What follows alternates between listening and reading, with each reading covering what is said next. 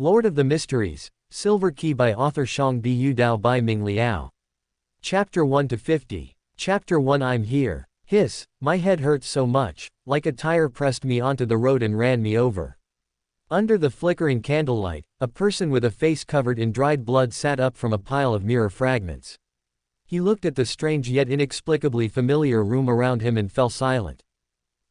When did my home become so dilapidated? Hiss ah. No sooner had he spoken than his head suddenly throbbed with pain.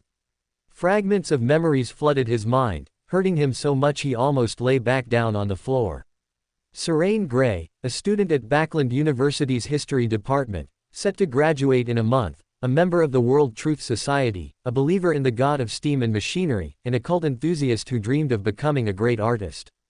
His family life was quite good, with open-minded parents, a highly talented twin brother, and an already married older sister. Wait, Backland University. Backland. The Backland in Loan. The disaster-prone Backland. And the faith in the God of steam and machinery, it's confirmed, this is that transmigration unfriendly, top 3 ranked world of mysteries. How can this be so absurd? I'm a loyal reader, I don't criticize or badmouth, why would I suddenly transmigrate here? My young, handsome, and wealthy life. More importantly, I had just graduated and was about to start enjoying it. The young man sitting on the ground suddenly stopped complaining, his eyes numbly staring at the ceiling above. The dried blood on his face began to flow again, and in just a breath's time, he had become a fresh, red-blood person. He was completely unaware of this, his eyes hollow and numbly fixed on the ceiling, where a constantly twisting and changing cosmos was eerily reflected. He saw an eye overlooking the mortal world. He was staring at him, staring with anger, doubt, and greed.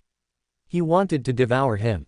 A sudden, unprovoked fear made the blood person snap back to reality. He stiffly withdrew his gaze, not daring to look up again, but this couldn't stop the gaze from that eye overlooking the mortal world. He and he were still staring at each other. No, this can't go on. He needed help. He absolutely needed to ask for help, to the deities of this world. As the thought of seeking help flashed through his mind, his body instinctively tapped his chest 3 times, and he began to recite a familiar honorific name. Great God of steam and machinery, you are the embodiment of essence, you are the protector of artisans, you are the radiance of technology.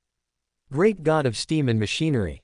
After repeating it twice, he finally managed to suppress this body's instinct to pray to its own faith and began to recite the honorific names of more great existences. The fool who does not belong to this era, the mysterious ruler above the gray fog, the king of yellow and black who controls good luck. Evernight goddess, more exalted than the cosmos, more ancient than eternity, you are the Lord of Crimson, the mother of concealment, you are the empress of misfortune and terror, the lord of slumber and silence. Adam. I am. The air suddenly became quiet, and all anomalies disappeared, the eye overlooking the mortal world, the abstract and distorted cosmos, the boiling sounds in his mind, the knowledge trying to burst out of his head. The bloodstains on the blood person suddenly vanished, revealing a somewhat youthful, handsome face beneath. His eyes also regained their clarity, becoming calm and peaceful, as if he had undergone a spiritual baptism. He turned, somewhat relaxed yet wary, and nodded in greeting to the golden-haired priest behind him, who wore a gentle smile. Good evening, Mr. Adam. The priest, dressed in a simple white robe, with a thick, light gold beard covering the lower half of his face and clear, pure golden eyes like an infant's, smiled and nodded gently at him, his tone warm, inspiring no hostility or wariness. Good evening, Mr. Serene, or Mr. Lin. The blood person, now calm again, was silent for a moment, then exhaled deeply and said, just call me Serene. Although Lin is not Serene, in this world, I am him. A reasonable choice. The golden-haired priest smiled and nodded, then his tone suddenly became serious. How do you view this world? A book, a story, a grand and magnificent theatrical performance, or a low-dimensional, despair-filled, peculiar world? Serene kept trying to formulate appropriate words in his mind, but upon seeing those clear, pure golden eyes like an infant's, he suddenly gave up. He didn't want to lie in front of the other party. He shouldn't deceive a benefactor who had just saved him, even if the answer to this question might determine his fate. After a brief internal struggle, the little white figure representing honesty on his head kicked the little black figure representing self-interest flying. Then he calmed down completely, and answered with firm sincerity. To me before today, this was a wonderful story. To me now, this should be a real world, a transmigration that is neither beautiful nor exciting. To me in the future, it will probably be a long journey to find my way home, well, if I can survive in this world surrounded by evil gods and outer deities. Adam nodded gently at him, his gentle smile unchanged, his tone still calm and warm. You possess an essence higher than this world, an essence that approaches or even surpasses that of an outer deity. As long as the initial barrier remains unbroken, it will not be difficult for you to live in this world. Your essence dictates that you can ignore most of the mystical contaminations in this world. You also have a warm and harmonious family, which can ensure your normal life. After hearing Adam's words, Serain gave a bitter laugh. So, what I just encountered was that very small portion. Adam nodded slightly. You are a high-dimensional visitor. You shook his outer deity essence. You brought him an opportunity for further advancement. Serain was stunned. He suddenly remembered a topic he had seen before. Readers like them were high-dimensional overseers to the world described in the novel. So, I am now a high-dimensional overseer without power or authority. He then thought of the eye overlooking the mortal world he had just seen, and pieces of information, as if attracted, spontaneously popped into his mind. High-dimensional overseer, lord of dimensions, all fantasies. Stop. A voice full of majesty and oppressive power interrupted his murmuring. Serain, snapping back to reality, looked at Adam, who was watching him, with a somewhat troubled expression. Thank you again for your help, Mr. Adam. Adam nodded, his expression unchanged, then explained, due to symbolism and essence, your connection with him is very close. Even with the initial barrier, a connection can still be established if both parties agree. I didn't agree, although he wanted to complain. As a loyal reader of Lord of the Mysteries, Serain understood that at the level of an outer deity, even just thinking about something in one's mind could be seen or heard by the other party. Looking at Adam, whose expression had remained unchanged throughout, Serain hesitated for a moment before asking. Mr. Adam, what should I do? Adam answered in a gentle voice, grow as strong as possible before the initial barrier breaks. This universe can only have one, high-dimensional overseer. Your meeting and clash can only be delayed, not avoided. Serain, winking face. Although I haven't finished the second book, I probably know that the cracked barrier above my head won't last until the predicted doomsday. And, I'm not Klein. Becoming a deity in 3 years, an outer deity in 10 years, I can't do that. Chapter 2 Divination. Adam gazed at Sirian with a gentle expression, his clear and pure golden eyes, like those of a baby, seemed to see through one's soul. If you don't want to become further sustenance for the high-dimensional overseer after the barrier left by the original creator shatters, and you don't want to lose your life and self, then you must possess the power to contend with him within this short period of time. In some ways, you are fortunate. This planet has gathered more than half of the Beyonder characteristics, uniquenesses, and even Sephiroth of the entire cosmos. Even if they are sealed by them, this planet has the conditions to give birth to several outer deities. But you are also unfortunate. The special nature of your soul essence makes you mutually exclusive with most Beyonder pathways on this planet. You don't have many choices. His tone was calm, as if he was talking about an insignificant matter, but Sirian, as the listener, found his emotions difficult to control, at times feeling fortunate, at times tense, and at times annoyed. After a moment of hesitation, he looked at the golden-haired priest in front of him and asked in a deep voice, "May I ask which pathways I can choose?" He paused, then added, "What price do I need to pay for this question? If I can't afford it temporarily, can I put it on credit?" Adam chuckled at him, and just as he thought the other party didn't want to answer his question for free, he suddenly spoke. "My understanding of those outer deities in the cosmos is not sufficient or complete. But you can ask yourself, your own spirituality will not deceive you, and you have a sufficiently high status."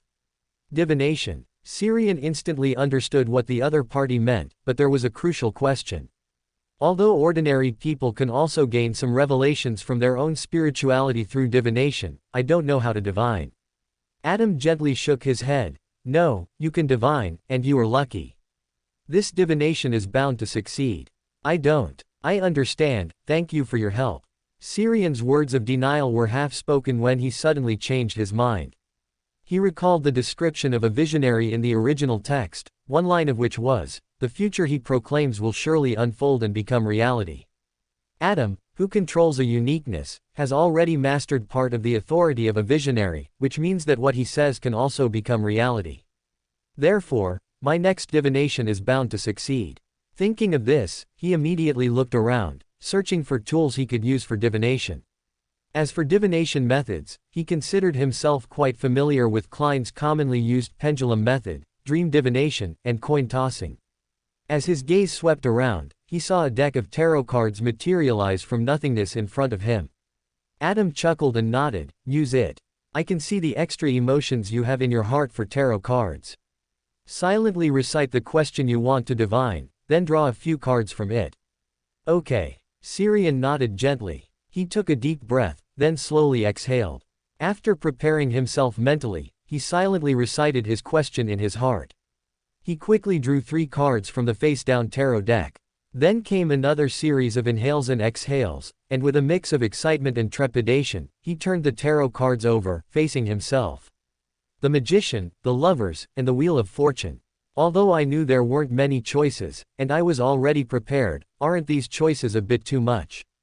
Whether it was the door pathway represented by the Magician card or the error pathway represented by the Lover's card, they both couldn't avoid Amon, the biggest mischievous child in this world. An emoji suddenly appeared in his mind. "Give up, the air is full of Amon." "Wait, I didn't mean that, I just..." Adam chuckled, interrupting his internal self-justification. "It's normal to fear or even dislike Amon. Most people in this world who know of his existence hold such thoughts. Amon is a natural mythical creature, and he lacks sufficiently normal anchors, so his personality flaws are inevitably magnified. However, I saw his growth in your mind. This is good news, isn't it? It shows that even mischievous children grow up and change, although this growth cost him a lot." Syrian stood still, his face emotionless, but his heart was numb. Indeed, there are no secrets before the most outstanding spectator in the world. But I've only just seen Amon's official appearance in the 2nd volume, how does he know that the other party has already grown? As soon as the thought stirred in his mind, Adam's voice rang out. This is a father's understanding of his child. After a slight pause, he continued, "I will help you keep your secret and provide some concealment for you. In return, you also need to keep some secrets for me as an exchange. Do you agree?" Syrian controlled his wandering thoughts and nodded gently, saying, "I agree." At this moment, Syrian felt a certain change, a change from the depths of his soul. He seemed to see a golden, seal-like projection flash by. This was a constraint, a notarization. He was only slightly surprised, and soon relaxed. After all, it was a power that the other party once possessed. Compared to a grand scene like the visionary uniqueness, merely recreating the power of Sequence 6 was completely insignificant. Adam chuckled and nodded at him, then raised his hand and pointed to the 3 tarot cards in his hand. "So, back to the previous question. What question did you just ask your spirituality? From what I understand of them, the Wheel of Fortune is not a target of the high-dimensional overseer." Syrian pursed his lips and nodded, carefully choosing his words. "I was a bit lost, so the question I subconsciously thought of when drawing the tarot cards was, what should I do?" Adam nodded gently. "A reasonable question." Then he pointed to the 3 tarot cards in Syrian's hand and said in turn, "The Magician, the Lovers, the Wheel of Fortune. Their shallowest meanings are to learn the art of communication, develop different relationships, and strive upward to change destiny. If we simply combine their interpretations, it's probably about learning, communicating, building relationships with different people and organizations, seeking cooperation and help, and constantly accumulating strength to change future destiny. The question you just asked was very general, and it happens to include your confusion about the meander pathways you can choose." Syrian's eyes lit up, understanding the other party's meaning. "So, the revelation about the meander pathways I can choose is also among these 3 tarot cards." As he murmured, his gaze fell on the first tarot card he had drawn. The Magician in the upright position, the beginning of things, a change in action, carrying out one's own will. "So, the door pathway is the most suitable for me." As he spoke, he looked up at Adam, but there was no one in front of him, only a full-length mirror placed in the corner. This King of Angels, who had appeared in response, had now suddenly disappeared, just as suddenly as he had appeared. Not only that, but his room had also become tidy. The candles, mirror fragments, herbal powders, ritual silver dagger, and other items on the floor had all vanished, as if they had never appeared. Syrian frowned, trying to recall his recent memories. He found that Adam's figure had disappeared from his memory. He had been talking to himself in the mirror. How is that possible? I clearly remember Adam standing right here, speaking to me so gently. As he spoke, he suddenly paused. The more he recalled, the more he felt that his state just now was very unnatural, not like himself. So, was I hypnotized just now? Thump, thump. A sudden, somewhat urgent knocking sound came from downstairs. Syrian looked down towards the front door on the first floor. Although he couldn't see anything through the floor, he inexplicably felt that the person knocking downstairs was there for him. Beyond the spirit world, above the gray fog, in a magnificent and ancient palace that resembled a giant's dwelling, a crimson light suddenly surged, then contracted, solidifying into a hazy figure seated at the head of a mottled long table. Klein looked at the constantly expanding and contracting crimson stars on the boundless gray fog outside the palace, his face filled with confusion. Someone is praying again, and it's very different from the previous prayers, like suns, which were somehow connected. This time it's very stable, very clear, and more importantly, he even fully recited my honorific name, but I just made that up, it hasn't been spread out at all. Could it be that there really is a hidden existence named Fool in this world? And he discovered that I've been using his name, and now he's preparing to greet me through a believer's prayer, across the network cable. Chapter 3, The Mechanical Heart Team. After a long internal struggle, Klein still decided to listen to the sudden, somewhat bizarre prayer directed at the Fool. He had some confidence in the space above the gray fog. Last night, when he divined the source of the mutated sun's sacred emblem, he directly gazed at the eternal blazing sun, and was scorched, but the final result was only a period of mental exhaustion. He didn't believe that the Fool, worshipped by the other party, possessed power exceeding that of the eternal blazing sun. Otherwise, the righteous gods of this world wouldn't be 7, but 8. Thinking this, he extended his spirituality, touching the deep red star that was constantly contracting and expanding above the boundless gray fog. Instantly, the deep red light surged, condensing into a somewhat dim image within the ancient palace above the gray fog.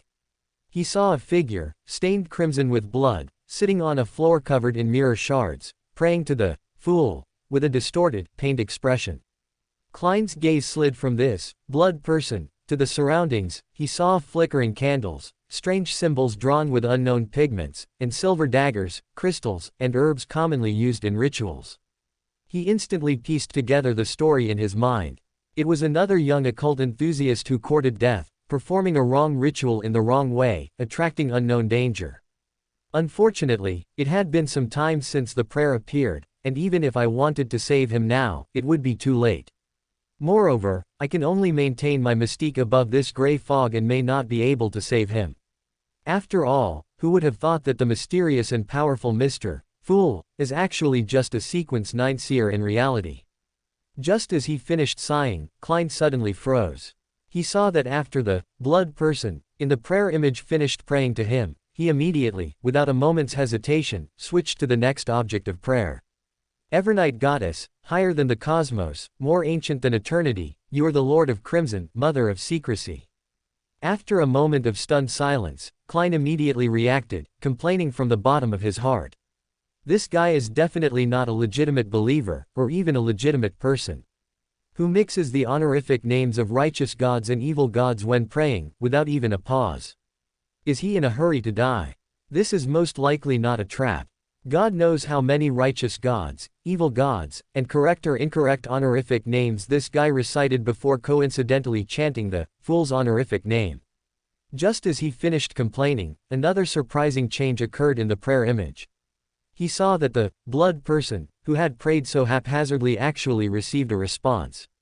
He heard a gentle, soothing voice, like a warm spring breeze, emanating from the prayer image. I am here, Klein. This is unscientific. At the same time, a simple and gentle priest suddenly appeared in the prayer image, wearing a very plain white robe, with a warm smile on his face. He had a thick, light golden beard that covered the lower half of his face, and clear, pure golden eyes like a baby's. A silver cross pendant hung on his chest, making him look like the most ordinary priest. But Klein knew him, or rather, him, was anything but ordinary. To be able to respond to a prayer and appear so promptly, he was definitely a high-level Beander. More importantly, Klein clearly saw and heard that after chanting the Evernight goddess's honorific name, the other party only said 2 words, Adam. If it wasn't for some existence deliberately delaying the response, then this blonde priest must have responded to those last 2 words. It certainly couldn't be the goddess, and even less likely to be me. Adam, is this his name, or part of an honorific name? As thoughts flickered, he noticed that the prayer image became hazy, as if covered by a layer of mist, making it difficult to see clearly. Clearly, the existence who responded to the prayer did not wish to be spied upon, or perhaps, his status was simply too high that merely appearing there rendered the surroundings unobservable. Until the prayer image ended, Klein didn't see any more useful images, but the deep red star above the boundless gray fog became fixed. As long as Klein wished, he could establish contact with the other party at any time. Klein leaned back in the high-backed chair, rubbing his forehead and sighing deeply. What a baffling and outrageous prayer. The mysterious world is still too dangerous for ordinary people. From the room's decor and his accent, this guy, who treats the honorific names of deities as catchphrases, should be aloneness. I can ask Miss Justice and Mr. Hanged Man to investigate him during the next Tarot Club gathering. He paused, then materialized his usual citrine pendant. This matter was full of coincidences. Although it seemed to pose no danger, to be safe, a divination would be more reassuring. Meanwhile, at 93 Wildy Street, south of the bridge, Backland. Syrian was being questioned in the living room by 2 members of the Machinery Hivemind squad disguised as sheriffs. Hello, I am Max Livermore, inspector of the south of the bridge police station, and this is my assistant, Carlson. We are investigating a serious case involving cultists, and we hope for your cooperation. The speaker was a somewhat seasoned-looking middle-aged man with regular features, a receding hairline, and slightly graying temples. Beneath his black double-breasted long coat, there were various bulges, suggesting that in addition to standard firearms, the inspector was equipped with a lot of extra gear. Carlson, standing half a step behind him, was a young man in his 20s, over 1.8 meters tall, somewhat thin, but quite handsome. His light blue eyes held a maturity far beyond his age. He also carried additional equipment beyond his sidearm, mechanical equipment, standard issue gear. They did not overly conceal their mechanical equipment, as if in their common understanding, these were just very normal, ordinary tools. Syrian withdrew his scrutinizing gaze and nodded slightly to the 2 Machinery Hivemind members disguised as sheriffs. The reason he could recognize them as Machinery Hivemind members was simple. Compared to common sheriffs, their equipment was a bit too luxurious. Aside from the God of Steam and Machinery Church, the world's largest arms dealer, it was difficult for other factions to arm even an ordinary member to the teeth. Of course, more importantly, he could see the intensely exaggerated spirituality on the 2 opposite him. This seemed to be a special ability brought by his extremely high status. He wasn't sure if it was spirit vision, but he estimated it was similar, at least very sensitive to changes and strengths in spirituality. Although he hadn't met many Beyonders yet, he intuitively felt that the intensity of spirituality on the 2 opposite him was at the level of Sequence 8 to Sequence 7, which perfectly matched the configuration of an official Beyonder squad. Suppressing the thoughts swirling in his mind, he sat on the sofa behind him, looking at the 2 disguised sheriffs, and said in a very calm tone, "Officers, I shouldn't have had any contact with cultists, at least not that I'm aware of. What would you like to ask? Whatever I know, I will try my best to recall and answer truthfully." Max Livermore nodded gently with a mild expression. "Don't be nervous, we're just conducting a routine inquiry. Do you know about the World Truth Society? A club founded by Backland University students who pursue occultism." Syrian nodded without hesitation. "Yes, I am one of its members. And a founding member." There was no change in the expressions on Max Livermore and Carlson's faces, they clearly already knew this. The previous question was just to open the conversation, or a slight probe. After a brief silence, Carlson continued the topic. last weekend, within 2 days, 3 people consecutively lost their lives due to performing evil rituals. The common point among them is that they were all members of the World Truth Society, and among the earliest members. Syrian froze for a moment. The news from these 2 machinery hive-mind members completely exceeded his expectations. Familiar faces flashed in and out of his mind. They were all founding members of the World Truth Society, 6 people including him, all students of Backland University, gathered together by common interests, and founded the World Truth Society with the backing of a rich man's son. Wait, there were only 6 of us in total, and half of us died over a single weekend. No, it's more than half. If it weren't for my unexpected presence, the original Syrian would also have died tonight. Chapter 4, Prying Eyes and Accidents. After 2 seconds of silence, Syrian, who seemed to have fully digested the unfortunate news, asked in a deep voice, "May I ask, who among them is still alive?" Carlson looked at him and said in a faint tone, "You, Willie Stanhams, and Owen Garcia." A society leader and 2 vice leaders, one has to admit, it's quite a coincidence. Mr. Max Livermore glanced at his assistant, who, understanding the hint, shut his mouth. Syrian bowed his head, making his expression unreadable. He didn't pay attention to the inspector's assistant's words, which were full of suspicion and scrutiny. He knew very well that this seemingly casual chat was actually the 2 of them working together to interrogate him. He controlled his expression and looked up at Mr. Max Livermore. In truth, he didn't need to control it much. Although he had acquired most of the original Syrian's memories, he truly didn't understand this matter. Otherwise, he wouldn't have held the ritual himself and ended up killing himself. Taking a deep breath, he tried to make his tone sound sorrowful, yet with a hint of relief, as he said, "I might know about that evil ritual. It came from Willie Stanhams's sharing. It's said to help the ritual's host recognize the essence of their spirit, break free from the shackles of the flesh, achieve the sublimation of life, and even gain Beyonder powers." Mr. Max's gaze was serious as he pressed, "According to whom?" "Willie Stanhams," Syrian replied, not hiding anything, nor did he need to. He paused, then added, "I was delayed by some classes and didn't have time to gather materials over the weekend, so I made an excuse to take a day off, planning to collect materials during the day and perform the ritual tonight. But today, I really wasn't feeling well, so it got delayed." As he spoke, he reached up and tapped his chest 3 times, forming the shape of a triangular holy emblem, murmuring, "Steam above, it must be that my piety received the God's blessing." Mr. Max and Carlson, one with a serious expression and the other with a peculiar one, both very earnestly tapped their chests 3 times, making the standard steam church prayer gesture. "Steam above. X2. The Lord will protect every devout follower." After a brief interruption, Mr. Max continued to ask, "Owen Garcia also didn't perform that evil ritual. Do you know why?" Syrian thought for a moment and said, "Ever since his parents passed away one after another, he started to withdraw from the society. Perhaps that's just a young man's growth. Although Willie Stanhams shared the ritual with him this time, I could tell he was quite disdainful of it. It's normal for him not to perform the ritual. After all, similar things have happened many times but have never succeeded." Mr. Max nodded slightly and asked very politely, "Do you mind if we go upstairs and take a look?" "Of course not." Syrian nodded slightly and made a "please" gesture, then led the 2 upstairs and looked through every room. Seeing no unusual expressions on their faces, Syrian breathed a sigh of relief in his heart and thanked Adam. He finally understood why that important figure had helped him restore the room to its original state after he left. Oh, no, Adam might not have left. The spectator has psychological invisibility, perhaps he is quietly watching this scene from the sofa. At this thought, Syrian shivered uncomfortably from head to toe. Back in the living room on the 1st floor, Mr. Max continued with the question he hadn't finished asking earlier, "What do you know about Willie Stanhams?"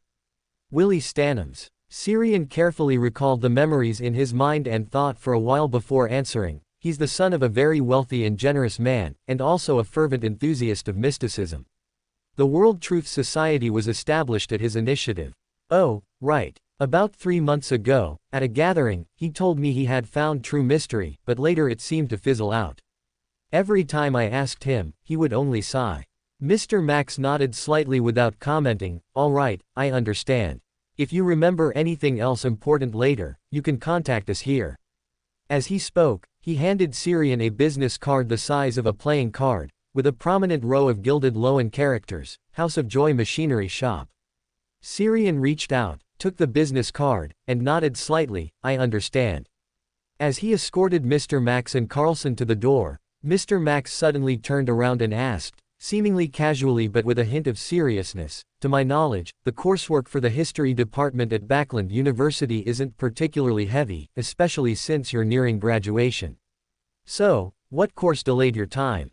Syrian's expression froze. After a long while, he sighed and said, you must have already investigated me. I have a younger brother, Haven Gray. We are twins. While not completely identical, if we play a role, it's very difficult for outsiders to distinguish who is who. We would occasionally have each other impersonate us for classes when we wanted to skip, and most teachers and classmates at school wouldn't notice. Before this, I was helping him with an experiment left by a physics professor. You can even do physics experiments. Carlson, who was beside him, looked at him with a face full of surprise, a bit more approval, and even a hint of admiration in his eyes. As an archaeologist, a sequence 8 of the Savant pathway, even with the enhancement of Beander characteristic, he found knowledge like physics and chemistry daunting. He had caused explosions in the laboratory more than once. Therefore, in his eyes, anyone who could become an expert in these fields without relying on potions was a true genius. Syrian shrugged and said casually, of course not, but I can at least manage the most basic experimental operations to fool people. After all, I've attended a few classes. He paused, then continued the previous topic, saying, at that time, Mr. Horace Hayden, an honorary professor of the physics department at Backland University, inspected the laboratory. He himself was the proposer and nominal head of that experiment project. He is also one of the few people who can distinguish between me and Haven even with my deliberate disguise, so he can prove the truth of what I just said. However, officers, can this matter not be spread? Haven and I still want to graduate smoothly from Backland University. Mr. Max looked at him deeply, his eyes filled with a helpless desire to complain but not knowing where to start, and said, I will go to the great Lord Mr. Holemick to verify this matter. However, since Mr. Holemick didn't expose you, there's no need for us to do anything extra. Thank you for your cooperation. I hope you won't see us again. After speaking, he and his assistant Carlson walked out the door without hesitation. Under Syrian's gaze, the two boarded a carriage parked at the intersection of the street ahead. An old man was driving the carriage. In Syrian's sight, this old man also possessed spirituality far exceeding that of ordinary people, but it was somewhat less than Mr. Max and Carlson, probably a sequence 9. As if sensing his gaze, the old man sitting on the front step of the carriage suddenly turned his head and looked over, their gazes intertwining across the distance. The next second, the old man hastily, even awkwardly, withdrew his gaze. His eyes, was that a feeling of being spied on just now?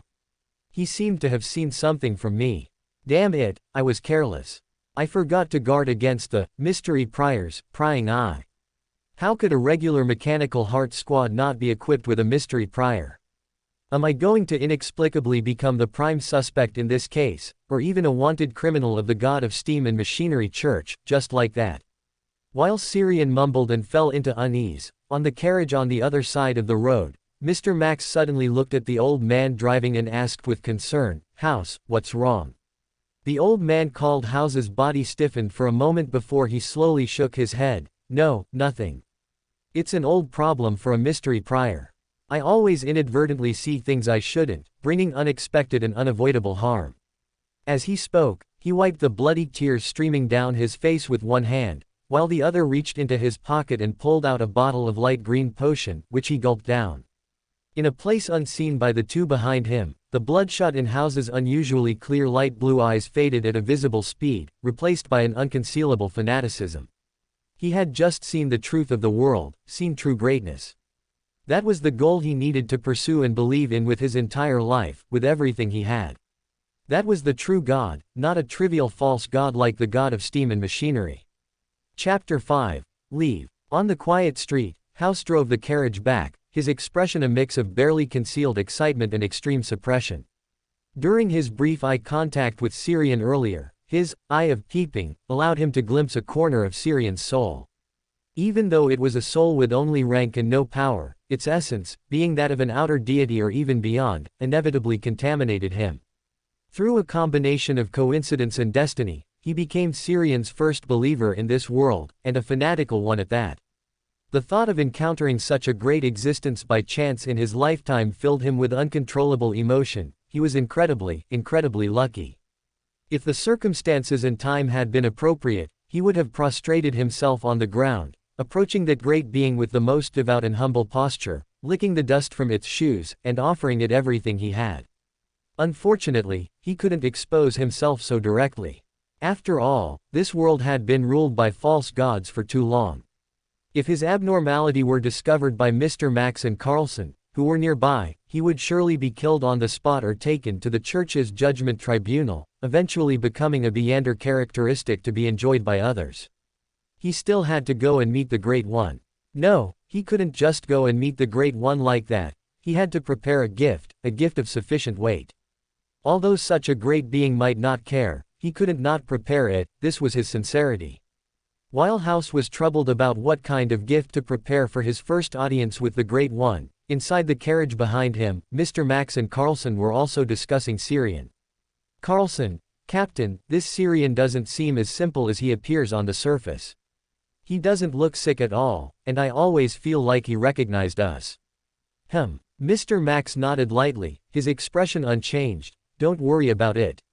Since he knows Archbishop Holymick and is allowed by the Archbishop to teach and conduct experiments for his younger brother, there shouldn't be too big a problem. He probably isn't completely ignorant of the mystical world and has interacted with the Archbishop, so it's not surprising that he could guess our identities. After all, the Mechanical Heart Squad's equipment is still too conspicuous. Tomorrow, I will go to His Grace the Archbishop to verify his information. If nothing unexpected happens, the focus will then be on the suddenly missing Willie Stanham's. From Syrian's previous words, he most likely came into contact with someone from Theosophy Order, who are also a group of lunatics who enjoy creating bloody incidents. Carlson nodded gravely, then continued, he wasn't sick, and he didn't perform that ritual. Could it be that he knew there was a problem with the ritual Willie provided beforehand? If he knew about the problem with the ritual early on, why didn't he warn others? Was it because he didn't want to, or had he already colluded with Willie Stanham's? Mr. Max shook his head slightly. Perhaps he didn't know, or perhaps he warned them but it didn't work. They are all around the same age. You should understand these young people who have some knowledge, are very young, and come from decent families. It's the rebellious age, more stubborn than an ox. They won't change their minds because of others' advice. Emperor Rosal even said that such people would rather bash their heads against a city wall than turn back. As for the investigation into Syrian in this incident, we still need some divination. No sooner had he finished speaking than House's voice, who was driving the carriage outside the compartment, suddenly rang out. Captain, I already performed a divination when you went in to question him, there's no problem. He was unaware of this incident, and he himself was Willie Stanham's target, but he abandoned the idea of performing the ritual due to an accident. Carlson asked with a hint of curiosity, Oh, House, when did your divination become so detailed? Outside the carriage, a bead of sweat the size of a bean rolled down House's forehead as he drove. He hadn't expected his overly eager explanation to make Carlson suspicious of him.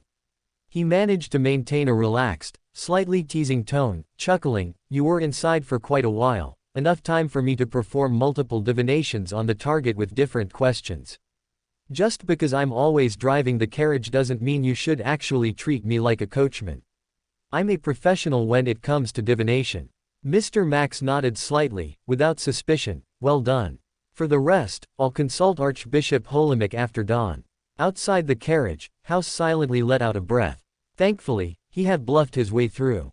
He almost brought unnecessary trouble to that supreme and mighty great existence due to his carelessness.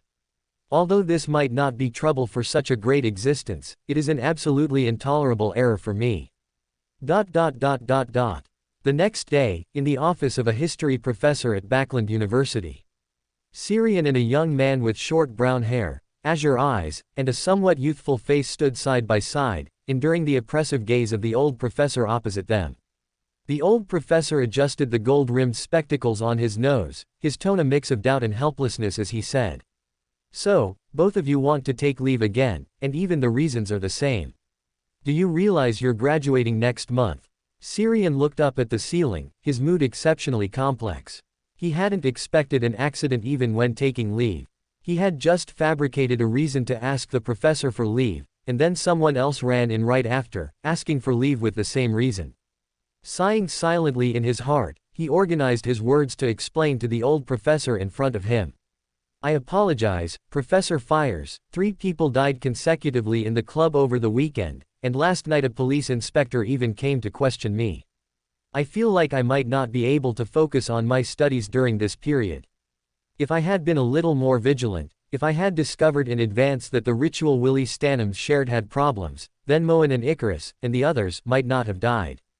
As he spoke, his face showed a perfectly timed sadness and regret, and he exuded a sense of dejection and gloom.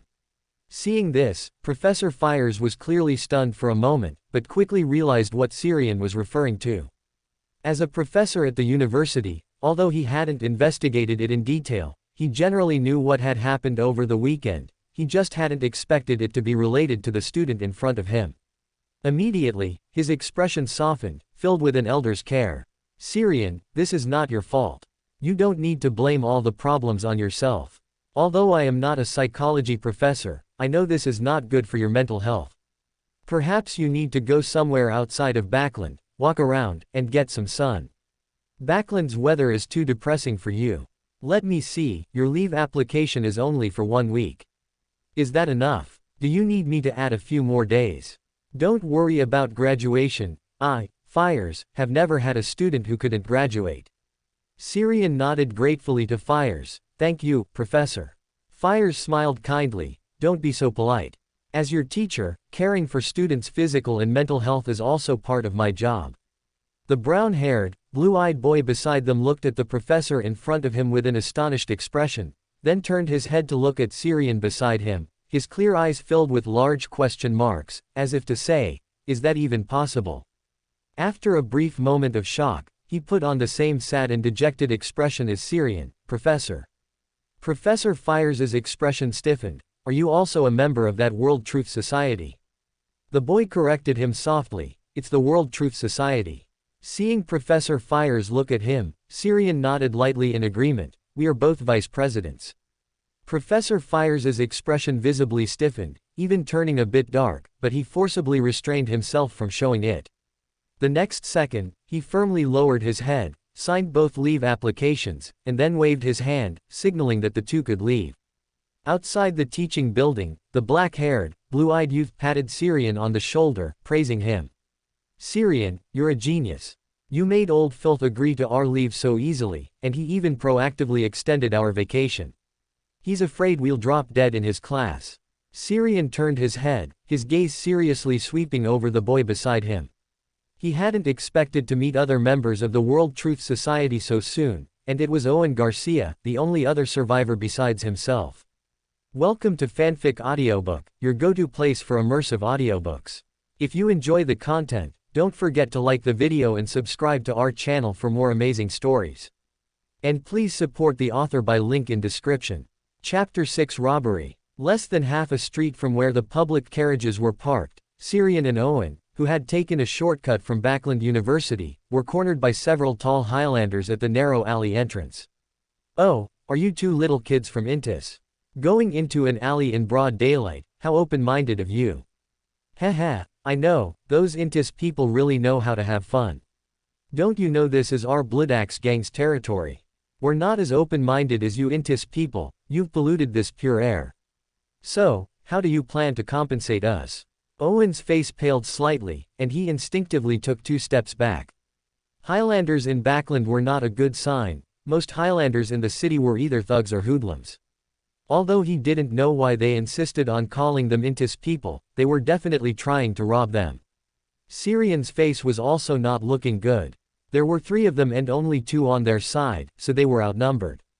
Plus, Highlanders were naturally stronger than ordinary people, and these 2 students, who had never done physical labor, probably couldn't even handle one of them, let alone 3.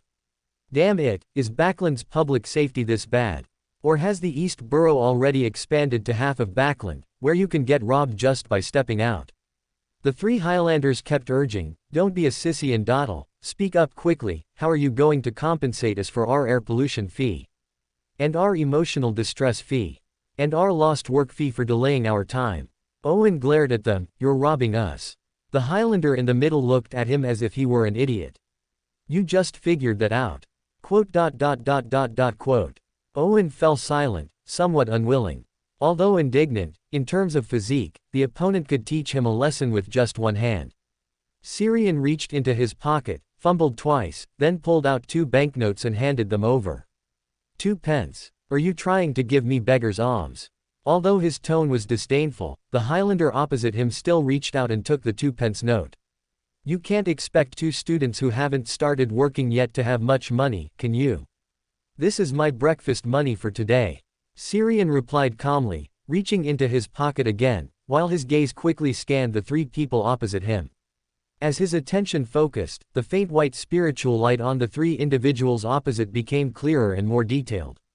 He then noticed that the spiritual distribution on them was neither even nor smooth, like an old machine with problems.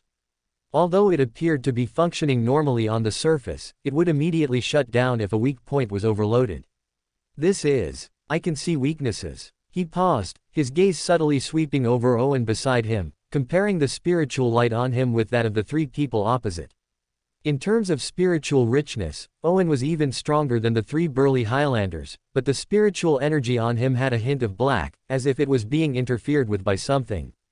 As for the 3 Highlanders, they seemed to be strong on the outside but weak on the inside.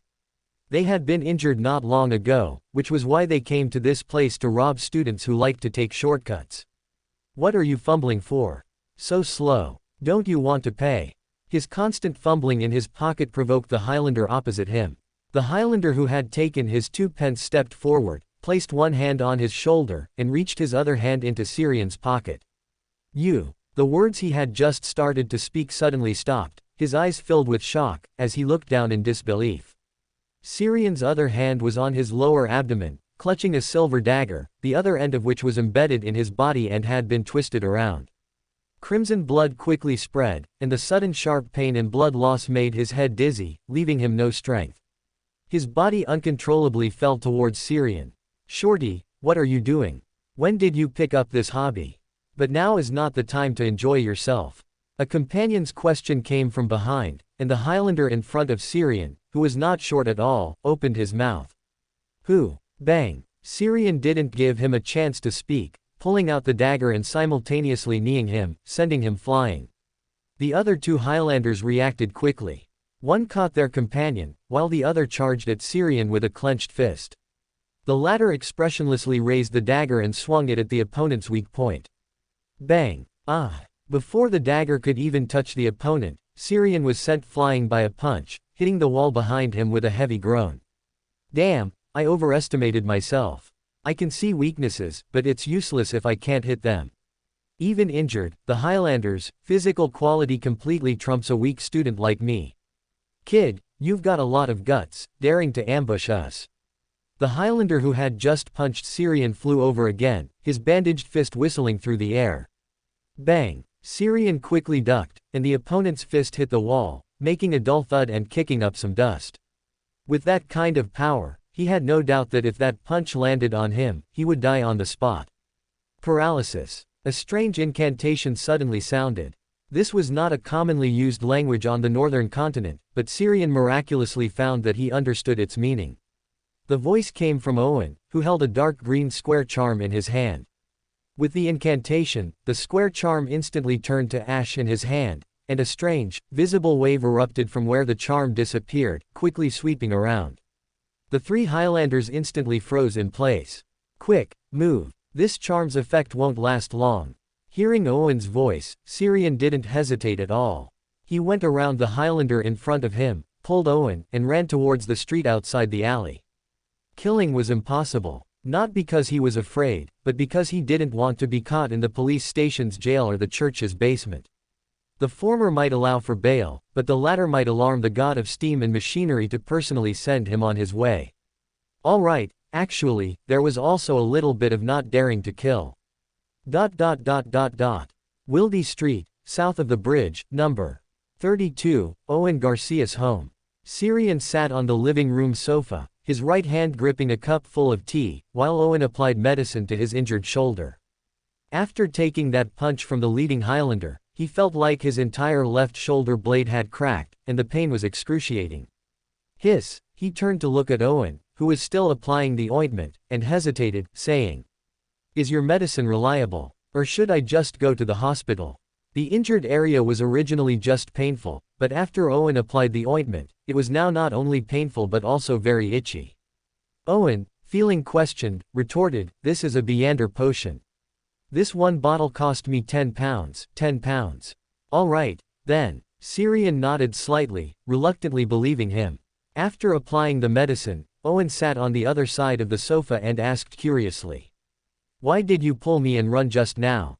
We had those Highlanders under control. Shouldn't we have taught them a lesson instead?" Syrian looked up at the young man, who clearly hadn't gotten his anger out, and was a little speechless. "Do you want to be taken to the police station jail or the church's basement? Even though they're a gang, if we killed someone on the street, we'd definitely be implicated. And 2 ordinary students killing 3 gang Highlanders, even an idiot would know there's something wrong there, okay." Owen belatedly realized, then worried, "They'll definitely think about retaliating against us." Syrian nodded and interjected, "But they won't find us. At most, they'll stake out near Backland University, but we've taken leave, so we don't have to go to school for a while." Owen, "What if they keep staking out near the school?" Syrian, "If they keep staking out for us, how will they afford to eat?" "Ah, you're right." Owen nodded blankly. This was an angle he had never considered, but he had to admit, it was very real. Even gangs needed to earn money to eat. As the conversation ended, both fell silent, unsure how to start the next topic. Although they were classmates and members of the same club, the current Syrian was no longer the old Syrian. His incomplete memories contained no details of his interactions with Owen. Owen, on the other hand, had distanced himself from classmates and club members after his parents passed away. Long periods of solitude made him unaccustomed to interacting with others now. Chapter 7, Hoax. After a moment of silence, Syrian, following his persona, found a topic. "You've already come into contact with the true mystical world, but it seems you haven't become a Beander yet. Are you preparing the potion? How did you?" Owen looked at him in surprise, but quickly figured it out himself. "Right, you didn't seem surprised from the beginning. So you've also come into contact with the true mystical world, and have even become a Beander, which is why you didn't perform that evil ritual Willie Stanham shared."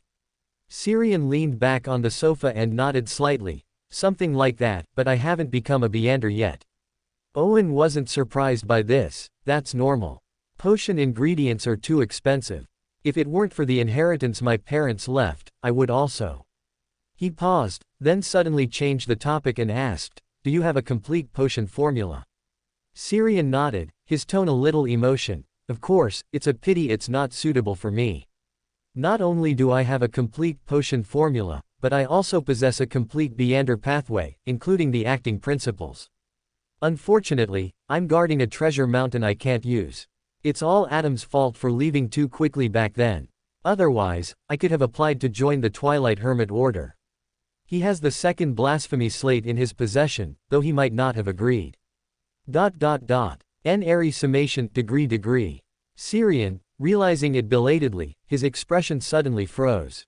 "I was careless again. Sorry, big shot, please ignore me." He then uncomfortably glanced around.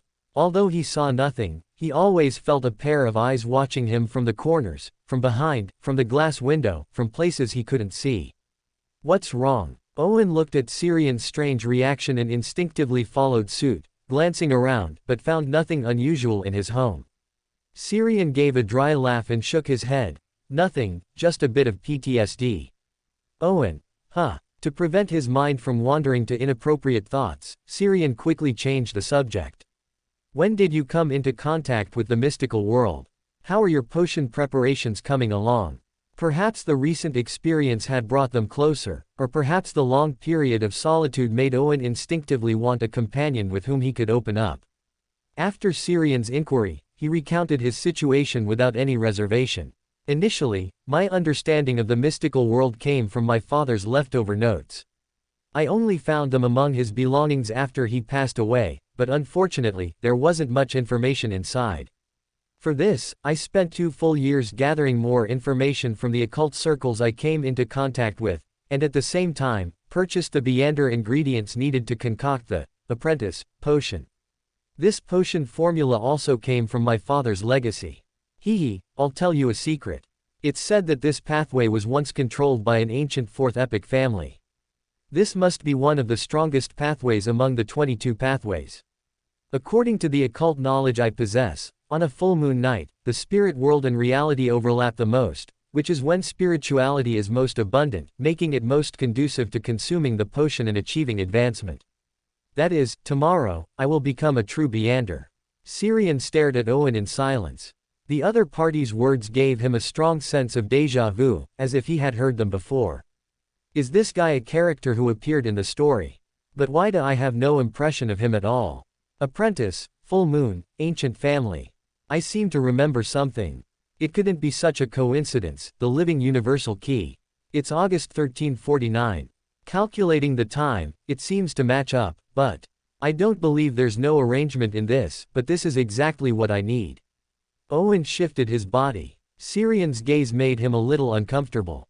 Just as he was about to remind the other party that such a gaze was impolite, Xiang suddenly withdrew his gaze and said in a serious tone. Have you ever thought about changing pathways, or changing the time to consume the potion?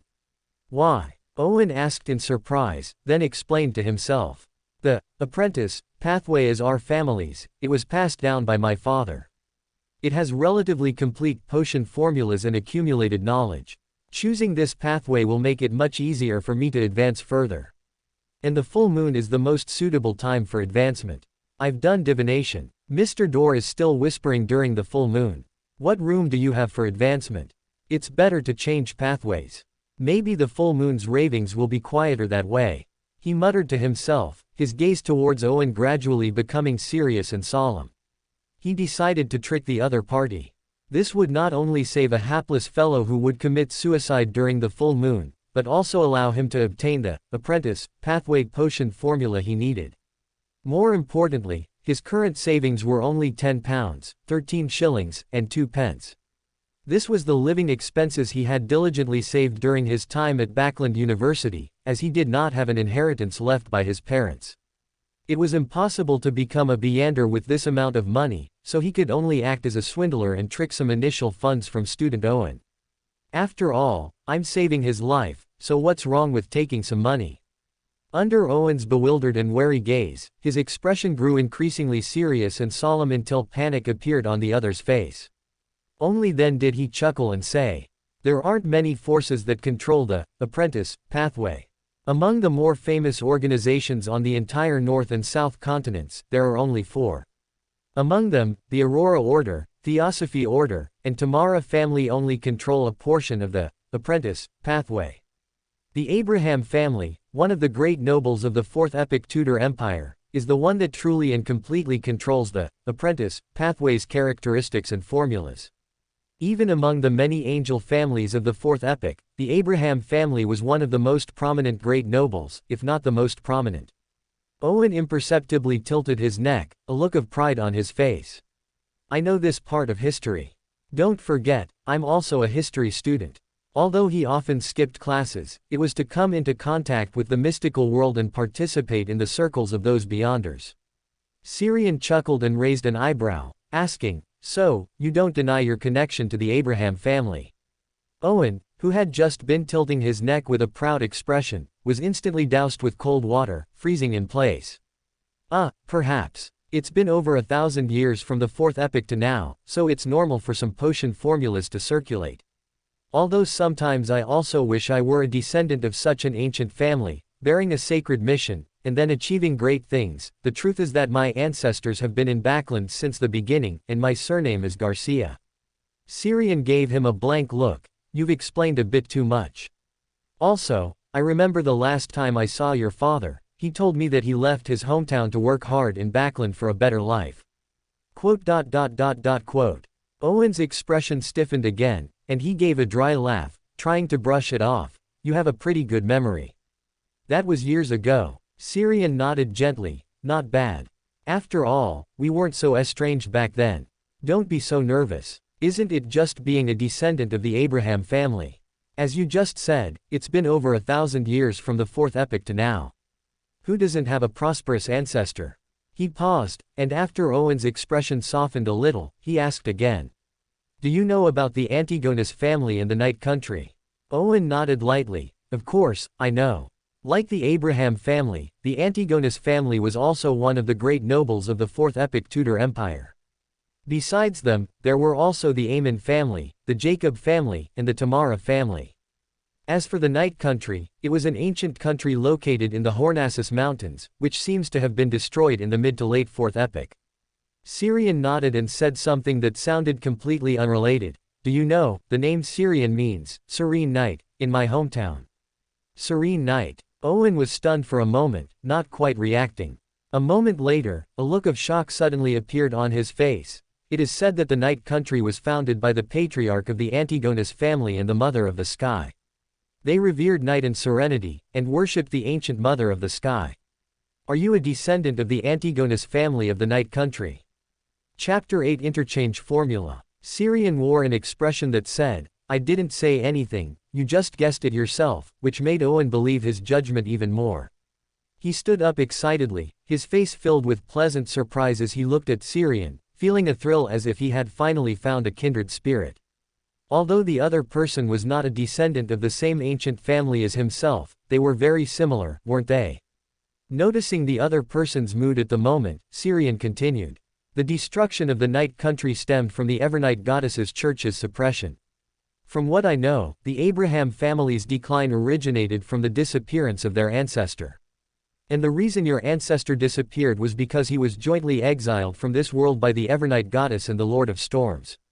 To some extent, we are also fellow sufferers. Is that so? Owen's eyes widened. This was a secret even he didn't know, but he didn't doubt it. The information his father, who only wanted to be an ordinary person, left him wasn't much. Syrian nodded slightly. If the family records of Red aren't fabricated. So, how about we re-establish a World Truth Society, a true mysterious organization, with the principles of mutual help, mutual learning, and mutual support, seeking partners who can explore the mysterious world together. Of course, Owen agreed without hesitation. That sounds really cool. We'll even build it into an organization that can rival the glory of the ancient families. Syrian smiled and raised his hand, and the two high-fived in midair. Clap. A vast organization that would eventually span the universe was thus established. Middle schoolers are so easy to fool, oh no, to persuade. Collecting his thoughts, Syrian looked at Owen, who was still barely fantasizing about the future, and said with a smile. Returning to our previous topic, have you ever thought about changing your pathway, or changing the time you consume the Beander potion? Why? Owen asked very seriously this time, adopting a listening posture. If there was a favorability system, I should have already progressed from acquaintance to trusted by now. After a brief moment of wandering thoughts, he explained earnestly, if I remember correctly, the decline of your Abraham family stems from a bloodline curse. And this bloodline curse should not have disappeared, otherwise you would have already restored your past glory. Owen nodded slightly. That's right, but because I haven't become a Beander yet, this curse hasn't manifested in me. But I believe that one day I will be able to break this bloodline curse and lead the Abraham family to regain its former glory. Ignoring the other party's Chunabu statement, Syrian pressed, have you ever thought about the principle of the bloodline curse? Principle? Isn't it just rooted in the bloodline? Owen looked a bit confused, and in reality, he was very confused. Syrian shook his head slightly. The bloodline is one part, there should also be a part that originates from the Beander pathway. Beander pathway. The bloodline curse is top-down, capable of affecting the entire Abraham family, so it must come from the highest achieving ancestor. The same Beander pathway itself also has a top-down influence. If you choose the same Beander pathway as that ancestor, the combined effect will inevitably lead to a greater degree of influence. Additionally, during the full moon, spirituality grows most intensely, and it is also when Beander effects are most powerful. This naturally includes curses. Therefore, your best choice is to avoid the full moon and avoid the apprentice pathway. Owen nodded, half understanding. He felt that Syrian's words made a lot of sense, but, if avoiding the apprentice pathway could prevent the bloodline curse, then why have no family members succeeded in breaking the bloodline curse for thousands of years? Syrian, who had already thought of a reason, immediately said, obviously, avoiding the apprentice pathway can only weaken the curse, not eliminate it. Moreover, with various forces already formed, the world's structure stable, and even enemies surrounding them, the difficulty of mastering a complete pathway from scratch is unimaginable. Or rather, it's already very difficult just to preserve the existing characteristics and formulas. Owen nodded seriously. He had already accepted Syrian's words, but he was still a bit hesitant. Changing the time of advancement is fine, but if I change pathways, I don't have any Beander potion formulas other than the apprentice pathway. Seeing his goal achieved, Syrian snapped his fingers with his still functional right hand and said leisurely. But I do, and it's a complete pathway, the seer pathway that the Antigonus family once mastered. More importantly, the apprentice pathway and the seer pathway can be interchanged at higher sequences. While better concealing one's identity, it also ensures that later advancements won't have problems. So, you're planning to give me the seer pathway that you possess? Owen stared at him blankly, constantly pursing his lips, tears of emotion almost welling up in his eyes. Then Syrian suddenly shook his head. Of course not, it's an exchange. The seer pathway isn't suitable for me, so I also need another complete Beander pathway. Owen didn't doubt him. The Abraham family had a bloodline curse, and as a fallen noble family from the fourth epoch, the Antigonus family was likely also subject to some kind of restriction. But he was conflicted about another issue. But I only have the Beander potion formulas for sequence 9 to sequence 7 of the apprentice pathway. Syrian didn't care, and was even a little excited, because he was a freeloading type. That's not a problem. It will take a considerable amount of time to go from sequence 9 to sequence 7, which is enough for us to acquire the subsequent Beander potion formulas. And this is mutual help between members of our World Truth Society, isn't it? By the way, do you have paper and a pen? Ah, yes. The topic jumped too quickly, and Owen didn't quite react, but his body had already responded, running upstairs to get paper and a pen. After receiving the notebook and fountain pen from Owen, Syrian generously wrote down the Beander potion formulas for sequence 9 to sequence 5 of the seer pathway. Of course, he knew Owen didn't have enough apprentice pathway Beander potion formulas to exchange. This was the effect he wanted. Only by putting the other party in his debt first could he legitimately, and even have the other party willingly, get a prepared set of apprentice Beander potion ingredients for free. Anyway, all my seer pathway Beander potion formulas were noted down from books. Selling one earns once, selling two earns twice. But speaking of which, this part of my memory seems unusually clear, like knowledge learned in textbooks for over a decade, impossible to forget. Is this also a special effect brought by a higher grade soul? As thoughts drifted, Owen opened another notebook he had brought down and handed it over. It contained the Beander potion formulas for sequence 9 to sequence 7 of the apprentice pathway that he had previously memorized and written down. Sequence 9, Apprentice. Main ingredients: 1 jewel-devouring worm, 1 illusion crystal.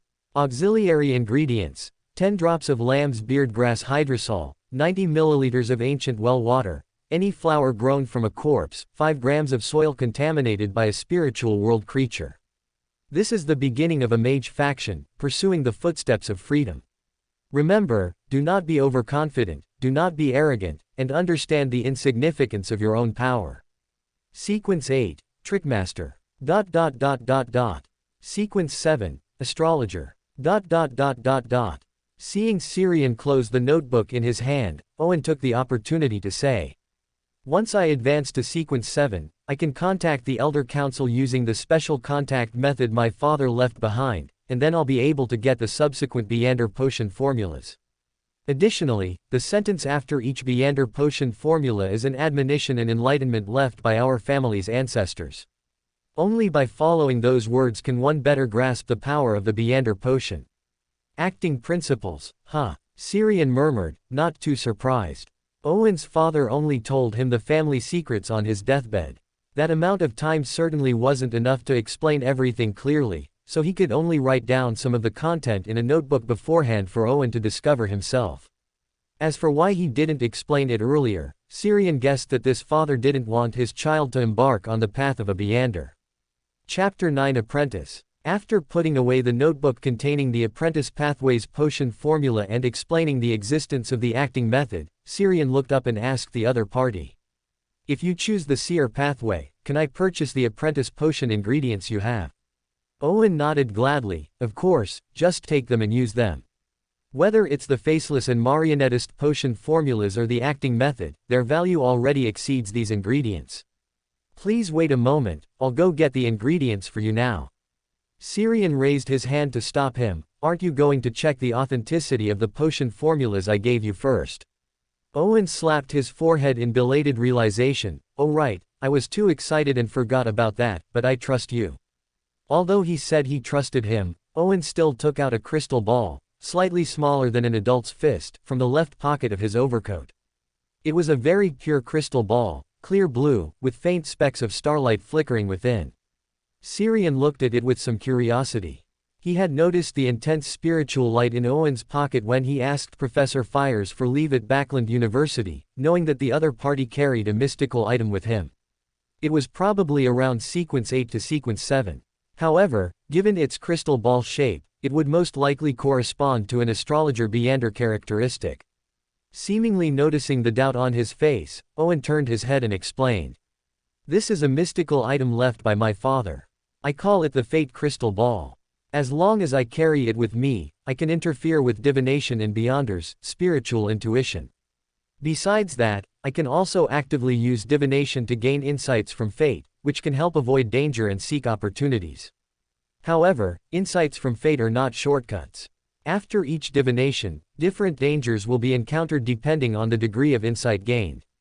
But most of the time, it's just losing money, tripping, encountering thieves, or being robbed by thugs. There won't be any fatal danger. Xiang looked at his injured shoulder, as if understanding something. So, the reason we encountered those Highlanders earlier was because you used it for divination before. Probably. Owen scratched the back of his head, a little embarrassed. He had brought the danger, but his friend was the one who got hurt. Xiang himself didn't care too much. A small injury in exchange for 3 potion formulas and a complete set of ingredients, it seemed like he had definitely profited. After a slight pause, he asked another question. Was your previous intention to consume the potion during the full moon also because you received an insight from this crystal ball? That's right. Owen's nodding motion stiffened for a moment, then he belatedly reacted. No wonder I didn't encounter any danger after that divination. The danger was hidden within the insights of fate. Xiang nodded lightly. This should be the hidden negative effect of this mystical item. You shouldn't use it for divination so casually in the future. You probably won't need it much later anyway. The pathway I gave you has seer as its sequence 9.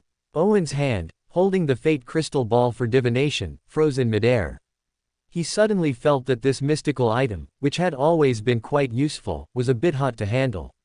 Hiding danger within the insights gained from divination was truly hard to guard against.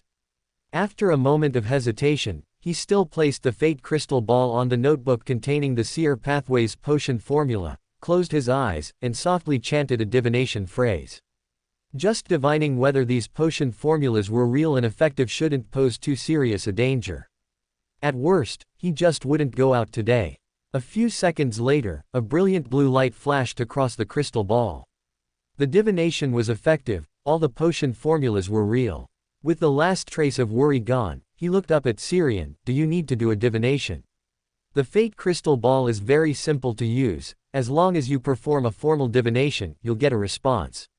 Xiang shook his head. No, thanks. I don't want to encounter another group of Highlanders trying to rob me. Owen scratched his head awkwardly again. Actually, most of the time it's just falling, losing some money, or forgetting keys. I'll go get your ingredients, and I can also witness the birth of a meander. A few minutes later, in the living room with the doors and windows closed and curtains drawn, Xiang held a glass cup and meticulously placed ingredients into it one by one. Water from an ancient well, yarrow dew, flowers grown on corpses, soil contaminated by a spiritual world creature, and finally the main ingredients, gem-eating worms and illusion crystals. The moment all the ingredients were placed into the glass, they melted strangely, as if a chemical reaction had been triggered. As Syrian gently shook the glass, the melted ingredients gradually blended into a dark, viscous mass, like the most traditional herbal medicine, or perhaps poison. Looks a bit hard to drink. Syrian raised his hand and rubbed his stomach.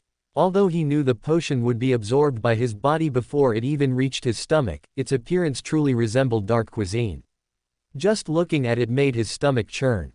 Owen spoke up to comfort him. While it looks very hard to drink, it might actually be very hard to drink. As long as you drink it, you'll become a Beander. In this situation, even if it were sludge from a sewer, you'd have to force yourself to drink it. You're really not good at comforting people. Muttering a casual retort, Syrian brought the glass containing the potion to his lips and drank it all in one gulp. Bitter, spicy, like biting into a mixture of garlic, ginger, mustard, and lemon. The intense taste made him forget to breathe. The stimulating sensation from his taste buds lasted less than 2 seconds. The dark, viscous potion flowed down his throat and then vanished, completely absorbed by his body. At the same time, his spirit suddenly began to rise, his vision broadened, as if he had detached from reality and entered a higher dimension. In this state, he felt like a fish returning to water. No, not a fish, but a flood dragon, a dominator returning to his domain. Before he could fully appreciate this wondrous state, a grand, majestic, and wrathful will descended. Thief! Syrian instinctively tilted his head back, seeing an unreachable shadow appear infinitely high above. It was looking down at him, full of anger and greed. But it could only watch. An invisible, unseen barrier stood between the two, neither could touch the other. Seeing that the other party could only watch him from the other side of the barrier, Syrian finally relaxed and began to carefully sense the changes within himself. His biggest concern before was that the elevation of his life essence brought by consuming the potion would establish a deeper connection between him and the high-dimensional overseer, allowing the other party to influence him from afar. But now it seemed their connection had indeed deepened, yet the barrier remained strong. The high-dimensional overseer could see him but couldn't touch him, unless he advanced a few more times. As the changes brought by the potion deepened, Syrian was surprised to find that a part of something ethereal yet tangibly existing had transferred from the high-dimensional overseer to him. Then, he discovered that he had a certain degree of control over the surrounding dimensions, able to see and even touch them. Even his previously somewhat empty soul felt full, like a floating sky pavilion gaining a pillar, finally able to touch the ground and become somewhat stable. Is this authority, or a symbol? Despicable usurper. Thief attempting to covet dimensions, the barrier left by the primordial one cannot protect you for too long. As a voice like a whispered delirium entered his ears, Syrian saw an eye open within the unreachable shadow infinitely high above.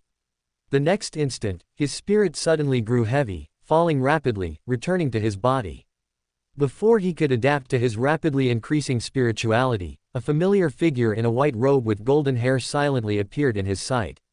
It seemed to have just arrived, yet also as if it had been there all along, but his mind had subconsciously ignored it. Adam. Syrian opened his mouth with a complicated expression, somewhat surprised, yet not entirely unexpected. Chapter 10 Adam's Invitation. The golden-haired, white-robed priest nodded gently at Syrian with a gentle smile. Good morning, Mr. Syrian.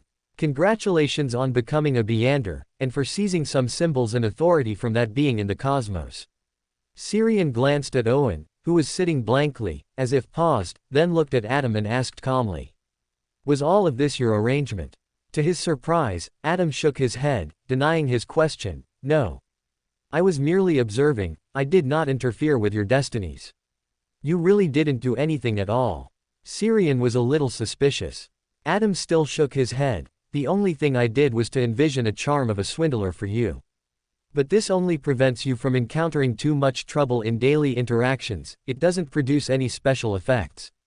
Even without this charm, you could still take leave, persuade a descendant of the Abraham family to exchange the potion formula with you, and buy the Beander materials for an apprentice. You also said, buy it, but I got it for free. It's a pity, if it weren't for Amen, I think the error pathway would also be a good choice. As thoughts flickered, Adam's voice echoed leisurely. You can still choose the error pathway now. With Amon's personality, he should be very happy to help you with this. Ah, Syrian was stunned for a moment, looking at Adam's serious eyes. His mouth twitched slightly, then he righteously refused. Forget it, I don't want to drink a potion and instantly ascend to a king of angels. Parasitism cannot take effect on beings of a higher sequence than oneself. Even Amen cannot completely parasitize you, only superficially, becoming like the old man on that Nighthawks. Adam's tone was still the same, but Syrian inexplicably felt that he was in a very good mood at the moment. Syrian tilted his head slightly, expressionless. He felt that Adam had probably seen all of his memories, but he had no way to protect his privacy. He just wondered what changes Adam would bring to this world after being spoiled. There won't be too many changes. What you remember is already a relatively good ending. I will only try my best to promote it and let the future develop in a better direction, provided the outcome does not worsen. Of course, all of this will happen after I become a visionary. After a slight pause, Adam moved on from the topic and said, as compensation for my prying into your memories, I would like to invite you to join an organization, a Beander organization founded by me. The detailed contents of this organization should not need me to introduce to you, you already know almost everything. The time for this gathering is tonight, so remember to go to sleep before 8 p.m. Okay. Syrian readily accepted. This was currently the most prestigious secret organization in the entire world, and the organization's leader personally invited him. He paused, then asked curiously, if I hadn't become a Beander today, would you still invite me? Adam nodded gently. From my observations, yes. If you hadn't met a descendant of the Abraham family today, I would have let you view the second blasphemy slate. Of course, this would require an equivalent exchange, completing some tasks to earn an equal reward. Syrian murmured, it seems my luck isn't bad. Adam said in the tone of a researcher, although you are an outsider, you still follow the Beander characteristic law. Your outer deity level sequence, even before you were a Beander, gave you an unusual attraction to certain pathways. In a sense, your meeting with a descendant of the Abraham family was inevitable, and you not only met him today but also encountered one of Amon's avatars here, a traveler divine messenger of the Aurora Order. Ah, this. Syrian stood dumbfounded. He had no idea that his morning experience of going to school to ask for leave would be so eventful that he was a little afraid to go out casually again. Noticing his expression, Adam smiled gently. The divine messenger of the Aurora Order didn't notice you, he just happened to be on the same street as you. Amen saw you when the Abraham descendant used the paralysis charm, but he also saw me. Out of the tacit understanding between us, although he was curious, he would ignore you. Syrian now had only one thought in his mind, this world is truly dangerous. This was still on Earth, still hiding the attraction between adjacent pathways. If it were in the cosmos, he suspected that he might step on an angel under the high-dimensional overseer with a casual step, or bump into the high-dimensional overseer himself with a jump. As his thoughts wandered, he saw Adam reach out and pull a stack of brand new tarot cards from the void. I originally wanted to give you a cross, but you seem to prefer tarot cards. Carrying it can, to a certain extent, weaken this attraction of fate, but it cannot completely block it, your sequence is too high. After hesitating for a moment, he still reached out and took the deck of tarot cards. What price do I need to pay for this?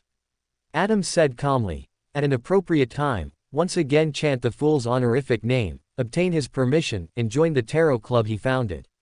Why? Syrian was very puzzled. Although he did have such an idea, he didn't think Adam would also have such an idea.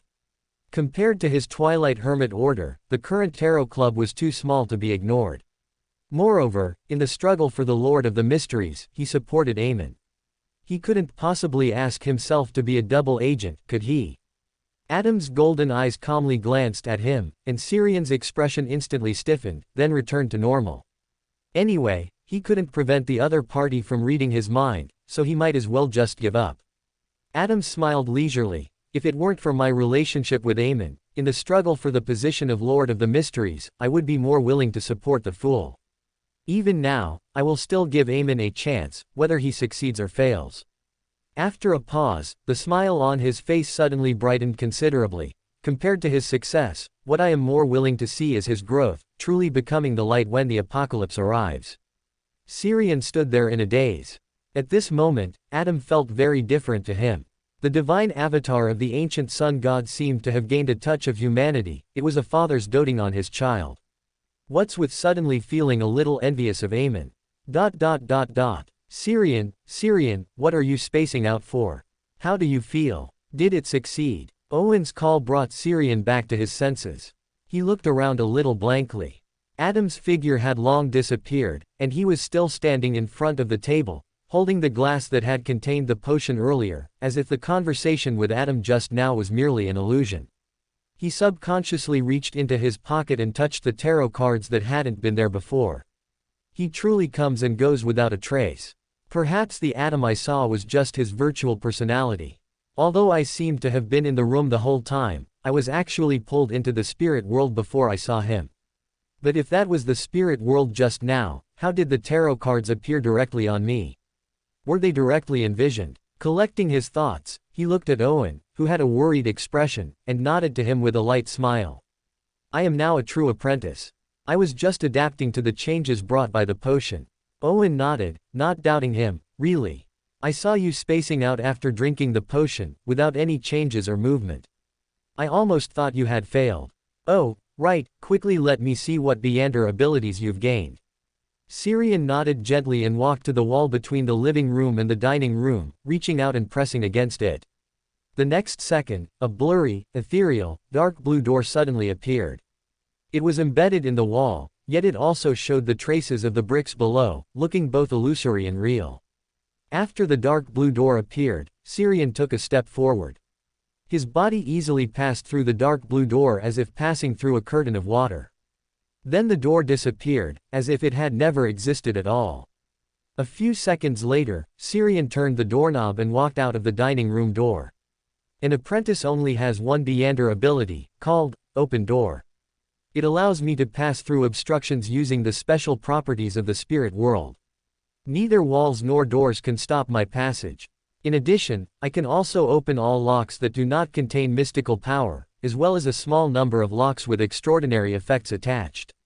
Chapter 11, The Dusk Hermit Society. It was 8 p.m. in Backland. Syrian lay down on his bed at the appointed time, planning to use meditation to quickly fall asleep. As soon as he lay down, before he even had a chance to close his eyes and meditate, the previously energetic him suddenly felt an overwhelming drowsiness. He let out an unbearable yawn and then fell into a deep sleep.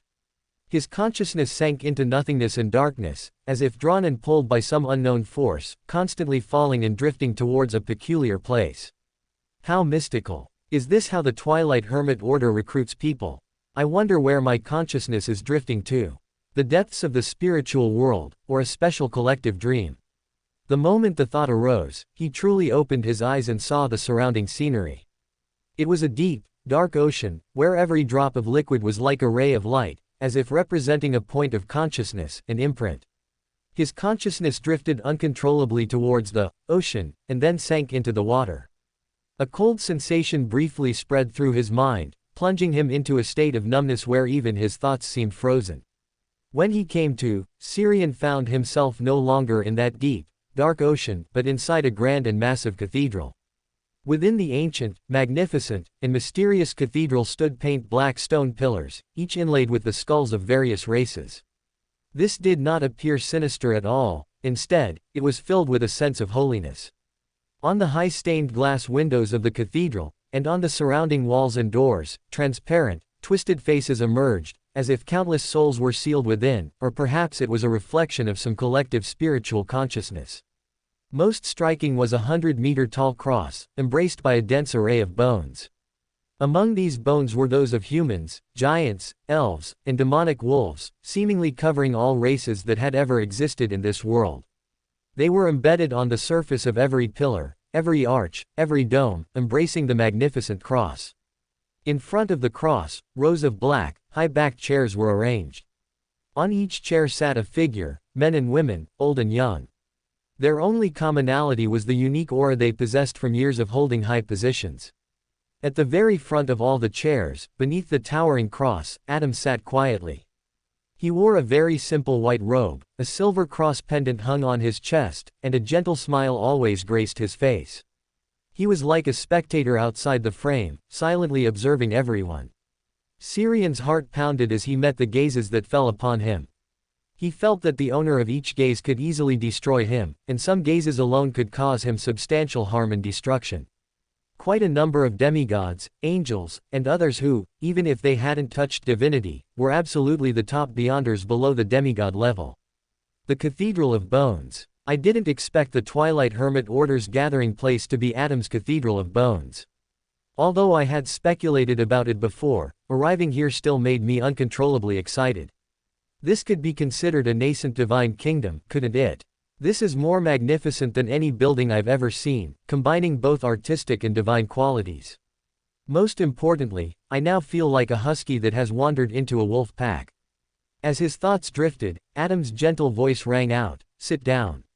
This is your place." As Adam's words fell, a new black high-backed chair appeared to his right, in the closest position to him. At the same time, all the seats in that row shifted 1 seat's distance to the left. At this moment, Syrian felt the gazes on him intensify, filled with scrutiny, curiosity, and examination. He endured the probing and appraising gazes around him with an expressionless face, walked through most of the Cathedral of Bones, and sat in the closest seat to Adam's right. After taking his seat, he subtly glanced to his left. One of the most oppressive gazes earlier had come from that direction. This was definitely an angel. It was an old man in a gray-white robe, unremarkable in appearance, with completely white but thick hair, few wrinkles on his face, and no distinctive features. Because of Adam's arrangement, he, who was originally at the very front, was forcibly moved back 1 spot. Syrian was somewhat worried that the other party might become hostile or displeased with him because of this. But it seemed he had overthought it. The old man's expression remained unchanged, he even nodded at him with a slight smile, completely resembling a benevolent elder. After Syrian took his seat, Adam did not speak again. He sat beneath the giant cross, silently praying, allowing the people in the hall to converse freely. Syrian also took the opportunity to observe the people there, but he did so by casually glancing as if unintentionally. Everyone present was a Beyander, and most were high-sequence Beyonders, who were too sensitive to gazes. An overly direct gaze might make them feel impolite. From their attire, the people here were from both the northern continent and the south continent, mostly from the upper echelons. Even those dressed more simply had an extraordinary aura about them. It seemed that those who could join the Twilight Hermit Order either had sufficiently high social status or were powerful enough themselves. However, most of the time, these two aspects were complementary. Nobles with political status but no strength were a minority. Noticing his curious glances at his surroundings, the old man in the gray-white robe beside him turned his head and whispered to him. "Just look. Although most of the people who come here don't wear disguises, you shouldn't try to investigate their identities in the real world based on that. Of course, you wouldn't be able to anyway." Syrian asked curiously, "Why?" The old man chuckled and said, "Try to recall our appearances and the details on us in your mind." Syrian immediately tried, and then he found that he couldn't recall the appearance of anyone present, or even the details on them, in his mind. Psychological suggestion. When he paused, then looked at the giant cross embraced by a dense array of bones, deep in thought. Perhaps this isn't a psychological suggestion directly imposed on members by Adam, but rather a nearly rule-like influence brought about by the environment. After all, this Cathedral of Bones can already be considered a nascent divine kingdom. Back then, no, that's not right, it should be in the future. Aemon was able to obtain the last Worm of Time Beyander characteristic in Backland, and the Cathedral of Bones played a crucial role. As his thoughts drifted, the old man's voice beside him timely sounded, "You seem to have recognized me because I mentioned Rosal. It seems you have a considerable connection with this legendary figure. Are you a descendant he left behind, or a successor?" Syrian's expression stiffened slightly, and the thoughts flickering in his mind ultimately converged into one sentence: "I hate spectators." Chapter 12. The Second Blasphemous Tablet. Syrian and Hermes's hushed conversation didn't last too long. Adam, who had been quietly observing from his seat beneath the large cross at the front, suddenly announced the start of the gathering. Following Hermes's lead, Syrian rose and bowed to Adam, then exchanged nods of greeting. So, even a vast secret organization like the Twilight Hermit Order has procedures like this. The thought flashed through his mind, and the next second Syrian forced himself to clear all his thoughts, not allowing himself to overthink or complain internally. There were too many high-sequence spectators here. Even if they restrained themselves, some powerful spectators could still discern the true thoughts in others' hearts through micro-expressions without using Beyonder abilities. As soon as he reined in his thoughts, Adam's gentle voice rang out, "As a newcomer, you have one opportunity to view the blasphemy slate."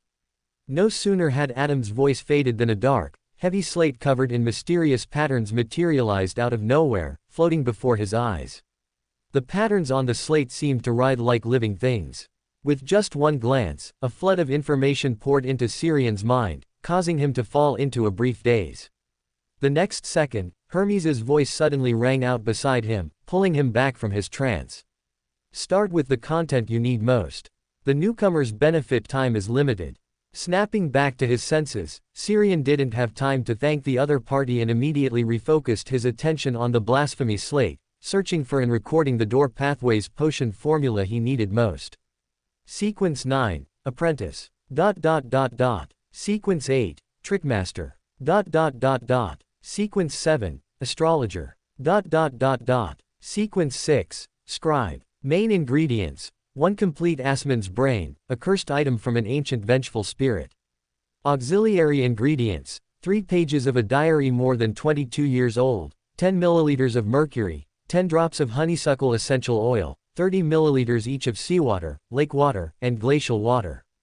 Sequence 5, Traveler. Main ingredients: 1 Siskoun demonic worm, 1 heart of a shadowless demonic wolf. Auxiliary ingredients: 10 grams of residual powder from a trapped ghost, 10 grams of lemon balm powder. He hadn't even finished reading all the information on the auxiliary ingredients when the blasphemy slate before him abruptly vanished. "No, don't go, I haven't finished, just a little more." He subconsciously reached out to grasp the air in front of him, then awkwardly withdrew his hand. Noticing his disappointment, Hermes beside him spoke to comfort him, "This is just a newcomer's benefit. Although the time is short, it's enough to obtain the potion formula for your next sequence. If you wish to gain more time to view the blasphemy slate, you will need to contribute to us to exchange for it." Syrian nodded with a bitter smile. "My strength doesn't seem to support me making too many contributions." A middle-aged lady sitting diagonally opposite him, with a gentle but unadorned face and a perpetually firm expression, chuckled and said, "The Twilight Hermit Order spans various countries, tribes, and social strata across the northern continent, south continent, and the 5 seas. While our goals are grand, not every action we take is as lofty as you might imagine. Interfering with the course of history and guiding the tides of the era to reach our desired outcome inherently requires a vast accumulation of events and time. Although we have completed most of it, the further along we go, the more tasks there are and the more precision is needed. Therefore, there are many details that even a Sequence 9 can participate in. Moreover, since you have already joined the Twilight Hermit Order, you will surely achieve rapid promotion in the coming period until you hit a bottleneck." Syrian nodded slightly to the lady opposite him who had answered his question, expressing his thanks. "I understand. Thank you for your reminder." Seeing that their conversation had ended, Adam leisurely spoke, "You may begin." With that, he clasped the silver cross pendant on his chest and began to pray silently again, adopting the posture of an observer. At Adam's signal, the Twilight Hermit Order's gathering officially began. The first to speak was the middle-aged lady who had just answered Syrian's question. "Phenabode has seen little change in the past 6 months, just as we initially predicted. As a relatively weak nation among the northern continent countries, and one that worships the Earth Mother, war is unlikely to start there. However, we have been strengthening our contact with the Fasak Empire over the years, and coupled with the special relationship between the Earth Mother and the God of Combat, if Fosak launches a war, Phenabode will undoubtedly follow suit." The young man sitting next to her commented with little expression, "At the level of the 7 deities, interests outweigh kinship." Syrian nodded in agreement internally, especially since the Earth Mother was not the God of Combat's biological mother, not even a stepmother. The meeting proceeded quickly. Topics were generally concluded or decided upon with just a few words. Syrian remained silent throughout, sitting quietly and listening attentively, yet also feeling quite lost. Although he had a basic understanding of the northern continent, south continent, and the 5 seas in this world, once specific details were involved, he was completely in the dark, so much of the discussion was incomprehensible to him.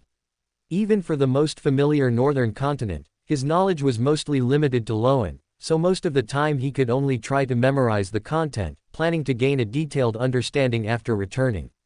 As the meeting neared its end, he finally heard something familiar, a topic proposed by a high-ranking member of the psychology alchemists, the assassination of Duke Negan.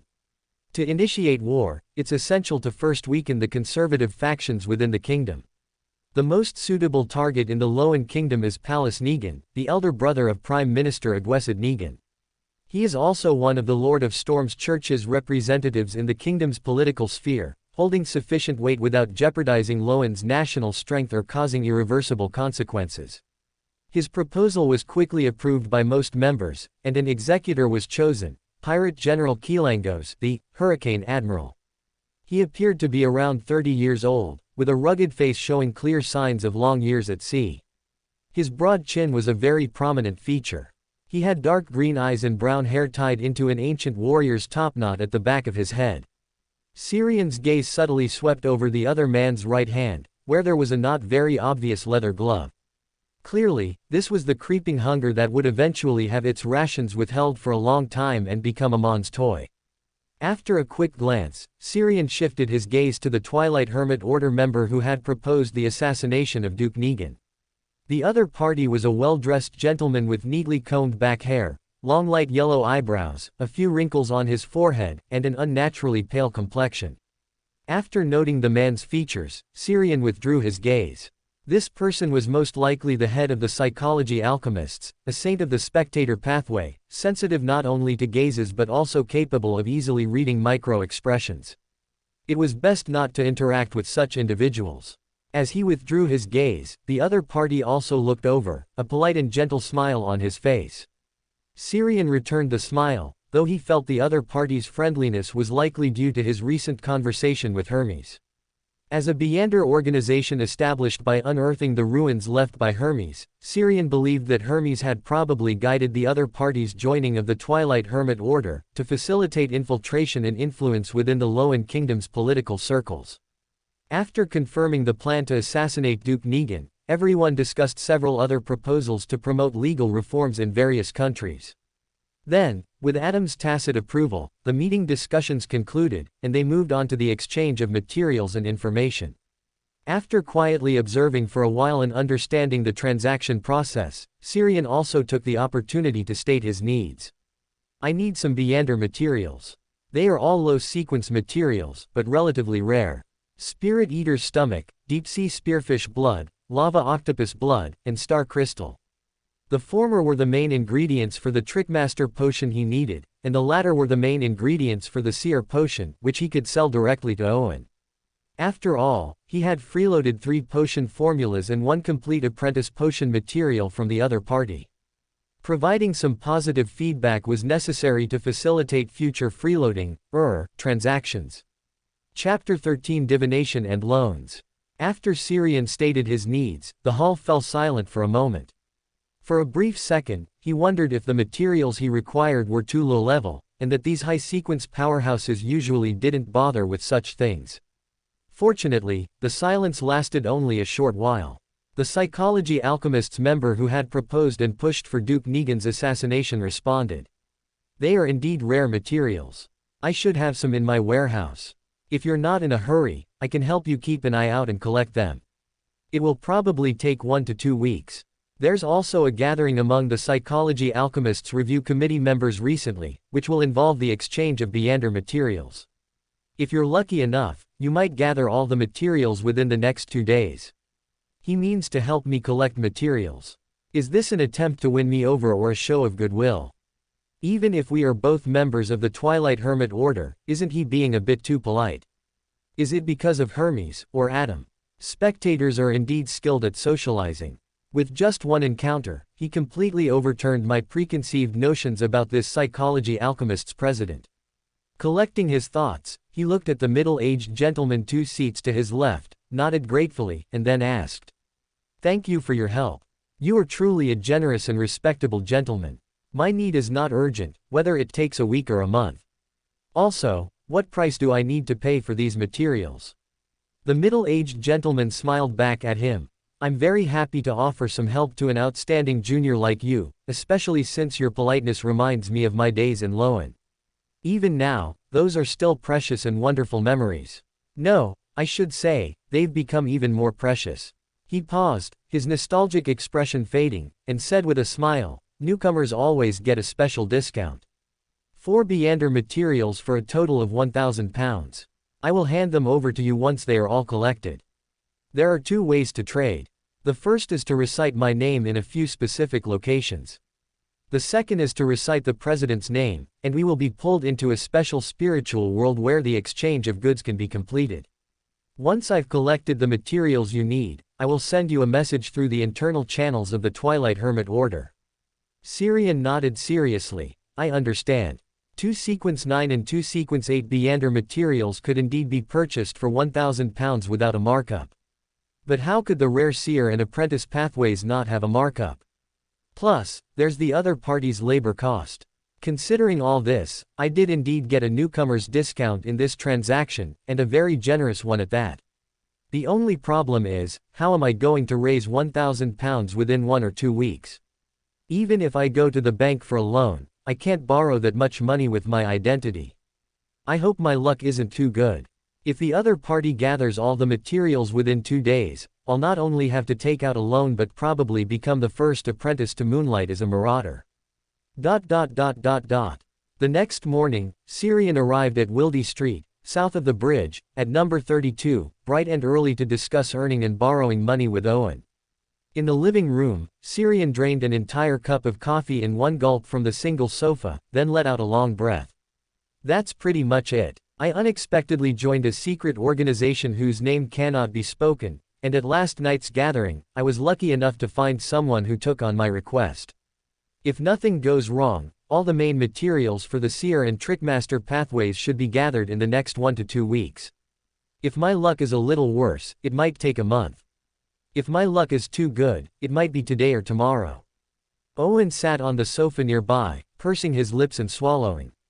Last night, he was still wondering if he had been too impulsive, handing over the potion materials he had painstakingly collected without any precautions. But now he suddenly felt that he had been too malicious in his judgment of others. We are the best of friends, and I already took advantage when we exchanged the potion formula before. It's only right to compensate with a set of apprentice potion materials, since I won't need them anyway after I decide to take the Seer pathway. I just didn't expect Syrian to find the Seer potion materials so quickly. I was still thinking about which Biander gatherings I could attend recently. Collecting his thoughts, he hesitated and said, I should still be able to afford the money for one set of sequence 9 potion materials, but sequence 8. Although he didn't say it explicitly, Syrian understood that the other party couldn't produce more money. Even with his inheritance from his parents, he had spent a considerable amount in various occult circles over the past 2 years, and £600 itself was a huge sum. Syrian wasn't too surprised, just sighed with a hint of helplessness. I hope the person collecting the materials doesn't progress too quickly, so I can have some buffer time. Otherwise, I'll just have to get a bank loan. Owen looked a little worried. £600 is not a small amount. Even a bank, without a guarantor or collateral, would find it difficult for us ordinary students to obtain such a large loan. Among my father's remaining assets, there isn't much that can be converted into cash quickly. At most, I can help you raise around £100. Syrian smiled and shook his head. It's fine, we can still rob the rich to help the poor.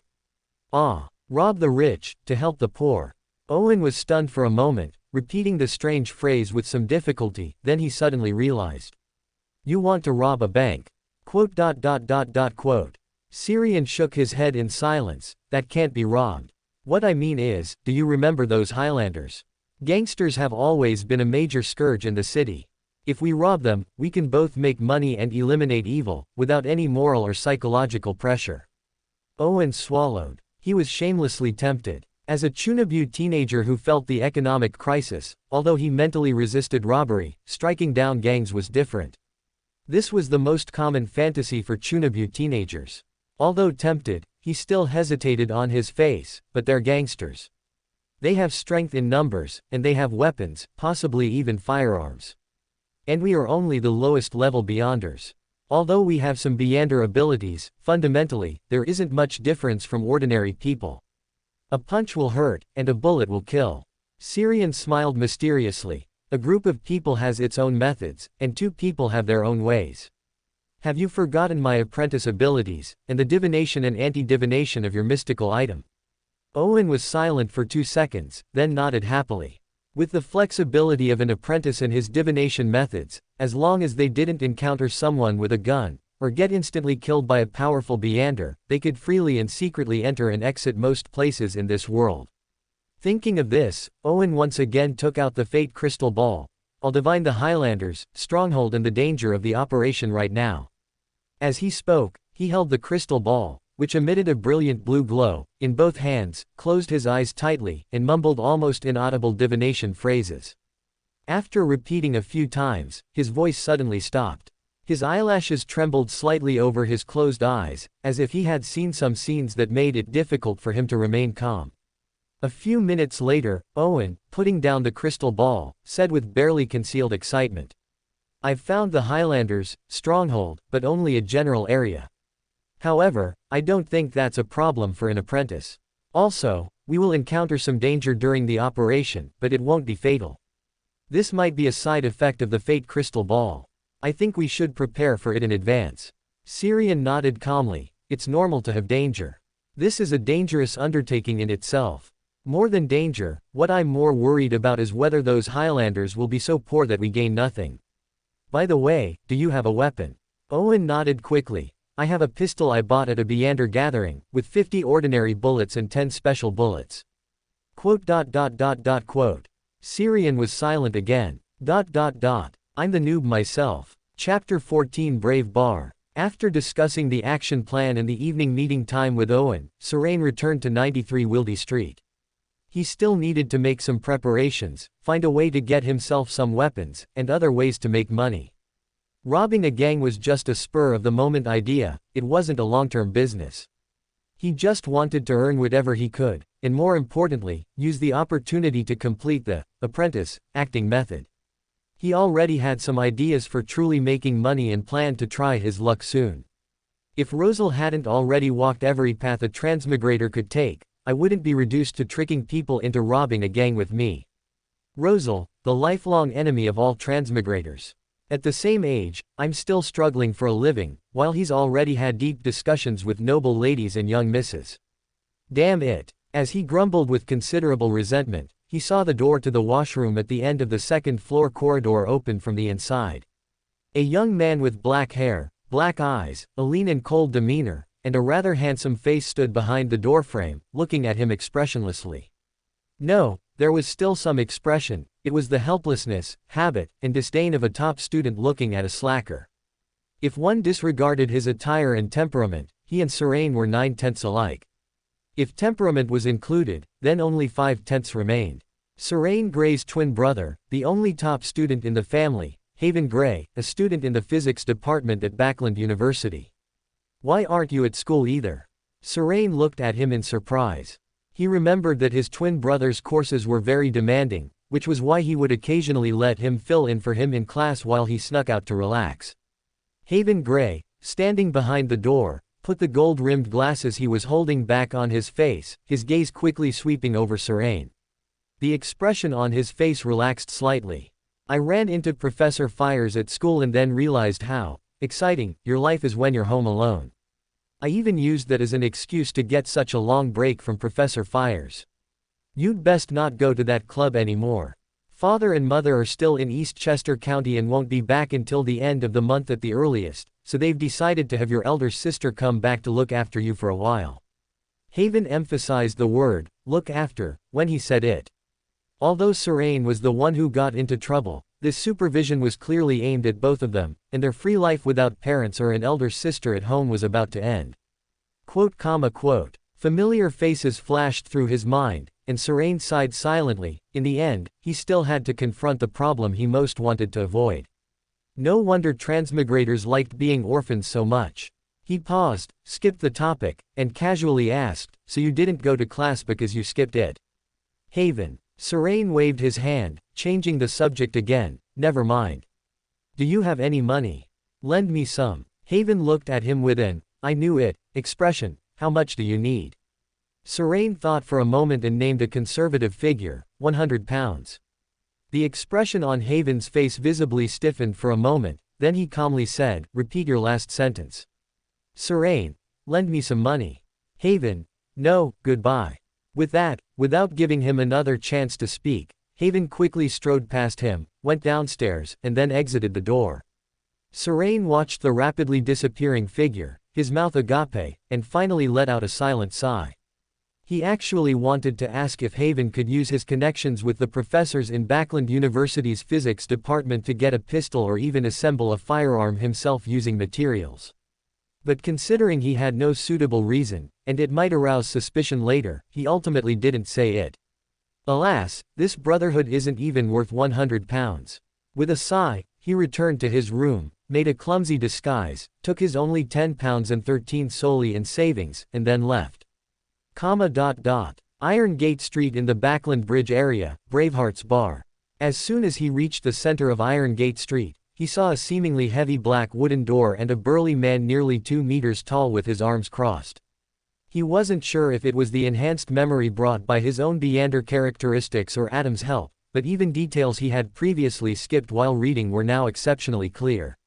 For example, the exact location of the Braveheart's bar now before his eyes. After the Twilight Hermit Order gathering last night, he considered contacting some Beander circles as soon as possible, and when he thought of the Braveheart's bar and the Eye of Wisdom, old gentleman, this address just popped into his mind. Upon seeing the nearly 2-meter-tall strongman serving as a guard at the bar's entrance, Serain's heart couldn't help but thump. As an Easterner, he had never truly encountered someone of that physique face to face before. Even though he was already a Beander, he still felt that the other party could punch him twice over. He calmly glanced at the man, then walked past him and pushed open the bar door. The strongman guarding the door didn't react, just like a stranger accidentally passing by on the street. Only when he smelled the strong aroma of malt beer from behind the door did his throat instinctively twitch. The bar was deserted at this time of day. At the bar counter, there was a bartender repeatedly wiping glasses and a gray-robed man drinking the most common beer as if it were high-end red wine. In the corner, there were 2 drunk guests and a staff member arranging tables and chairs. Honestly, this was the most backward, even dilapidated, bar I'd ever been to.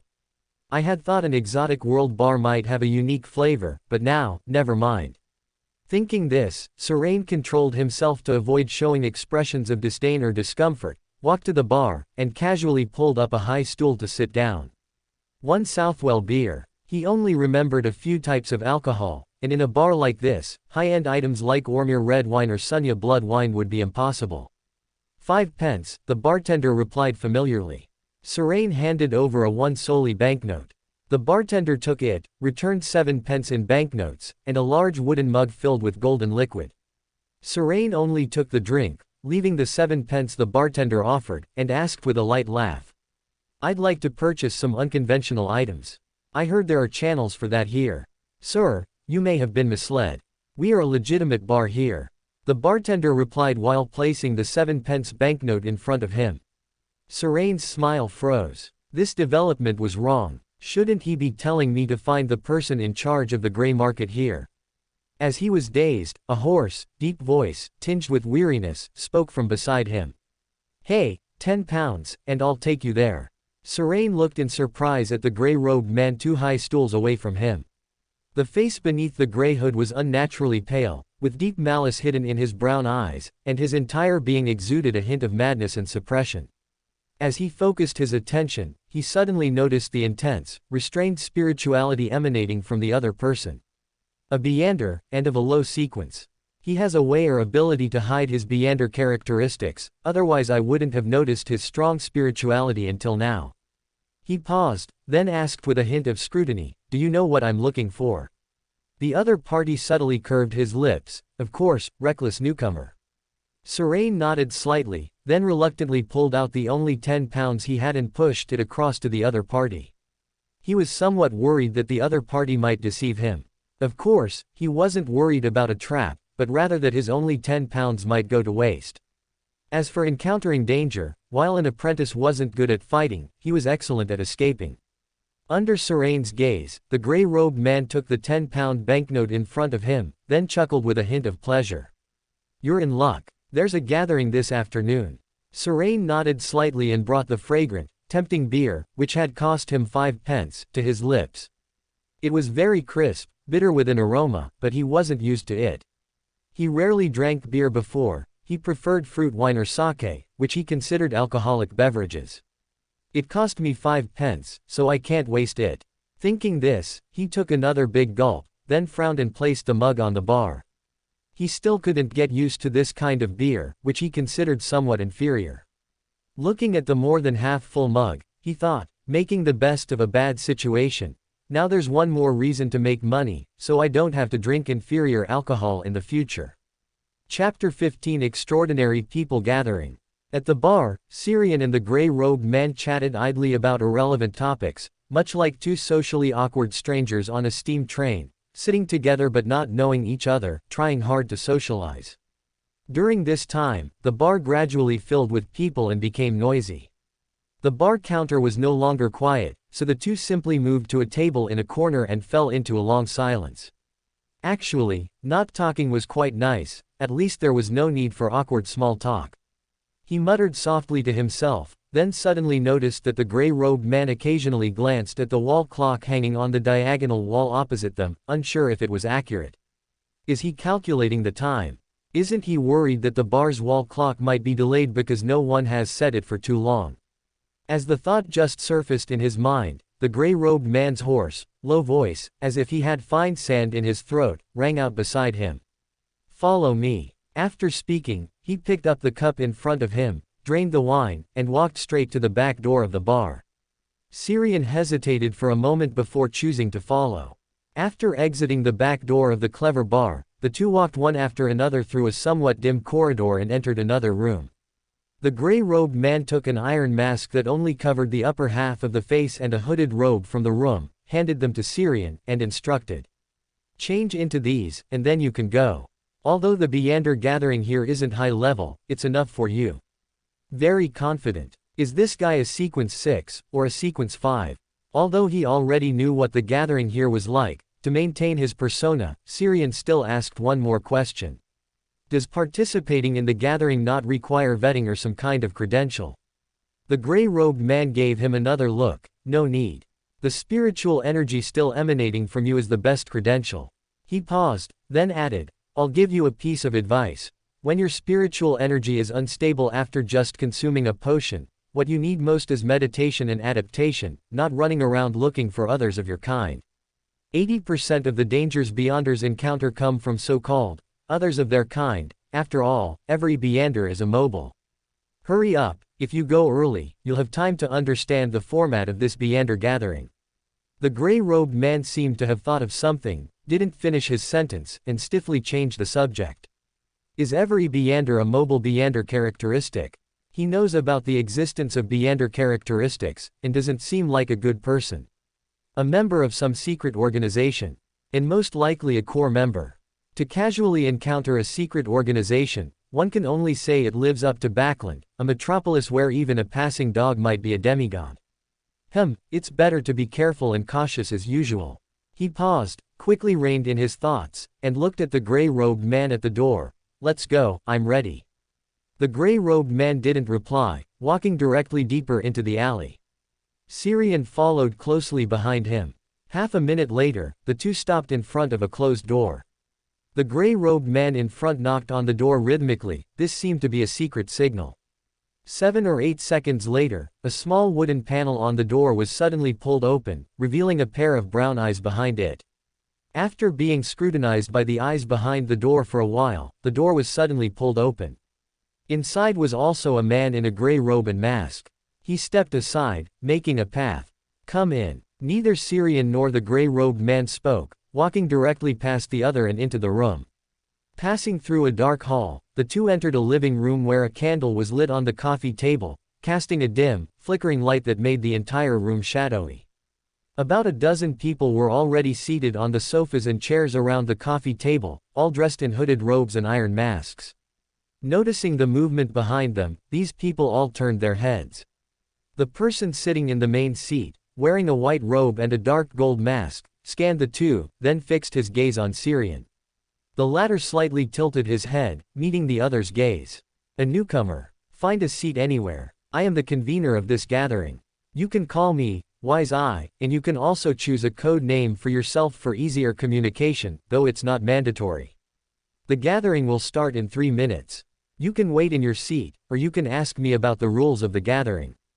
His voice carried an aged quality, with deep nasolabial folds and slightly withered skin. He looked like an old man who had seen many years. There were obvious traces of makeup and spiritual residue on his face, and the exposed skin on his hands had also been disguised, not by Beyonder abilities but by makeup-like methods. Why am I so sensitive to traces of makeup? It's as if this knowledge secretly slipped into my mind without me knowing. No, it's more like it spontaneously appeared when I needed it. Is this the authority? There should be other reasons. For example, this knowledge was originally within the scope of the high-dimensional overseers, symbolism and authority. Reining in his wandering thoughts, he casually found a high-backed chair and sat down, quietly observing the transactions and discussions of others. In the next 3 minutes, several more people, dressed in hooded robes and wearing brown masks, walked in one after another. Except for greeting the Wise Eye, Old Mister, they did not interact with each other, each sitting quietly in their seats without any superfluous movements, until the Wise Eye, Old Mister tapped the coffee table in front of him. Today's gathering officially begins. I heard there's a gathering of a wild Beyonder organization here today. Oh, why is it so dark? Even if they're wild Beyonders, they can't be so poor they can't afford gas wall lamps, can they? Holding a gathering in such a pitch-black place really makes one doubt its legitimacy. A voice, sounding somewhat honest but inexplicably annoying in its choice of words, suddenly appeared, interrupting the first person about to speak after the gathering began. The slightly irritating words once again made everyone in the room turn their heads simultaneously. A chubby figure, wearing the same robe and mask as them, walked very familiarly into the crowd. The Wise Eye, Old Mister glanced at the newcomer, and an indescribable majesty suddenly emanated from him. The dark gold mask on his face seemed to come alive, transforming into a dignified superior. All who looked directly at him felt their knees weaken, unable to resist the urge to kneel and submit to this majesty. Syrian, leaning back in his wooden chair, raised a hand to touch his chest. The sudden majesty caused his heart rate to uncontrollably quicken, but that was all. That indescribable majesty seemed only to slightly quicken his heart, promoting blood circulation, completely unable to affect him on a spiritual level. A mystical item from the Arbiter pathway. But it seems ineffective on me. Is this also a special quality brought by the authority?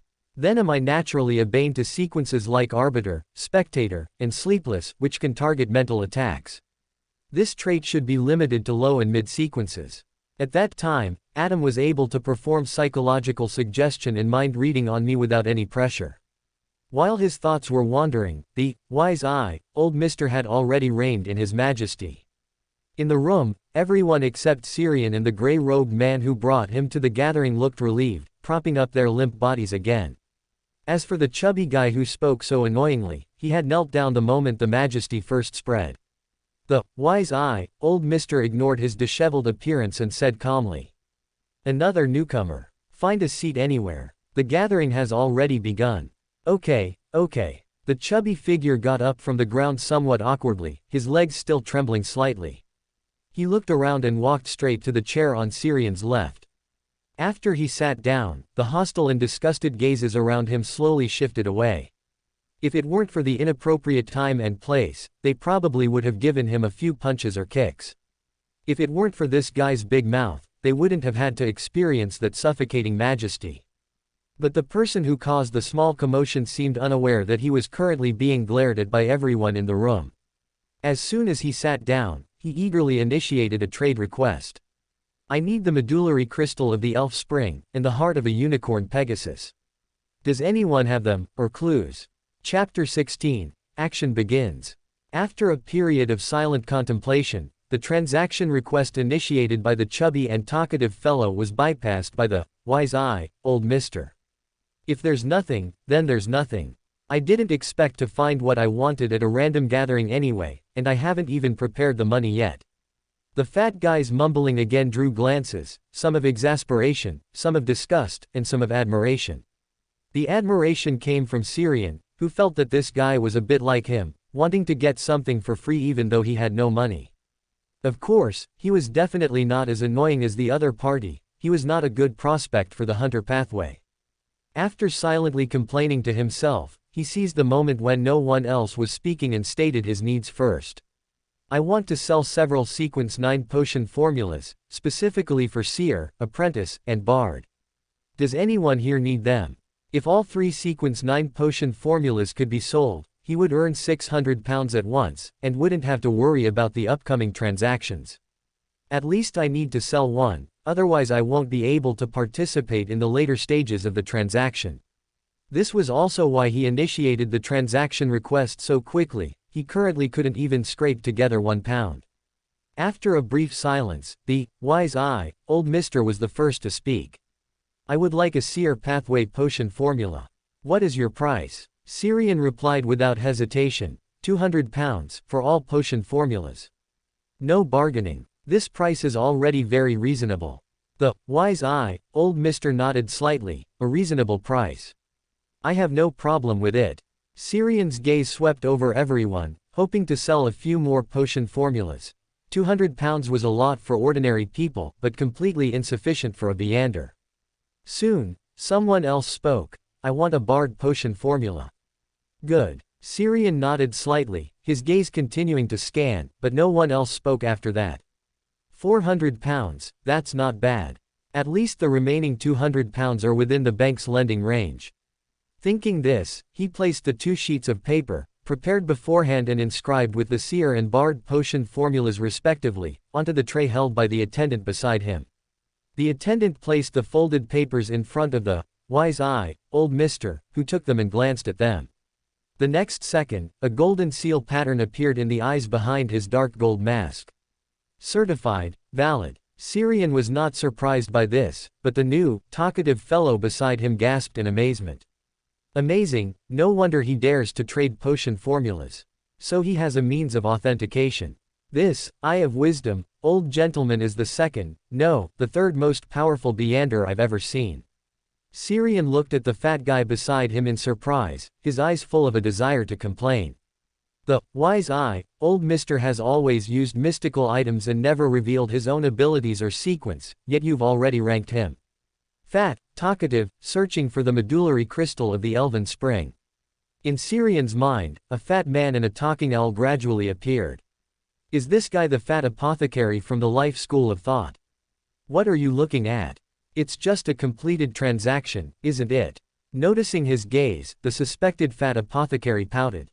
Syrian smiled indifferently, then said in a joking tone, do you need the vampire potion formula? No. The other party refused without thinking, while also looking at him warily, only slightly relieved after confirming his eyes were not blood red. After a slight pause, he spoke again, if you have the corresponding potion ingredients, we can trade. Syrian shook his head, you have no money. The fat apothecary instantly broke down, I will have money in the future, I definitely will. You've already guessed I'm an apothecary, don't you know how fast apothecaries make money? Whether it's ordinary people or Beanders, who can guarantee they won't get hurt, get sick, or need some special assistance. Everyone here is a potential client of mine. That's not a good blessing. The wise eye, old mister chuckled, sighing, and interrupted their conversation, then looked at Syrian and asked. It seems you have mastered many potion formulas. I wonder if you have heard of polymath. Syrian nodded slightly. The Beander pathway controlled by the God of Knowledge and Wisdom Church, characterized by versatility due to extensive knowledge, capable of identifying, discerning, remembering, and imitating abilities once seen. If you need the corresponding formula, I don't have it temporarily. The wise eye, old mister pressed. only temporarily. Yes. Syrian nodded slightly. Since he had already joined the Twilight Hermit Order, there would always be another chance to view the blasphemy slate. He just needed to take another look then. I hope this, temporarily, won't be too long. The wise eye, old Mr. sighed, then moved on from the topic. Because he had shown his knowledgeable side, many people inquired about potion formulas from Syrian during the subsequent trading session, but not a single person offered to buy, at most just asking about the price. It was evident that these wild beyonders were all poorer than the last.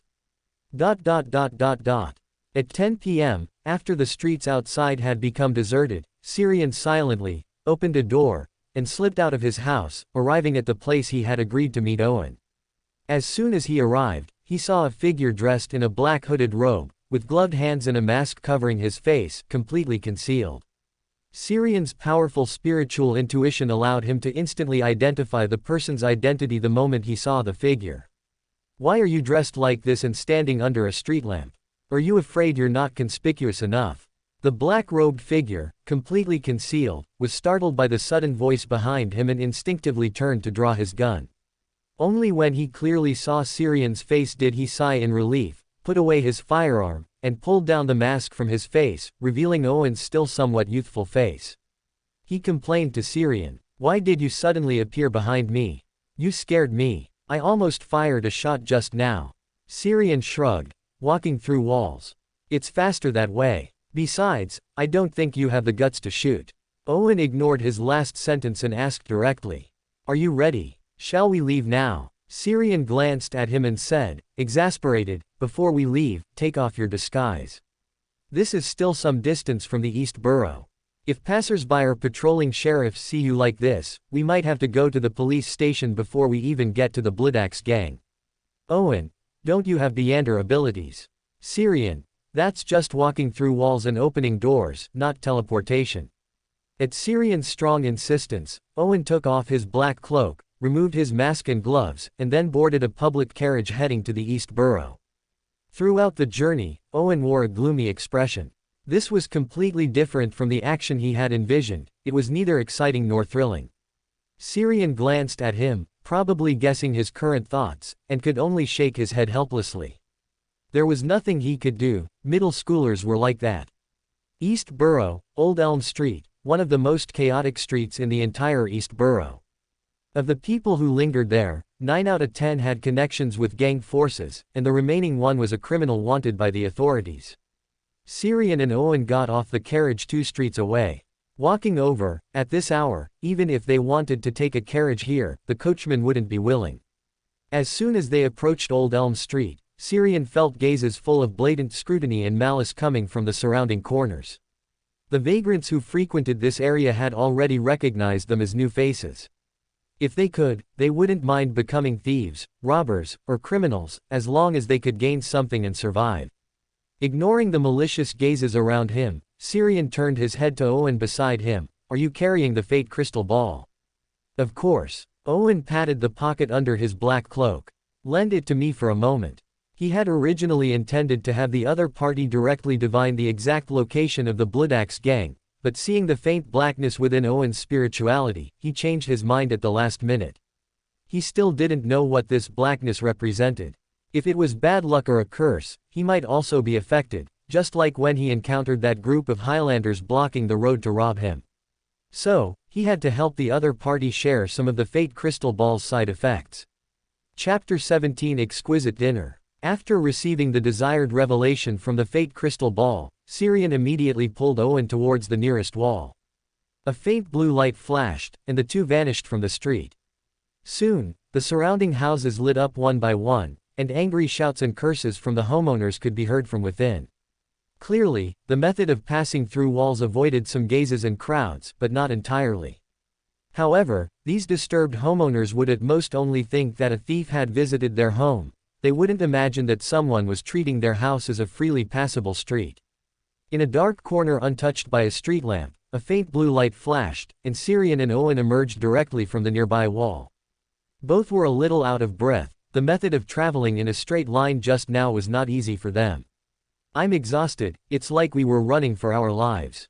The population density in East Borough is too high. Besides the washrooms, there's no place they can't live in. There's no way to quickly pass through without being noticed. Owen, standing nearby, raised a hand to wipe the cold sweat from his forehead, deeply agreeing. He thought of the living rooms full of floor beds, bedrooms packed with bunk beds, and even some house corridors occupied by bed boards and floor beds. Several times, they didn't even have a place to step. For an ordinary person, this journey was quite thrilling. Some of those who discovered them merely cursed, but others directly pulled out knives they carried, and even firearms. Catching his breath, he suddenly sighed. No wonder you were so reluctant to use Beander abilities to travel before. One stroke of bad luck and you'd be walking into someone's gun. Syrian was silent for a moment. The reason he hadn't used Beander abilities to travel before was purely because south of the bridge was too far from East Borough. If he could teleport, he definitely wouldn't have chosen a carriage. After a pause, he still followed the other person's words and casually sighed. One can only say that sometimes, Beander abilities also lose to reality. Owen nodded, then asked, "Where do we go next?" Syrian raised his hand and pointed to a house ahead with a faint light still showing through its glass window. "We've reached the Bloodaxe gang's territory. The next step is simple. Try to bypass their guards and then ransack the place. Be careful. We're here to ransack valuables, not to fight with the gang. Even if we're discovered, try not to confront them directly. This fragile apprentice of mine can't withstand a Highlander's punch." Owen reached for his waist and said in a deep voice, "I brought a gun." "Do you think they don't have one?" Syrian retorted, then added after a 2-second pause. "Besides, firearms make too much noise. Once a shot is fired, everyone nearby will be alerted. Even if we can pass through walls then, we might not be able to leave safely." As he spoke, he walked directly to the corner of the front house. After listening intently to the sounds inside the house for a while, he placed one hand on the bricks outside the wall. Under his palm, a faint blue light rippled like water, forming a blurry, insubstantial door, and the two passed through without any hindrance. The next second, their figures appeared in the dark kitchen. It was messy, with grease and food scraps everywhere, as if no one had ever cleaned the kitchen. Owen quickly scanned his surroundings, then frowned slightly. "This is too messy. Don't those Highlanders worry about bacterial infections or food poisoning from eating food prepared in a kitchen like this?" Syrian also frowned, but not because of the messy environment. Instead, he felt a sense of being watched, and also an attraction. There seemed to be something very tempting in this house secretly watching him. An unexpected outcome from the fate crystal ball. It seems that this kind of divination with side effects is best used sparingly. Who knows when an unexpected event might exceed his ability to cope. Collecting his thoughts, he looked around the kitchen and said thoughtfully, "The grease is still fresh, and there's no rotten smell in the air. This kitchen has clearly only become this messy in the last few days. The fate crystal ball's revelation points to the upstairs of this house, which should be the Bloodaxe gang's storeroom. But be careful, judging by the lights and sounds, there are still people awake in this house." Owen patted his chest and said, "Don't worry, I'm well prepared. Whether they're awake or not, I can make them sleep soundly." As he spoke, he pulled a grayish-white bone charm from his pocket. This is a slumber charm. Its effect is to cause a single creature or creatures within a certain range to fall into a deep slumber. If no slumber target is specified, the effect can probably cover one room, but it will be somewhat weakened. However, it's enough to deal with ordinary people. Without external disturbance, they can sleep soundly until tomorrow morning or noon. Not bad. Syrian looked at Owen with appreciation. For dealing with ordinary people, this type of charm that creates area of effect is most suitable, and it won't expose too many Beander traces, drawing the attention of official Beyonders. As he thought, he reached into his left jacket pocket. There were 2 slumber charms, identical to the one in Owen's hand, from the Wise Eye, Old Mister's gathering. Unfortunately, he hadn't managed to buy a gun. Those who attended the gathering did have ways to get guns, and even Beander bullets, but he would have to wait until the next gathering. By the kitchen door, Syrian pressed his head against the back of the door, listening to the sounds outside. After confirming that no one was outside, he reached for the doorknob, then gently twisted his wrist. Click. The locked door was easily opened. The so-called lock seemed not to exist in front of him. There was no light in the dining room outside the kitchen, only the burning fireplace by the wall. The dim firelight barely illuminated half of the dining room. Someone had thrown all sorts of random things into the fireplace, and the entire dining room was filled with a burnt, foul smell. Owen wore a mask, but still couldn't help but frown. It stinks so much. Are the living conditions of gangs really this bad now? Syrian remained silent, feeling a bit agitated. The sense of being secretly watched made him inexplicably uneasy, yet he didn't want to leave. That thing was full of temptation, seeming very important to him, and his spiritual intuition didn't sense any danger in the surroundings. Owen suddenly moved past him, walking quickly to the center of the dining room. What a lavish dinner. Are these Highlanders entertaining some important guests? It looks untouched. Should we eat some? I'm actually a bit hungry. As he spoke, his throat suddenly moved, making a gulping sound. Syrian looked over at the sound and saw Owen standing with shining eyes before the long table in the center of the dining room. In front of him was an exquisite and abundant dinner: red wine, roast goose, grilled meat, toast, desserts. As he watched, Syrian suddenly felt a wave of hunger from his stomach. It had only been about 2 hours since he had dinner, and normally he should still feel full. Thinking of this, his sudden appetite vanished instantly, like a popped bubble. Although the sudden appetite disappeared, Syrian wasn't happy about it. Even he, slow as he was, realized that the appetite just now was abnormal, and the food on this dining table was also abnormal. As he focused his attention, the exquisite and abundant dinner on the table suddenly became thin, in a physical sense. Although still exquisite, it gave him an extremely unreal feeling, as if it were painted on. While he was thinking, Owen had already reached out for the chicken leg in front of him. He was truly too hungry, and everything here was high-quality food. Even when his parents were still alive, he had rarely eaten such a lavish dinner. I'll just eat a little, just a little. Anyway, this food belongs to the gang. They must have bought it with money stolen from others.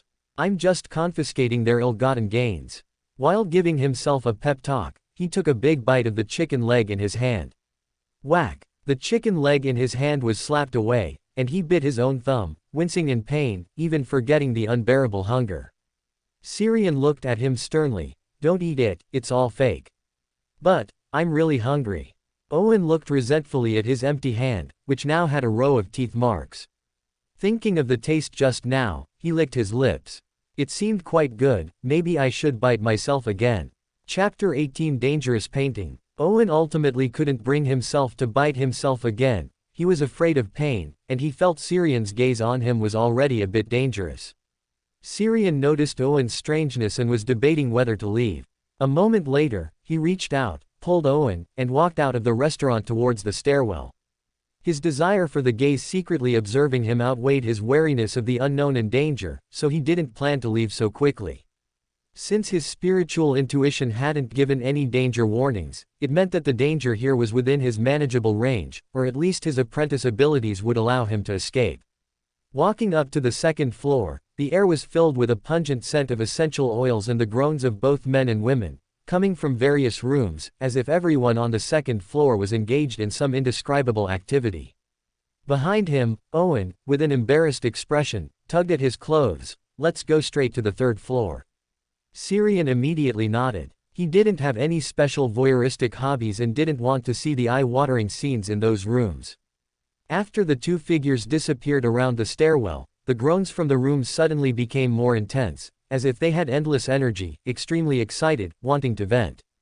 But very quickly, the sound weakened again, turning into intermittent gasps, then the guttural sounds of air rubbing against throats, and finally, no sound at all. On the third floor, Syrian suddenly stopped and looked back. He seemed to have just crossed some kind of boundary. What's wrong? Owen, who was walking ahead, turned to look at him. He didn't answer, but instead frowned in silent thought. Then he reached out and pressed his hand against the air in front of him, trying to touch the fleeting sensation he had just experienced. The next second, a faint blue light spread from his palm, forming an illusory, colorless door in midair. On the other side of the door stood another Syrian. They both extended a hand, pressing them together through the door, like reflections. A mirror space, also mixed with the power of the mind domain. This is definitely not an ability from the 22 known Beyonder pathways. He muttered in a low voice, then stepped directly through the door in front of him, his figure merging with the Syrian outside the door. In the dim restaurant, where only the fireplace fire flickered, Syrian stood dazed in front of the long dining table, layers of illusory doors constantly appearing and overlapping in his eyes. The next second, the illusory doors in his eyes vanished, his pupils rapidly contracting, as if he had suddenly woken from a dream. His chest rose and fell violently, and he stepped back, warily looking at the dining table in front of him. There was never any exquisite, luxurious dinner on the dining table, only a tablecloth with a bizarre oil painting, a work that looked like it was casually smeared with a mixture of grease and flesh, carrying a faint smell of blood and char. The rich, dark red colors overlapped and twisted, outlining grotesque, unrestrained faces. They seemed to be looking at everyone outside the painting, silently cursing them, and just looking at them caused physical discomfort. A world within a painting. Syrian subconsciously murmured, and relevant knowledge began to spontaneously appear in his mind, as if it had always belonged to him. A lot of knowledge suddenly appeared in his mind. Although it wasn't enough to induce loss of control like the knowledge from the hidden sage, the sheer volume of knowledge crammed into his mind still made him uncomfortable. To alleviate the dizziness in his head, Syrian had to close his eyes and sort through the extra knowledge in his mind. After a while, he reopened his eyes, looked at the tablecloth spread on the long table, and let out a long breath. Totems and paintings, the power of imagination in dimensional domains. This is definitely not something from this planet. It also incorporates the power of desire in some peculiar domain, which covers the uppermost layer, which is why I didn't notice the problem at first and was drawn into the world within the painting without any warning from my spiritual intuition. This seems to be a trap specifically aimed at me. He suddenly looked up, as if gazing at the cosmos above through the ceiling. A trap from outside the planet, specifically targeting him, could only be the work of a high-dimensional overseer. The 7 gods and the barrier are still there, yet they can still infiltrate a small amount of power. And they can even precisely deliver it to my side. He suddenly fell silent. With his inherent high sequence, precision seemed unnecessary. Power originating from a high-dimensional overseer would inevitably appear by his side, sooner or later. There might also be other induction factors, such as the incomprehensible special power on the tablecloth painting. Perhaps it belonged to destiny, pushing him into contact with the Bloodaxe gang, guiding him to find this place, and stepping into the trap. The only unexpected thing should be that he had already consumed the Apprentice Beyonder potion before coming. The abilities of the door pathway, combined with his own uniqueness, gave him the ability to autonomously escape from the world within the painting. Should he leave directly and report this to the church, or stay and explore, trying to take away this tablecloth with the power of a high-dimensional overseer? He decided to take a risk. The bigger the waves, the more expensive the fish. If he couldn't decide, he would just call Adam. As he pondered, the night outside the house suddenly grew denser and quieter, as if covered by an invisible, heavy black curtain. Further above, in the silent night sky, a lonely star hanging on the horizon suddenly burst forth with clear light. It was expanding, falling. Then, it suddenly stopped, as if it had lost its target, blinking confusedly a few times before retreating to its original place. Outside the house, covered by the thick night, beneath the gas street lamp where Syrian had been earlier, Adam, dressed in a simple white robe, stood quietly, as if he had always been there. He withdrew his gaze from the night sky, turned his head to look at the shadows on the other side of the street, and said unhurriedly, "It seems we all underestimated the outer deity's contamination of this world. Even though the primordial one's remaining barrier has not disappeared, they can still relatively easily send in some low-sequence level powers. In a few more years, perhaps even mid-sequence powers can be sent in with relative ease." Where his gaze rested, a young, black-haired female figure materialized from nothing. She was beautiful in appearance, but her face showed no expression. Her black eyes were dark and deep, yet lacked spirituality. She looked at Adam calmly, her tone unwavering. "You think highly of him." Adam, with his consistently gentle smile, said, "When the apocalypse descends, he can at least help us hold back an outer deity. If he is lucky enough and grows fast enough, perhaps he can even add another outer deity to our side and subtract one from outside." The beautiful lady, shrouded in darkness, made no comment, merely saying faintly, "One who can contend with an outer deity must be another outer deity." Adam looked at her with an unchanging expression. "So we need a Lord of the Mysteries, or a God Almighty. There isn't much time left, we must make choices and decisions." In the darkness, a hint of complexity flashed in the beautiful lady's unspiritual eyes. Too many astral world gods cannot be missing, otherwise the apocalypse will arrive sooner, unless new gods, capable of well controlling their own state, emerge. Adam was silent for 2 seconds. He was contemplating whether her words were asking when he intended to become a god, or if he planned to introduce a few new sequence zeros, or both. After a brief silence, he leisurely spoke, "Within 2 years." He didn't specify whether it meant he would become a god within 2 years, or introduce a new sequence 0 within 2 years. After a slight pause, he continued, "I hope you can help me kill Osaku and Cheek." As soon as his voice fell, bright sunlight seemed to appear in the surrounding darkness, and gray-white stone emerged, but it did not spread, being swallowed by the darkness as soon as it appeared. Everything was covered in secrecy, no information or mystical perceptions could be transmitted out. In the darkness, the beautiful lady's body gained an illusory, star-studded skirt, and her unspiritual eyes showed some human-like thought and doubt. She, no, it should be he, looked at Adam in silence, waiting for his subsequent words. They are both related to the primordial God Almighty. I'm not sure to what extent the primordial one's will has revived within them, but to control the chaos sea, they must be dealt with first. To cause a sequence 0 to fall with the smallest cost, secrecy is the most suitable and most important ally. Chapter 19. Poor Gangsters. In front of the dining table covered with a tablecloth, Syrian took out the dagger he carried with him, cut open his palm, and then smeared the blood onto the tablecloth, which was adorned with a strange oil painting. A Beyander's spiritual blood is an excellent material and a very good pigment. He was going to use his own blood to modify this painting. He had already grasped the relevant knowledge when he stared at the picture on the tablecloth just now. It wasn't difficult, at least for him, as if it were an innate instinct. However, Syrian felt that this was not an instinct, but a partial, incomplete mapping of the high-dimensional overseer's authority on him. Ever since he became a Beyander, he had vaguely felt that the empty position was slowly completing itself. That was why he was able to use the apprentice's door to escape the world within the painting earlier. He already possessed a tiny bit of the authority of dimension and fantasy. As his blood flowed, Syrian felt a growing chill in his body and dizziness from insufficient blood supply. Damn it, why paint it so big? Don't they know that essence comes in concentrated form? My blood is almost drained.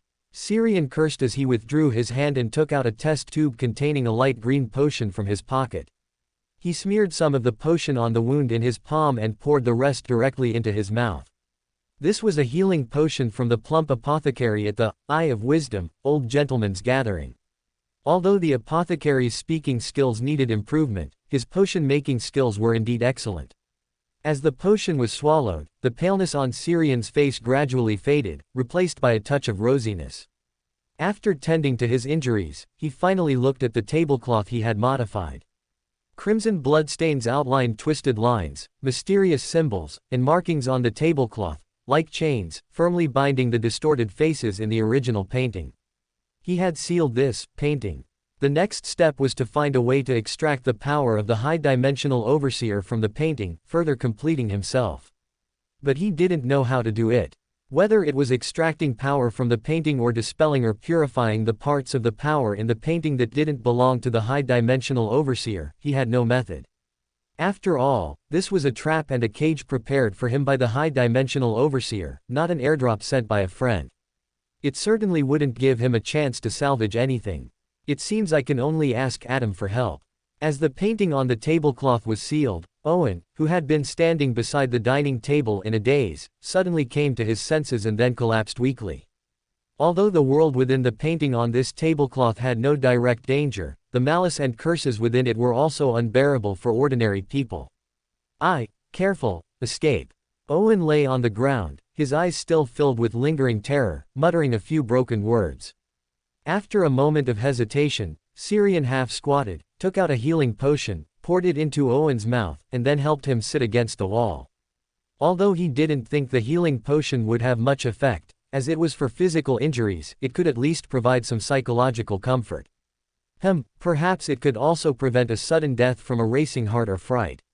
Collecting his thoughts, he patted Owen's shoulder and said, "I've dealt with the danger. You rest for a bit. The healing potion needs some time to take effect. I'm going upstairs to check." "Wait, take your..." Owen weakly raised his hand, gesturing for him to take his gun. Syrian didn't refuse, he indeed needed a suitable weapon.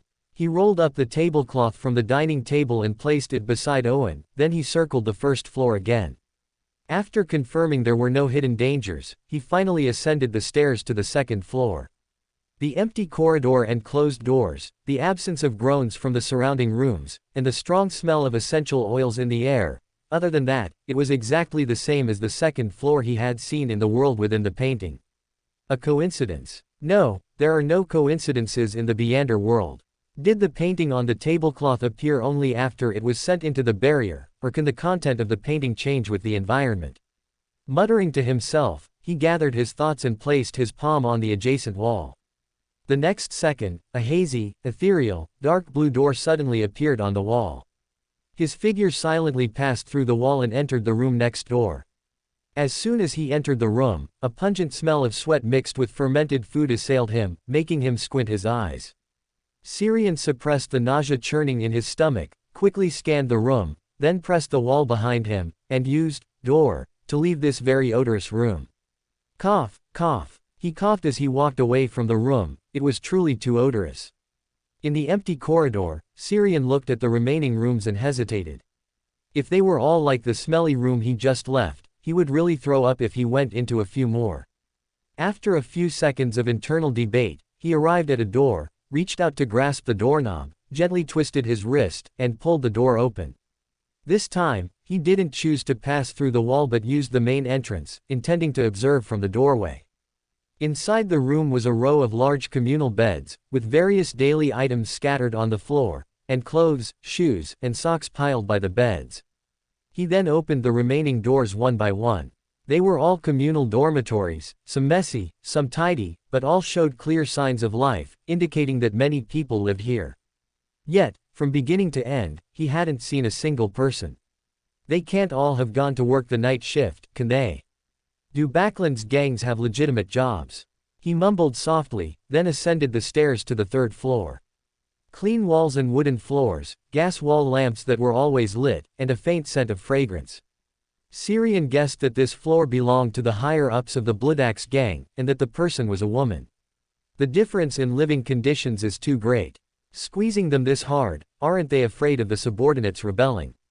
As he spoke, he fell silent. This was a world with Beyonder powers. If the leader of the Bloodaxe gang was a Beyonder, he or she would be perfectly capable of oppressing subordinates without fear of rebellion. Inertial thinking is harmful. To maintain a gang for a long time in the Beyonder world, it's impossible to rely solely on ordinary people. He sighed softly, then pulled a charm from his pocket and held it in his hand, simultaneously disengaging the safety of his pistol.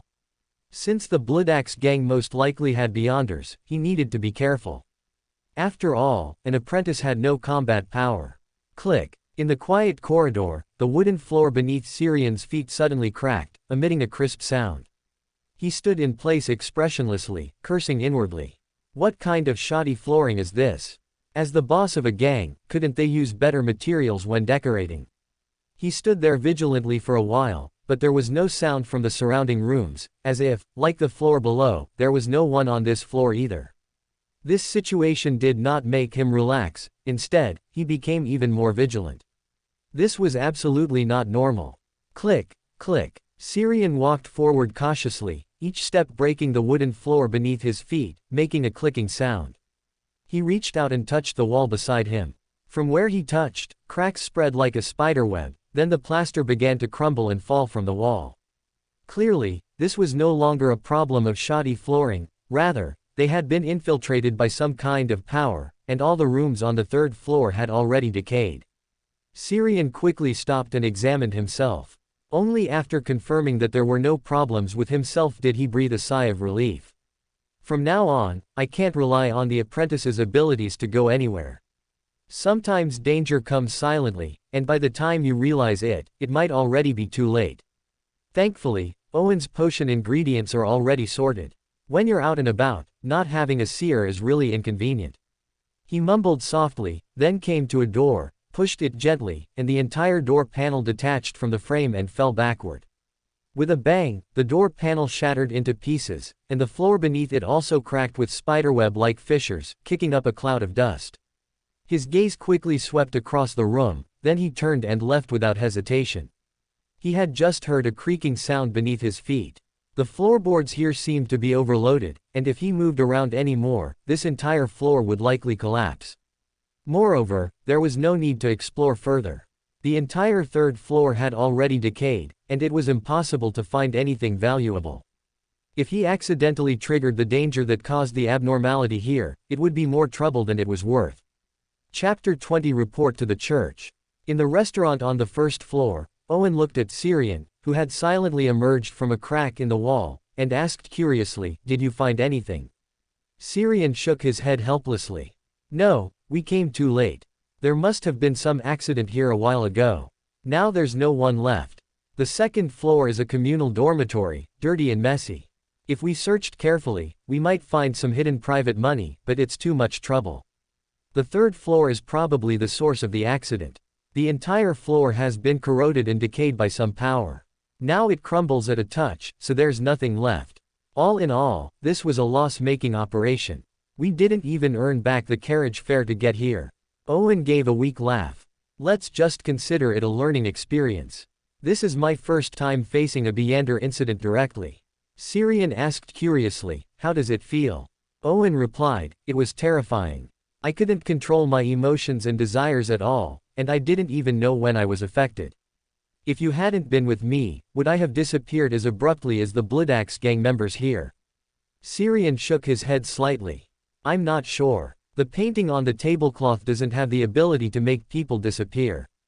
There must be other factors for the people here to have vanished, but we haven't discovered them." He paused, then added very seriously, "You must become a seer as soon as possible. That crystal ball is really unreliable." Owen chuckled. "How come I feel like you want me to become a seer even more than I do? In this world full of crises, divination is simply too important." Syrian shrugged and sighed, then picked up the tablecloth rolled into a stick on the ground. He then opened a door in the wall, pulling Owen away from the house filled with strangeness and danger. On the empty and silent street outside the house, Syrian suddenly stopped as he was about to walk out of the streetlights' illumination. He turned his head in surprise to his left, feeling as if someone was watching him there. But no matter how he looked, it was empty, with nothing there. In a hidden corner he couldn't see, the black-haired woman who had previously conversed with Adam stood beside him, quietly watching him. They were very close, so close that if a breeze blew, their clothes could touch, but the opportunity that would have allowed Syrian to detect an anomaly did not appear. "What's wrong?" Owen, who was walking ahead, turned to look at Syrian, who had stopped behind him, and asked with some nervousness. As he spoke, he cautiously glanced around, afraid that some strange danger might appear again. He really didn't want to experience that kind of involuntary, uncontrollable encounter again. Syrian withdrew his searching gaze and shook his head at Owen. "Nothing, I just feel like the night is a bit deep tonight." Owen looked up at the night sky in confusion, then nodded in agreement. "Yes, there's no crimson moon tonight, and no starlight. Even the surrounding streetlights seem dim." Syrian also looked up at the dark, heavy night sky. At one point, he felt a flash of inspiration in his mind, fleeting and ungraspable. Is this what it means to lack inspiration? If I were an astrologer now, I would definitely discover something. He sighed inwardly, shook his head, and collected his thoughts. He quickly walked a few steps to catch up with Owen, and together they left the unusually quiet street.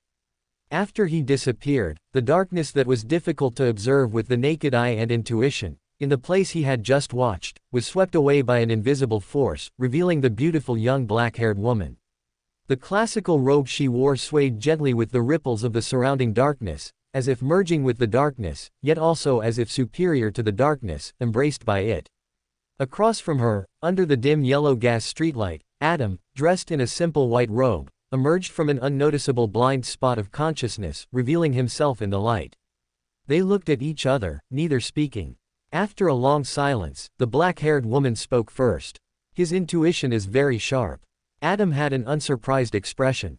Perhaps from a higher dimension, the hidden world is just a special dimension attached to reality. The black-haired woman seemed to have mentioned it casually, then quickly moved on from the topic, saying in an emotionless but somehow serious tone. The authority of the door is related to the birth of the Lord of the Mysteries, so it cannot be given to him. Adam nodded slightly. The door is just a transition. The empty position needs concrete and similar power to support it. Of course, he needs to discuss this with the future Lord of the Mysteries himself. What I can do is provide them with a high-level notarization after reclaiming the authority of the sun, to ensure that the authority of the door can eventually be recovered. The black-haired woman, embraced by the darkness, said leisurely, pollution is also power. Even if we cooperate, we cannot kill a true God in a short time, especially a true God polluted by the primordial God Almighty. Once we fail, and the other few react, we won't have a second chance, and we will be rejected by all the righteous gods. Adam, on this matter, my stance and that of reality are consistent. In the West District, on the square outside St. Samuel Cathedral, Owen leaned over and asked in a low voice, "Why are we here?" Syrian, while looking around, replied, "To report the Bloodaxe gang incident to the church. I always feel that the situation there isn't that simple. To be safe, it's better to let the church handle it." Owen blinked in confusion. "But aren't you a follower of the god of steam and machinery? Why come to the Evernight Goddess's church? And we've been there. What if they investigate us?" "Of course, it's to guard against Erodes, the magic mirror of the steam church. When the Mechanical Heart Squad's investigation is hindered, they will definitely consult the magic mirror. It would be troublesome if the bootlicking mirror exposed them then." Thinking this, Syrian casually made up an excuse. "Precisely because I am a follower of the god of steam and machinery, I need to report to the church of another true god. And they won't trace it back to us. The church's investigation methods are probably also divination, but the incident there involves an evil god, plus your crystal ball's anti-divination, so even the church won't get any effective information." Owen nodded skeptically. He still had many questions, but Syrian's last sentence scared him. Now his mind was full of evil gods, and he had no mood to ask further. To the side of St. Samuel Cathedral, Syrian cautiously looked around. After confirming that no one was around, he placed a hand on the wall. A faint blue light spread from his palm, forming a blurred, insubstantial large door on the wall. Then he threw a paper airplane into it. After doing this, he ran without looking back towards a nearby house, then used his open door ability to directly traverse this row of houses, arriving at another street. Just then, a carriage slowly drove down the street. Syrian brushed past the approaching carriage. In a place unseen by the coachman, he placed his hand on the carriage compartment, then climbed in unimpeded. At the same time, on the street to the side of St. Samuel Cathedral, an old man wearing a black and red clerical robe, adorned with 5 darkness holy emblems on his chest, and with profound eyes, slowly descended from midair accompanied by gusts of cold wind. If a Beander were to activate their spirit vision here, they would see that the old man was actually standing on a giant spirit's palm, rather than flying on his own.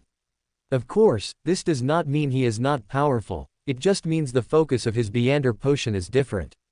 He was Anthony Stevenson, the Archbishop of the Evernight Goddess's Church stationed at St. Samuel Cathedral, and also the head of the Night Church in the Backland Diocese. He held a paper airplane in his hand, his eyes looking in the direction Syrian had left. He hesitated for a moment but did not pursue him. Logically, he should have received a spiritual warning the moment the other party opened a door on the church wall, but he didn't. He only sensed something after the paper folding in his hand landed. Possesses anti-divination abilities and can also affect spiritual perception. A mid to high sequence apprentice. Chapter 21 The Polite and Serious Magic Mirror. On the carriage heading from the North District to south of the bridge, Owen looked at Syrian, who had been deep in thought since entering the carriage, and opened his mouth, wanting to speak but hesitating. After all, he was alone when he boarded the carriage. If he suddenly started talking to someone in the carriage's destination might not be his home, but rather a mental institution or the police station. Syrian leaned back against the carriage, various thoughts flashing through his mind. But he wasn't replaying the events of tonight. Instead, he was pondering another question. His potion digestion progress was unbelievably fast. Even though not even an entire night had passed, his apprentice potion's digestion progress was already more than halfway complete. When he left the Bloodaxe gang's stronghold earlier, his sudden stop wasn't just because he felt a non-existent gaze, but also because there were signs of significant potion digestion within him. Then, just now, after throwing paper airplanes towards St. Samuel Cathedral and returning to the carriage, he again felt traces of potion digestion within him. The apprentice acting principles passed down by the Abraham family were: do not act strong, do not be arrogant, and understand the insignificance of one's own power. The first two sentences are understandable, and I did achieve them today. But the last sentence, if my act of reporting to the church counts. It seems I perfectly conform to the apprentice's acting principles, but acting isn't just for self-satisfaction, it also requires feedback from the spectators.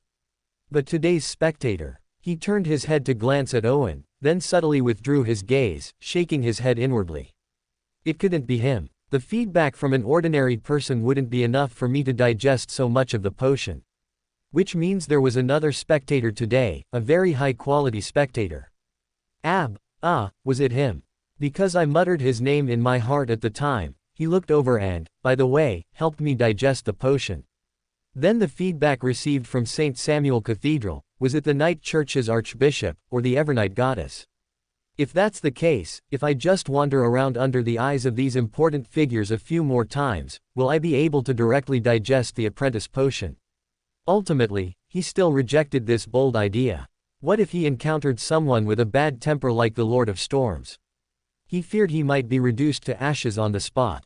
Collecting his thoughts, he leaned against the carriage and dozed off for a while, until the carriage arrived at Wildy Street in south of the bridge. He reached out and held the window frame. A faint blue light spread out, expanding the window into an open, illusory door, and then he flipped out of the carriage.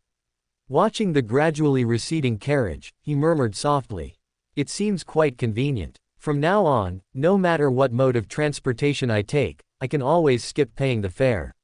The carriage hadn't gone far before it stopped at the upcoming fork in the road, and then Owen got off. After watching the coachman drive the carriage away, Syrian went up to meet him. Today wasn't entirely without harvest. I digested part of the potion, and this also counts as a mystical item, it's just too dangerous and has little utility value. When I trade potion materials later, I'll ask if that person is willing to buy it.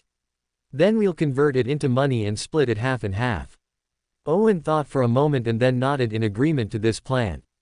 He could already foresee his future lack of money. His remaining family fortune wouldn't even be enough to buy a complete Sequence 8 potion material. However, he immediately added, if you still can't gather enough money for the potion materials, just use it as a deduction. I don't lack money at the moment. Syrian chuckled and nodded, don't worry, I've already gathered most of the funds. The remaining bank loan can solve it. As for the repayment issue, once you become a seer, we'll go rob the rich to help the poor. By then, normal divination certainly won't be as full of surprises and hidden dangers as your crystal ball. Owen nodded awkwardly. Although he wanted to retort, the revelations he obtained with the fate crystal ball were indeed not very reliable. After chatting for a few moments, the two said goodbye to each other and went their separate ways home.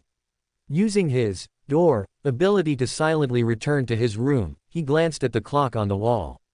It was already past midnight. Syrian decisively gave up on his plan to wash up in the lavatory, fearing that if he made too much noise and woke Haven, he would have to find a way to explain. He took off his coat and lay on the bed for a while. His mind was filled with the painting on the tablecloth and the third floor corroded by an unknown force. He couldn't fall asleep at all. A few minutes later, he sat up from the bed, grabbing his hair. Why do the scenes inside the Bloodaxe gang keep appearing in my mind? Is it a spiritual warning, or some kind of hint? If only I could divine. As he mumbled, his gaze fell upon the full-length mirror placed in the corner. A bold idea flashed through his mind. Driven by the powerful impulse brought on by insomnia, he went directly to the full-length mirror. Using his own blood as material, he drew a symbol of prying and secrecy on the mirror's surface, while unconsciously muttering aloud. Erodes. This was a symbol he had outlined and refined in his mind based on the mystical knowledge he possessed. He couldn't guarantee its effect, and he himself was a bit apprehensive, fearing that he might accidentally communicate with some unknown entity. At the same time, deep beneath St. Hilary Cathedral in St. George Borough, an ancient silver mirror with strange patterns and black gems decorating its sides like eyes, suddenly came to life. Layers of clear ripples spread across its surface, weaving into silver words. "Someone is calling me." The next second, the ripples on the mirror's surface intensified. It was trying to search for the call in the void. Soon, a symbolic symbol, both familiar and not, appeared on the mirror's surface. In Syrian's bedroom in south of the bridge, the already dim room, due to the lights being off, was suddenly enveloped in a layer of dark twilight, and the air temperature dropped a few degrees. The full-length mirror in front of Syrian instantly darkened. The reflection that was originally there disappeared, replaced by layers of spreading silver ripples. In less than a breath, silver loan words appeared on the mirror's surface. "The supreme and exalted great existence, Rhodes has answered your call. How may I be of service to you?" Syrian looked at the exceptionally polite magic mirror in front of him and asked thoughtfully, "Do you know me?" New words quickly appeared on the mirror's surface. "I didn't, but I do now." After a slight pause, the writing on the mirror disappeared, and then new lines of words appeared. "Great existence, according to the principle of equivalence, you also need to answer a question for me. This is a rule I cannot violate, please forgive me." Recalling Rhodes's embarrassing questions, Syrian suddenly felt a little uneasy and regretted it a bit. "Don't you need a spectator? A great existence like you always has some privileges." After a pause, it added, "Now it's 2 questions." Syrian nodded lightly, "No problem, ask away." As his voice fell, new silver words appeared on the full-length mirror in front of him. First question. "Great existence, may I know your name?" "My name. Does it mean my given name, or the honorific name of a great existence?" "The former is easy to say, but for an honorific name, should I make one up on the spot?"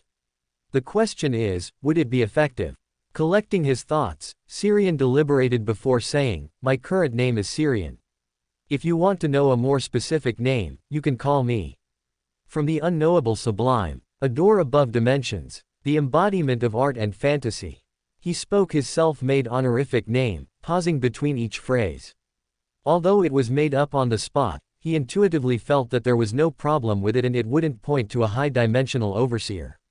It was just that at the end, he originally wanted to say, embodiment of mystery and fantasy, but when the words came out, he didn't know why it became art and fantasy.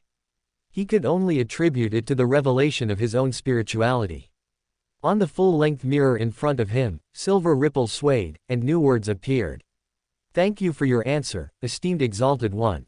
My second question is, esteemed exalted one, how did you know my name?" Syrian chuckled and answered without hesitation, "I saw it in a book." Lines of words floated across the full-length mirror. Correct answer, esteemed exalted one. "Do you have any other questions?" Seeing that Rhodes had indeed been summoned by him and was very cooperative, Syrian was no longer in a hurry to ask his original question. Seizing the opportunity, he wanted to ask more questions about himself. "What do you see in me?" The silver ripples on the mirror's surface swayed for a long time before a line of words appeared. "Great, supreme, exalted, and an all-encompassing color." Chapter 22. Something seems to be missing. Colors that cover everything. Yes, esteemed exalted one, I saw indescribable colors, as if they were the source of all epiphanies in the world. They encompassed everything and covered everything. I can only see the parts one can see, but my intuition tells me they still exist in places I cannot see. My apologies, great exalted one, my description might be inaccurate. It is a magnificent sight beyond my comprehension. Also, thank you for your gift. I gained a lot of inspiration. I found that my Q&A game can be taken a step further. Simply using questions to socially kill them is too low level. I should proceed gradually, luring them with incentives within the questions, so they can suffer while still enjoying the fun of the Q&A game. Syrian _ winking face. Don't speak nonsense, I'm not taking the blame for this. For some reason, he began to silently mourn for the holder of Rhodes in the machinery hive mind. He just felt that Erodes seemed to have awakened some strange things this time. He suddenly didn't want to chat with Erodes anymore.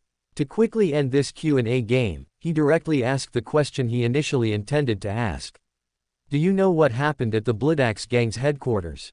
On the full-length mirror, the shimmering silver ripples suddenly became chaotic and dense, as if disturbed. Erodes was wrestling with something. Half a minute later, the shimmering silver ripples disappeared, and one by one, crimson words, as if dripping blood, emerged. My apologies, esteemed Exalted One, there are many terrifying residual auras there, and many pieces of information even within the spirit world have been damaged and affected.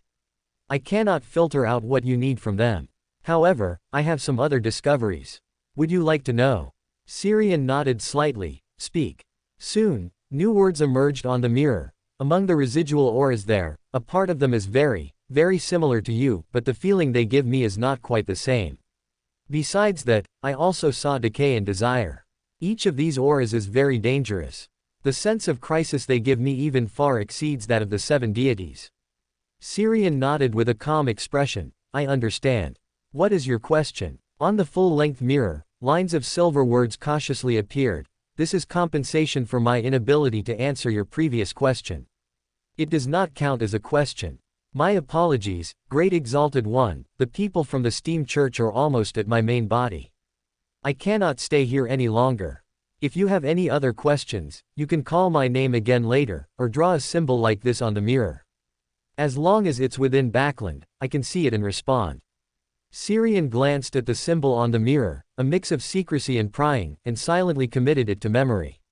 The symbol he had drawn on the mirror before wasn't just wrong, it was wildly off. The symbol Erodes gave was primarily prying, with some twisted lines representing secrecy, whereas the one he had drawn before had completely reversed the emphasis, making secrecy the main theme. After noting down the symbol Erodes provided for contacting it, Syrian nodded gently towards the mirror.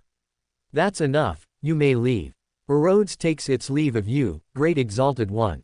A line of text briefly appeared on the mirror, then quickly vanished. At the same time, the chilly feeling in the room also receded, and the dark mirror once again reflected the scene in the room and Syrian's figure. Something seems to be missing. A moment later, Syrian looked at himself in the mirror with a sudden realization, it was the emoji. Erodes didn't use emojis when speaking to me, and although its attitude towards me was respectful, it wasn't fawning at all. Is it because I don't have the aura of the gray fog, so I don't get Klein's exclusive treatment? He paused, no longer dwelling on this somewhat off-topic thought, and instead began to ponder the questions revealed in Erodes's words. Was it subtly telling me at the end that the symbol drawn on the mirror was wrong, and that I was actually able to contact it by muttering its name at the time? What is this? If you keep thinking about it, there will be a response. That's a bit of a misnomer. It should be that my unintentional murmur at the time touched my own Beander characteristic, allowing my voice to directly reach its ears. Does it have ears? Erodes didn't use words like pillar or dominance just now, so my Beander characteristic has reached the level of an outer deity, but not yet a pillar. An outer deity aura other than the high-dimensional overseer appeared at the Bloodaxe gang's headquarters. Has he allied with an outer deity? No, this involves his most important symbol.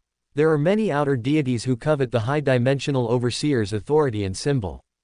Asking for help in such a matter could easily lead to being devoured by others. It should be that he borrowed the power of other outer deities. With the primordial one's residual barrier in place, the power he can infiltrate is extremely limited.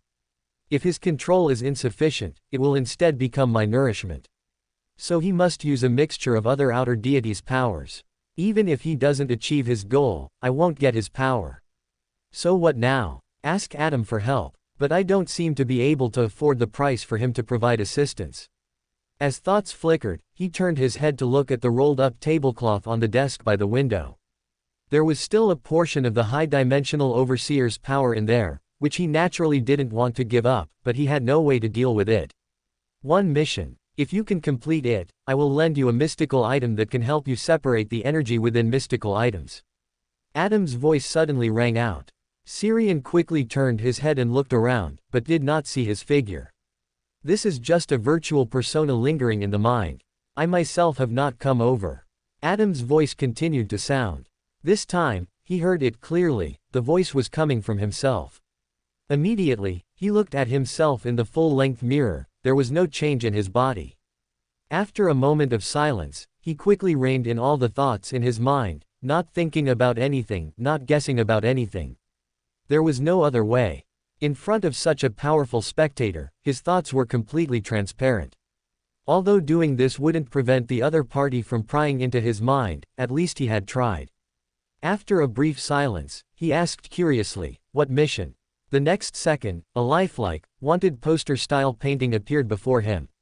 It depicted a woman with brown hair and brown eyes, with deep features, a somewhat fierce demeanor, and a touch of delicate affectation.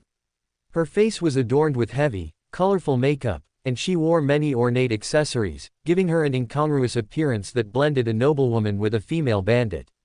Below the painting, lines of smaller Loan script introduced her identity. Zoila Hernandez, leader of the Bloodaxe gang in Backland's East Borough, Sequence 8, listener.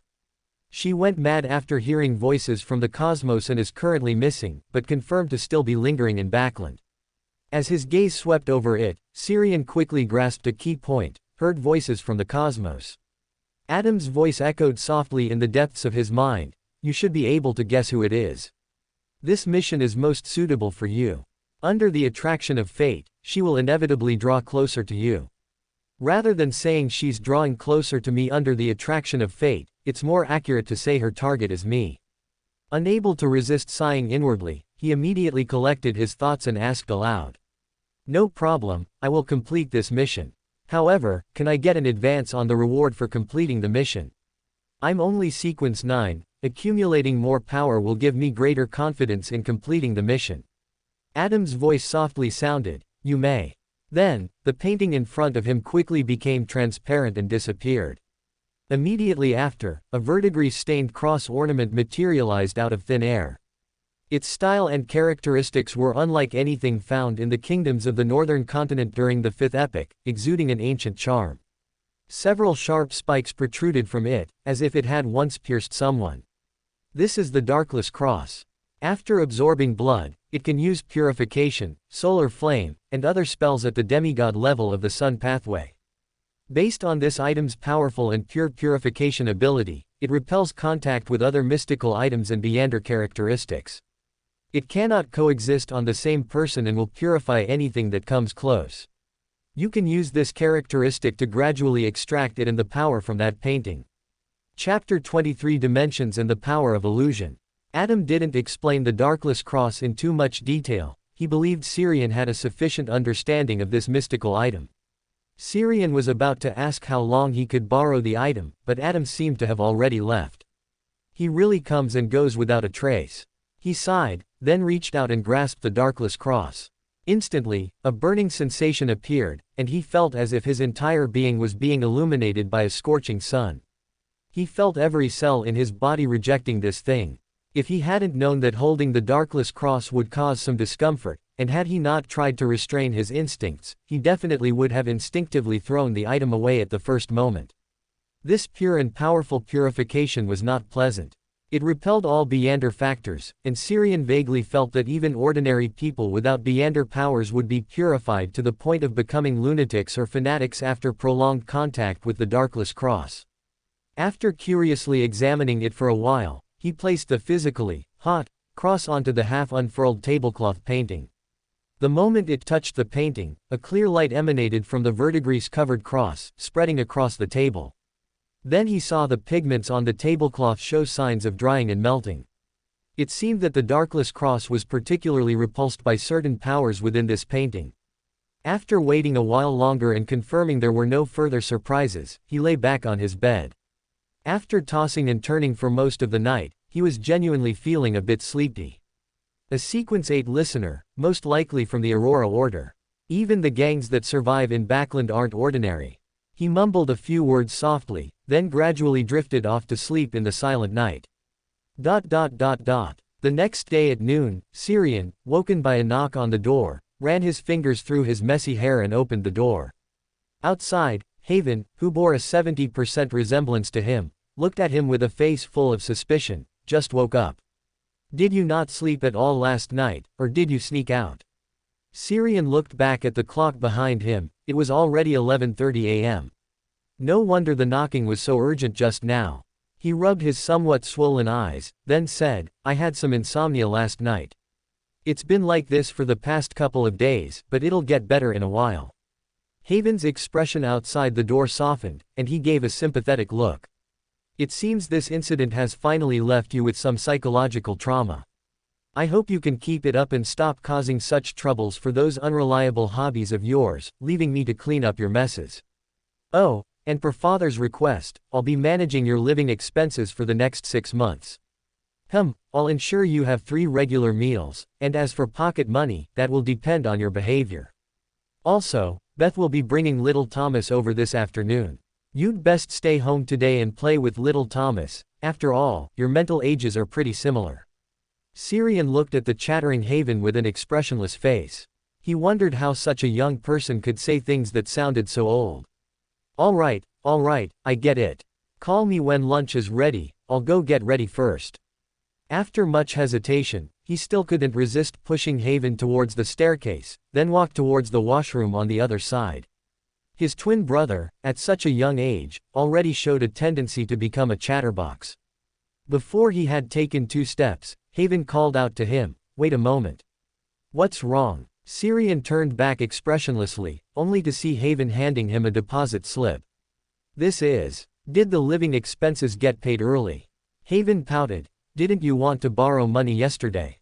This is all the savings I've accumulated, there's £113 in it. If it's not enough, you can go sell yourself at a nightclub. Syrian was stunned for a moment, suddenly feeling the deposit slip in his hand was a bit hot. This exact amount, with both whole numbers and change, must be all the savings the guy had accumulated since childhood. He instinctively wanted to refuse, but seeing Haven's serious expression, he abandoned the thought. This was his brother's concern, so of course, he had to accept it. He could just find a reason to return it to him later, and yes, with interest. However, thinking that Haven could save over £100 while he only had 10, he suddenly felt a pang in his heart. He paused, put away Haven's deposit slip, and spread his arms towards him, showing a big smile. Thank you, my dear brother. Haven nodded expressionlessly. Don't forget, you need to stay home and accompany little Thomas today. They should be arriving soon. After saying that, he went downstairs directly. His sister and little nephew would be arriving soon, and he needed to quickly prepare lunch for everyone. With father away, he was the most mature man in the house and had to support the family. Watching Haven's retreating back as he went downstairs, Syrian raised his hand to touch his chest, a smile unconsciously appearing on his face. After coming out of the washroom and returning to his room, Syrian's first action was to go to his desk to check the state of the Darkless Cross and the tablecloth painting. The Darkless Cross was still glowing, but because it was daytime and the desk was positioned by the window, the light was not very noticeable. Next to the Darkless Cross, there were 3 fist-sized light clusters, one silvery white, one eerie green, and one inky black. Perhaps because the Darkless Cross had been continuously exerting its influence, these 3 powers extracted from the painting did not disappear, instead, they remained very stable. Syrian raised a hand to pat his forehead. Next time, I can't be so careless. The power of the boon will dissipate. This time, I can only say I was lucky, otherwise, it would have been a huge loss. As he spoke, he reached out and grasped the silvery white light cluster.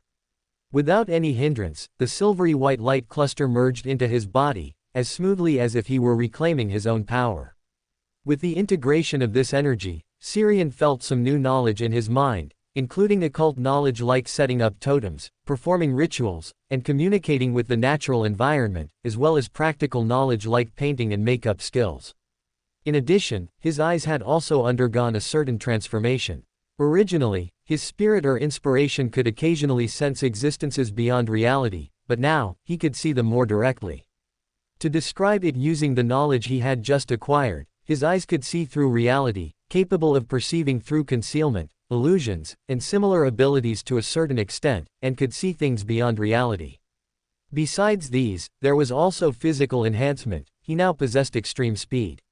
With enhanced speed, the ability to see reality, plus the apprentices door opening, it seems I'm going further and further down the path of self-preservation and escape.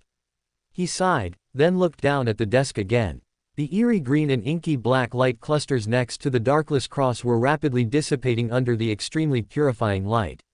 In just a breath or two, the light clusters on the desk completely vanished, leaving only the verdigris-covered darkless cross and the tablecloth painting, which was pressed underneath, its colors already a dull mess, having lost its mystical effect. So, if the power in the painting doesn't find a new vessel immediately after being extracted, it really will just disappear. Then before, it was the darkless cross or Adam's power helping me maintain it. Syrian at this moment felt so embarrassed he wanted to curl his toes. The next second, the darkless cross vanished before his eyes, disappearing silently as if it had never existed. Syrian blinked in a daze, then quickly realized. So, this darkless cross had always been an imagined construct. Slightly surprised, he didn't ponder the question too much, reaching out to touch the tablecloth painting. The moment his hand touched it, the seemingly intact and new tablecloth instantly weathered away, gray, decaying smelling dust scattering across the desk and floor. Syrian looked at the dust on the floor, utterly speechless. If it's broken, it's broken. Couldn't it just disappear like the darkless cross? Why did it have to leave me with a floor full of its presence? So annoying, I hate cleaning rooms the most. Shaking his head, he reluctantly turned to the washroom to get a mop and broom to clean the room. As soon as he walked into the washroom, he froze. The mirror embedded in the wall underwent some peculiar changes in his eyes. He saw a dark, illusory, not quite real path behind the mirror. Deeper within, there were many more such paths, interconnected into a complex and mysterious spiderweb. It seemed to be a profound, strange, and bizarre world different from reality. Chapter 24 Family. Syrian stared at the dark, illusory, and somewhat unreal path in the mirror for a moment, then suddenly reached out and pressed against it. To his touch, it was still a cold, flat mirror surface. The dark passage behind the mirror seemed not to belong to reality, an insurmountable membrane separated them. At times like this, the mirror should also be a type of wall, and an apprentice specializes in all kinds of walls. As he spoke, a layer of dark blue ripples suddenly spread from his palm, echoing continuously on the mirror surface, painstakingly weaving an illusory door, a door connecting to the mirror world. The moment he wanted to reach in and explore, a chilling sensation, making his hair stand on end, suddenly appeared. It seemed like a gaze from the mirror world was directed at him. He instinctively withdrew his hand and closed the door on the mirror. What a terrifying feeling, much more terrifying than the gaze I felt from the Twilight Hermit Order before. Although the people from the Twilight Hermit Order had no ill will towards me, only curiosity and investigation, the genuine shiver I felt just now, the gaze from the mirror world was definitely from an existence at least at the angel level. Is the mirror world of this world so dangerous? Why are those demonesses, who frequently travel through the mirror world, still alive and well? Could the gaze that just came from within belong to a demoness? After mumbling to himself for a while, he glanced warily at the mirror in front of him, then took the mop and broom back to his room. He had a premonition that for some time to come, he would likely have a psychological shadow regarding mirrors. After cleaning up the remaining dust from the tablecloth painting, before he could even rest, he heard the doorbell ringing from outside the main door downstairs. At this time, it was undoubtedly his elder sister, Beth Gly, and his little nephew, Thomas, knocking at the door. Syrian stiffened his steps as he went downstairs to open the door. Both in the past and now, whether on Earth or in this current world, he was not good at dealing with children. After opening the door, a large and a small, one serious and one smiling face came into view. The child, barely taller than his knees, wore a well-fitting children's suit, with a silk bow tie around his neck, and his light golden hair meticulously combed, dressed like a young old-fashioned gentleman. At this moment, he pressed one small hand to his chest, the other behind his back, and slightly bowed to Syrian with his neck craned, performing a not-so-standard polite gesture. "Good morning, Uncle Syrian." "Good morning, little Thomas." Syrian smiled and nodded at the little boy, then picked him up. Then he looked at the other lady in front of him, who was not old but had a stern and serious face, wore light makeup that highlighted her mature demeanor, a black soft-brimmed hat with a half veil, and whose facial features bore a 4/10 resemblance to his own. Noticing his gaze, her already stern and serious face deepened a few shades. Syrian smiled indifferently, stepped aside to clear the path into the house, and at the same time, stroked little Thomas's head in his arms, saying, "Little Thomas won't be 3 until next month. You don't need to rush to train him to be an old-fashioned gentleman so early. Children should act like children." In his arms, little Thomas, though young, already relatively mature, nodded in agreement. Ever since his father, who was busy with work all day, suggested his education to his mother, he only had 1 hour of playtime with toys each day, and even his favorite sweet tea and bread had dietary specifications and habits restricted. He was still a child, half a month shy of 3 years old. His father and I sincerely hope Thomas can become an excellent young man like his Uncle Haven in the future. When you and Haven were 3, he was already able to clean up the messes you made. Beth glanced at him, then entered the house with 2 servants carrying exquisite gift boxes. Syrian. This is his own sister, he cannot get angry, cannot talk back, all to ensure his living expenses standard isn't lowered next year. But he still couldn't help but mumble, those were all well-intentioned trainings for Haven. Without my meddling, could he be as excellent in all aspects as he is now? Beth, walking ahead, paused her steps, her deliberately maintained stern and serious expression almost faltering. Composing her expression, she then turned back to scrutinize Syrian's face from top to bottom, then said in a tone of disappointment, "In some aspects, Haven is indeed not as good as you." Before Syrian could speak, little Thomas, whom he was holding, spoke first. That's right, Uncle Haven never plays with me." Beth turned her face stiffly, then quickly walked towards the kitchen behind the dining room. She always felt that if little Thomas stayed with Syrian for too long, the elite education plan she and her husband had would run into problems. She needed to get Haven to come out and watch them both. Meanwhile, above the gray fog, within the ancient palace resembling a giant's abode, Klein leaned back in the high-backed chair at the head of the mottled long table, gazing at the crimson star representing Syrian on the boundless gray fog. He didn't know why, but these past 2 days he kept thinking of this fellow who recited the honorific names of deities and hidden existences like a nursery rhyme.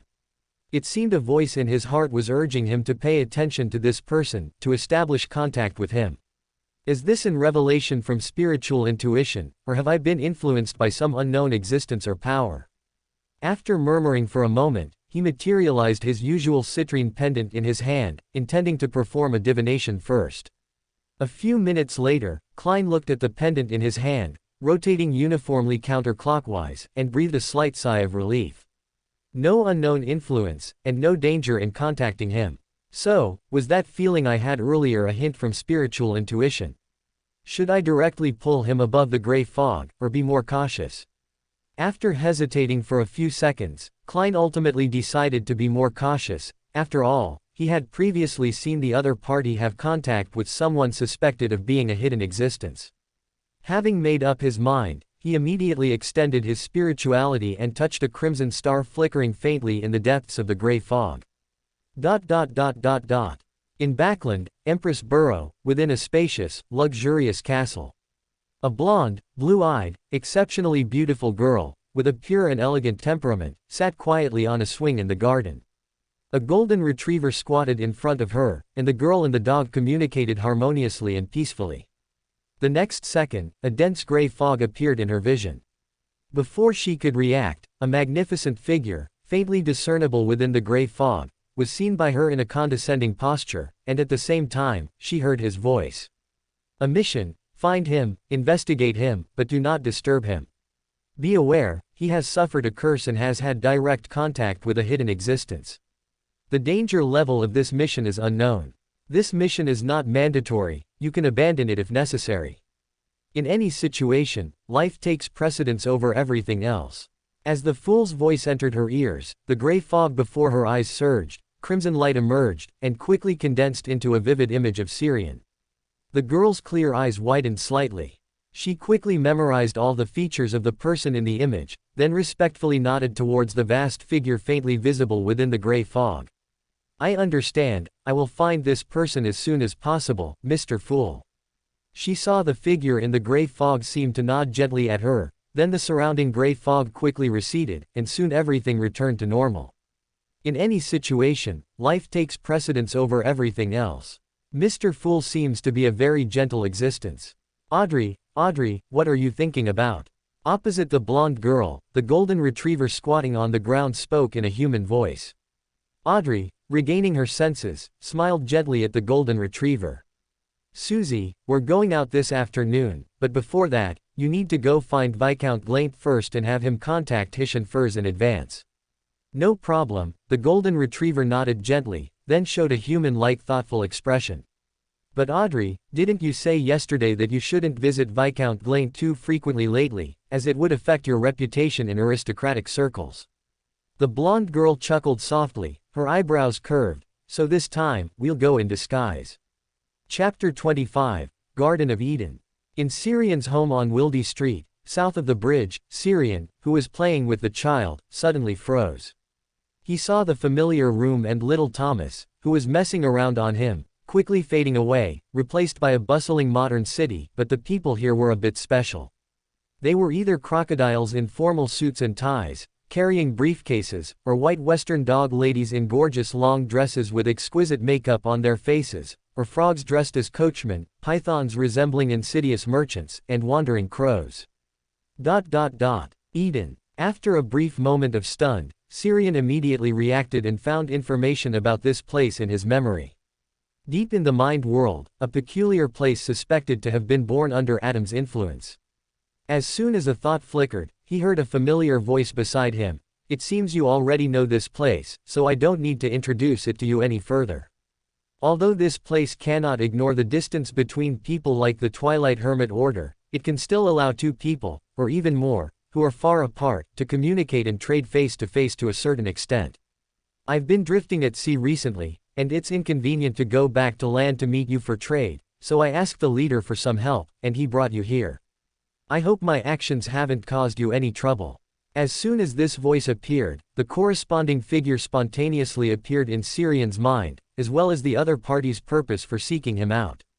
A member of the Twilight Hermit Order, who accepted his commission to help find Beander ingredients, had clearly already collected the 4 relatively rare ingredients. This efficiency, one could only say, was worthy of a faction's leader. However, just a few words made so much content appear in my mind. The spectator's ability is really convenient. After sighing a few times in his heart, Syrian turned around to look at the carriage that had appeared behind him at some point and stopped, and gently nodded to the gentlemanly old man who was showing his upper body in the carriage window frame. Of course not, rather, it gave me a surprise and allowed me to witness a mysterious and unfathomable place in the mysterious world. The gentleman in the carriage seemed very satisfied with his answer, and his smile was so warm that a few more wrinkles appeared on his face.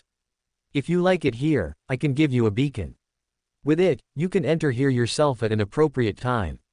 Syrian was stunned for a moment, not expecting the other party to say that, but then he immediately reacted and chuckled. Then thank you. Sorry, I don't seem to know how to address Mr. The gentleman in the carriage chuckled and nodded. Burroughs Hopkins, my most commonly used identity right now. Burroughs Hopkins. Syrian murmured softly once, then seemed to react a beat later, saying in surprise. Burroughs Hopkins, the Black Throne King, one of the 4 pirate kings. What an incredible identity. I never thought I would one day meet such a great person.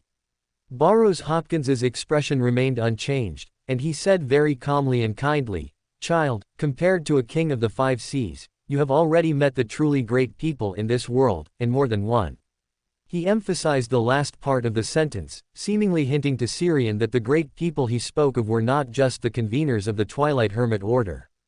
Interesting. If he hasn't read my memories, then the great person he's referring to is Hermes, who has already become an angel. It seems that even if he has read my memories, I've only met and actively conversed with 2 such angels. So, can I interpret this as Hermes's hint or instruction in his helping me find Beander ingredients? He quickly reined in all his thoughts. Thinking too much in front of a high-level spectator was not a good thing. You couldn't distinguish which thoughts were your own, and which thoughts you only thought were your own. In the carriage, Burroughs Hopkins looked at him as usual, and seeing that his thoughts were no longer diverging, he slowly said. I have already collected the several Biander ingredients you need. I'm meeting you this time to ask when you would like to trade. Syrian pondered and asked in return, can it be tonight? I don't have enough cash on me and need to go to the bank. Burroughs Hopkins nodded noncommittally, no problem. How about 10 p.m.?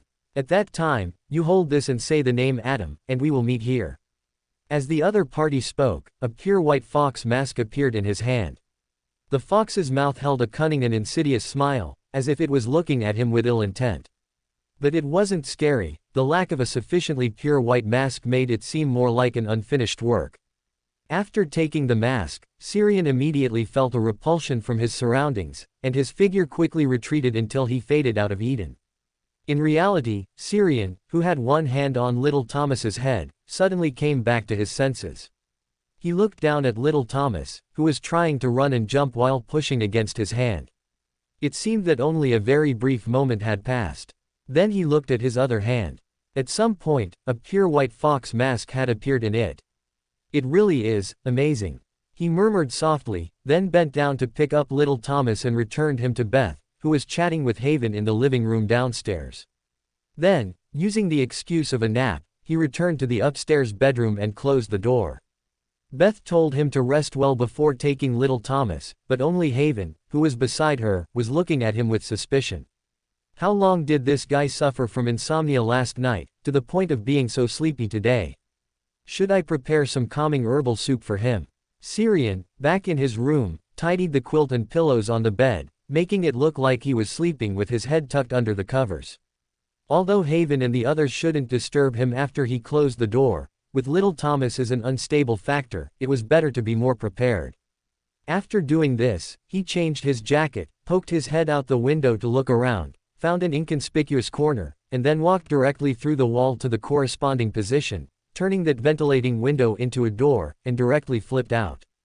Bang! In the alley behind the house, Syrian stretched his ankle. This was even easier than he thought.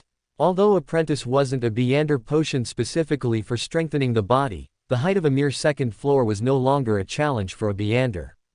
After moving a distance away from his home, Syrian hailed a carriage by the roadside and headed to the bank. I earned £400 selling the formula at the gathering convened by the Eye of Wisdom, old gentleman. Although I spent some later, I still have about £350. There's also £113 in savings from Haven, plus I should be able to get a loan of £150 from the bank with my identity, which is just enough to pay for the main ingredients of Trickmaster. Then I'll go to Owen's place, inform him to collect the auxiliary ingredients for Seer in the afternoon. They are all common items and shouldn't be too difficult. And his £200 for the ingredients also needs to be prepared. Arriving at the bank by carriage, with the thorough and enthusiastic service of the counter staff, Syrian successfully obtained a £150 loan. After also withdrawing Haven's savings, he quickly rushed to Owen's house. After clearly explaining to Owen and receiving £200 for the ingredients, he hurried back home without stopping, and quietly returned to his room using the apprentice's ability. He glanced at the unchanged bed and confirmed that no one had entered after he left, then he slightly relaxed. At 10 p.m., he successfully obtained the Biander ingredients from Burroughs Hopkins. Since he had slept enough during the day, Syrian had to, energetically, chat with Haven and Beth, occasionally teasing little Thomas. It wasn't until everyone had returned to their rooms, either to sleep or to focus on other things, that he had the opportunity to sneak out of the house with the Seer Biander ingredients. Chapter 26, The Fortune Teller. At Owen's home, 32 Wildy Street, south of the bridge. Owen was sitting on the living room sofa, holding a cup of coffee that had long gone cold. He kept glancing at the wall clock and then towards the front door, his expression expectant and anxious. It's already past 11, why isn't he here yet? Nothing's happened, has it? You'd believe something happened to me, but not that I'd run off with the money. Syrian chimed in, walking out from the dining room. Owen shot up from the sofa, almost throwing the cold coffee in his hand. After recognizing the person, he grumbled, full of resentment. Can't you just use the front door? Or at least make some noise beforehand? Syrian raised an eyebrow at him. You're home alone, in the middle of the night, a rustling sound suddenly comes from the corner, then an unseen presence slowly approaches. Stop, don't say another word. Owen quickly interrupted him, his face visibly paling in the dim yellow light. You really have a talent for telling horror stories, but not in the middle of the night, and especially not to me. I live alone, you know. If I get scared, there'll be no one to share the fear with. Syrian nodded noncommittally and took a metal box from his embrace, placing it on the coffee table in the living room. Have you prepared the other materials? If you feel you're ready, you can try to concoct the potion now and consume it to advance. Owen licked his somewhat dry lips. Of course, after you visited this afternoon, I went out to buy the materials immediately. With that, he turned and took a clean glass from the cabinet behind him, along with pre-prepared pure water, night fragrance grass juice, golden mint, and other materials. Syrian also opened the metal box on the coffee table and took out a test tube containing a light blue liquid, as well as a small bag of clear, azure crystals. These were the main ingredients for the seer potion: lava octopus blood and star crystal. After pushing the two sets of materials over, he casually asked, "Will you do it yourself, or should I concoct it for you?" Owen immediately nodded. "Of course, I'll do it myself. It feels more ceremonial that way." He paused, then added, "Just keep an eye on me from the side. If something goes wrong, stop me in time." After Syrian nodded, Owen took the glass and very carefully put each ingredient, no more, no less, into the cup, then gently shook it twice. After a few breaths, all the ingredients blended together, turning into a viscous, dark blue liquid. Syrian offered a fair assessment from the side. "From its appearance, this looks much more appetizing than the apprentice potion." "Hee, I think so too, and I really like the ability of divination." Owen chuckled twice, then brought the glass to his lips and downed the dark blue liquid in one gulp. The next second, he froze silently in place, his expression suddenly contorted in pain. He could no longer hold the glass, and it dropped from his hand. Clatter. The glass shattered, leaving shards all over the floor. Syrian took 2 steps back, his gaze fixed on Owen. His reaction was a bit too strong. He even suspected if this was another failed advancement. It's not a full moon right now, so it shouldn't be this bad. It can't be that the seer pathway displeased Mr. Dorr. Even if he was displeased, he shouldn't be able to interfere with reality. As he muttered, he saw clumps of pale flesh sprouts growing on Owen's face, swaying in the air. At the same time, his flesh kept tearing open, faintly glowing with starlight and crimson, as if new organs were about to grow. "Ah, no, don't say. Quote. Save me. Ah." Owen, whose flesh was constantly tearing, clutched both sides of his head, emitting difficult, broken sounds, as if his body and mind were simultaneously enduring unimaginable torment. Syrian watched from the side, unable to think of any way to help him at the moment. Should he ask Adam for help? Let's wait a bit. If it's truly impossible, then he'll call him. Anyway, such a short name won't waste time, as his favor is not easy to owe. As his thoughts drifted, Owen, who was agonizingly struggling on the sofa, gradually slowed his movements and sounds. The flamboyant flesh sprouts on his body also visibly receded. Half a minute later, Owen, restored to his human form, lay on the sofa, his eyes somewhat blankly staring at the ceiling, his chest heaving violently. After a long while, he finally spoke his first words: "I succeeded." Syrian nodded in response. "Congratulations, from now on, you are a true seer." The seer's acting principles mainly have 2 points. First, help others interpret revelations, guide them towards a good path, always maintain reverence for fate, do not become inflated or arrogant, and do not blindly believe your own interpretations. Second, do not rely entirely on divination. Divination is not omnipotent. Owen managed a difficult smile. "How is this somewhat similar to what I told you before?" "Don't show off, don't be proud." Syrian sat back on the sofa, observing him as he replied, "They are inherently neighboring pathways. Whether it's the acting principles or Beander abilities, there will be overlapping areas. You should rest quietly for a while." Owen nodded lightly, then closed his eyes. A few seconds later, he couldn't help but speak again. "The bloodline curse is even more terrifying than I imagined. Thank goodness you stopped me from taking the potion during the full moon, otherwise, I should have already turned into a mystical item or a Beander characteristic, right?" Yes, the universal key, a very useful mystical item. Muttering to himself, Syrian casually said, during the brief process of consuming the potion to advance, spirituality and inspiration will have a temporary explosive growth, which is why your so-called bloodline curse erupted. Once you adapt to and calm the changes brought by the potion, everything will return to normal, unless you advance next time, or encounter a full moon, or similar changes that can foster spirituality and strengthen inspiration. Try not to conflict with vampires. They have a sequence called Scarlet Scholar, who can artificially create a full moon. Owen raised his head, looking at him with surprise, astonishment, and concern. A full moon can be artificially created. Syrian nodded gently. The sequence 0 of that pathway is called moon. Do you know Lilith, the sanguine ancestor? She once held this position. If she wished, she could make every day a blood moon in this world, allowing yin power to rampage across the land and the spirit world to interact with reality for extended periods. Syrian suddenly stopped speaking and looked back at the window, which was covered by curtains. In that instant, he felt as if a gaze had fallen upon him.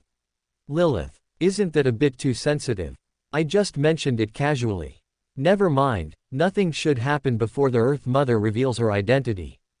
But I should mention these names less often in the future. Turning back, he saw Owen looking at him curiously. What's wrong? He shook his head. Nothing, I just suddenly thought that the sanguine ancestor doesn't seem to have completely perished. She still responds to the sanguine's prayers from time to time. I can't casually say these names anymore, the mystical world is dangerous everywhere. Owen nodded in agreement, then asked other questions. After taking the potion, I gained a lot of mysticism knowledge, but more so, some physical and mental enhancements. I can see things that are blocked and still hear faint footsteps. But there's no complete knowledge about astrology or divination methods. The potion only gives you the qualification and ability to learn this knowledge. For the rest, you need to rely on them. Syrian shrugged, unsurprised, then pointed to the bookshelf behind Owen, which held many books. Owen's mouth twitched. I regret it a bit. Actually, Apprentice was pretty good, the abilities were simple and straightforward. Syrian, have you forgotten it has a sequence called Astrologer? Owen, I'll just honestly read the books. Once I fully master divination, we can go rob the rich and help the poor. Syrian chuckled and nodded. Then I'll await your good news. While I have this time, I also need to figure out a stable way to earn money. I'm about to graduate, and I expect the living expenses from home will stop then. Chapter 27, The Crazed Vampire. For a period of time, Owen, having just become a seer, needed to practice divination and study mysticism. Syrian had no choice but to put aside his idea of robbing the rich to help the poor for now, and diligently digest the apprentice potion. Perhaps because his previous potion digestion had been too fast, Syrian was not satisfied with the seemingly slow progress of his potion digestion during this recent period. To speed up the digestion, he even went to St. Samuel Cathedral in Sherwood Borough, but he didn't go inside. As soon as he reached the fountain square outside the cathedral, he felt a spiritual warning. If he really dared to open a door on the wall outside the cathedral, a bolt of lightning would definitely strike him from thin air, turning him into charcoal. From this, he also thought of another problem. Last time at St. Samuel Cathedral, his act of opening a door on the cathedral wall was definitely seen by the Evernight goddess, but the goddess was very generous and didn't bother with him. In terms of personality, he felt that the Lord of Storms could learn a lot from the goddess about what it means to be generous and what it means to be approachable. The original idea didn't work, so to digest the potion as quickly as possible, he could only wander around Backland after dark, trying to speed up the potion's digestion by frequently using Beander abilities. Another day of diligently digesting the potion. After his siblings at home finished their chattering, he quietly slipped out of his room, found a direction he hadn't gone before, and began his journey of acting for the day. Just after leaving the house and turning a few streets, Syrian, still pondering how to act to be more like an apprentice, ran head-on into a young man with crimson eyes. Sorry, perhaps you don't need my apology. Syrian opened his mouth, his voice a bit stiff. Under the other party's gaze, filled with extreme restraint, madness, pain, and bloodlust, he unconsciously took 2 steps back. The young man opposite stared fixedly at him, the madness and greed in his crimson eyes undeniable. Who? Blood, give me. Run. He was constantly inhaling and exhaling, seemingly trying to suppress the malice within him. The sounds he made were intermittent, but quickly turned into a suppressed roar. The spiritual intuition's warning echoed in Syrian's mind at the same time. Without any hesitation, he reached out and pressed against the nearby wall, then crashed into it. Whoosh! The sound of air being violently torn apart rang out behind him. A pair of illusory bat wings flapped behind the young man with crimson eyes, his body trailing after images, appearing at Syrian's previous position as if teleporting. As he reached out to grab Syrian, his fingernails extended out of thin air, adorned with strange mystical symbols and patterns, like the claws of some dark creature. On the wall, a faint blue glow flashed, and Syrian entered the adjacent residential building. The hand reaching out behind him grabbed at empty air, but it didn't completely miss. Syrian turned his head to look at the position of his shoulder blade behind him, where there were two long, thin, blood-soaked wounds. At the same time, he noticed that the skin around these two wounds was festering and infected. Damn, it's poisonous. Crash. He heard the sound of the window next door being shattered, and a faint whooshing sound. No, it wasn't the sound of wind, it was the sound of air being broken by extreme speed. Instantly realizing that he had been targeted by the other party, Syrian immediately reached out and pressed against the wall, opening a door again before the other party could rush over. Bang! As he left the room, a black shadow rushed in, hitting the wall with a bang. He had missed again. On the street, Syrian hadn't run far before he heard the sound of air being broken again behind him. He didn't know if it was stimulated by the scent of his blood, or if it was anger from the accidental collision earlier, but it was clear that this vampire, who seemed to be in a bloodthirsty state, had targeted him. Damn it, it's endless. He spat lightly, then reached out and pressed against the brick wall next to him, then rolled sideways, directly slipping into the adjacent courtyard. Using the cover and obstacles of the surrounding houses and courtyard walls, Syrian barely managed to maintain a standoff with the figure bearing a pair of illusory bat wings behind him. He's really persistent. There are so many people living on this street, why is he only chasing me? Is my blood more fragrant? Grudge +1. Next time I borrow the Darkless Cross, I'll definitely stick it on you, extract all your characteristics, and turn the vampire into a mobile supply pack in my eyes. Although he was verbally unyielding, he had no intention of confronting the other party head-on. Even among Sequence 7, vampires are the type skilled in combat, let alone him, who was currently just a weak and powerless Sequence 9. Roar. An inarticulate roar came from behind him. He didn't need to turn around to know that this vampire was now completely a mad beast. Under the warning of his spiritual intuition, Syrian rolled forward again, simultaneously touching the wall of the house in front of him, opening a faint blue, indistinct door without a physical sense. He didn't choose to enter the door, but instead rolled to the side. Several illusory but solid dark shackles shot from behind him, passing through the indistinct door embedded in the wall. Having dodged the attack from behind, Syrian turned to look at the frenzied vampire, who was now close to him, and softly chanted a sentence in ancient Hermes. Slumber. At the same time, an iron-black charm in his hand turned to ash, and an invisible force immediately diffused. The surrounding darkness seemed to deepen, and the faint sound of a choir echoed, cleansing the mind and inducing sleep. Syrian didn't dare to breathe at this moment, but fortunately, the hand with sharp nails that had pierced his chest skin stopped. He was almost disemboweled. Fortunately, he was fast enough, and fortunately, the slumber charm he had bought at the Wise Eye, Old Mister's gathering earlier was effective enough. He shuffled his body backward, placing one hand on the wall behind him, opening a door on the wall again, and then somewhat awkwardly squeezed through. Ignoring the homeowner who heard the commotion and came downstairs with a weapon to check the situation, he directly opened doors, and passed through walls, running towards the street on the other side of the house. His destination was there. Once he got there, he would surely be able to shake off this frenzied vampire. As soon as he climbed out of the window of the house, he saw a figure with illusory bat wings behind him rushing towards him in a gliding posture. FCK. He spat lightly. Syrian withdrew his gaze, and rushed towards the building diagonally opposite the street at his fastest speed. In the space of 2 breaths, 2 figures almost rushed into the building one after another. The next second, the clear and holy morning light lit up. The sudden brightness made Syrian unconsciously close his eyes, instinctively bending down and rolling forward sideways. At the same time, two whooshing sounds rang out one after another. Whoosh! Bang! Bang! Two impact sounds, one rang out at Syrian's previous position, and one came half a second later from the wall not far away, accompanied by painful groans. After his eyes had slightly adjusted to the light, Syrian quickly opened his eyes and looked behind him. 2 steps away, a tall man holding a silver-white two-handed greatsword stood.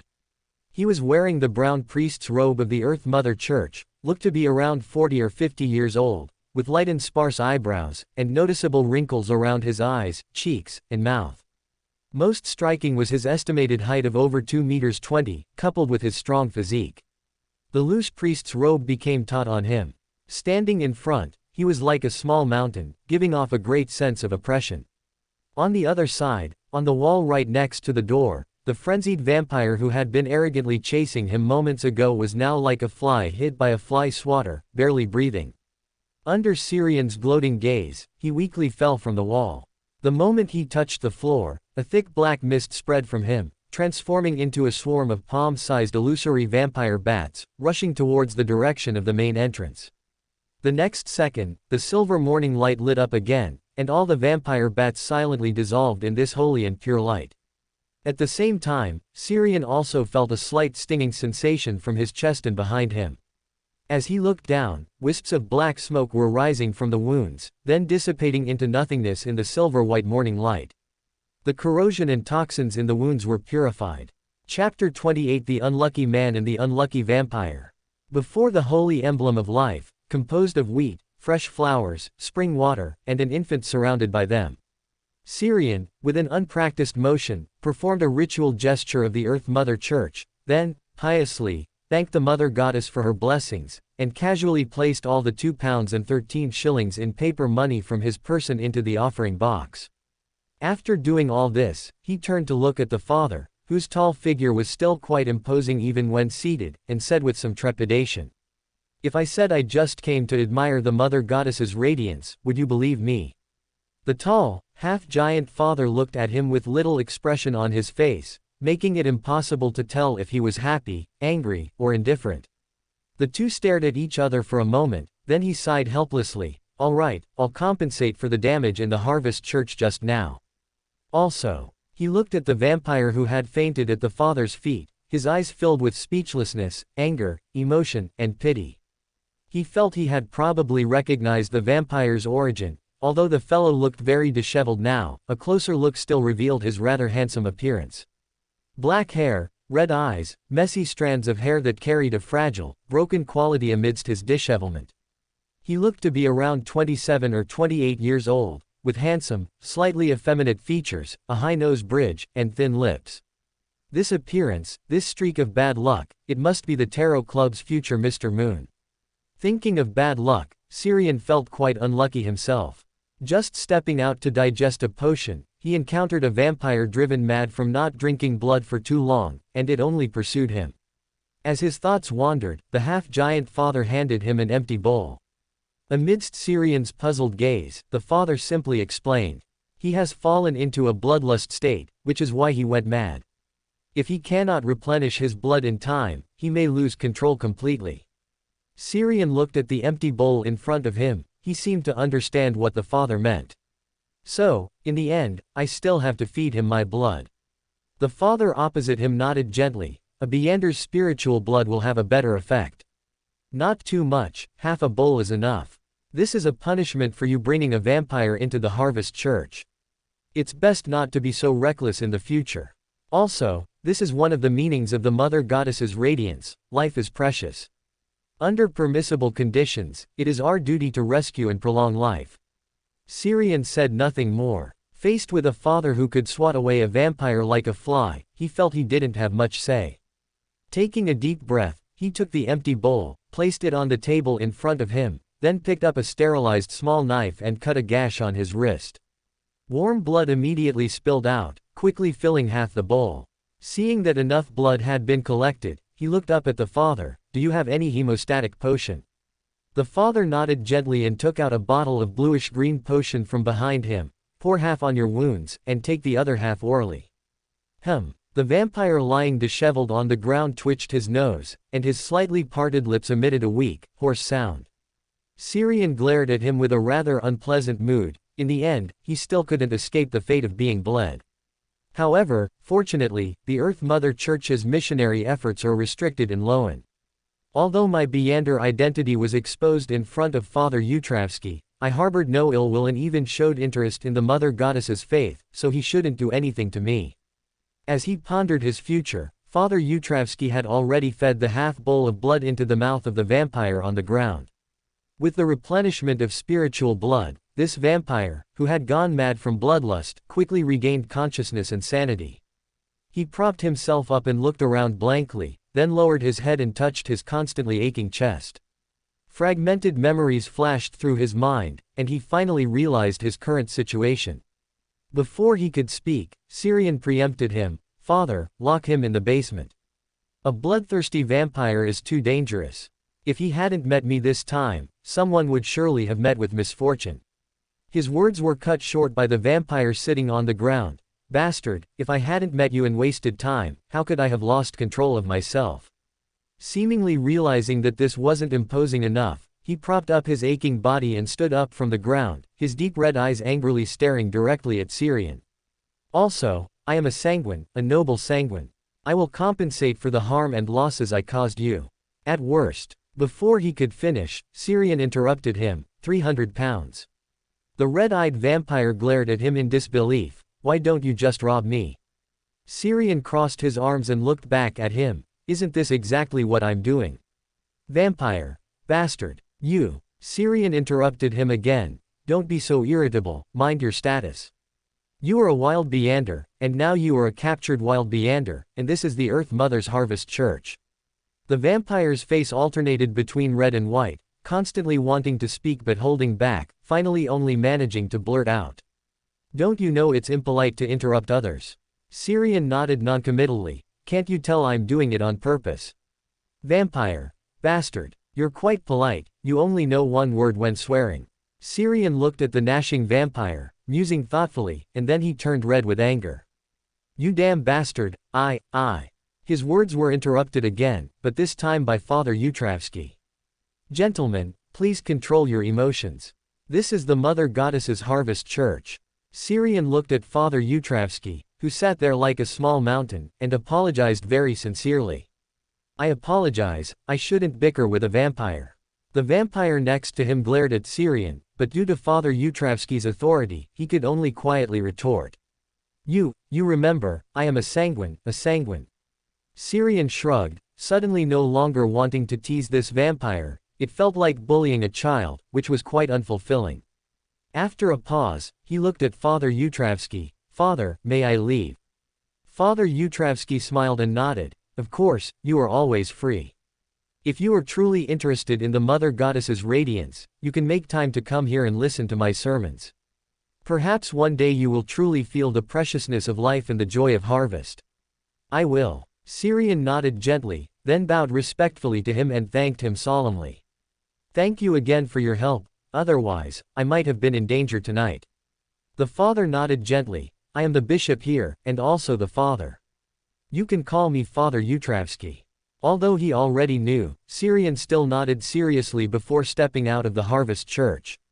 After he left, the unlucky Mr. Vampire secretly shuffled back 2 steps. Seeing that Father Utravsky showed no reaction, his courage suddenly grew. As he turned his body, a thick black mist emanated from his back, forming a pair of illusory bat wings, and then he swiftly darted towards the Harvest Church door. The next second, the entire prayer hall of the Harvest Church was filled with clear and holy morning light. Mr. Vampire's illusory bat wings on his back turned into black smoke and disappeared, and he himself lost his balance and fell to the ground. Father Utravsky unhurriedly walked over and, with his broad hand, grabbed him by the scruff of his neck, like a farmer casually catching a chick by his side. That gentleman was right. A vampire who cannot control his own state is quite dangerous for the ordinary people in this city.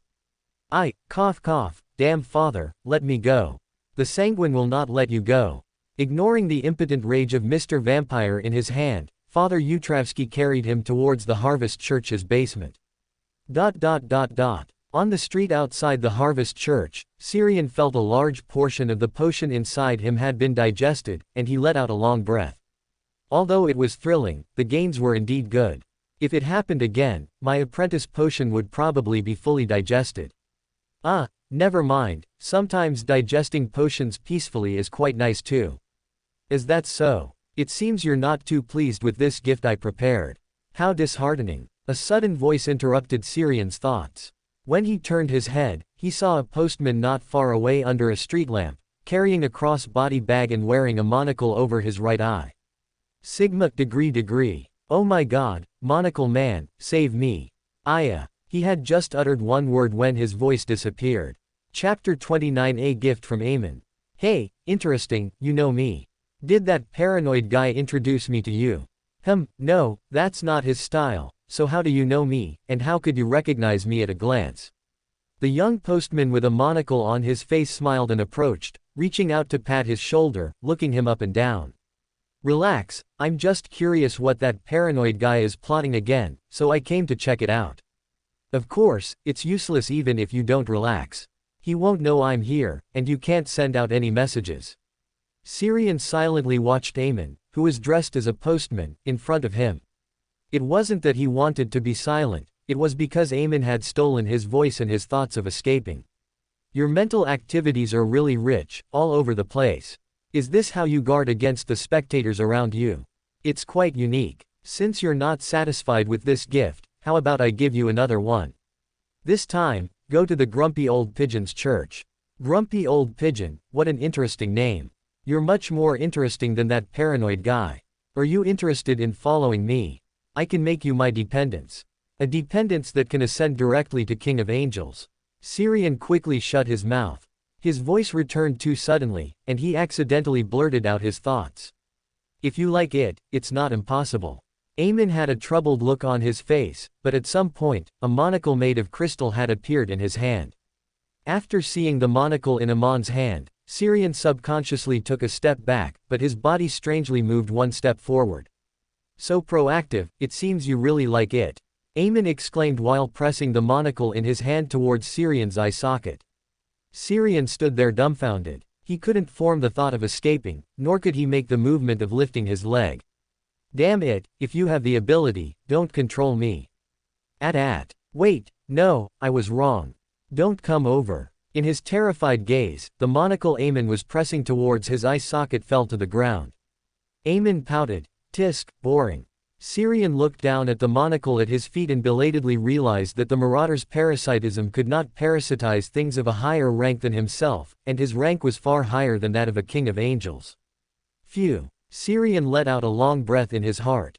Although the crisis had not been resolved, not being parasitized was the best news. The postman Amen in front of him looked at him and sighed, saying, I really just wanted to give you a gift. Why don't you believe me? The paranoid guy and I are brothers. Since he thinks highly of you, isn't it normal for me to come and make an additional investment? Syrian remained silent. He suspected that Amen couldn't steal too many memories and inner thoughts from him, otherwise he wouldn't be as calm as he was now. Did Adam protect my memories? So troublesome. The postman Amen frowned and looked at the night sky above his head, suddenly complaining, then looked back at Syrian. We don't have much time. Have you thought about what kind of gift you need? For example, how about this? As he spoke, he reached into the air and conjured an eye-sized diamond out of thin air. Syrian's heart rate uncontrollably quickened. He recognized the identity of this diamond. It was a Beander characteristic belonging to an astrologer. Although he knew Amen had ill intentions, he still couldn't help but drool with desire in his heart. Taking a deep breath, he shook his head and refused. This is too valuable, I can't afford it. Too valuable. Amen chuckled and curled his lips. It seems you're short on money. That's easy to fix. Amon's smile was evident, as if he had thought of something interesting. Then he reached into the air and pulled out an asymmetrical black classical Jacob's wallet, tossing it into his hand. This is Jacob's wallet. Although there's nothing inside, you can take anything out of it. With it, you'll never be short on money again. The only problem is, watch out for the original owners looking for trouble. As soon as he finished speaking, the surrounding night suddenly brightened. Syrian saw the ground beneath his feet turn into a deep, dark sea woven from countless subconsciouses, and the black night sky became a vast, seven-colored spiritual sky that enveloped everything. He slowly realized that he had entered the collective subconscious sea, the world of the mind. Between the deep sea and the vast spiritual sky, a giant figure composed entirely of light suddenly appeared. Amon's face instantly darkened, and he gritted his teeth, spitting out two words. Adam. The giant, composed entirely of light, stood with his hands raised, as if he were just a past image. Let there be light. With the giant's voice, an endless torrent of light surged forth, enveloping Syrian and covering Amon. He didn't know what happened to Amon, but Syrian felt his body melting at an unimaginable speed, like a block of wax thrown into a furnace. Fortunately, this melting didn't last too long. The surrounding light receded, and then he found himself back in the room. Perhaps, the light didn't recede, but I was transferred out of the battlefield. Just as he mumbled, he saw the kind-faced blond priest appear before him. After a pause, he bowed respectfully to the other party and greeted him very seriously. Good evening, Mr. Adam. Adam nodded slightly, then said calmly in a tone as if discussing the weather, he is naturally like that. The more you try to stop him from participating in something, the more interested he becomes. He will find ways to get close, figure it out, and then join or disrupt it. Although no name was explicitly stated, the other party was undoubtedly referring to Amon. The meaning of these words was also very clear. He had been targeted by this mischievous child who liked to wear a monocle. At least he can't parasitize me. Although this might further increase Amon's interest in me. With a wry smile, Syrian handed the black classical Jacob's wallet from Amon to Adam. The latter only glanced at it and did not take it. A small item made by Amon. Keep it. Even if you give it to me, you will still receive the next one. He has enough worm of times to waste. Quote.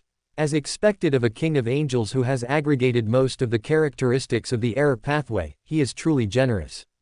Noticing Adam's choice of words just now, he asked with some curiosity, this isn't Jacob's wallet. Adam chuckled, a thief doesn't need to prepare a wallet for himself. Syrian. Well, that seems to be true. After a pause, he looked at Adam and asked cautiously, can you help me place some restrictions on the worm of times on it?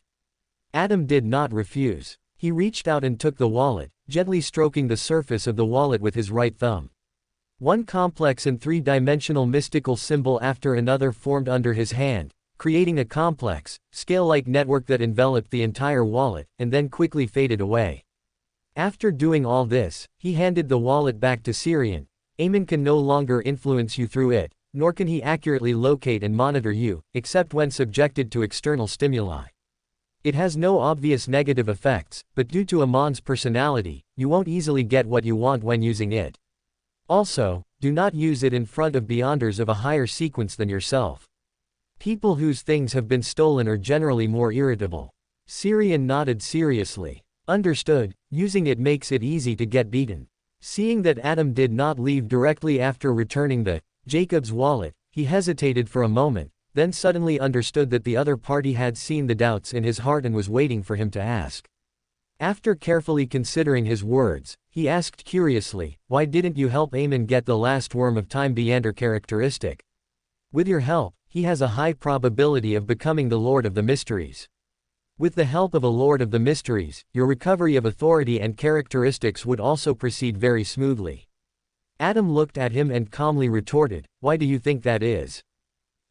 Syrian forcibly interrupted his urge to complain and quickly said, do you have other plans?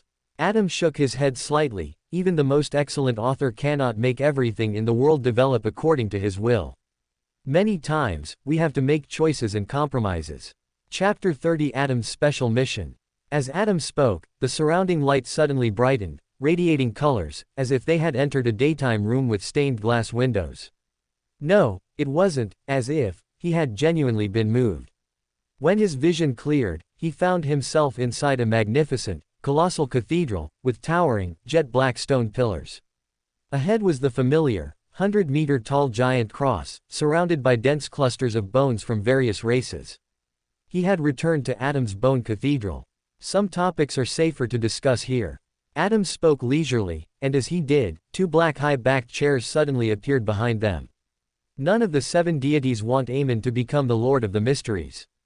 Rather than choosing him, they prefer the original Lord of the Mysteries to return. Evernight, who sealed Antigonus and exiled Bethel, has the power to overturn the table, so I must make some compromises. Before the Lord of the Mysteries candidate she chose becomes an angel, I cannot directly interfere with or assist Amen. After that, it's up to each of us to prove our abilities.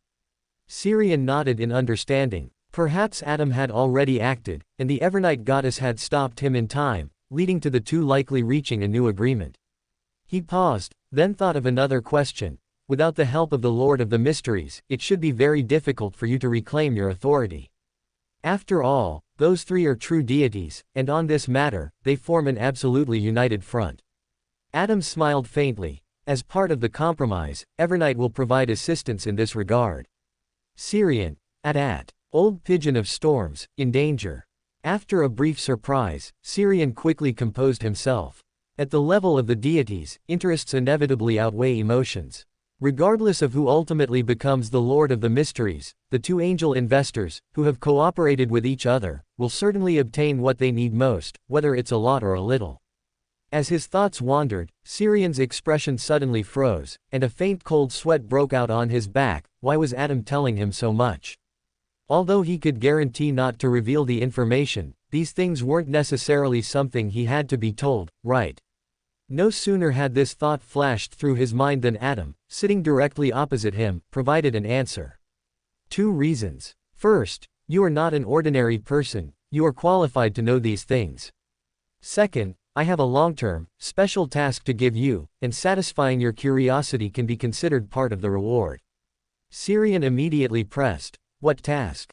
Adam, investigate the secrets hidden by the primordial demoness in the mirror world. You can open the door to the mirror world, and your Beander characteristic is high enough that some dangers and contaminations in the mirror world will not affect you. Syrian remained silent. Clearly, Adam had seen him when he previously tried to open the door to the mirror world out of curiosity, or Adam had been watching him all along. Perceiving his thoughts, Adam said leisurely, "You are very special, and some attention is necessary. This is not constant, even a spectator, who can differentiate virtual personalities, doesn't have that much energy." Syrian nodded slightly, not dwelling on the issue too much. What could he do? He was weak, and the weak had no say. After a slight pause, he nodded, accepting the task. I will try to explore the mirror world, but it will be difficult to achieve any results in a short time. My strength is the biggest constraint. Adam smiled and nodded gently. When you encounter danger, you can call my name, even in your heart, and I will hear it.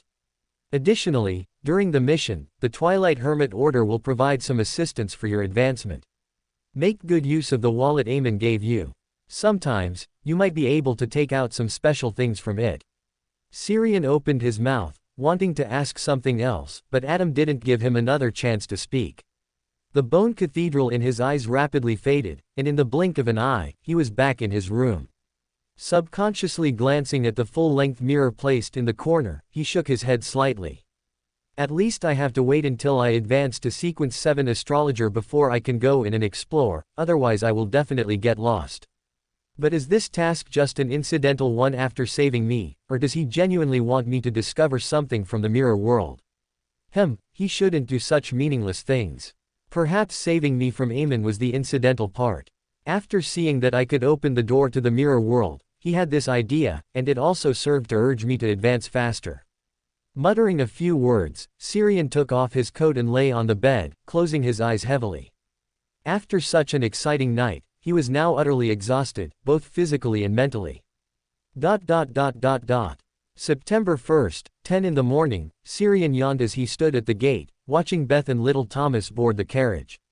After staying for nearly 2 weeks, Beth finally felt at ease, believing her 2 younger brothers could take care of themselves at home, and planned to take little Thomas, who hadn't finished playing, back to her own home. After watching the carriage sent by little Thomas's father drive away, Syrian looked at Haven, who was heading back inside, and mumbled, "How come I feel like Beth is a bit eager to leave?" Haven nodded noncommittally at him. "That's all thanks to you. Beth probably feels that if she stays any longer, Her elite education for little Thomas will be completely ruined by you. Since you seem fine, and father and mother haven't returned yet, why don't you hurry back and resume little Thomas's education? Syrian remained silent. Although he was a little happy that Beth left, it really wasn't intentional on his part. Although Beth had been subtly asserting her elder sister's authority these past few days, making him want to avoid her every time he saw her, he still got along very well with little Thomas. Haven glanced at the silent Syrian and casually changed the subject. You've been sleeping a lot during the day recently. What are you doing at night? Syrian shrugged and walked past him back into the living room, trying to make money. If you don't need me to pay you back, I can also go to bed early and wake up early. At night, making money. The expression on Haven's face froze for a moment. He seemed to have thought of many things, which finally coalesced into a sighing piece of advice. I was just joking before. If you owe a lot of money outside, you can always confess to father. He probably won't beat you to death or kick you out of the house. You don't need to do such things for money. No matter what, you're still a student. Although you make mistakes often, it's not to the point of. Stop, what are you thinking? I'm just staying up late writing, that's all. Syrian raised his hand to interrupt Haven. He felt that if the other party continued, his reputation would be ruined. Haven looked at him suspiciously. Really just writing? Syrian nodded repeatedly. Of course. Could I sneak out at night? You've done it before. Haven curled his lip in disdain, then quickly added when Syrian glared at him. But you really haven't gone out at night recently. Beth had the servants keep an eye on you, so you'd definitely be discovered if you went out. But what are you writing? How come I didn't know you had this hobby? Syrian raised his hands, making a gesture as if embracing the sun. The greatest work of this century, a new genre of popular novel that combines fantasy, adventure, mystery, culture, and combat, destined to be the bestseller on both the northern continent and south continent in the future. Haven looked at him expressionlessly, waiting until he finished speaking before offering his heartfelt blessing. I hope a newspaper recognizes it and is willing to publish it. Syrian nodded gently, then walked upstairs. In 2 more days, I should be able to finish the first volume. We'll know the results then. Oh, by the way, do you have any recommendations for newspapers? Does the Steam Daily count? Haven asked hesitantly. This is a newspaper directly affiliated with the God of Steam and Machinery's church. They have the world's most authoritative science magazine and columns. Most of their published content is research-related, making them the most famous and excellent newspaper in the technical field, but they don't really dabble in entertainment. Noticing Syrian's silence, Haven explained softly, the Steam Daily actually has an entertainment column, but it hasn't developed very well and hasn't yet expanded beyond Intis. Chapter 31 Intruder. Back in his room, Syrian didn't start writing. Instead, he looked at the full-length mirror in the corner. After the incident with the crazy vampire last time, he hadn't gone out at night to digest the potion. During this period, the digestion progress of the apprentice potion had slowed down again, virtually making no progress. He actually had a somewhat immature method for digesting the potion, exploring the mirror world. Reaching such a special place would likely greatly aid in digesting the apprentice potion, perhaps even completing the last bit of digestion. Unfortunately, the mirror world was too dangerous for him currently, especially since last time, just opening a door on the mirror's surface, he felt a terrifying gaze from at least an angel-level being. Although there was no further movement afterward, it's better to be safe than sorry. He averted his gaze from the full-length mirror, walked to his desk, and sat down, opening the manuscript in front of him. This was the fruit of his labor during this period, a potential money-making method, a novel titled, Tavit Travels, based on the plot of a game he played before he transmigrated. It's Rosal's fault for blocking almost all paths for transmigrators to get rich. I hope my writing isn't too bad, and I hope the people of this world can accept a novel with such a novel theme. He sighed, picked up the round-bellied steel pen beside him, and began to write diligently. At the same time, on the street downstairs, a carriage slowly pulled to the side of the road. Inside the carriage, a lady in a beige dress, wearing a brown soft hat, with slightly curly brown hair cascading down her back, poked her head out and whispered into the ear of the coachman in front of her. Shu, do we really have to investigate directly like this? Miss Audrey said the target might be very dangerous, the kind of danger that has come into contact with unknown Beyonder existences. What if there's residual danger from an evil god? We might not even have time to teleport away. In front of her, the short coachman, named Shu, raised a hand to press down his hat brim and said softly and helplessly, "That's why I asked you to be my backup from a distance, not to come and risk it with me. If we encounter danger then, we won't even have anyone to call for help." The brown-haired lady behind her retorted, "With me accompanying you, at least if we encounter danger, we can teleport away immediately. If you were alone, how would you escape?" Shu, disguised as a coachman, nodded helplessly. "Remember to follow my lead later. I've already investigated." The person in the portrait Miss Audrey gave us is named Syrian, a history student at Backland University. Because he encountered a vicious incident before, he's currently on leave recuperating at home. That should have been a Beyonder incident, handled by the machinery hivemind squad of the Steam Church. My informant isn't clear on the specifics, but it's certain that several students died at Backland University at the time. The brown-haired lady casually sighed. It was probably another group of mysticism enthusiasts performing some dangerous ritual. Such things, though rare, are not unheard of.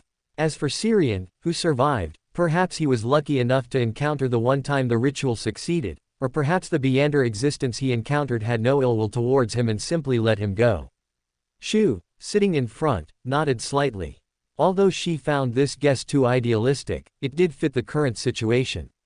An ordinary person who came into contact with a Beyonder existence and could still live normally with his family afterward either had no problems or had very big problems.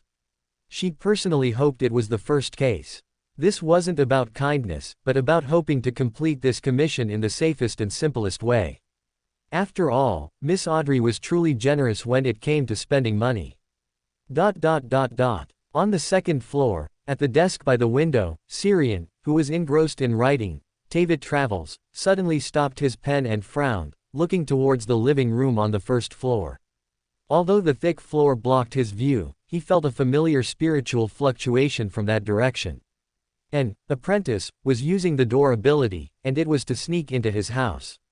An apprentice, active in Backland, is it the Aurora Order or Theosophy Order? I shouldn't have any conflict with them, so other reasons.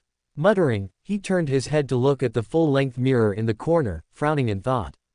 Just staying behind this mirror, without exploring deeper, should be fine, right? At the same time, two cautious and stealthy figures silently ascended the stairs to the second floor. Shu, dressed as a coachman, wearing a beret and an industrial mask that completely obscured her face, reached out and patted the wrist of the lady behind her, then pointed to the nearest door ahead, signaling her to open it. The latter didn't refuse. She walked to the door, gently pushed it, and the closed door's lock seemed to be non-existent, opening with a light push. This was precisely Syrian's room. On the desk by the window, the round-bellied steel pen and manuscript were still laid out, not yet put away. Shu entered the room first, cautiously scanning around. After confirming no danger was hidden, she turned to the lady behind her and whispered. Someone should have been here before, and he or she seems to have just left. The brown-haired lady behind her exclaimed, "How is that possible? We didn't see anyone leave. How about we leave first? I keep feeling like there are eyes watching us here." In a corner they hadn't noticed, Syrian's figure quietly emerged in the full-length mirror.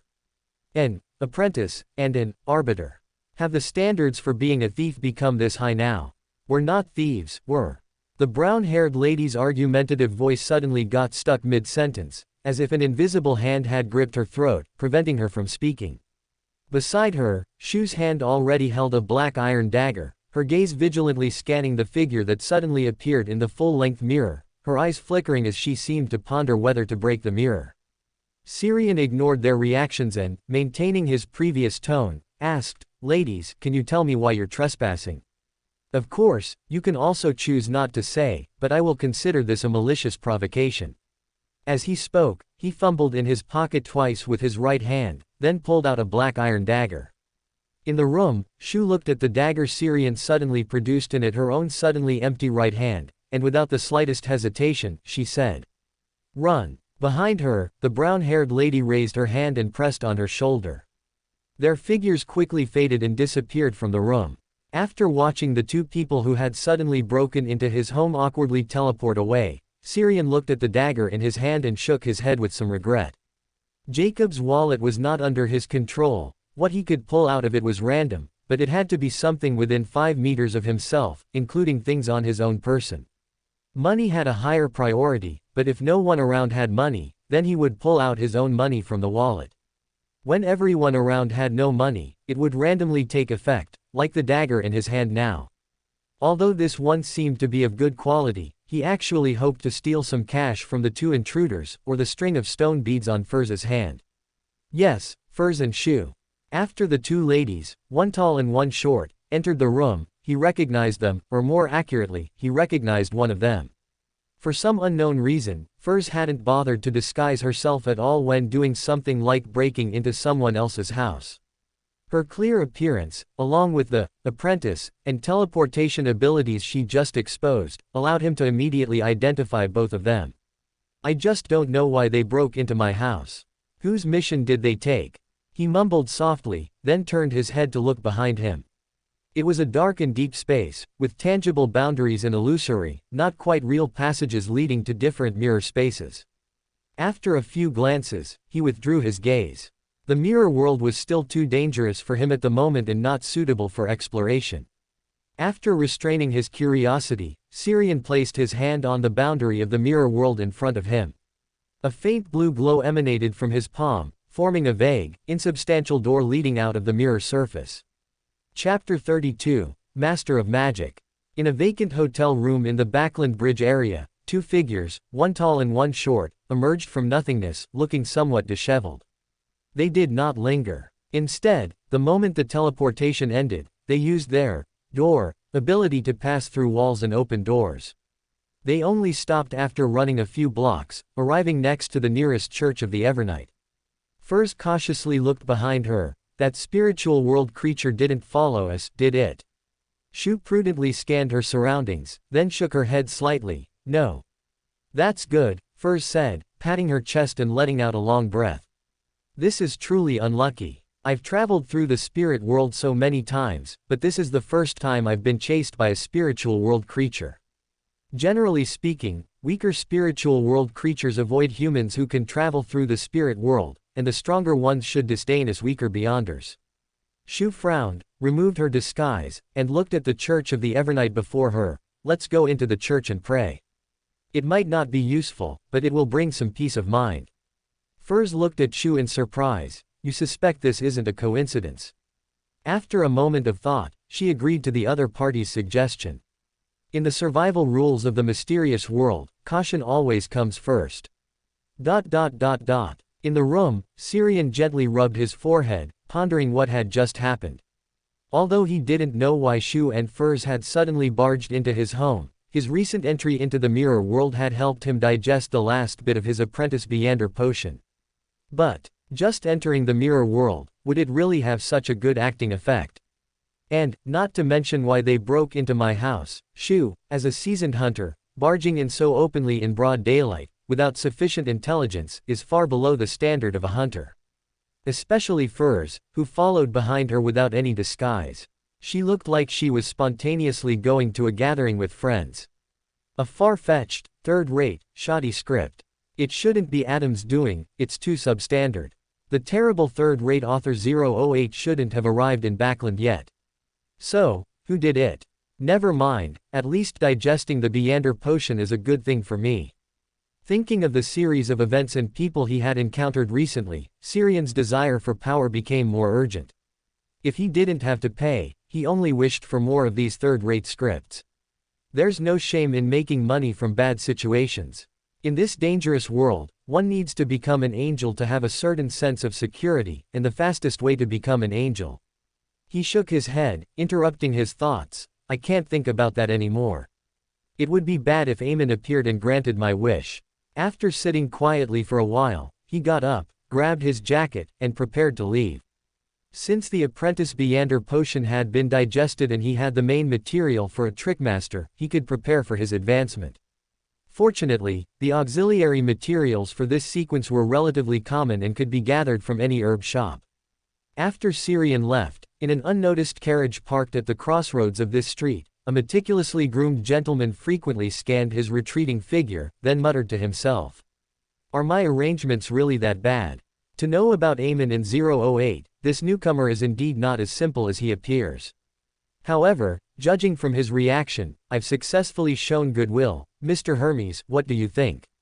Inside the empty carriage, no one answered his soliloquy. He smiled nonchalantly. Although he received no reply, he knew the other party had definitely heard his voice. When he spoke just now, he had deliberately allowed his voice to leave traces in the nearby collective subconscious sea, and as soon as his words fell, those traces naturally dissipated. If Syrian could turn back and see here, he would immediately recognize the gentleman talking to himself in the carriage. It was none other than Barrows Hopkins, the Black Throne King, who had previously helped him collect Beyonder potion materials. Unfortunately, he would not see this scene. Even a high-sequence Beyonder would find it difficult to notice a high-level spectator who intentionally concealed himself. After muttering a few words, Barrows Hopkins in the carriage calmly turned around and tore open a wide fissure in the air, large enough for a person to pass through.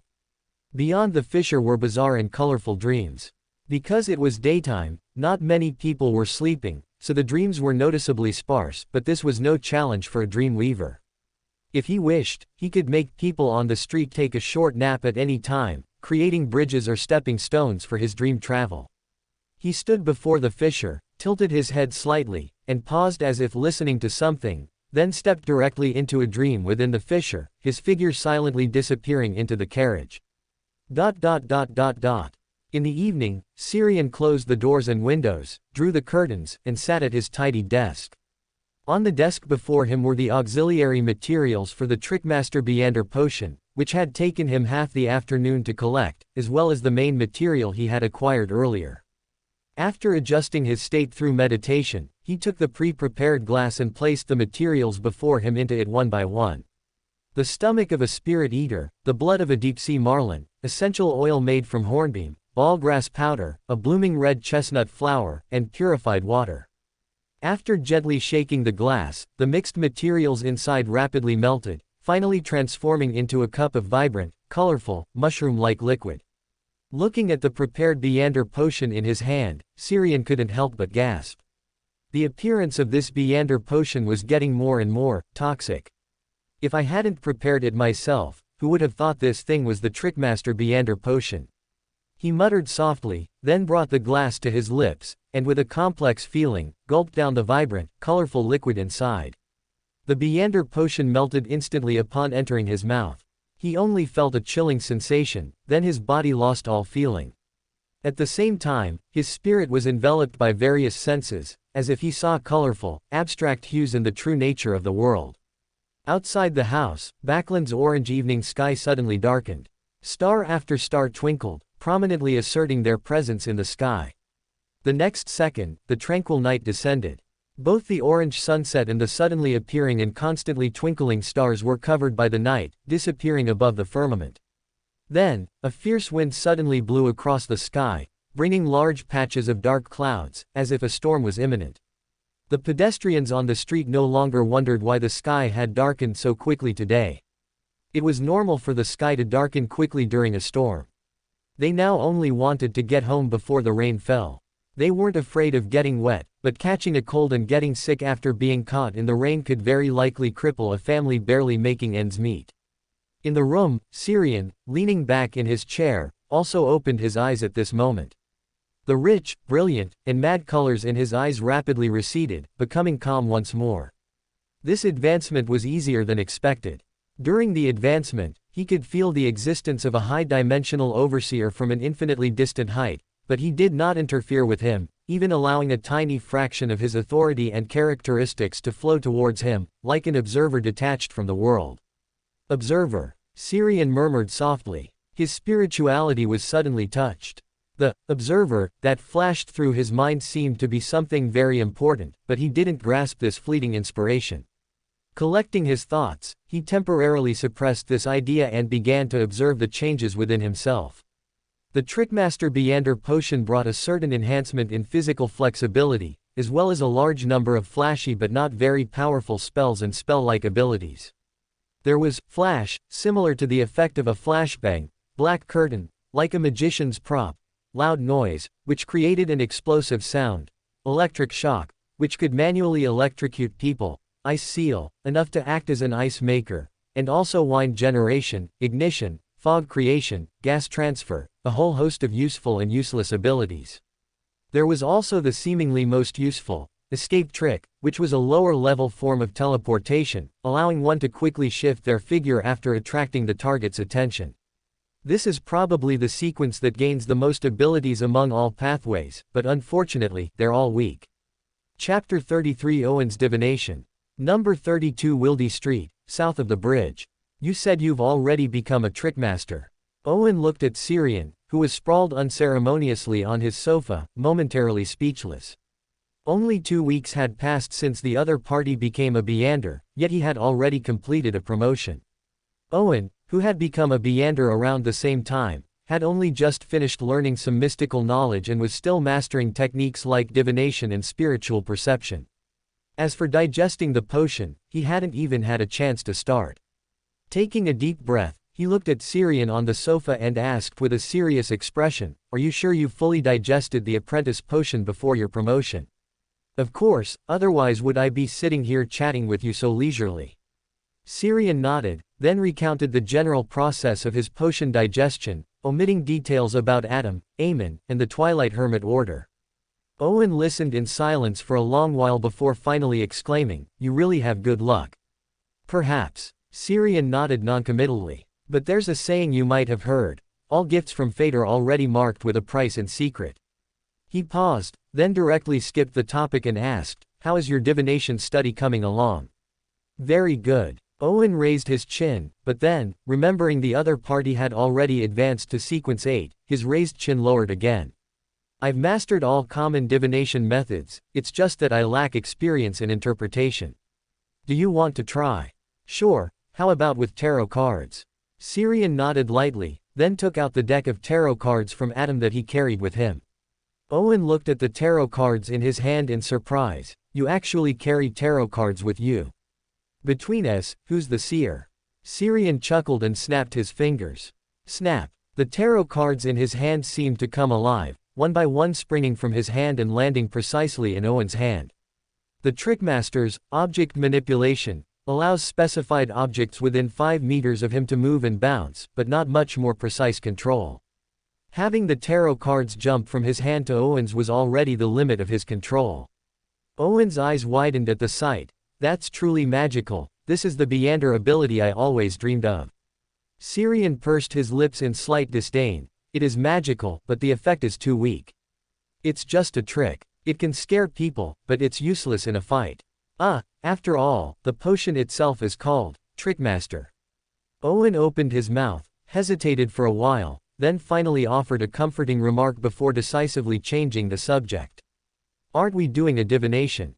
Think of the question you want to divine in your mind, then draw a card."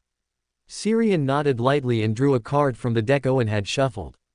As he flipped the card over, it revealed the image of a prince holding a sword in one hand and scales in the other, with an expressionless, imposing demeanor. Owen glanced at it and immediately said, "It's the Justice card, representing balance and fairness. It signifies judging all matters rationally but never interfering. Good and bad fortune are all self-inflicted, and whatever the outcome, you must bear it yourself."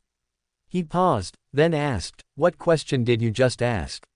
Syrian carefully examined the Justice card in his hand for a moment, then flicked it gently, returning it to the deck.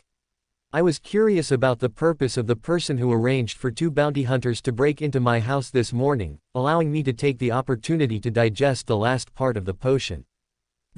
Owen scratched the back of his head, trying to recall the mystical knowledge he had learned these past few days, and combining it with the Justice card to interpret.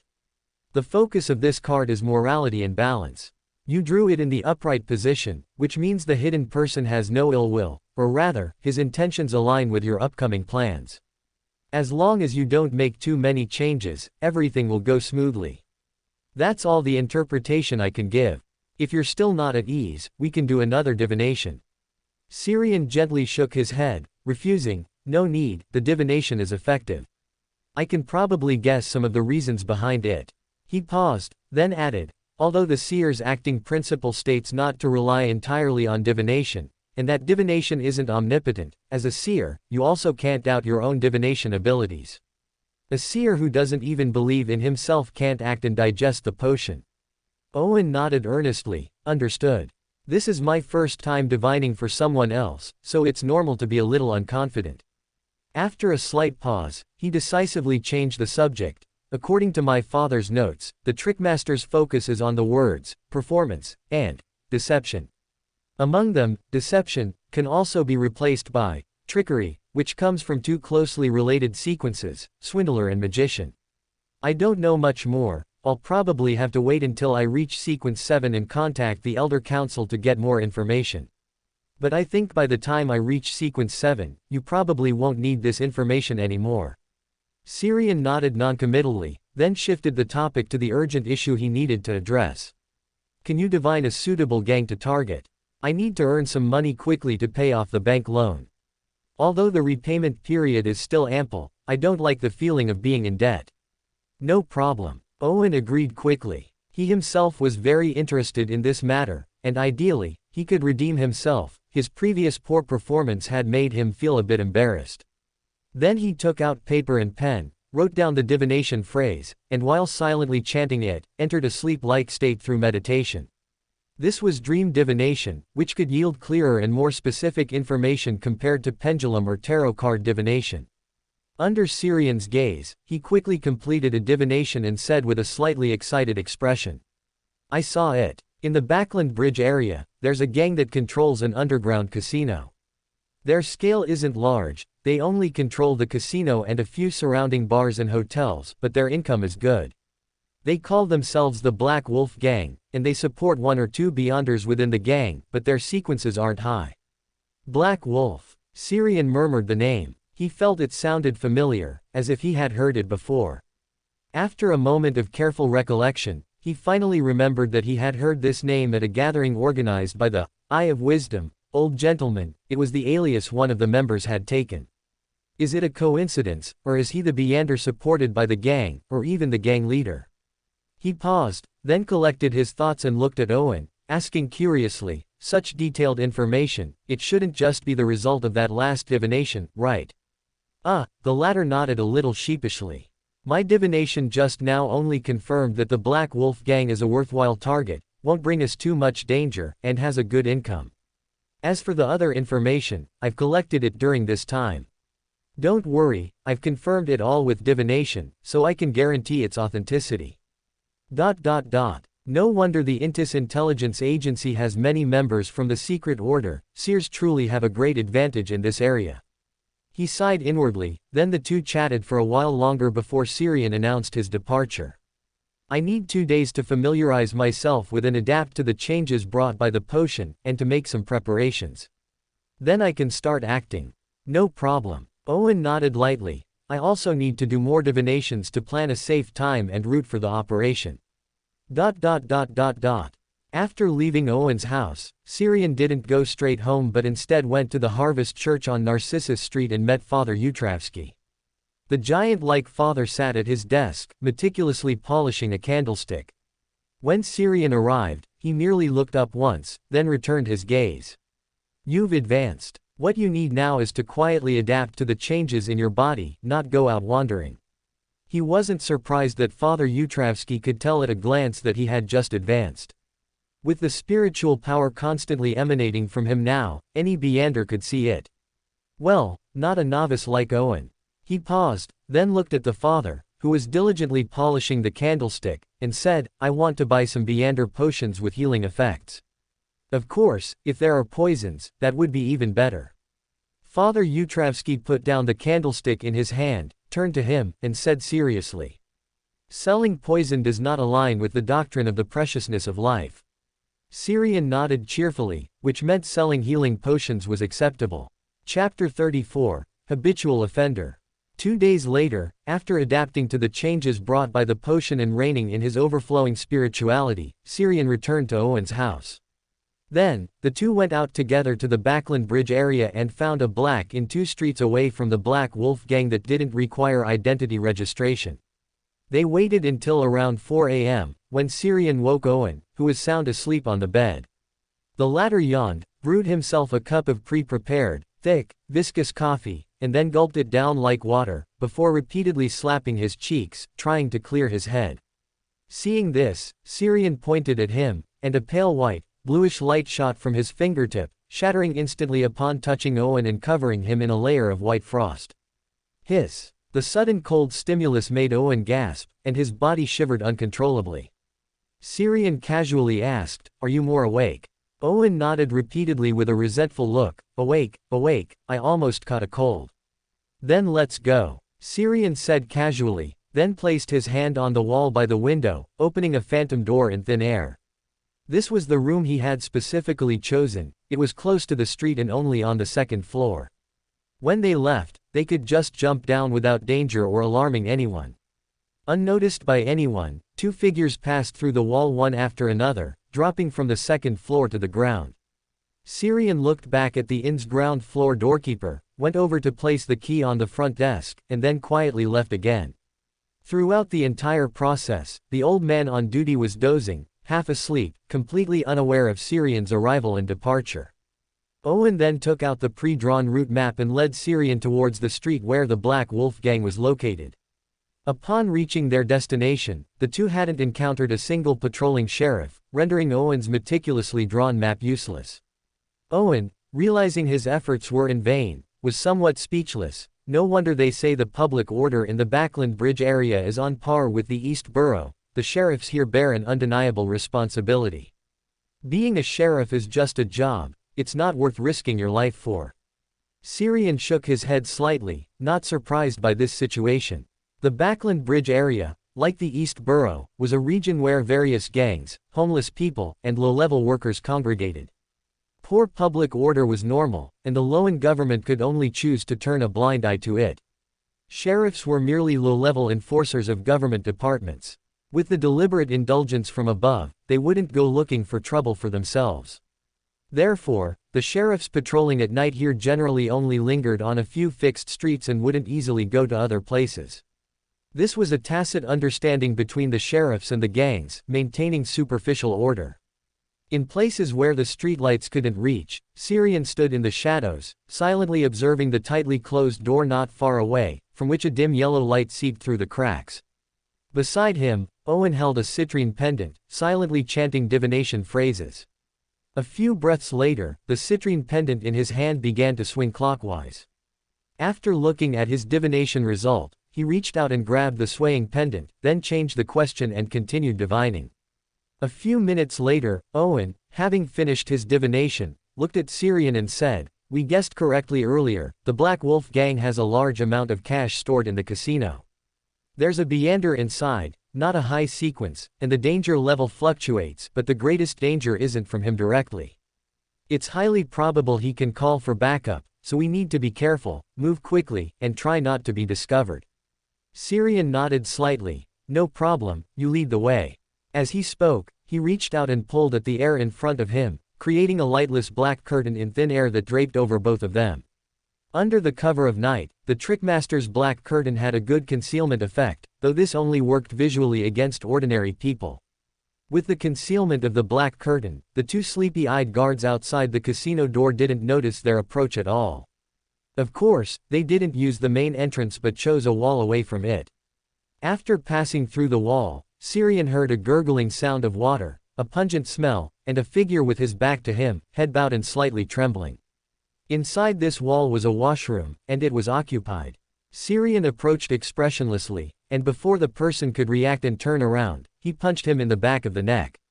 Sizzle. Ah! After a short electric current sound mixed with a low groan, the person fell straight down. An electric shock from a Trickmaster combined with a full-force punch. The current wasn't very strong, but combined with his fist, it was enough to send an adult into temporary paralysis and unconsciousness. Syrian looked down at the person's gradually damp crotch. He figured that even if the person woke up, he wouldn't make a fuss for a while, at least not until he had changed his pants. He then locked the washroom door and looked at Owen, who was still wide-eyed and stunned, asking, "Which direction?" Owen, having come back to his senses, looked at Syrian suspiciously. He suspected that his classmate and good friend was a repeat offender, otherwise, how could he be so skilled? He pursed his lips, suspecting he had gotten involved in something illicit, then gathered his thoughts and threw a branch he had picked up on the street. As the branch clattered to the ground, he turned and pointed to the wall behind him, saying, "This way." Under Owen's guidance, the two easily avoided those who were still awake in the casino, went up to the third floor, and found the room where the safe was stored. As Syrian pressed the doorknob, intending to use his Beyonder power to open the door, his movements suddenly froze. An image of the surroundings enveloped by a curtain of shadows inexplicably appeared in his mind. The entire casino was covered by an invisible curtain of shadows, and behind the curtain, an eye seemed to be watching. Shadow curtain, eye, he almost instantly associated it with the true creator, whom the Aurora Order worshipped. It can't be that unlucky, can it? Although he knew that gangs operating in Backland more or less had some background, it couldn't be that they were all either outer deities or evil gods, could it? I just wanted to earn some extra money. With a sigh, he released his hand from the doorknob and looked back at Owen, do a divination. Although he didn't quite understand why Syrian had suddenly become so cautious, Owen still obediently took out the citrine pendant. Before he could even chant the divination words, the surrounding shadows suddenly came alive, forming a phantom, spiky maw that lunged at the two of them. "Close your eyes." Syrian pushed Owen, his other hand crossed over his chest, his pupils constricted sharply, glowing white.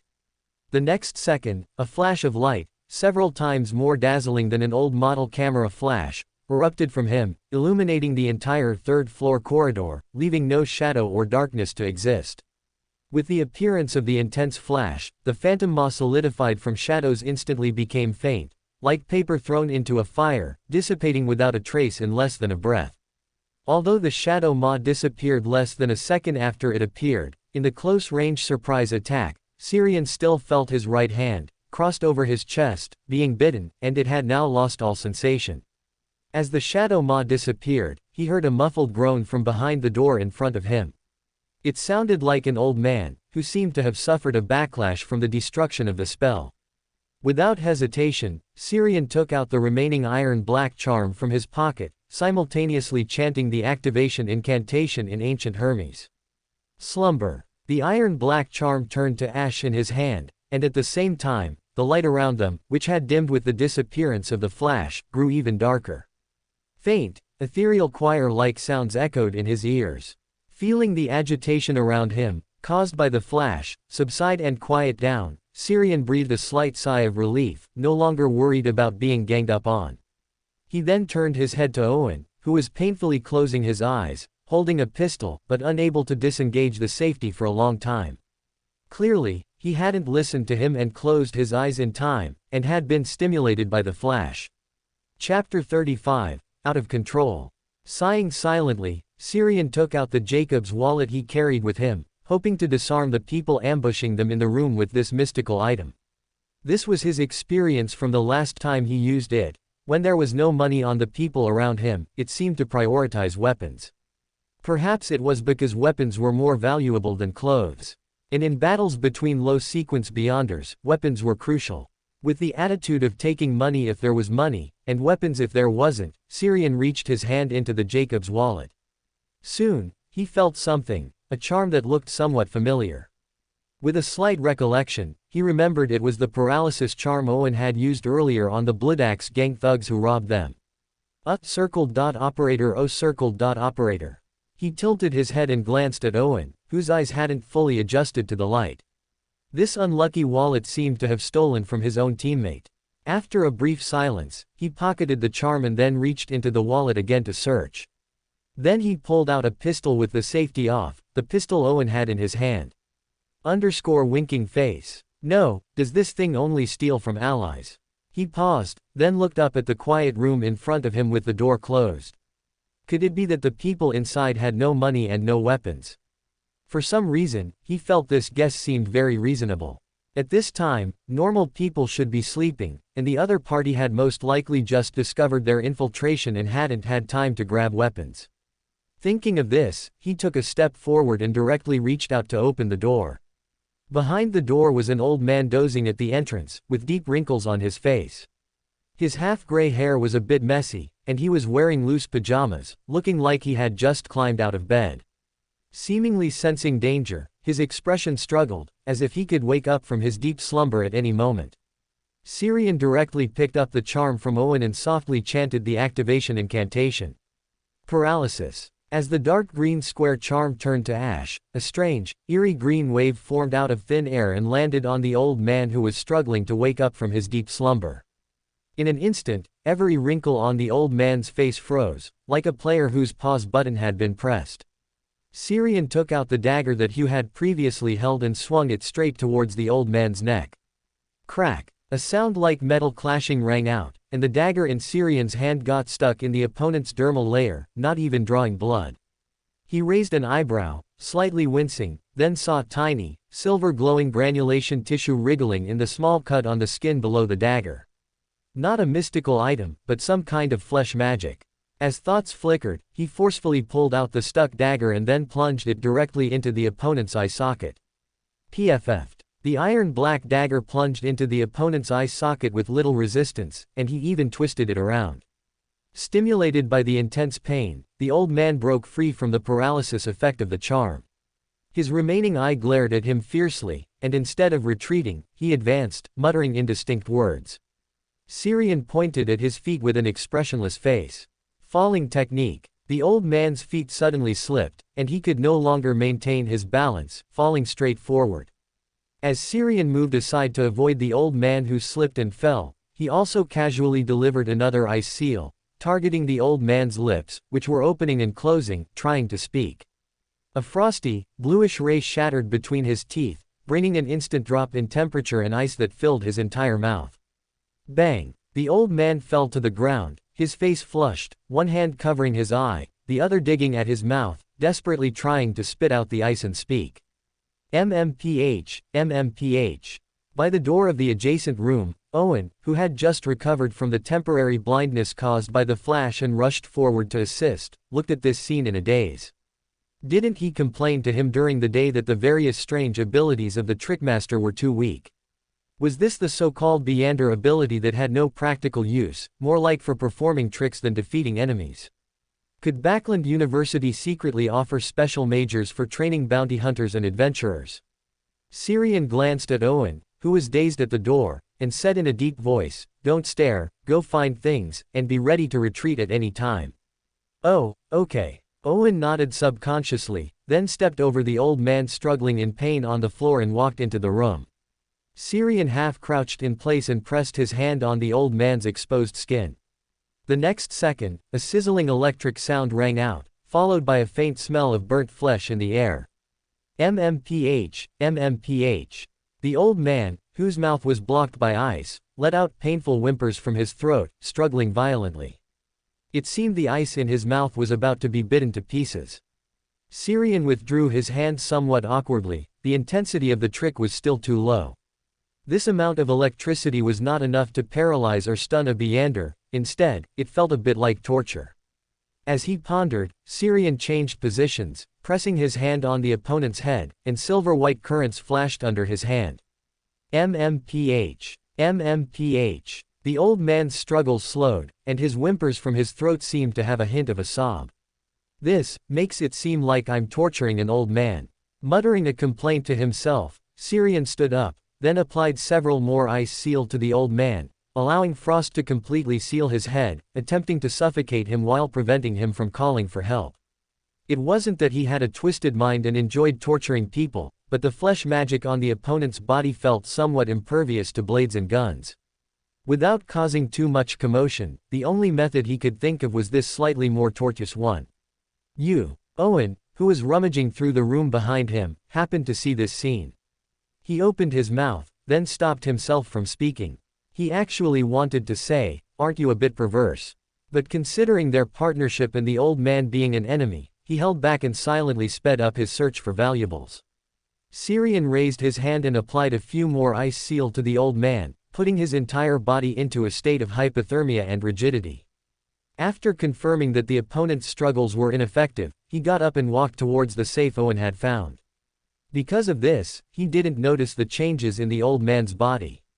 The flesh on his body had come alive, like thumb-thick worms, twisting and tearing wantonly.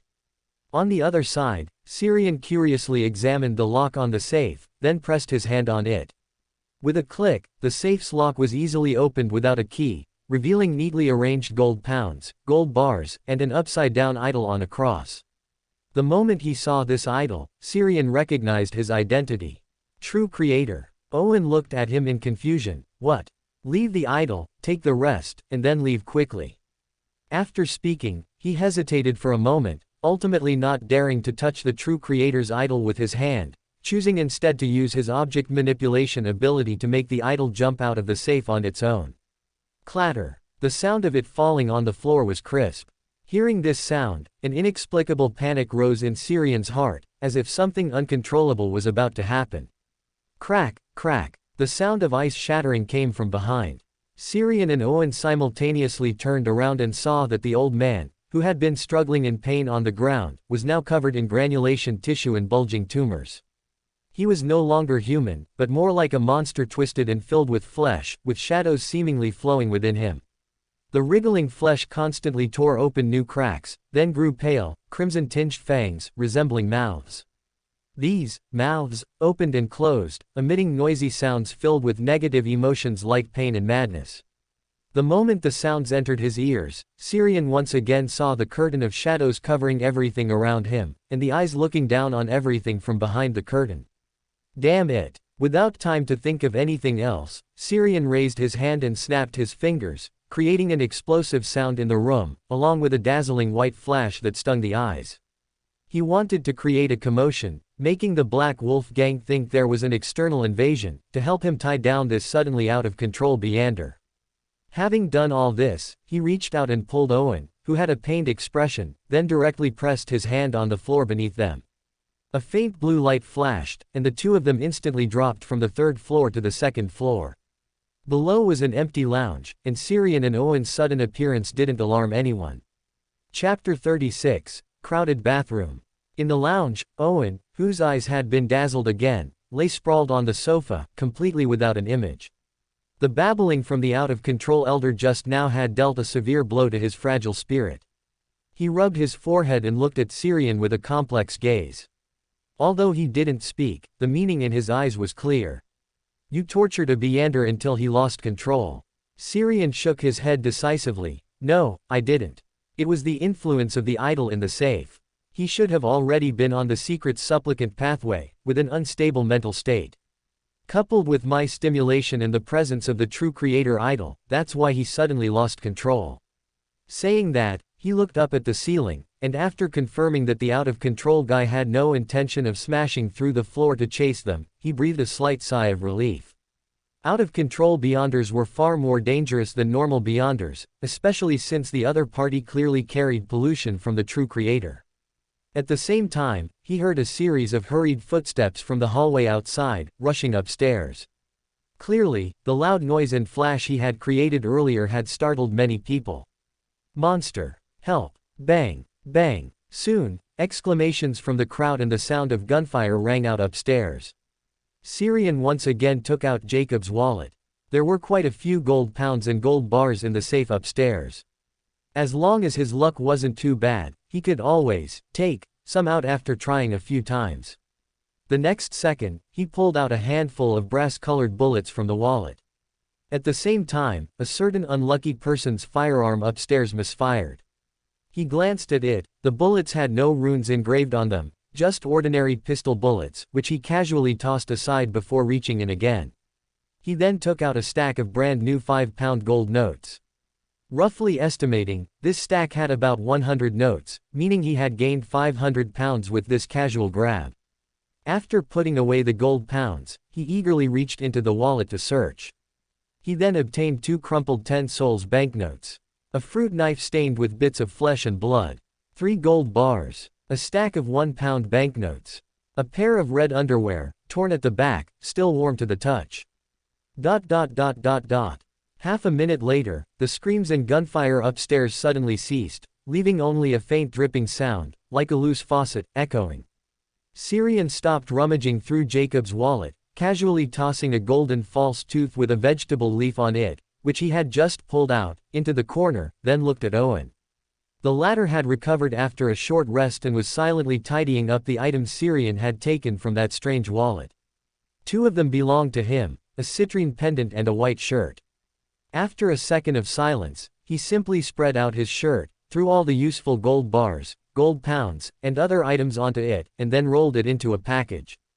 Bang! Crash! The sound of breaking glass suddenly rang out as a black and red, flowing flesh monster smashed through the window and jumped in from outside. Syrian reached out and pulled at the air, creating a curtain of lightlessness out of thin air, covering the flesh monster. The next second, the black curtain lost control and transformed into a wriggling shadow, striking out at him. Damn it! Syrian cursed, but his hands didn't stop. He used his object manipulation ability to stand the nearby coffee table upright, blocking himself. Boom! The solid wood coffee table shattered in response, but at the same time, Syrian and Owen behind the coffee table had vanished. The package wrapped in the shirt on the nearby sofa also disappeared with them. The black and red flesh monster paused, then surged towards the window it had just broken. On the first floor of the casino, in the same restroom as before, Syrian and Owen walked through the wall and ran straight into a middle-aged man who was washing his pants. Syrian looked at the man's face, then at the pants in his hands, and somehow understood the other party's thoughts. If he just wet all his pants and then wrung them dry, no one would be able to tell that he had peed his pants earlier. Both parties awkwardly stared at each other for a second, then Syrian sincerely apologized. "Excuse us." The middle-aged man washing his pants opened his mouth. Just then, the restroom door was opened from the outside, and a burly, hairy man angrily shouted inside. "Which son of a bitch locked the restroom? Don't you know this is a public place? You guys." Seeing three people crammed into the small space, one of whom had his pants off, the originally furious strong man suffered from a speech impediment. After a long while, he slowly retreated, closing the door, and weakly said, "Aren't so many people crowded?" No, I mean, excuse me." As soon as the restroom door closed, it was opened again the next second. He looked at the three people inside with a conflicted expression and said, You guys hurry up, I can't hold it anymore." With that, he quickly closed the restroom door again. Once the restroom door was completely closed, the middle-aged man in front of the sink finally came to his senses.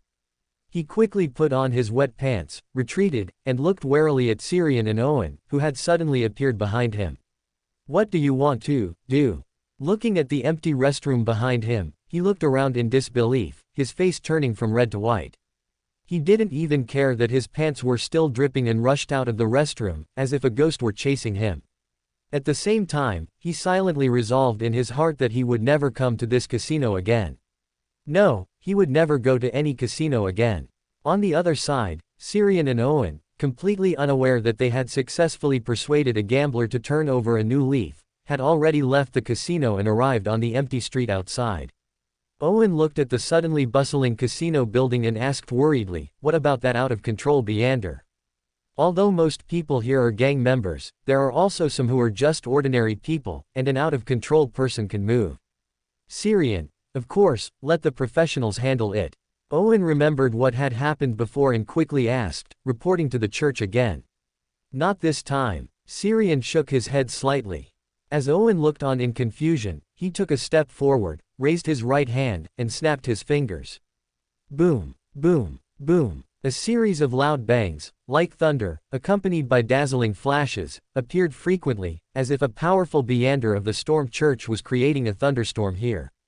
The high-frequency, loud bangs, and flashes, lasted for about 10 seconds.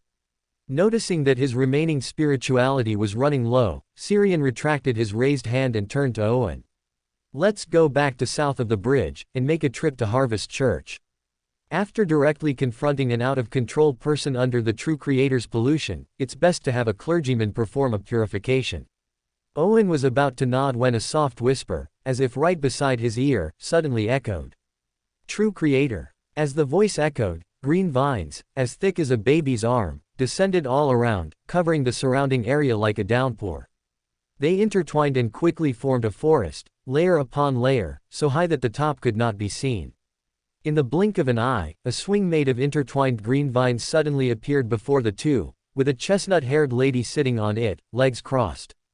She was tall and exceptionally beautiful, wearing an Intis-style women's shirt, with a brown, patterned captain's coat over it, and off-white trousers and knee-high boots below, dressed like the leader of a pirate ship. Syrian looked at the mysterious space formed by the intertwining green vines around him, and at the lady in front of him, dressed like a pirate leader. A name suddenly popped into his mind, Bernadette. As soon as the name appeared, the lady on the swing suddenly turned her head to look at him, her tone carrying a hint of playfulness and seriousness. "You seem to know me." Syrian was stunned for a moment. He even suspected whether the other party was a spectator. She was too perceptive, wasn't she? Only after spending a long time with a spectator would one realize that a clown's facial expression control was the best survival skill in this world. Reining in his wandering thoughts, he looked at the lady sitting high opposite him and shook his head slightly. "I don't know you, but I have a guess." Chapter 37, The Mysterious Queen. The lady on the swing looked down at him. "What guess?" Syrian looked up at her, not quite accustomed. One of the 4 kings famous throughout the 5 seas, the owner of the Dawn, the Queen Mystic, of the sea. He paused slightly, and without waiting for her to ask, he explained the reason on his own. "Your attire and temperament must belong to a high-ranking individual, and these mysterious and powerful Beyonder abilities are very consistent with the unique fairy tale magic of the legendary Queen Mystic. Of course, there's also your appearance." However, he only thought this sentence to himself. The lady sitting on the high swing neither admitted nor denied it, but silently looked at him, her azure eyes tinged with purple. After a long while, amidst Syrian's silence and Owen's nervousness, the lady on the swing finally spoke. "A well-informed and greedy trickmaster, are you a descendant of the Abraham family?" Syrian shook his head frankly. "No." The Queen Mystic opposite him gave him a deep look, then suddenly shifted her gaze to the nervous Owen beside her. "Are you the descendant of the Abraham family?" Owen's body stiffened imperceptibly. The Queen Mystic opposite him smiled slightly. "It seems I guessed correctly." Syrian watched Owen's face gradually turn pale and silently shook his head.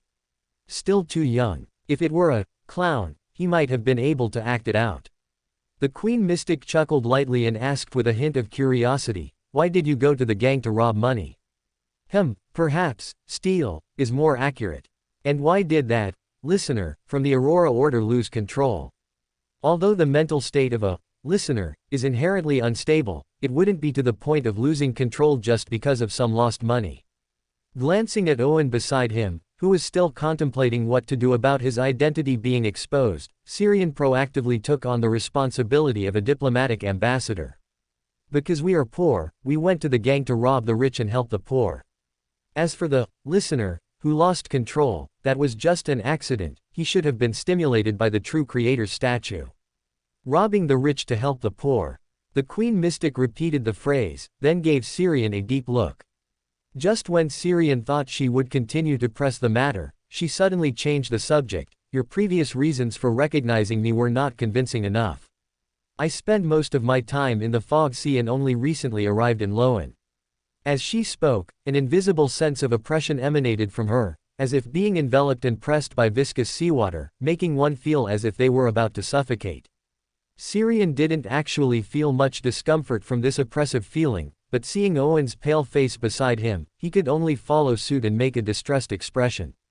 To prevent Bernadette from realizing he was faking it and thus prompting more probing, he quickly spoke to divert her attention. "I know the abilities of a clairvoyant, and I also know the advancement ritual of a sage, plus this is backland, so it's easy to guess." Upon hearing this, the oppressive feeling emanating from Bernadette receded somewhat, but not completely. Syrian even felt waves of dangerous aura brewing in unseen places around him. Clearly, his words just now had made Bernadette wary. He pulled at the corners of his mouth helplessly and continued, "A clairvoyant can glimpse fate, and the advancement ritual of a sage is to prevent a disaster involving high-level power. Perhaps in half a year, perhaps in a year, a disaster involving high-level power will occur in Backland." A deep purple flashed in Bernadette's eyes. A moment later, she frowned and looked at Syrian. "Why do you know this information? What is the Abraham family planning?" "No, the current Abraham family shouldn't be capable of these things." Syrian shook his head slightly. "Of course not. I just recently joined a secret organization, a very large secret organization, and pieced together some information from previous meetings and exchanges. I cannot disclose the specifics, it's an unbreakable constraint, even for demigods or angels. Bernadette looked at him expressionlessly, her gaze deep, as if contemplating something. Just when Syrian thought he could skip this question, she suddenly asked, "There are many secret organizations in this world, but once they reach a certain level, they can no longer be considered secret. Emperor Rosal once said, 'All that passes leaves a trace.' So, which faction is this secret organization you speak of, and what are they planning?" Syrian smiled bitterly and shook his head. "I can't say. I can't even think about it." As he spoke, his gaze inadvertently swept across Bernadette's face, somewhat curious if she could pick up any hints from his words. But unfortunately, her expression management was much better than his, he couldn't discern any emotion at all. He paused, then continued, "Even Emperor Rosal, whom you just mentioned, was a member of this organization, well, when he was still alive." At the mention of Rosal, Bernadette's perpetually expressionless face finally rippled, but it quickly returned to calm as she looked at Syrian with a half-smile. Then, with an almost casual curiosity, she asked, "Do you think Emperor Rosal is truly dead?" Syrian nodded slightly, then shook his head. "He should be dead, but not completely dead." Bernadette's tone suddenly became serious. "What do you know?"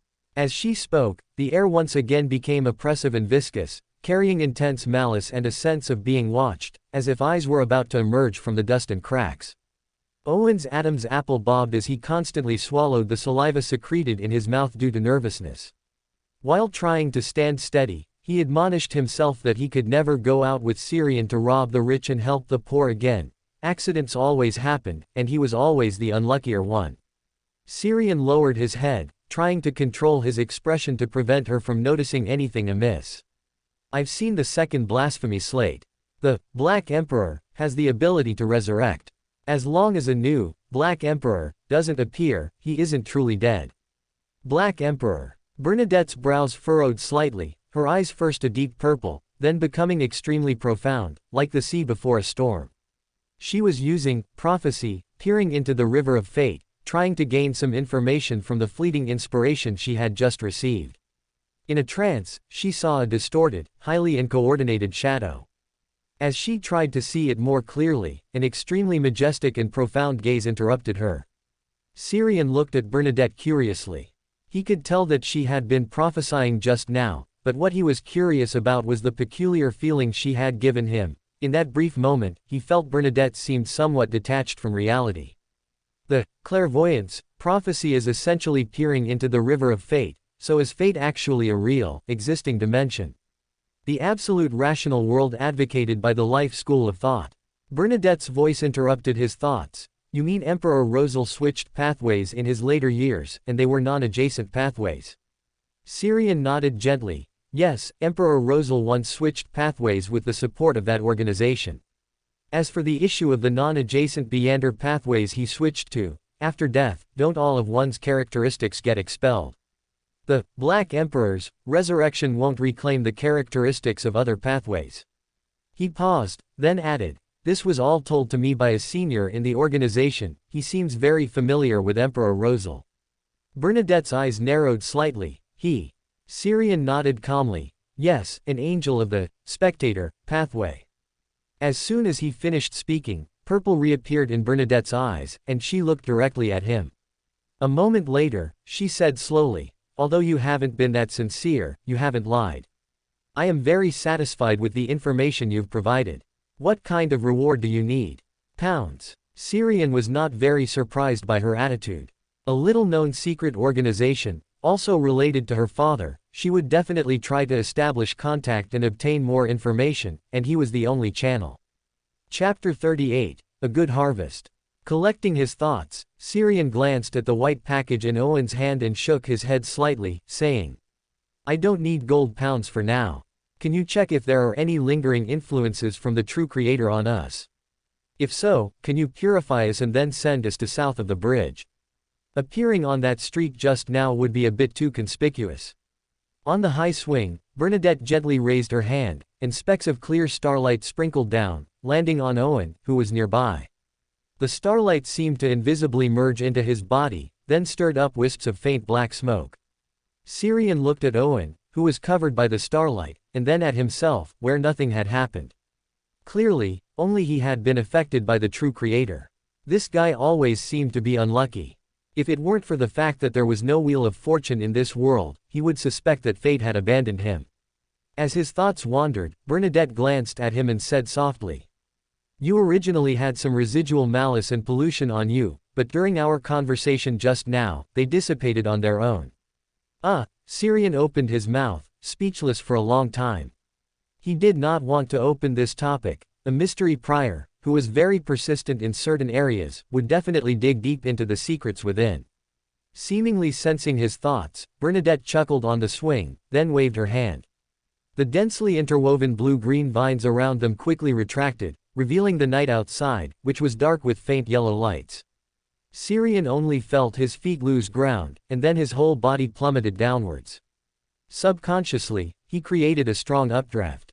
Although it wasn't enough to allow him to ride the wind like a wind blessed, it could slightly slow down his descent. As soon as the whimpering wind began, Syrian's feet touched the ground.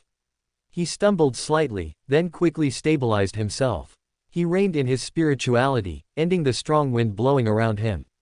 He looked up, a little embarrassed, and saw that the still receding vines were only about 1 story high from the ground. Between the continuously retracting vines, a yellowed parchment fell down, accompanied by Bernadette's voice. "We will meet again. I hope you will have more information next time. Of course, I will pay you a satisfactory reward."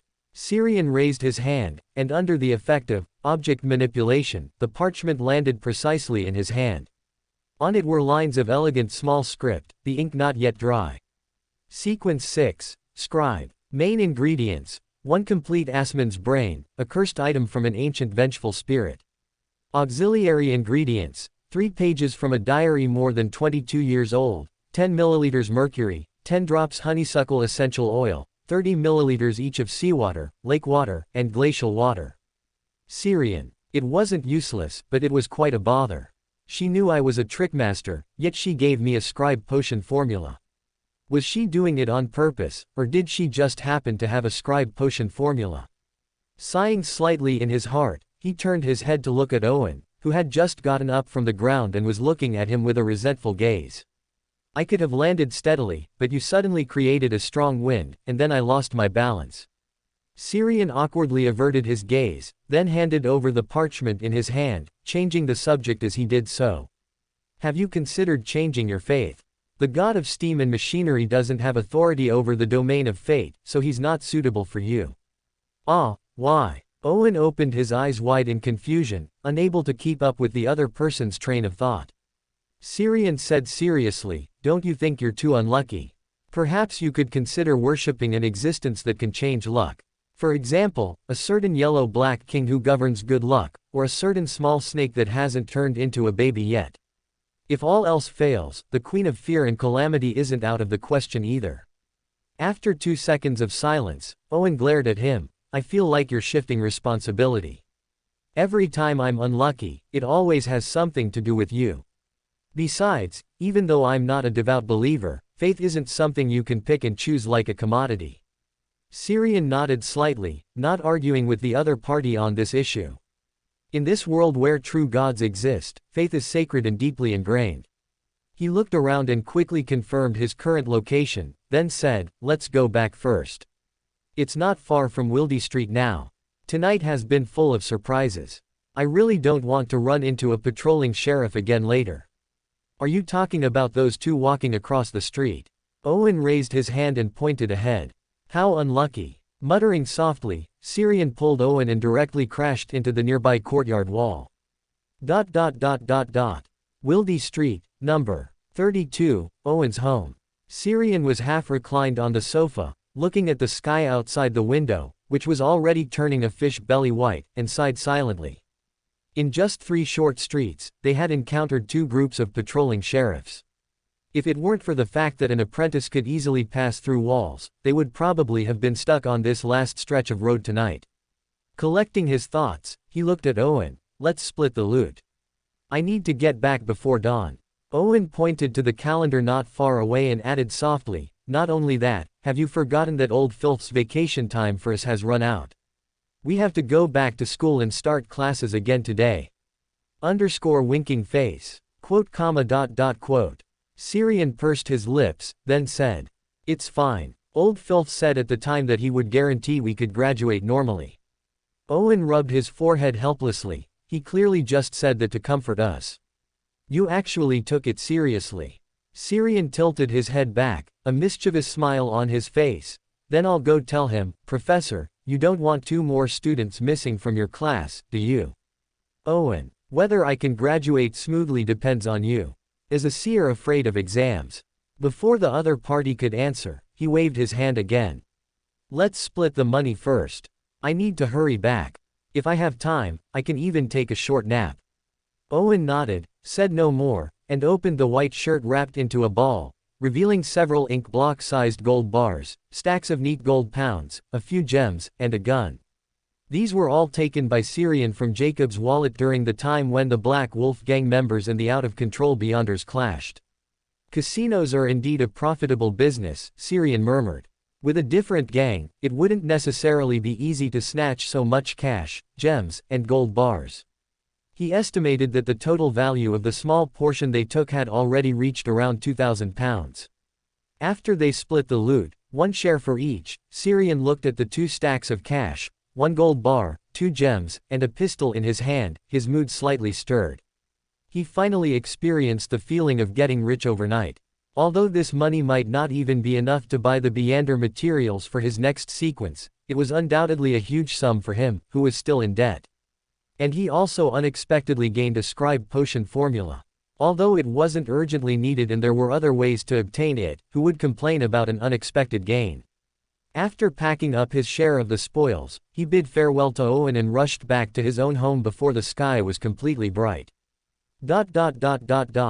At the same time, in the casino controlled by the Black Wolf gang in the Backland Bridge area, the sounds of explosions and gunfire constantly fluctuated. But strangely, outside the casino, not a single sound could be heard, not even the flash of fire. With just 1 step, it was as if they were in 2 different worlds. Not long after, an extraordinary team, fully armed with light armor, steam backpacks, and steam rifles, walked out of the casino building. They were accompanied by several people wearing similar black trench coats, who looked energetic, like seasoned night owls. These people were both male and female, and their ages varied, but their expressions were strangely similar. Envy and admiration mixed with a hint of heartache, like someone who was always frugal suddenly seeing someone else waste money lavishly in front of them. As soon as the 2 teams, with completely different styles, walked out of the casino building, before they could even separate, a strong gust of wind suddenly swept through. Then, a robust figure in a dark blue priest's robe descended from the sky. He first looked at the casino building ahead, which was filled with the smell of gunpowder and blood, then scanned the crowd present, and asked in a deep voice. What happened here? Chapter 39, Message from a Rhodes. In an office beneath St. Hilary Cathedral in St. George Borough. At the long, dark table, everyone looked at the middle-aged man in the topmost seat on the left. He had very distinctive, slightly curly, disheveled, short brown hair that always stubbornly stuck out. His facial features were sharp and clear, making him look somewhat like someone who spent a lot of time in a laboratory and neglected his appearance. At this moment, his lips were pressed together, his expression hesitant, yet with a hint of determination, as if making an extremely difficult decision that went against his inner feelings. Taking a deep breath to steel himself, he took out an ancient silver mirror with strange patterns from beneath the table. Black gems adorned both sides of the mirror, shaped like eyes. This was the sealed artifact he wielded after becoming the captain of the machinery hivemind in the Backland Diocese, numbered 2 to 111, Mirror Roads. After he took out Mirror Roads, the mirror surface immediately rippled with water, quickly forming words flowing with fresh red. What question do you wish to ask? Beside him, a mechanical heart squad captain curiously looked at the mirror placed on the table and muttered softly. Rhodes seems to be in a good mood today. It wouldn't usually cut to the chase so directly. No sooner had he finished speaking than the mirror's surface rippled with water again, and then new lines of words, still dripping with blood, appeared. Ignorant human, what do you wish to know from the great Erodes this time? Do you prefer this more arrogant attitude? Although your preferences are a bit strange, the great Erodes can satisfy you. As Erodes gave its reply, the captain who had just spoken awkwardly shut his mouth. The machinery hive-mind captain in charge of the mirror touched his stubborn brown hair, sighed inwardly, and then looked at the mirror before him, asking directly. Great Erodes, I wish to know what happened at the Black Wolf gang-controlled casino on Millick Street in the Backland Bridge area in the early hours of this morning. The surface of mirror Erodes rippled, the original blood-red words disappeared, and then new characters emerged. This question requires 2 questions from me in exchange. The machinery hive-mind captain asked in surprise, why? Erodes quickly replied, your question should be broken down into 2 parts, what happened, and who was involved. Of course, if you don't want to know information about the relevant individuals, we can also exchange it for 1 question. Also, that counts as 1 question. He touched his messy, somewhat curly, but still resilient hair with a hint of distress, then sighed. No problem, tell me the answer. The silver mirror's surface rippled with a somewhat cheerful light, and then a somewhat dim scene, as if covered by a black curtain, emerged. Inside the casino building, 2 figures, heavily stained with vibrant colors and appearing completely blurred, flickered, one moment in the restroom, the next in the hallway, then in the stairwell. The scene seemed to suffer from flashbacks and freezes. A few seconds later, the image on the mirror froze on the 3rd floor. The 2 figures, heavily stained with vibrant colors, stood in the hallway, confronting a flowing black mass in the room opposite. Then the scene again suffered from flashbacks and freezes, occasionally flashing white or black, with currents and frost intermittently streaking across the gaps. Soon, the 2 figures heavily stained with vibrant colors disappeared, leaving only the flowing black mass that filled the entire room. The next second, the scene shifted to the street outside the casino. A figure, completely covered in colors with no discernible details, stood in the center of the street, raising his right hand. Then the scene was engulfed in white light, and thunderous sounds continuously emanated.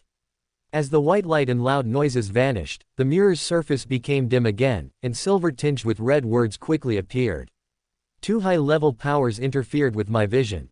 Even the great Erodes could only see some blurry, flashing images. One of these high-level powers was full of corruption, filth, shadows, and mutation, originating from the deity worshipped by the Aurora Order. As for the origin of the other high-level power, I do not know. The relevant information seems to have been blocked. Without giving the machinery hivemind members a chance to ask questions, after a brief description, Erodes immediately said, now it's my turn to ask. The machinery hivemind captain's expression was stiff. He felt he had suffered a great loss. This vague and indistinct information was not worth Erodes asking him 3 questions. Moreover, Erodes today inexplicably made him uneasy. He always felt that Erodes's questions would cause him to lose something very important. Taking a deep breath, he closed his eyes and said, ask away. On the surface of the silver mirror on the table, blood-red handprints, as if pressed by a baby's tiny hands, suddenly appeared. Immediately following, blood-red, faintly flowing words emerged. First question, how do you usually relieve that kind of desire?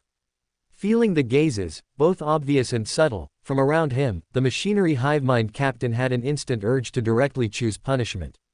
But remembering there were still 2 more questions, he closed his eyes, gritted his teeth, and chose to answer.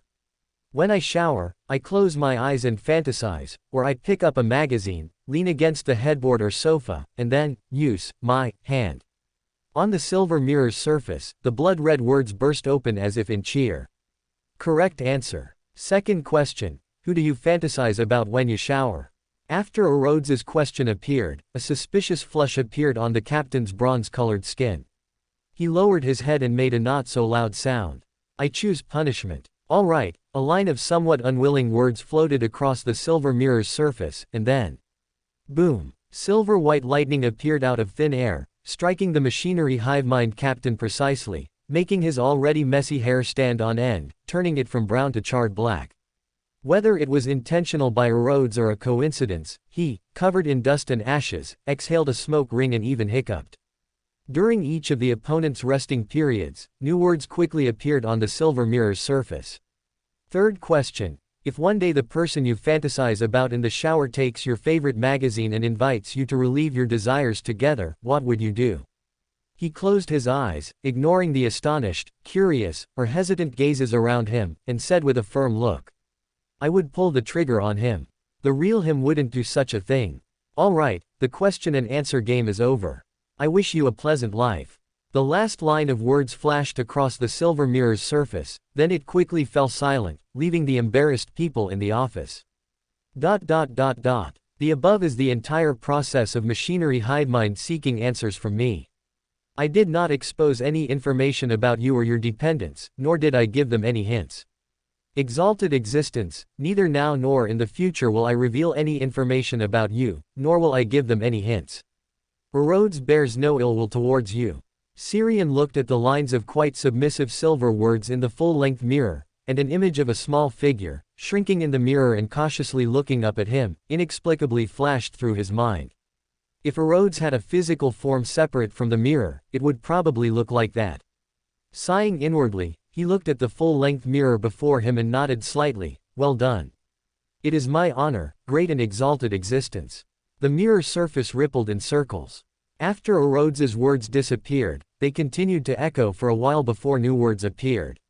Exalted existence, one of your believers is planning to steal a sealed artifact from beneath Street Hillern Cathedral, but according to my calculations, if there is no interference from a power above that of an angel, his chance of success is infinitely close to zero. Is this a task you gave him? Do I need to provide him with some necessary assistance? He only needs to bring me along. Syrian blinked, looking somewhat stunned at the words appearing on the mirror. What the hell? When did I get a believer? And I told him to steal a sealed artifact from beneath Street Hillern Cathedral. He recognized every single word, so why did they feel so unfamiliar when put together? Chapter 40. Unexpected Rejection. Syrian carefully reviewed all his memories, and after confirming that he had no so-called believers, he stared at the full-length mirror with a serious expression. Are you sure he's my believer? Seemingly sensing Syrian's emotions, the ripples on the mirror surface became chaotic, and it took a while for silver words to emerge. I'm very sure. To avoid making a mistake, I even secretly observed him for a period of time. As Rhodes gave his answer, he also constructed a realistic human image in the mirror. It was an old man with half-white hair, wearing a gray collared shirt and a wool overcoat, with light blue and exceptionally clear eyes, like a clear lake under a bright blue sky. His name is House, a member of the Backland Mechanical Heart Squad, and a Sequence 9 Feet Mystery Prior. Syrian looked at the image in the mirror, and a memory immediately flashed through his mind. It was when he had just transmigrated, and a Mechanical Heart Squad came to him to investigate the evil ritual that caused the original body's death. He remembered that this old man named House had looked at him from a distance in the carriage at the time. He felt that the other party had seen something on him, and he was worried for several days because of it. However, the people from Machinery Hivemind never came to find him, and he had almost forgotten about it. So, at that time, because of the mystery prior characteristic, he indeed saw something he shouldn't have seen on me, and was therefore polluted, becoming my believer. But he might not necessarily be my believer. It's also possible that the high-dimensional overseer in the cosmos also discovered him and, taking advantage of the situation, developed him into a believer. If it's the latter situation, then his plan to steal the sealed artifact from under Street Hillern Cathedral should be aimed at me. Is it simply to gain power to deal with me, or to frame me, push me to oppose the Steam Church, and use the power of the true God's Church to deal with me? If that's the case, that's a bit ruthless. I need to respond. Whether he is my believer or a believer of the high-dimensional overseer, I cannot let him continue this plan. Thinking of this, he looked at the rippling mirror surface in front of him and said in a deep voice. Stop him, but don't harm him. This is not my intention. In his heart, he would have preferred Rhodes to find a way to kill the other party, but unfortunately, this guy was also just a restricted sealed artifact, and might not be able to do it. Moreover, he was also worried about House causing a backlash after his death, thus drawing the attention of the God of Steam and Machinery's church to himself. So, until a solution is found, it's better to keep him alive. As he spoke, lines of words quickly appeared on the surface of the full-length mirror. No problem, I will convey your oracle to him. Although it was just text, it made him feel the hidden disappointment of the other party. It seemed this mirror really wanted to leave the steam church. I thought this little mirror only wanted to follow Klein and leave the steam church after he appeared. Turns out it always had the heart to defect. Indeed, with the characteristic of being alive, who would want to be a sealed artifact held in someone's hand?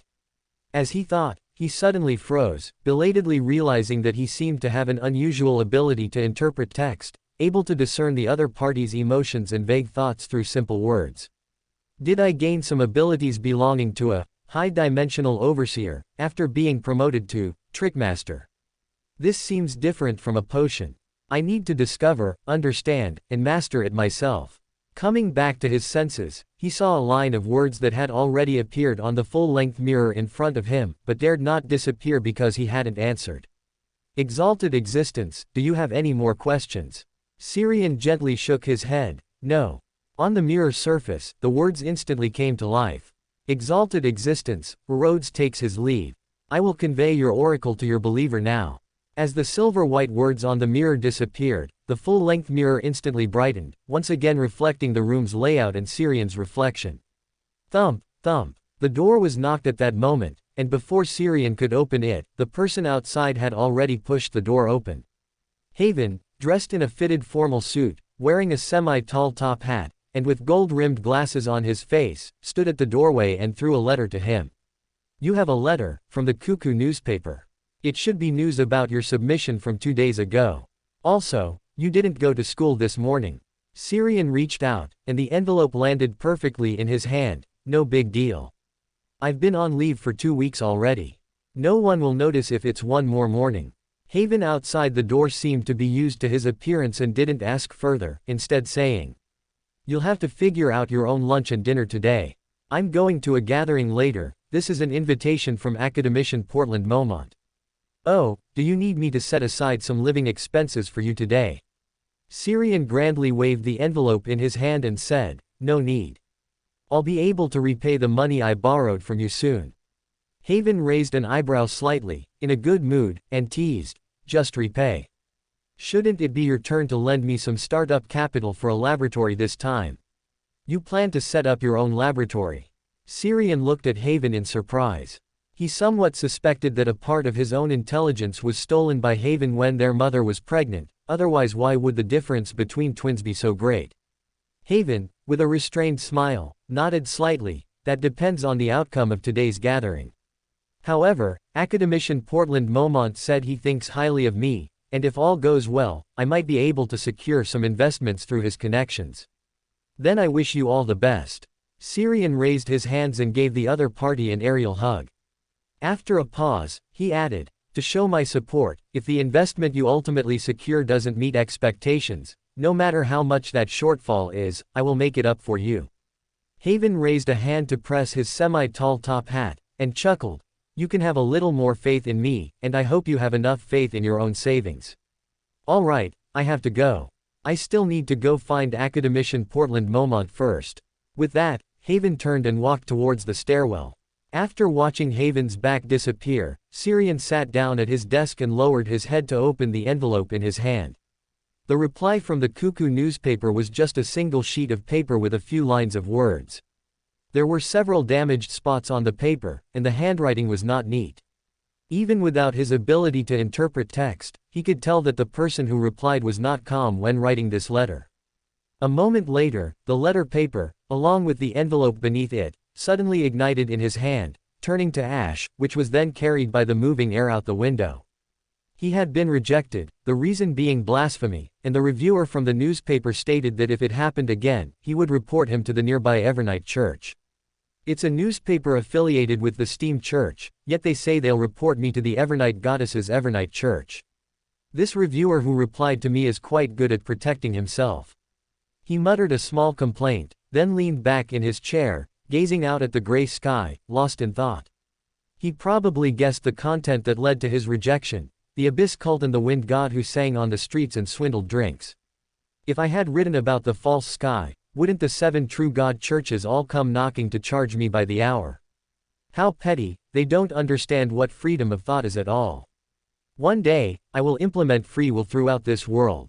But before that, I need to come up with new literary content that Rosal hasn't plagiarized and that can be published in this world. Money still needs to be earned. After murmuring to the sky outside the window for a while, he suddenly sat up straight and picked up the pot-bellied steel pen he had set aside. This is a story about technological development and environmental pollution, about the class conflict between upper management and the lower classes. It's a story that combines love, family, friendship, struggle, conspiracy, and adventure. In a distant, other world, there was a city famous for its advanced technological development. It was called Zon. Chapter 41, Sudden Attack. In the history department of Backland University, Syrian glanced at the office where only old Filth sat in a daze, then raised his hand and knocked on the door. Dong, dong, come in. Syrian stopped in front of the desk and calmly looked at the old man opposite him. "See, Professor, you were looking for me." Old Filth didn't move an inch in his chair, but his tone changed slightly. "You skipped class again this morning." Syrian was stunned. He hadn't expected old Filth, who usually paid little attention to his students, to be so concerned about him, especially since he didn't even have his class this morning. After a slight hesitation, he nodded lightly and said, "Yes, I was a little late this morning." He was only late for one morning. Old Filth seemed to believe his explanation and skipped the topic, instead saying, "I've prepared a gift for you." Thank you, Professor, but a gift isn't necessary." Syrian looked at the other party in confusion, feeling that old Filth was a bit off today. Although old Filth's persona at the school wasn't stingy, he was certainly not the kind of professor who would thoughtfully prepare gifts for students, especially since Syrian wasn't one of his most outstanding or favored students. Old Filth didn't mind his refusal. After speaking, he bent down and took out an inverted picture frame from the desk drawer below. The moment he saw the picture frame, Syrian suddenly felt a spiritual warning and instinctively wanted to escape. He backed away repeatedly, but he was still a step too slow. Old Filth had already turned the inverted picture frame around, facing him directly. The front of the picture frame depicted a forest of dark green, densely twisted dead trees. Above the forest was a pale blue moon, like an eye, looking down at the forest below, and at everything outside the frame. Syrian's gaze inevitably met the eye in the picture frame. For a moment, he felt a gaze from an infinite height. When he came to his senses, he found that his surroundings were no longer old Filth's office, but a dark green, twisted forest without a single leaf, the forest from the picture frame. The world in the painting. He had been pulled into the world in the painting again, and this time it seemed not just his spirit, but his body had been pulled in as well. After a brief silence, he reached out and gently pressed the air in front of him. Pale blue light rippled outwards from his palm in circles, but the door he had anticipated never appeared. "It really doesn't work," Syrian sighed, lowering his head. He had just tried to replicate his previous action, using the apprentice's ability to open a door between the world in the painting and the real world, but he failed. He had a premonition that the problem seemed to be with him. Was it because last time it was only my spirit that I could easily break free from the world in the painting with my own status? And this time, my spirit and body are not separated. The status originating from my soul is restricted by my body, or rather, I don't yet possess the ability to physically cross dimensions. As he muttered, he saw a familiar figure quickly materialize among some twisted dead trees not far away. It was old Filth. He held a black wooden cane in one hand and the half-top hat he had originally worn on his head in the other. His azure eyes held an unconcealed madness and excitement. "You are not see, Professor." Syrian frowned, looking at the suddenly appearing figure. Aside from the face, he resembled old Filth in no other way. Old Filth didn't speak. He walked towards Syrian with a somewhat enchanting posture. With each step, a part of his color faded until he completely transformed into another person. It was a brown-haired, brown-eyed woman with sharp features, possessing both fierce, arrogant, and affected temperaments. Her face was painted with heavy, colorful makeup, giving her an incongruous look, as if a noble lady and a female bandit had been forcibly merged. The half-top hat and cane in her hands also changed, becoming a long saber stained with rusty red spots and a pitch-black revolver. Syrian frowned, looking at the other party. Memories flashed through his mind, and he recognized her. Zoila Hernandez, the leader of the Bloodaxe gang in Backland's East Borough, a Sequence 8 listener, who had gone mad after hearing voices from the cosmos. This was a mission Adam had given him earlier, and he had even received an advance on the reward for completing it. He wasn't very enthusiastic about completing this mission, but he hadn't expected the target to come knocking on his door like this. He now even suspected that Adam was urging him on. Syrian looked at the knife and gun in her hands with a bit of a headache. He should have just kept skipping class. He came to school for classes, not for fighting, and he hadn't brought any weapons with him. As a result, he just happened to encounter an outlaw with a knife and gun, targeting him. Zoila Hernandez, now restored to her original appearance, had no unnecessary words or movements. She raised her gun, aimed, and pulled the trigger, all in one smooth motion. Bang! Bang! The bright yellow bullets landed on a lightless curtain, without causing a single ripple. Black curtain, plus, escaping trick. As a lower-tier ability to flash, the speed of escaping trick was already close to short-distance displacement. In the blink of an eye, Syrian, using the cover of the black curtain, appeared beside Zoila Hernandez. But what greeted him was the dark muzzle of a gun. Zoila had seen through his trick and accurately locked onto his position. Bang! The moment the gun fired, Zoila's body involuntarily arched backward. The muzzle, originally aimed at Syrian, veered off course, and the bullet missed. Syrian breathed a slight sigh of relief. His action just now was extremely risky. The owner of the painting had absolute control over the world in the painting, so no matter how clever and brilliant his trick was, it couldn't stop the other party from locking onto him. Especially as someone affected by a high-dimensional overseer, the other party most likely possessed the ability to observe the true nature of the world, which greatly countered sequences like Trickmaster and Magician that required deception, performance, and precise operations. Fortunately, the other party was overly confident and also didn't understand the Trickmaster's abilities well enough, which gave him a risky opportunity.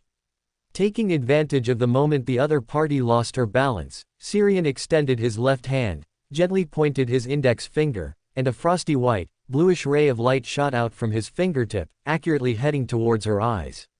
Ice seal. This trick wasn't strong, it could only achieve rapid cooling, frosting, or create thin ice. But if the target of the attack was the most fragile part of the human body, the eyes, it could achieve unexpected effects. To his surprise, the ray created by Ice Seal missed. After losing her balance, Zoila's body twisted into an incredible arc, dodging the ray that was about to hit her eyes. She even twisted her body and swung a knife at him with a backhand.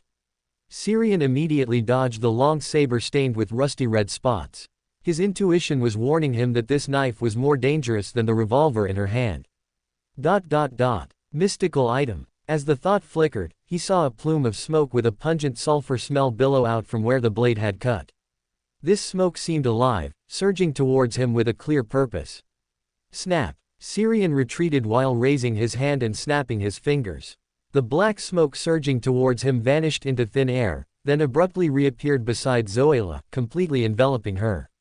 Transfer gas. A trick he had always considered useless, as it couldn't directly transfer air to suffocate someone to death. He hadn't expected it to actually come in handy now. From within the black smoke with the pungent sulfur smell, Syrian heard a cough tinged with pain.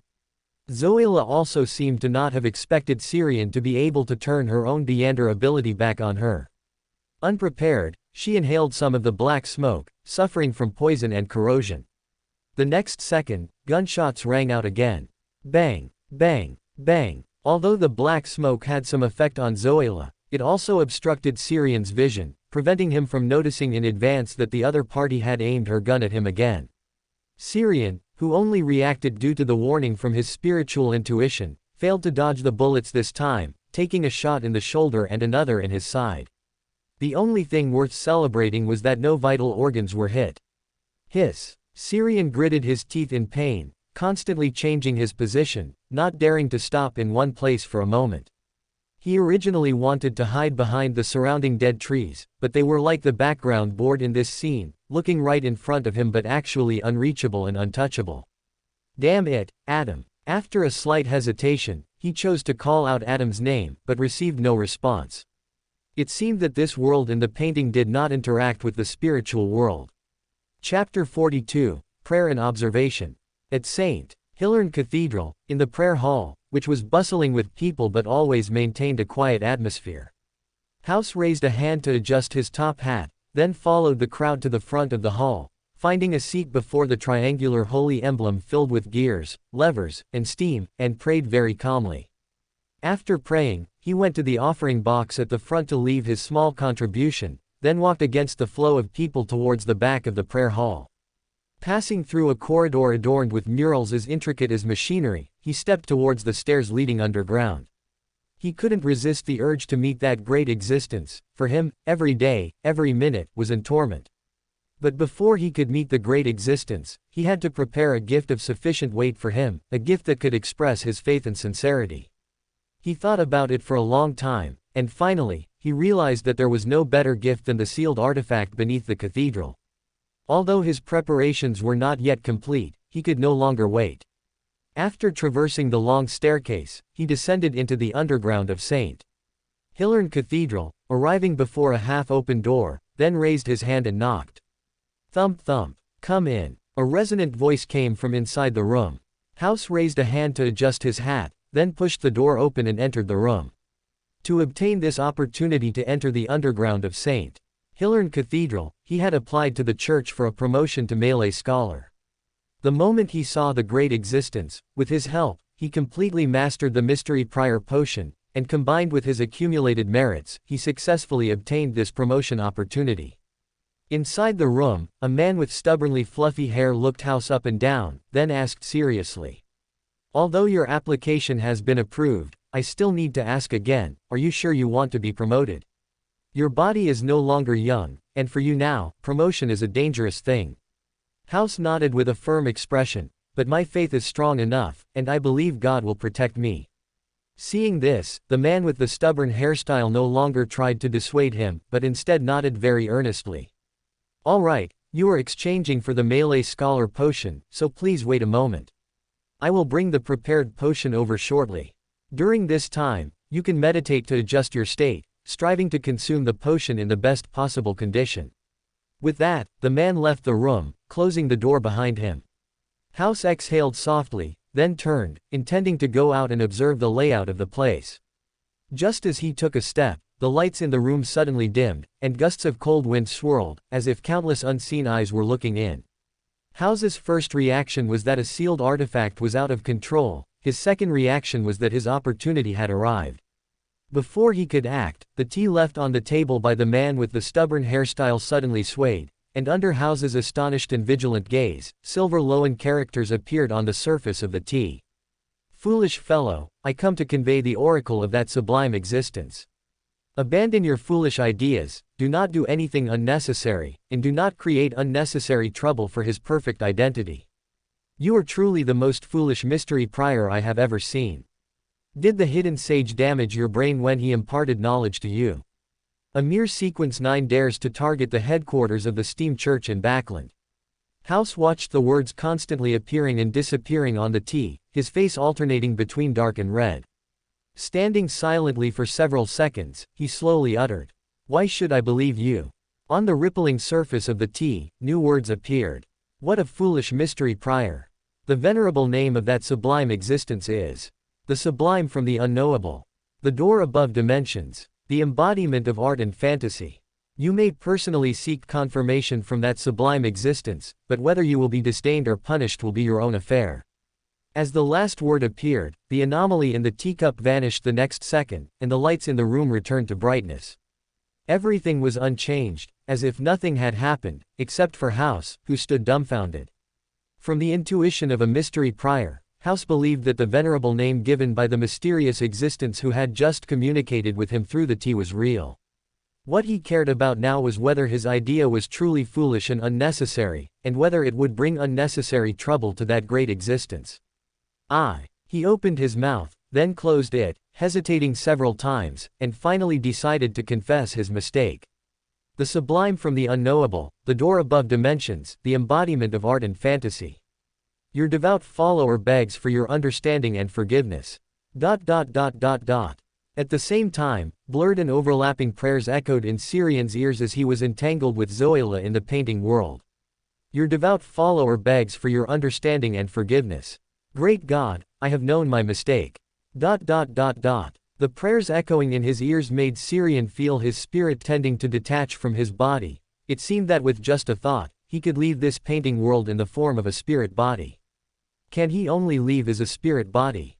Syrian couldn't help but frown. Once his spirit and body separated, he would no longer be able to control his body. He had no doubt that Zoila, who was chasing him, would cut him in two. But the prayers echoing in his ears did not disappear according to his will. Instead, they gradually became clearer with time, causing his spirit to uncontrollably ascend, already beginning to detach from his body. Damn it, stop praying. Syrian couldn't help but roar in anger. Then, the entire painting world suddenly fell silent, a deathly stillness. Syrian was stunned for a moment, then seemed to understand something. He turned to look at Zoila, who was swinging her blade behind him, and gently swiped his hand through the air. Whoosh! A solid earth wall silently rose between the two of them. Seeing this, Syrian instantly understood that his control over this painting world had surpassed that of the painting's original owner. Unless the other party had the ability to directly destroy the painting world, he would no longer be in any danger. So he began to yield to the invisible pull, allowing his spirit to detach from his body. As the body's constraints disappeared, Syrian found his vision infinitely ascending. The world in his eyes underwent a tremendous change. He saw points, lines, and papers, without thickness or boundaries. Both time and space took on concrete, tangible forms in his eyes. As his spirit ascended, he once again saw the shadow overlooking all things from an infinitely high place. No, this time it was no longer infinitely high. Although it still looked incredibly distant, he felt as if he could reach it with his hand now. However, doing so would be quite dangerous, as it meant he was choosing to directly confront the high-dimensional overseer. He merely glanced at the top of his head, then withdrew his gaze. Since there was a barrier left by the primordial one, he chose to ignore him. Then he looked down, found the painting world where his body was located among countless points, lines, and planes, and then reached out and pushed it out of the high-dimensional overseer's sight. During the brief confrontation just now, he happened to obtain some useful information from the high-dimensional overseer. As a symbol and master of dimensions, the high-dimensional overseer's observation directly and crucially changes the subsequent development and final outcome of the observed object. This is a characteristic of higher dimensions, just as a person observes the quantum microscopic world. When I see it, the flowers bloom brightly. When I don't see it, the flowers and mind are equally still. Therefore, to escape the fate fixed by the high-dimensional overseer's observation, one must first leave the high-dimensional overseer's line of sight, and then use one's own sequence to correct it. Although he lacked corresponding power, given his actual sequence, relying on the close connection between his spirit and body, he could also achieve limited observation. Noticing that the shadow above his head was moving with him, Syrian very decisively stopped pushing the painting world. Looking at the piece of color he held in his hand, he murmured softly, "Adam, I need some help. The price I can pay is some information from an outer deity of the cosmos, which involves his authority and symbolism." "All right." A gentle voice came from his chest, as if it also resonated in his heart. Ad blocker detected. Please disable your ad blocker to support our website and continue enjoying free content. Problematic ad. Report it here. Number 43. Angel Experience Card. AI Model. Gemini 2.5 Flash. Chapter 43. Angel Experience Card. He was certain that Adam had been watching from the start, and perhaps even played a part in this sudden attack. Syrian wanted to curse in his heart, but he held back. To a spectator, it was no different from cursing him to his face, and it wasn't polite. Besides, he was asking for a favor now. As he reined in his thoughts, a brilliantly burning, resplendent spark suddenly appeared before him. This was a Beyonder characteristic of a Sequence 2 planeswalker from the door pathway. With just a glance, Syrian recognized it, because the potion within him had already begun to resonate. Without the slightest hesitation, he reached out and grasped the brilliant spark. At the same time, Adam's voice echoed in his ears. "This is a product of concealment. In your current state, you can probably use it for 1 minute. Depending on the intensity of your usage, this time may be extended or shortened. Don't be located by Botley.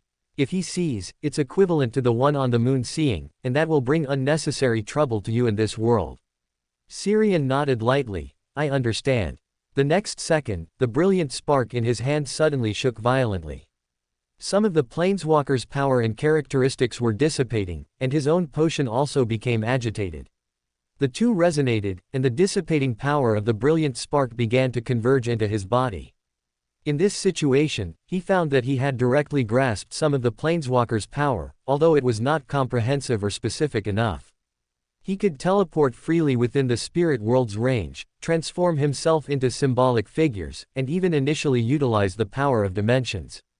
After briefly sensing the changes in himself, Syrian reached out and gently pulled at the air in front of him, creating a vast black curtain of shadow out of thin air, covering himself and all the surrounding dimensions.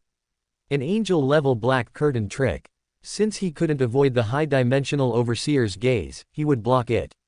Within the black curtain of the five senses, Syrian quietly looked at the colored mass in his hand, his consciousness slowly sinking, seeing and entering the world within the painting.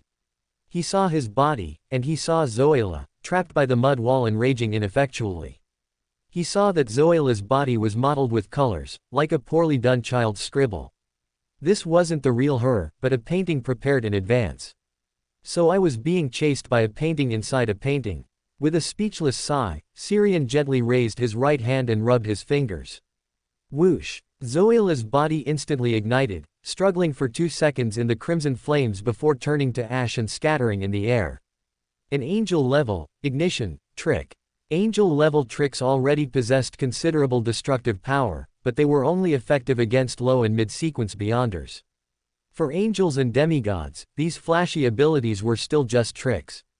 As the painted Zoila burned to ashes, the long knife with rusty red spots and the revolver in her hand dropped to the ground. They were real objects. Syrian raised his hand forward, and the two weapons spontaneously floated up, disappearing in a flash of starlight. Then he turned his gaze to his own body. Under his gaze, the figure standing frozen suddenly twisted, stained with brilliant starlight, becoming extremely illusory, then transforming into shattered starlight and shimmering symbolic figures, unhindered, leaving the world within the painting and returning to reality. After doing all this, he looked up at the world within the painting, then gently clenched his hand. Crack! The sound of shattering void rang out, and black cracks spread like a spiderweb. In just a breath's time, this world within the painting was completely destroyed, leaving only faint, translucent specks of starlight. Under Syrian's guidance, they entered his body. The next second, the black curtain covering the surroundings disappeared. He met the gaze of the shadow overlooking all things from infinitely high up, then his spirit body transformed into shattered starlight and shimmering symbolic figures, disappearing into this dimension. In reality, in the underground of St. Hilern Cathedral, Syrian cast his gaze over, following the prayers echoing in his ears. He saw the terrified house, heard his repentant words, and learned of his previously bold and brainless plan. Are all the believers of those hidden existences such brainless types? No wonder they were so severely suppressed by the Orthodox churches. Although a bit speechless, considering the other party's pure faith, and the fact that he had not been observed by the high-dimensional overseer, he decided to forgive him.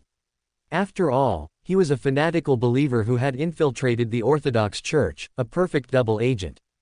Unfortunately, Planeswalker doesn't have abilities related to fate, and I haven't consumed the astrologer potion. Otherwise, I would know if his previous foolish ideas had any additional induction factors. He paused, then, following the connection established by the prayer, he allowed his consciousness to touch the other party, giving this unexpectedly acquired believer a small response. Do not make the same mistake again. Do not make the same mistake again. Hearing the grand voice echoing in his ears, House's prayer movements paused. Then he looked up with fervent eyes, and the next second, like a child who had made a mistake, he hastily lowered his head, his voice neither high nor low, but extremely devout as he made his promise. As he spoke, a hazy starlight suddenly flashed in his azure eyes, and his thoughts seemed to detach from his body. Then he saw the cosmos, and he saw an indescribably magnificent light, like a silver door that encompassed everything, or a key to truth. The grand scene in his eyes flashed by, and then he found that some knowledge called the acting method appeared in his mind. Immediately, he buried his head even lower, his voice filled with an unsuppressible fervor and excitement. Thank you for your gift, great, supreme God. You are the unknowable sublime, the door above dimensions, the embodiment of art and fantasy. After leaving a piece of information about the acting method for House, Xiang withdrew his gaze. After all, this was the church of the god of steam and machinery. Although the special nature of the dimensional domain prevented the other party from instantly discovering him, it was still possible to be caught if he stayed too long. In the office of the Backland University history professor, Xiang fell silent as he looked at the blood-stained skeleton behind the desk, dressed in a formal suit and wearing a semi-tall top hat. Old Filth was dead. He had died even before today, and his flesh and blood had even been used as pigment for that painting. What he had seen before was merely a disguise created by flesh and blood magic. As Zoila in the world within the painting was killed by him, and the world within the painting was destroyed, the flesh and blood magic on Old Filth also lost its effect. He paused, then bowed to the other party. I'm sorry. I will avenge you, I promise. Old Filth was targeted, killed, and used by Zoila because he knew him. And he, at present, couldn't even find the murderer, even though Zoila was at Backland University before, even in this building. Proximity was a necessary condition for activating these arrangements. Looking back at his body, he could feel the Trickmaster potion being digested significantly. Although he hadn't performed much, the high-dimensional overseer and Adam were both excellent spectators. Soon, when I become an astrologer, these guys hiding in the dark, every single one of them, will be brought to justice. He muttered softly, then raised his hand and snapped his fingers. Boom! Silver-white lightning accompanied by a loud roar spread throughout Backland University. Dense electric snakes scurried along the surrounding walls, ensuring that people nearby would notice the anomaly immediately. Then he released the hand holding the brilliant spark, and the quietly burning spark vanished instantly. Losing the power support of the brilliant spark, Xiang's spirit body instantly became transparent and illusory, and at the same time, he felt a wave of weakness that made him unwilling to even move a finger, and a mental relaxation. Angel-level power was still a burden for him in his current state. I wonder if this counts as acting in advance. He mumbled softly, controlling his spirit body to float lightly towards his body, which was standing stunned at the side. He rejoined his body and spirit, then collapsed weakly to the ground. Less than half a minute after the thunder and lightning, a figure with faint blue flames spraying from his back descended from the sky. The person who arrived was an old man dressed in a white priest's robe and wearing a clergyman's soft hat. It was Horamic Haydn, the head of the Backland Diocese of the God of Steam and Machinery Church, the Archbishop of St. Hilarion Cathedral, and also an honorary professor of the Backland University Physics Department. Chapter 43, Angel Experience Card. He was certain that Adam had been watching from the start, and perhaps even played a part in this sudden attack. Xiang wanted to curse in his heart, but he held back. To a spectator, it was no different from cursing him to his face, and it wasn't polite. Besides, he was asking for a favor now. As he reined in his thoughts, a brilliantly burning, resplendent spark suddenly appeared before him. This was a Beyander characteristic of a Sequence 2 planeswalker from the door pathway. With just a glance, Xiang recognized it, because the potion within him had already begun to resonate. Without the slightest hesitation, he reached out and grasped the brilliant spark. At the same time, Adam's voice echoed in his ears. This is a product of concealment. In your current state, you can probably use it for 1 minute. Depending on the intensity of your usage, this time may be extended or shortened. Don't be located by Botley. If he sees, it's equivalent to the one on the moon seeing, and that will bring unnecessary trouble to you in this world. Xiang nodded lightly. I understand. The next second, the brilliant spark in his hand suddenly shook violently. Some of the planeswalker's power and characteristics were dissipating, and his own potion also became agitated.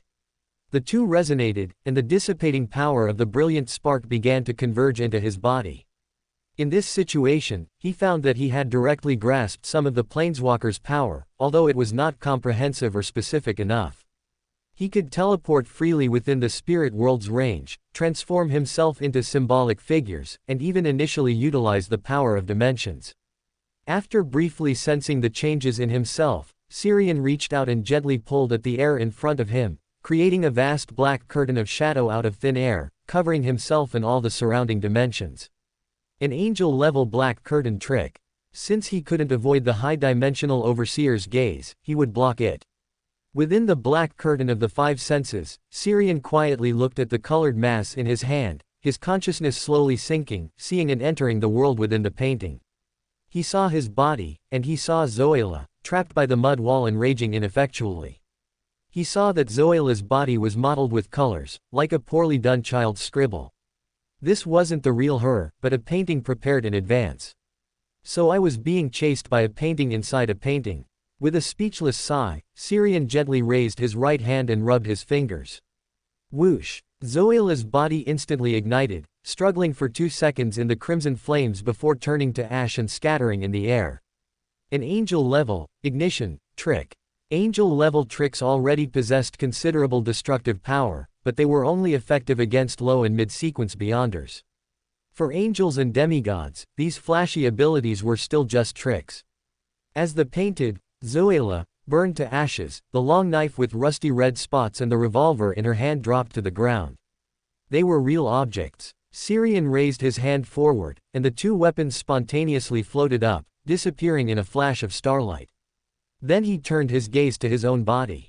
Under his gaze, the figure standing frozen suddenly twisted, stained with brilliant starlight, becoming extremely illusory, then transforming into shattered starlight and shimmering symbolic figures, unhindered, leaving the world within the painting and returning to reality. After doing all this, he looked up at the world within the painting, then gently clenched his hand. Crack! The sound of shattering void rang out, and black cracks spread like a spiderweb. In just a breath's time, this world within the painting was completely destroyed, leaving only faint, translucent specks of starlight. Under Syrian's guidance, they entered his body. The next second, the black curtain covering the surroundings disappeared.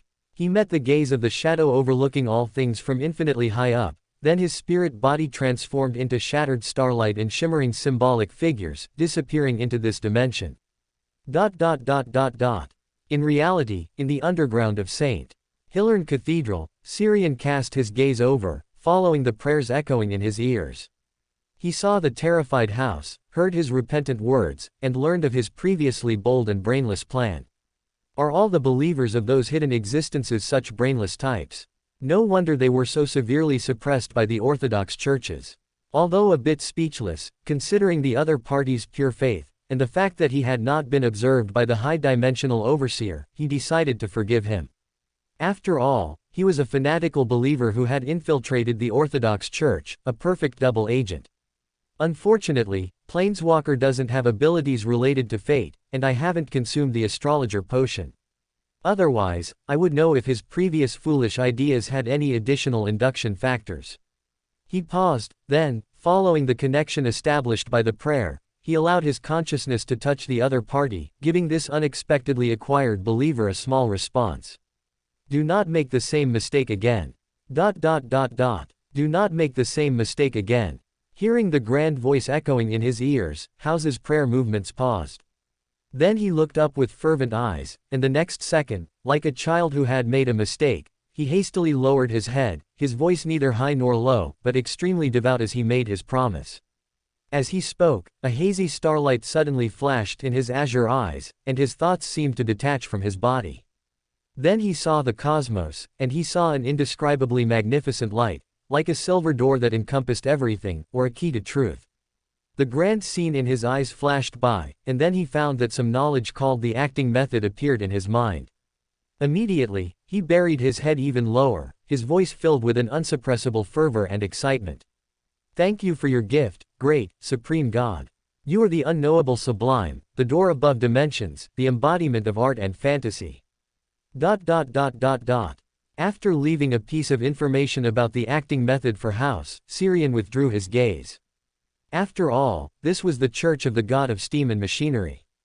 Although the special nature of the dimensional domain prevented the other party from instantly discovering him, it was still possible to be caught if he stayed too long.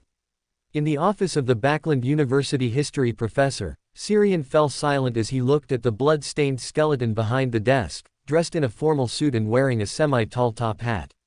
Old Filth was dead. He had died even before today, and his flesh and blood had even been used as pigment for that painting. What he had seen before was merely a disguise created by flesh and blood magic. As Zoila in the world within the painting was killed by him, and the world within the painting was destroyed, the flesh and blood magic on Old Filth also lost its effect. He paused, then bowed to the other party. "I'm sorry. I will avenge you, I promise." Old Filth was targeted, killed, and used by Zoila because he knew him. And he, at present, couldn't even find the murderer, even though Zoila was at Backland University before, even in this building. Proximity was a necessary condition for activating these arrangements. Looking back at his body, he could feel the Trickmaster potion being digested significantly. Although he hadn't performed much, the high-dimensional Overseer and Atom were both excellent spectators. Soon, when I become an astrologer, these guys hiding in the dark, every single one of them, will be brought to justice. He muttered softly, then raised his hand and snapped his fingers. Boom! Silver-white lightning accompanied by a loud roar spread throughout Backland University. Dense electric snakes scurried along the surrounding walls, ensuring that people nearby would notice the anomaly immediately. Then he released the hand holding the brilliant spark, and the quietly burning spark vanished instantly. Losing the power support of the brilliant spark, Syrian's spirit body instantly became transparent and illusory, and at the same time, he felt a wave of weakness that made him unwilling to even move a finger, and a mental relaxation. Angel-level power was still a burden for him in his current state. I wonder if this counts as acting in advance. He mumbled softly, controlling his spirit body to float lightly towards his body, which was standing stunned at the side. He rejoined his body and spirit, then collapsed weakly to the ground. Less than half a minute after the thunder and lightning, a figure with faint blue flames spraying from his back descended from the sky. The person who arrived was an old man dressed in a white priest's robe and wearing a clergyman's soft hat. It was Horamik Haydn, the head of the Backland Diocese of the God of Steam and Machinery Church, the Archbishop of St. Hilern Cathedral, and also an honorary professor of the Backland University Physics Department. Chapter 44, Fabrication. Syrian, who was on the verge of fainting due to excessive blood loss from his untreated gunshot wound, suddenly heard approaching footsteps. He controlled his body and expression, instinctively tensing and turning his head, but the dizziness from the blood loss caused him to be dazed for several seconds before he could clearly see the person. It was a gentle and kind-looking old man, dressed in a white priest's robe and a soft clergyman's hat, with a steam backpack on his back that severely clashed with the style of his clothing. On the chest of the white priest's robe was a gold-embroidered triangular holy emblem filled with symbols like steam, gears, and levers. After seeing the other person's appearance, a look of relief appeared on his face, and his eyes grew smaller and smaller, as if he could faint at any moment. Before he truly fainted, he saw the old man walk up to him, squat down, and gently place his right hand on the wound on his shoulder, soothing him with a kind and gentle voice. "Child, relax, you'll be fine."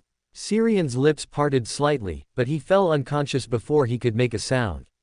He genuinely couldn't hold on any longer. After getting injured, he was pursued for a while, and after resolving the issue, he didn't treat his wound to avoid suspicion. Now, he felt like he was almost bled dry. If he hadn't fainted, what he would have wanted to say most was, "Don't just comfort me, give me some blood." When he woke up again, Syrian found himself lying in a hospital bed, with several familiar figures in the ward. Beside the bed was Beth, holding little Thomas, her eyes red. Owen stood by the window, holding a crystal pendant, lost in thought, and Carlson, a machinery hivemind member he had met once, was guarding the door. He moved his body, then grimaced and lay back down. Hiss. Why do I feel like my wounds are worse? The sound he made instantly drew the attention of the people in the room, and everyone gathered around him. Uncle is awake, Uncle is awake. Little Thomas tugged at Beth's hand, and the latter, holding little Thomas's hand, instinctively tightened her grip, looking very nervous. Syrian heard his mature older sister speak in a choked voice for the first time. "Syrian, you're finally awake. Don't move yet, the doctor just stitched up your wounds, it will hurt a bit but it will be fine in a couple of days. Is there anything uncomfortable on your body? Are you thirsty? I'll get you some water." Saying this, she placed little Thomas at her feet and reached for the water glass on the nearby cabinet. She first tested the water temperature herself, then carefully brought the glass to Syrian's lips. Although he wasn't very thirsty, Syrian still obediently took a sip of water. The water temperature was just right, likely having been kept ready for him. After drinking the water, he smiled at Beth. "Don't worry, I'm fine." Beth opened her mouth, wanting to retort, but her words turned into submission and comfort. It's fine, we'll be home soon." Carlson, who had been guarding the door, walked over at this moment. He first looked at Syrian with a complicated gaze, then turned his head to Beth. "Madam, may I speak with Mr. Syrian alone for a moment? For the investigation of the case, this is a necessary inquiry and procedure." Beth frowned in displeasure. "Can't you wait until he recovers a bit more?" Syrian smiled and comforted his somewhat emotional older sister. "It's fine, it's just a few words, I'm not that fragile." Then he looked at Owen. "I should be able to eat now, right? Could I trouble you to pack some food for me? I feel a bit hungry." Owen nodded gently. "Okay, would you like anything to drink?" Before Syrian could speak, Beth quickly interjected. "He can't have stimulating food or alcohol right now. Buy him some light fish and salad, with some jam." "Okay." Owen nodded gently, looking at Syrian sympathetically. He was quite familiar with the other person's eating habits and knew these were foods he would normally never touch. After the others in the room left, Carlson unceremoniously sat on the chair by the bed, his light blue eyes constantly scanning Syrian. After a moment, he suddenly chuckled. "You must have witnessed Beander powers, right? In that office, there were very strong traces of Beander powers remaining, and you are the only survivor at the scene." Syrian gave a bitter smile, not refuting the other person's words, and instead said, "I thought you would first ask me what happened at the time." Carlson sat on the chair and nodded gently. "Normally that would be the case, but given your condition, I thought I should offer some condolences first. And telling you some things about the Beander domain can also help you avoid some unnecessary omissions when describing the situation at the time." Syrian nodded gently, acknowledging the other person's statement, then asked, "Can you tell me the current situation at the university?" Carlson looked at Syrian with an expression that said, "You're very lucky. Archbishop Holemik arrived in time, scaring away the Beander who was causing destruction there, and promptly sent you to the hospital. In this incident, one professor died, one student, and you, who were severely wounded by a gunshot." Syrian asked curiously, "Who was the student who died?"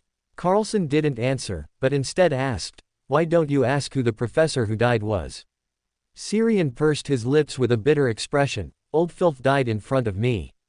His flesh and blood fell off piece by piece, like a building losing its supporting pillars, quickly leaving only a blood-stained skeleton." As he described it, a scene that would lower one's sanity value inexplicably appeared in Carlson's mind, and he shivered. "How do you remember it so clearly?" Syrian looked at the other person, sighing helplessly. "Seeing such a scene, unless you faint on the spot, it's hard not to remember it vividly, isn't it?"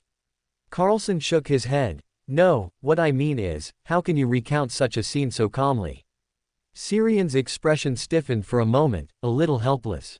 A trickmaster really couldn't compare to a magician, whose prerequisite sequence was a clown, in terms of performance. He sighed inwardly and shook his head slightly. "Perhaps I'm just naturally calmer, and as an excellent mysticism enthusiast, isn't maintaining composure a basic quality?" Carlson really wanted to say no, but facing Syrian's inexplicably serious gaze, he subconsciously nodded. His expression was a bit strange, then he immediately changed the subject. "It seems you don't need my condolences, so let's get straight to the point. Recount your experience at Backland University today from beginning to end, don't miss any details." Syrian nodded gently, and after a brief recollection, began to narrate his experiences today, with some omissions. "I came to the university in the afternoon. As soon as I arrived at the classroom, I heard a classmate say that Fei Ersi professor was looking for me, so I went directly to Fei Ersi professor's office." Afternoon. Carlson looked at Syrian in confusion. The latter shrugged, a little embarrassed. "I skipped class." "That's something you would do." Carlson inexplicably sighed, then nodded to him. "Continue."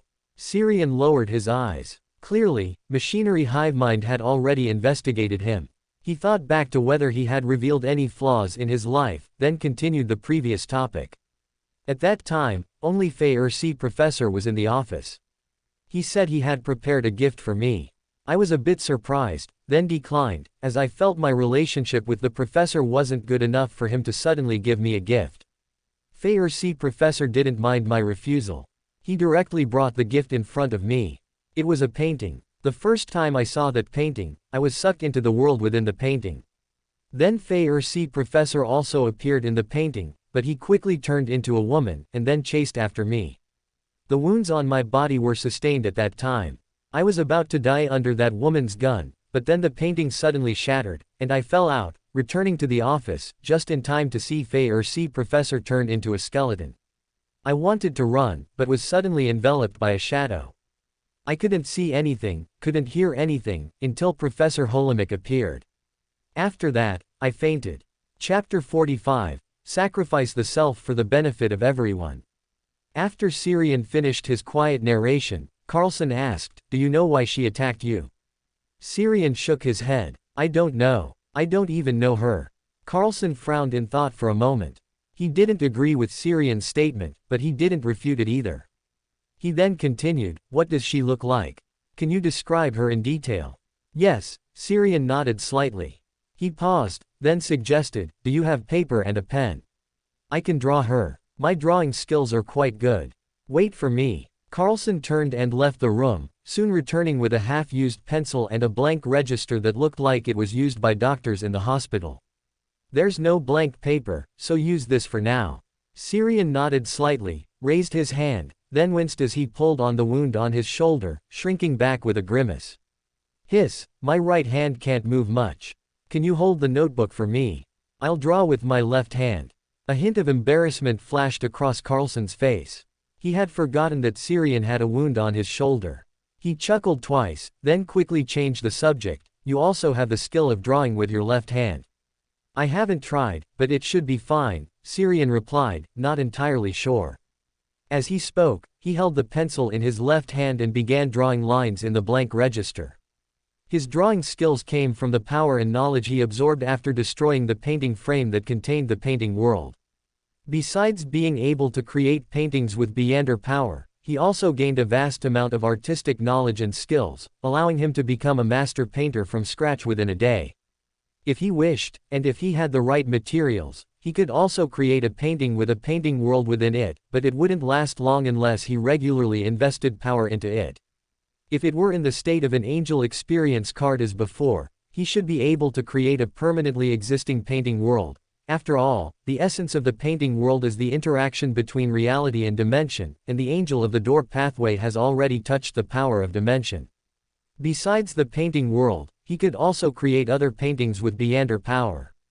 For example, making the scroll reflect a certain truth of the world, causing a certain impact on the surroundings, or making false content become real existing things, walking out of the canvas or paper, lingering within a certain range. All paintings have a time limit. Perhaps because this power was something he had taken from the painting world, he always felt it was incomplete. His thoughts wandered for a moment, and on the blank register in front of him, the portrait of Zoila Hernandez had already been depicted by him. He then handed the half-used pencil to Carlson and said, "It's done. Although I don't think this portrait will be of any use. I saw her disguise, and it was exactly like Fei Ersi Professor." Carlson took back the register, glanced at it, and nodded with satisfaction. "Well drawn. It's on par with the professional artists in our team. We can't just not prepare for this because she's good at disguising. Perhaps it will come in handy at some point. All right, you should rest now. I need to go back and report the information from your side. Oh, and you don't need to worry about your safety. We have people arranged to protect you in secret." Thank you," Syrian nodded, gratefully, to the other person. After Carlson left, Beth brought little Thomas back to the ward and chatted with him intermittently.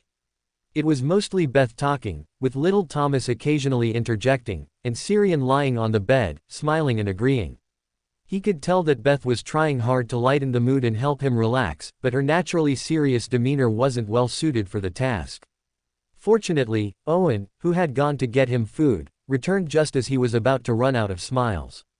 Looking at the food being fed to him, he protested helplessly, I can really eat by myself. Although my right hand is inconvenient, my left hand is fine. Beth flatly refused, no, you also have wounds. The doctor said you can't sit up yet. Lie down properly, and I'll feed you. Or you can let little Thomas feed you.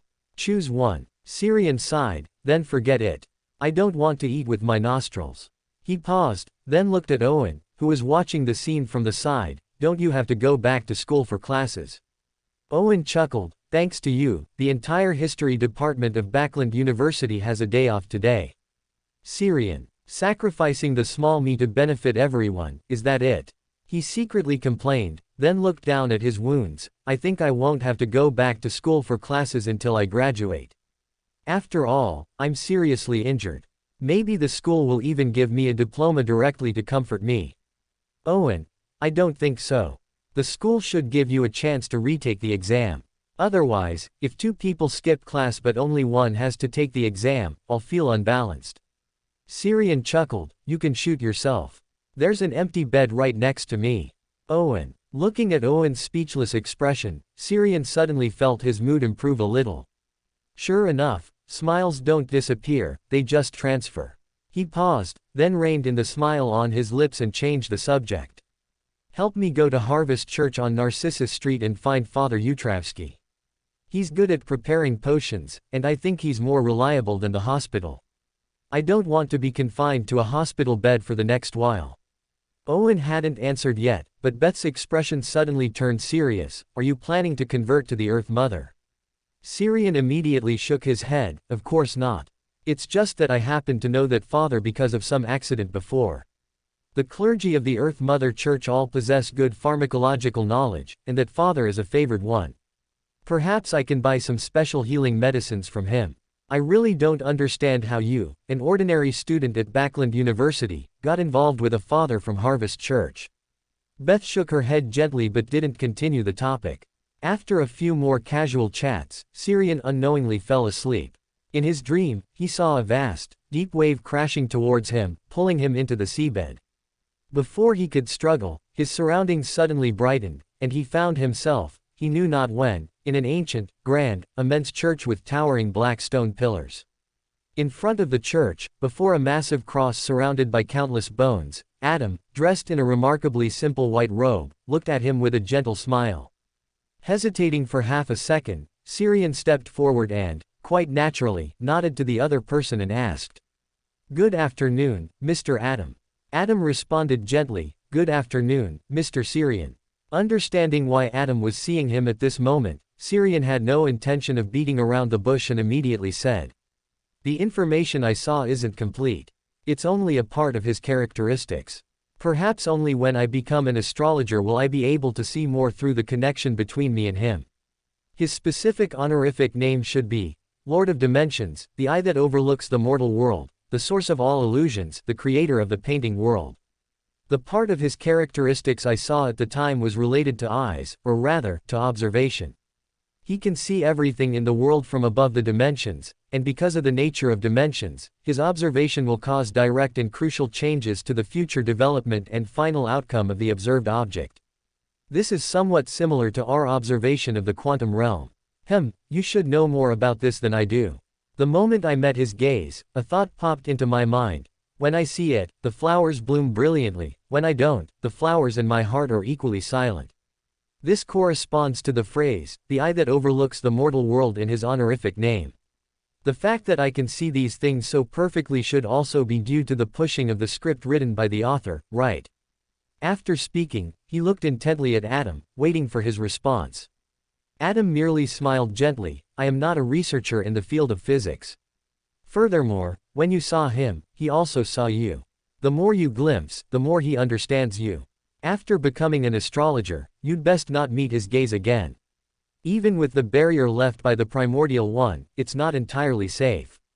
So that's why you arranged this scene in the script at this time. To gain the most effective information with the least cost." Syrian looked directly at him, not speaking the thoughts in his heart. Chapter 46, The Vampire Behind the Door. Happy Children's Day. Narcissus Street, Harvest Church. Owen stood outside the church, curiously surveying the sacred, yet naturally styled building. He had always known there was a church belonging to the Earth Mother Church in south of the bridge, but due to his own beliefs, he had never come here before. As he was about to enter the church of another deity, he instinctively wanted to tap his chest 3 times, praying to the god of combat and machinery, to atone for entering another deity's church. But then, realizing he was already at the entrance of another true deity's church, he felt it would be impolite. His mind was still conflicted, but his legs had already honestly stepped through the doors of the Harvest Church.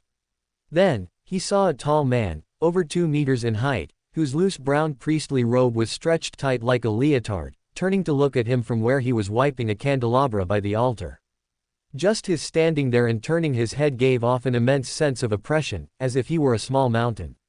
Gulp. Owen swallowed, his foot, which had just stepped forward, retracted. He somewhat doubted if he had entered the wrong church. He had heard that many of the clergy of the Earth Mother Church were mature and gentle women. How could their Backland church only have a father who could punch him into the perfect place? He had always heard that the Earth Mother Church and the God of Combat Church had a good relationship. Could this little giant of a father have transferred over? Seeing the little giant father by the altar look over, Owen quickly composed himself, a smile on his face as he asked. "Is Father Utravsky here?" The father by the altar put down the candelabra in his hand and nodded slightly at him. "I am." The thing he least hoped for had happened.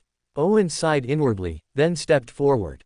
"Good afternoon, Father Utravsky. A friend of mine was attacked and suffered a gunshot wound. He asked me to come to you to buy a potion that can quickly heal injuries." Father Utravsky recalled for a moment, then asked, "That apprentice?" Owen was stunned for a moment, then realized that the other party probably didn't know Serane's name.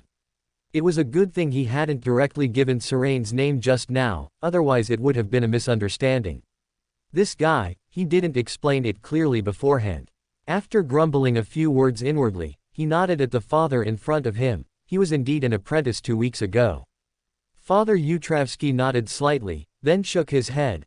"I am not an apothecary, I cannot concoct Beander potions." "Ah." Owen's expression was momentarily blank. "But sir, my friend, he asked me to come to you." "Father, you must have a way, my friend is seriously injured." He wanted to persuade him a bit more, but under the calming gaze of Father Utravsky, he wisely closed his mouth. "Follow me." Father Utravsky led him towards the back of the prayer hall. "There is indeed an apothecary here who can concoct Beander potions. Your friend probably wanted that person to help concoct the potion, but it will require some persuasion." Requires persuasion. Did they have a conflict before? Owen was somewhat puzzled. Refusing to help someone in need didn't quite align with the teachings of the Earth Mother Church. The only thing he could think of was that Serane had had a conflict with the apothecary here before, which was why persuasion was needed. Father Utravsky nodded calmly. "You could say that." Owen, following behind Father Utravsky, pouted slightly. "What a troublesome guy. He offended the apothecary and then got injured himself, and now I have to persuade them." Soon, led by Father Utravsky, he arrived in front of a closed basement stone door. Before he could even ask, shouts came from behind the door. "Damn fellow, let me out, let me out. This is illegal imprisonment. The Sanguine of Backland won't let you off. Damn father, you'd better let me go quickly, or else when the Sanguine discover I'm missing and find this place, you and your church will be torn to shreds." Owen's steps on the stairs suddenly halted. Listening to the clearly somewhat weak shouts from behind the stone door, he looked at the unmoving back of Father Utravsky in front of him, his expression slightly odd. He suspected he had learned something he shouldn't have and hesitated whether to run away now.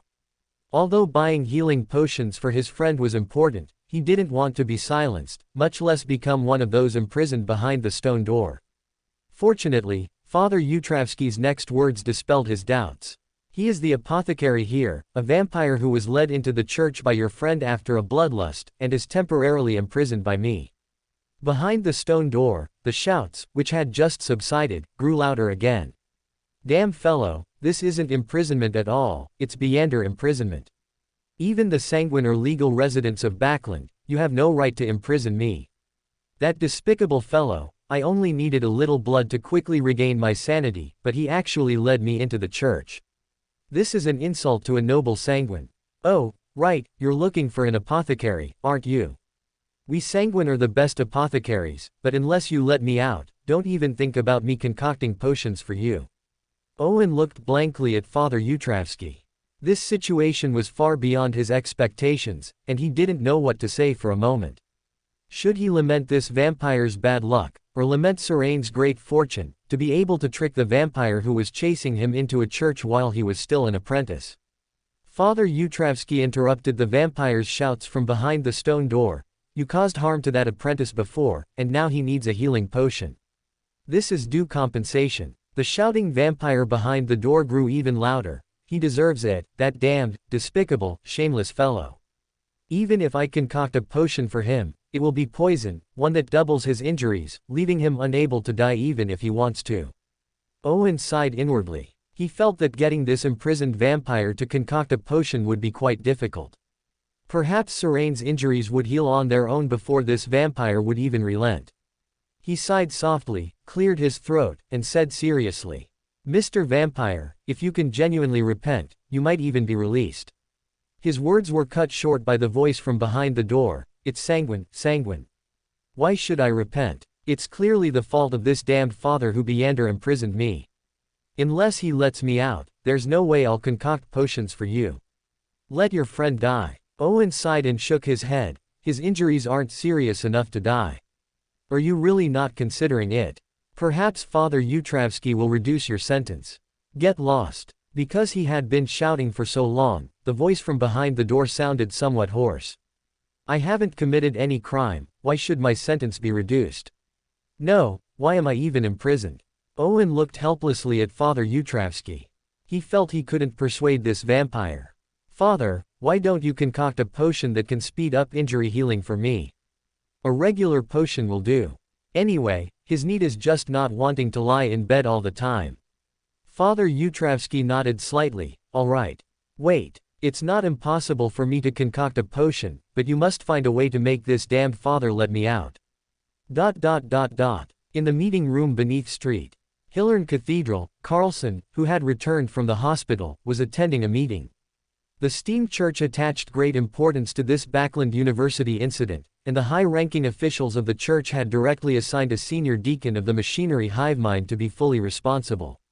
According to our investigation, this attack may have been aimed at Serane Gray, a history student at Backland University, but he himself doesn't know why he was attacked. In addition, the identity of the attacker has been confirmed as Zoila Hernandez, the leader of the Bloodaxe gang in the East Borough. All members of the Bloodaxe gang mysteriously disappeared not long ago. According to the feedback from divination, they all died. At that time, there was no divination of Zoila Hernandez's whereabouts, which should have been concealed by a high-level existence. Furthermore, Archbishop Holomic confirmed that an angel had briefly stayed at Backland University before he arrived. This incident involves an evil god, but there was no residual aura at the scene, which may have been dealt with by that unknown angel. Chapter 47. Purpose. Happy Children's Day. In the hospital at night, Haven, who had just returned from a gathering, took over from Beth, who still needed to look after little Thomas. Never mind. Get some good rest. You've had a pretty unlucky day too. Sighing, Haven sat down on a chair beside the bed, head bowed in thought, wondering what he was thinking. The silence in the room was only broken when Owen returned to the hospital with the healing potion. As he handed over the potion, he complained to Syrian, "You didn't tell me that the Harvest Church was like that, did you? At first, I thought I'd gone to the wrong church. Then I thought that Father had some strange hobbies. And in the end, I had to persuade that special apothecary, locked in the basement to concoct a healing potion for you. Oh, by the way, this potion is fine. I've already divined it." Syrian glanced at Haven, and seeing no reaction from him, he took the potion Owen offered him. What demands did he make? Owen pouted, "You must find a way later to make that oppressive father release him from behind the door. Also, you can't delay. You must fulfill this matter as soon as your injuries heal. I've already sworn on your behalf under the holy emblem of the Earth Mother. That can be substituted." Syrian looked at him, a little stunned. The latter shrugged, "Anyway, Father knows the situation." He paused, then tilted his head to look at Haven, who was sitting in the chair, lost in thought, and then said, "Since someone is looking after you, I'll go home and read." The final exams are in a few days, so I need to double my revision these days. I still think throwing an eraser to guess the answers during the exam is more suitable for you. He muttered softly, nodded slightly, and watched the other person leave. After Owen left, Haven, who had been silent, suddenly spoke, "Is what you have a Beander potion? Are the demands of that special apothecary your friend mentioned very troublesome? If fulfilling his demands is too troublesome, you can give up this potion. Mr. Portland subtly mentioned the mysterious world to me before. He might also be able to produce such a Beander potion."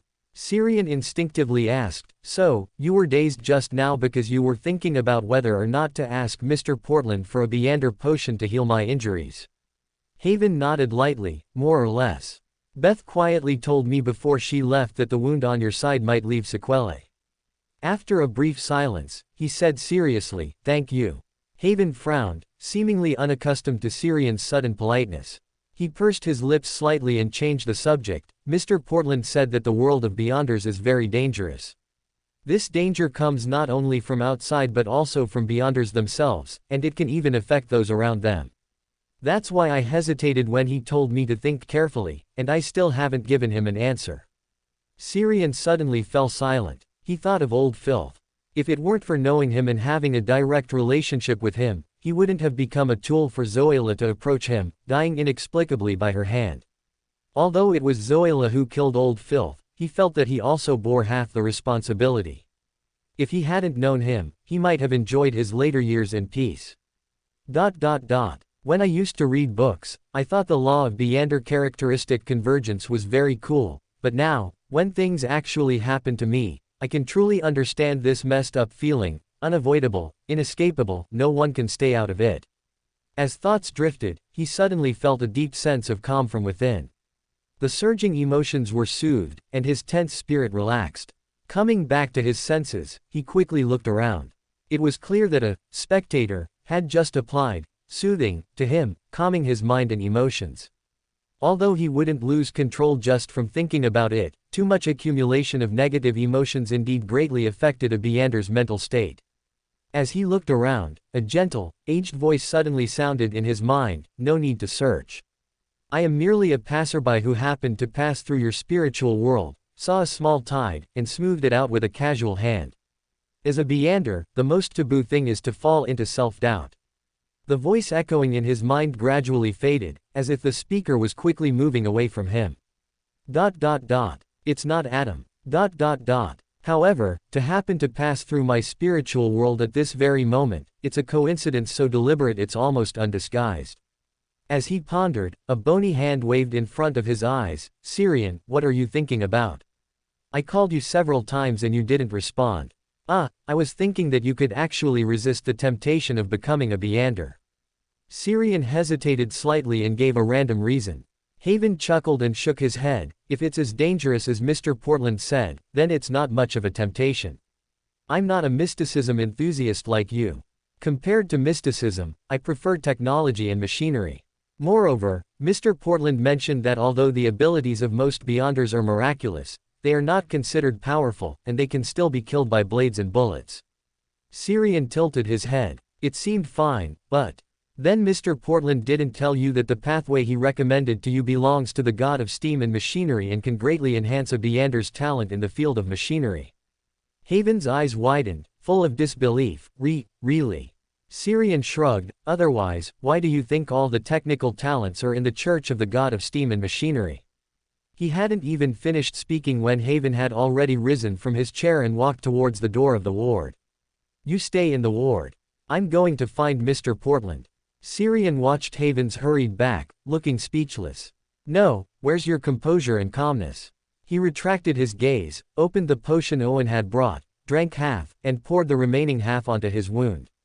Soon, he felt a slight warmth and itchiness from the wound on his body. He curiously lifted the gauze on his shoulder and saw the flesh at the wound wriggling and growing at a visible speed.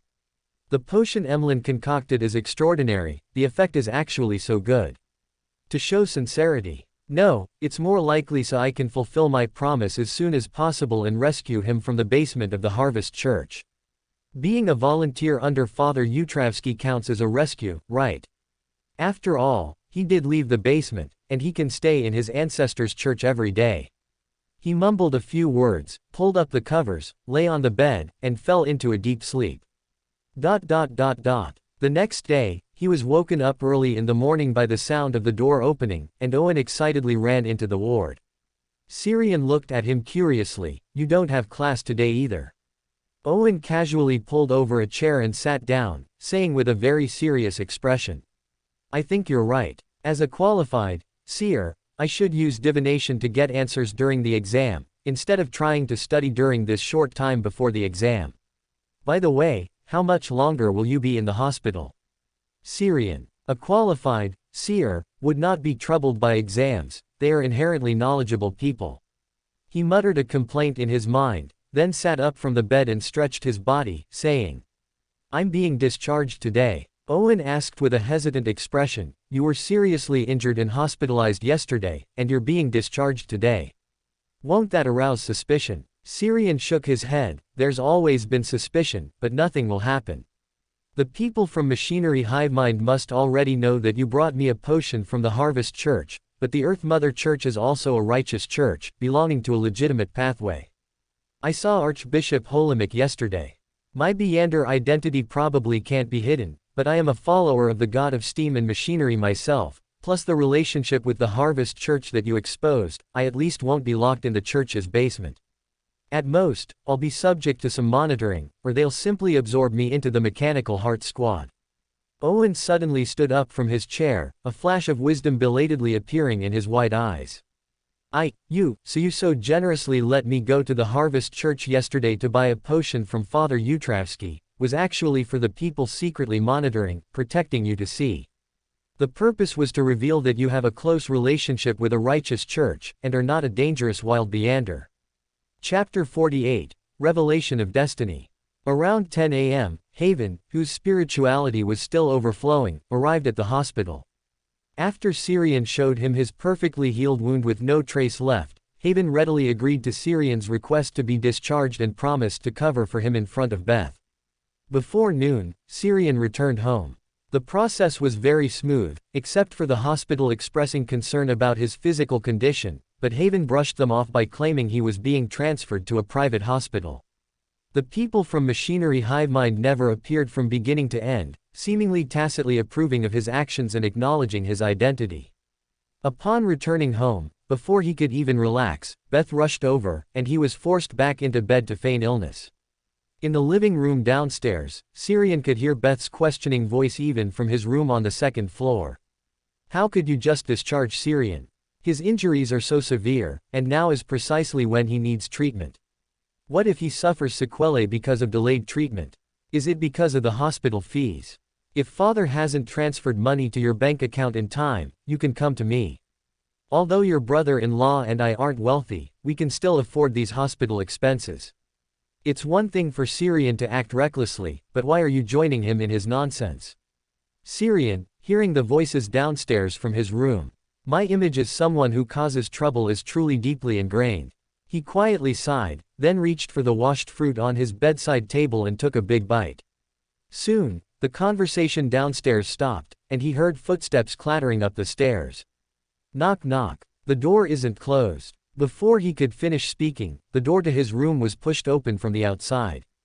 Beth's makeup today was a bit rough. It was clear at a glance that she had left in a hurry and hadn't taken the time to properly groom herself, completely unlike the image Syrian usually had of her.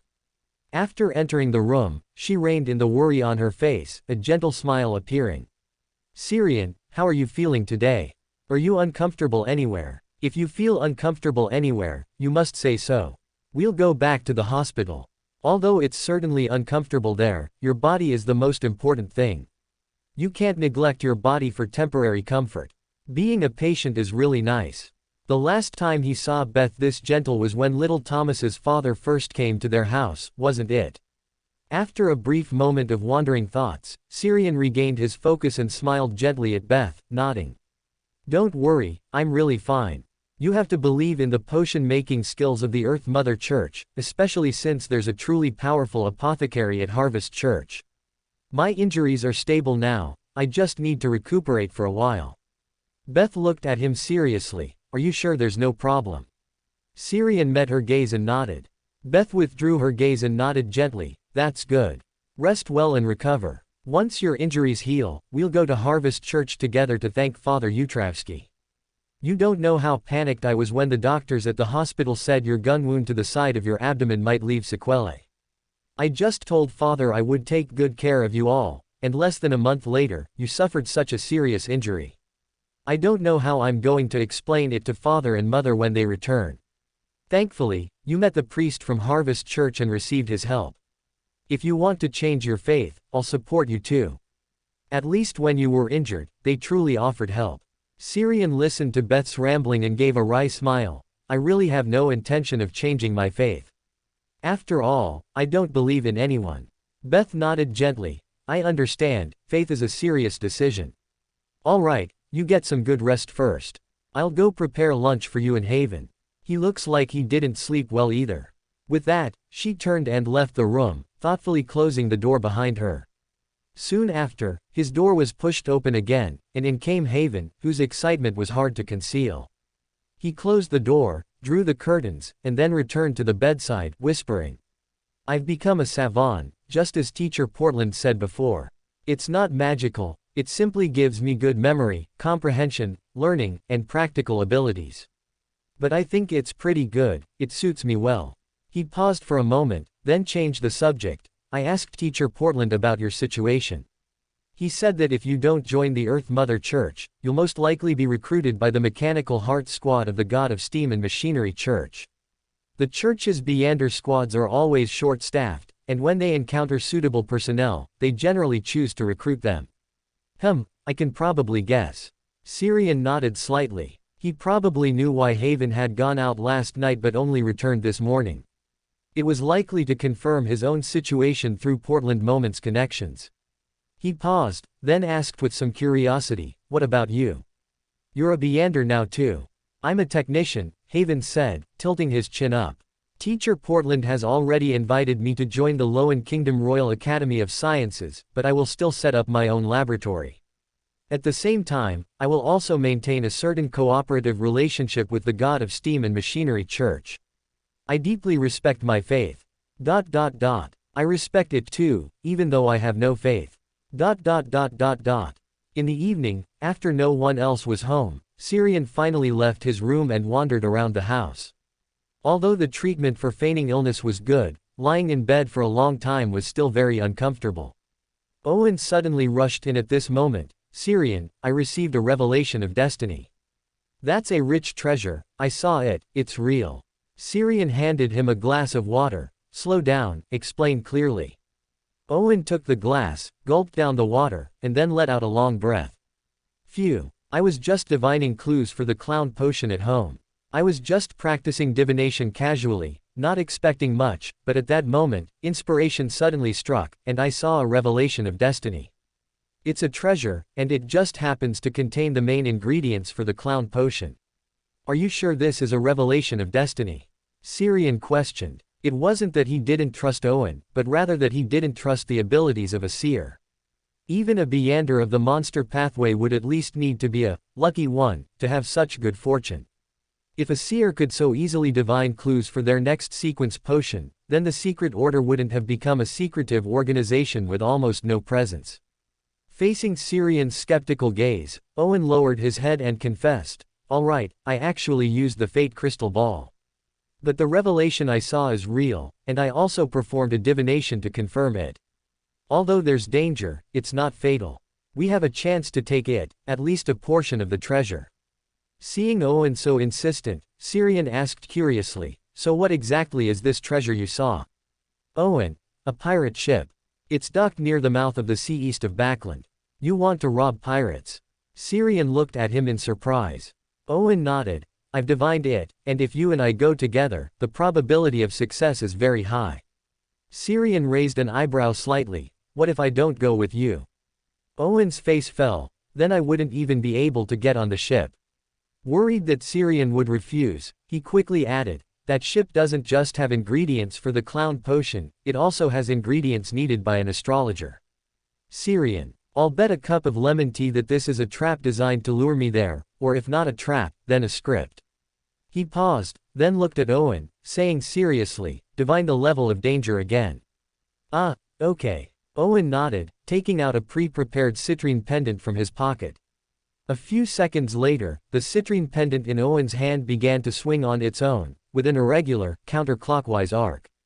Owen opened his eyes, looked at the irregularly swinging crystal pendant in his hand, was silent for a moment, then performed the divination again. A moment later, he reached out and grasped the swinging citrine, giving his interpretation. There's danger, but the level of danger is uncertain.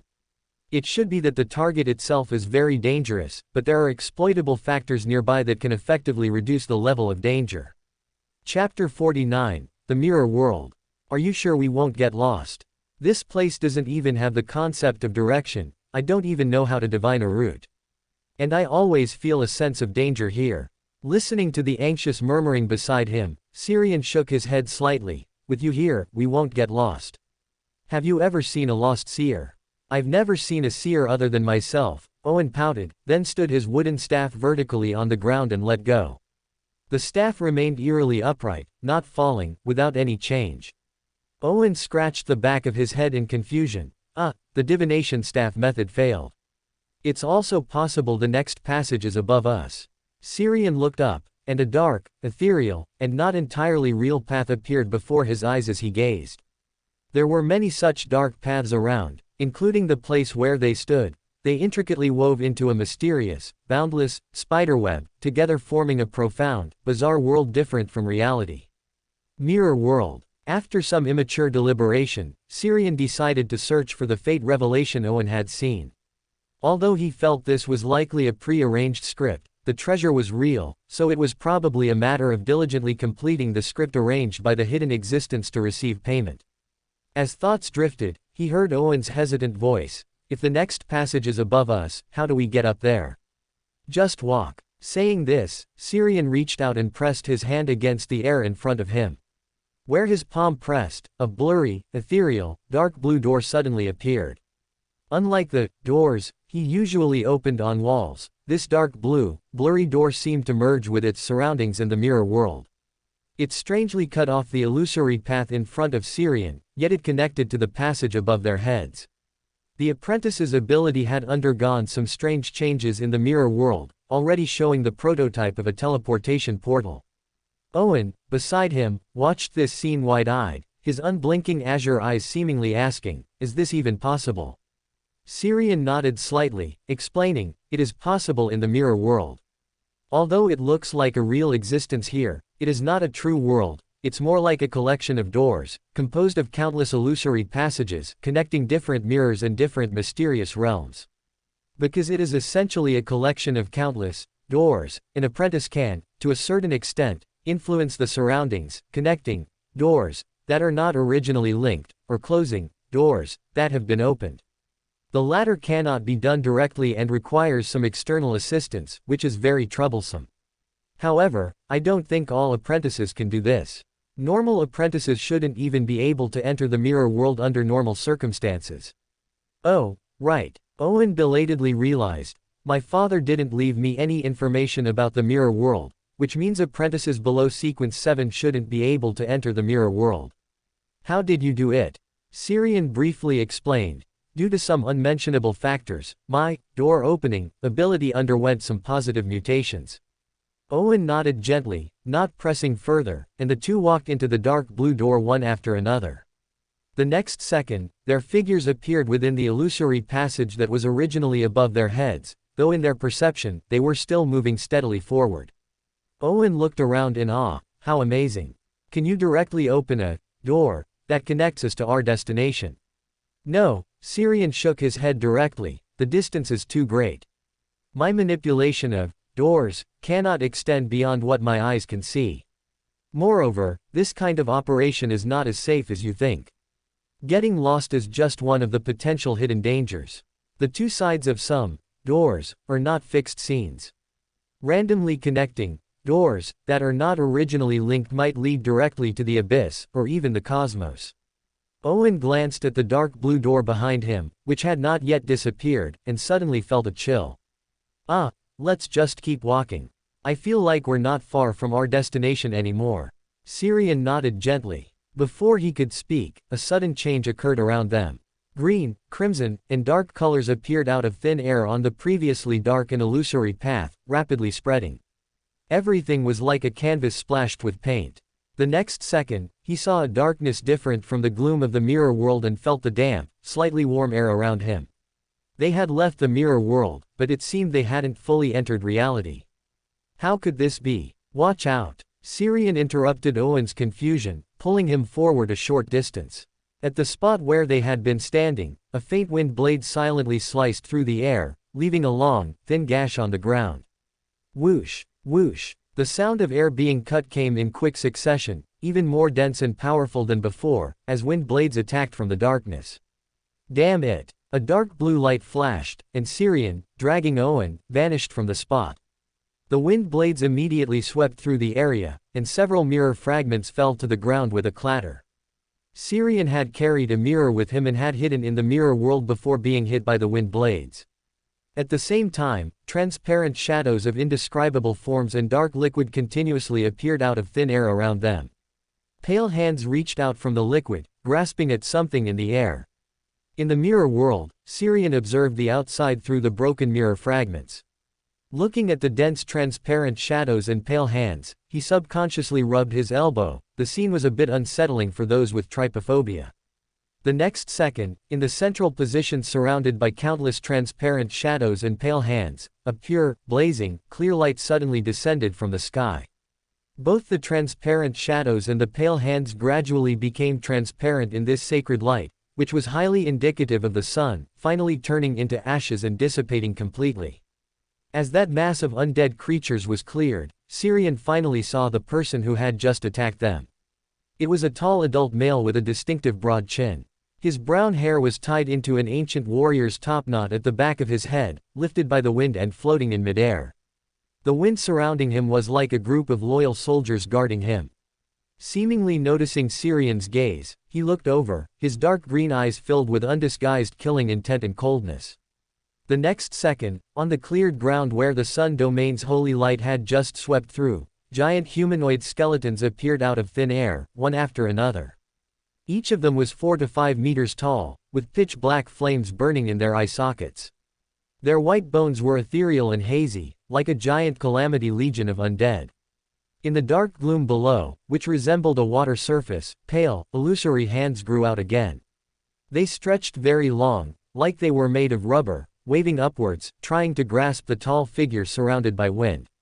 Before the giant skeletons and pale arms could get close, Syrian saw the person in the center spread his hands, as if to embrace the sun. But the light he expected did not descend. Instead, he froze in place, as if possessed by a malevolent spirit, unable to control himself. Hiding in the mirror world and peeking outside, Syrian belatedly noticed that a new figure had suddenly appeared in his field of vision. Due to the lighting and distance, he couldn't see clearly, only that the suddenly appearing figure was not tall, wore a silk top hat, and a black tuxedo.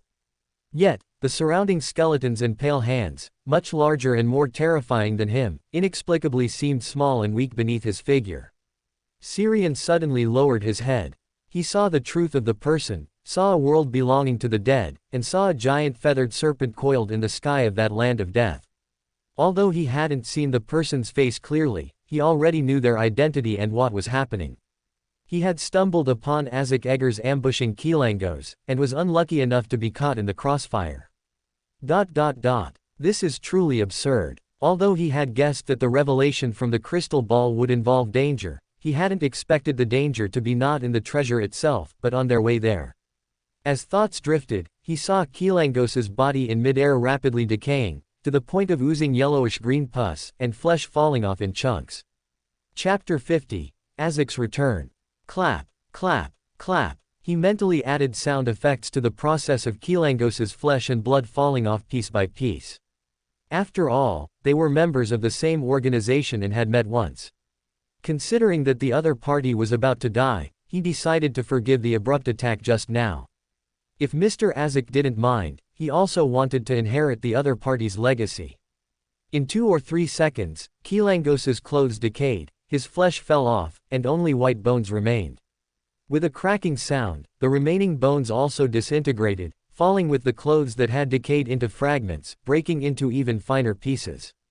Between the rotten chunks of meat, the pale white bone fragments, and the shattered cloth, a translucent blue, jelly-like object, seemingly enveloping a small whirlwind, was exposed. It was the Beander characteristic from Qilangos. It seemed that this abnormal way of death accelerated the precipitation and aggregation of his characteristic. Syrian's gaze was inevitably drawn to this glow. If the shattered mirror fragments weren't enough for him to open a door to leave, he even felt a slight urge to reach out and grab the Beander characteristic, then run. After all, Mr. Azek probably wouldn't care about such a small thing. As soon as the thought flickered, he saw the figure in the formal suit and top hat in midair glance at him. With a polite, gentle, yet incredibly oppressive gaze falling upon him, Syrian stiffened and gave a slight nod to the other party. He could clearly feel that unlike when Qilangos had sensed the peeking gaze from the mirror fragments, Mr. Azek had truly and clearly seen him. The next second, vibrant and intense colors emerged in the dark, illusory, and unreal mirror world. He saw the strange, transparent spiritual bodies floating around, and the brilliant light coiled at the very top, seemingly encompassing infinite knowledge. The spirit world, Syrian subconsciously murmured, although he had never seen, let alone been to, the spirit world, the seven serene, flowing, and multicolored lights above, encompassing countless knowledge, were simply too striking and distinctive. Mr. Azek, dressed in a black formal suit and wearing a semi-tall top hat, appeared before him silently. Mr. Azek raised his hand to press the semi-tall top hat on his head, and with a gentle expression, he nodded slightly to Syrian. Yes, this is the spirit world. You seemed very surprised when you saw me just now, the kind of surprise that comes from recognizing me, so I pulled you over to ask a few questions. Don't worry, I'm just going to ask some questions. Your friend is still in the mirror world, and I'll send you back once I'm done. Syrian's face was stiff, and he smiled and nodded at the other party. A forgotten big shot was still a big shot. He had no thoughts of resisting, instead, his mind kept wandering. An accident, or was this treasure arranged specifically for me to meet Mr. Azek today? But Adam doesn't need Death's uniqueness. Is this part of his cooperation with the Evernight goddess? Or does he want to interfere with the Evernight goddess's plan? Once the goddess is preoccupied, her attention on Klein will inevitably decrease, giving Eamon an opportunity. One thought after another flashed through Syrian's mind, considering every possibility. He now firmly believed in one thing: there were no accidents or coincidences in the mystical world. After a couple of seconds of quiet contemplation, he suppressed the disoriented thoughts in his mind and answered Mr. Azek's questions without any concealment. You could say I know you, but not in the way you're thinking. I just happened to know about you, and I recognized your identity just now. Mr. Azek nodded without surprise. Can you tell me about it? I've forgotten many things from my past, and I'm currently searching for my history. Of course. Syrian nodded. Since it had been arranged to this extent, he had nothing to object to. After all, he was attracted here by the reward the other party offered. After a slight pause, he organized his words, then said, I only know that you were the death consul of the Balam Empire on the southern continent over 1300 years ago, Azek Eggers, a direct descendant of Death. You disappeared after Death's demise. Some speculate that you were Death's contingency plan for his own resurrection, while others say Death's true resurrection plan is in the raging sea. I don't know much more, but I think the fact that you've forgotten your past might itself be Death's arrangement. Perhaps the Trickmaster also had some acting talent, as Syrian spoke more and more smoothly, even showing some appropriate expressions. After hearing his description, Mr. Azek stood there in a daze, lost in distant memories. He recalled some scenes from the past, which were neither beautiful nor warm, only coldness, indifference, and death. After a long while, he finally came back to his senses, and his originally gentle and weathered eyes gained a hint of aloof coldness. This state did not last too long. He quickly reined in his emotions, but his weathered eyes still looked somewhat cold. Then he looked at Syrian and nodded gently, saying, Thank you for your answer. It helped me recall some memories from the past. Although they weren't pleasant, I feel they are very important to me. This is my gift of gratitude to you, And it also includes an apology for the accidental impact on the mirror world you were in earlier, which caused it to be affected by the battlefield. Mr. Azek's outstretched right hand held a translucent blue, jelly-like object, with air currents constantly swirling within it, as if enclosing a never-ending miniature whirlwind. It was the wind-blessed characteristic that had precipitated from Kilangos, which Mr. Azek had picked up. Syrian was slightly stunned after clearly seeing the object in Mr. Azek's hand, then his eyes lit up, and he happily reached out to take it. Originally, Mr. Azek should have left directly without even looking at this characteristic. So, this was specifically given to me. It's best not to sell it during this period, as it could easily lead people to pinpoint Kilangos's death on you. After a simple warning, Mr. Azek's figure suddenly moved away from him, and the vibrant, rich colors around them quickly faded. In the blink of an eye, he was back in the deep, illusory mirror world. The next second, Owen rushed over, gripping his arm tightly. "Where did you go just now? My divination also failed just now. I thought we had encountered the horror of the mirror world, and I almost wrote my will. First, you don't have paper and pen. Second, this is the mirror world, so even if you wrote a will, no one would see it." After a quick retort, he then explained the reason for his disappearance. "The person who killed Kilangos just now pulled me into the spirit world for questioning. We suddenly fell into this mirror world because he affected us, but he gave me a reward." As he spoke, he displayed the wind-blessed Beander characteristic in his hand. "Let's leave this area of the mirror world first. The commotion just now will definitely attract the attention of official Beyonders. If we stay here, we'll become suspects." As he spoke, he took a few steps forward, then reached out and pressed the void in front of him. A layer of ethereal blue light rippled from his palm, forming a new door. In reality, by a quiet pond, a few mirror fragments lying silently on the mud flashed with an ethereal blue light, then quickly darkened again. Not far from the mirror fragments, a pile of rotten flesh, pale shattered bones, and decayed clothing fragments were stacked together, indicating that someone had been there. About 10 seconds later, a violent wind suddenly roared here. Amidst the howling and swirling winds high in the sky, an old man wearing a black soft hat, a black robe embroidered with storm symbols, and unusually solemn silver eyes slowly descended to the ground. He was a snake, the cardinal of the Backland Diocese of the Lord of Storms' church, a god singer. Looking at the piles of rotten flesh, shattered bones, and clothing fragments on the ground, the god singer's face was darker than the dark clouds above, and even the surrounding air became heavy. When trying to stop Kilangos from assassinating Duke Negan, he was a step too late, allowing Kilangos to escape. During the subsequent pursuit, he unexpectedly lost Kilangos's trail. It was only with great difficulty that he managed to re-lock onto Kilangos's aura and rush over, but the other party no longer even had a complete corpse. Sighing softly, he looked past the rotten flesh on the ground towards the mirror fragments not far away, tilted his head slightly, and listened to the information the surrounding wind brought him. For more thrilling fanfiction stories like this, check out my channel Fanfic Audiobook. Dive into epic adventures, mysterious realms, and legendary journeys brought to life through immersive storytelling. Don't forget to like, share, and subscribe for more amazing audiobooks. Lord of the Mysteries, Silver Key by author Xiang Bu Dao by Ming Liao. Chapter 51-100. Chapter 51, Quit While You're at It Monthly Ticket Request. In a relatively secluded private dock in the Backland Eastern Estuary area. On an inconspicuous sailing ship moored at the very edge of the dock, two blurry figures quickly flashed across the bay window of the captain's cabin. The man in a brown leather jacket, who had been leaning back in a high-backed chair covered with fur, suddenly stood up and turned his head to look at the bay window beside him. After exchanging glances with his reflection in the bay window, he withdrew his gaze, then frowned and looked around the captain's cabin. "Was that my imagination?" he murmured softly, then sat back down in the high-backed chair, propped his legs on the table in front of him, and leisurely drank a glass of ale. In the mirror world, Syrian and Owen hid behind an unremarkable mirror, cautiously observing the outside.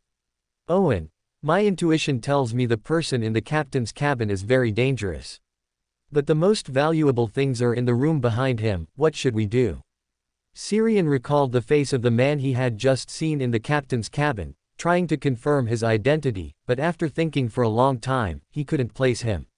He could only confirm that the other party was a subordinate of Admiral of Corruption, Kilangos, and was likely left here to receive Kilangos after he completed the assassination.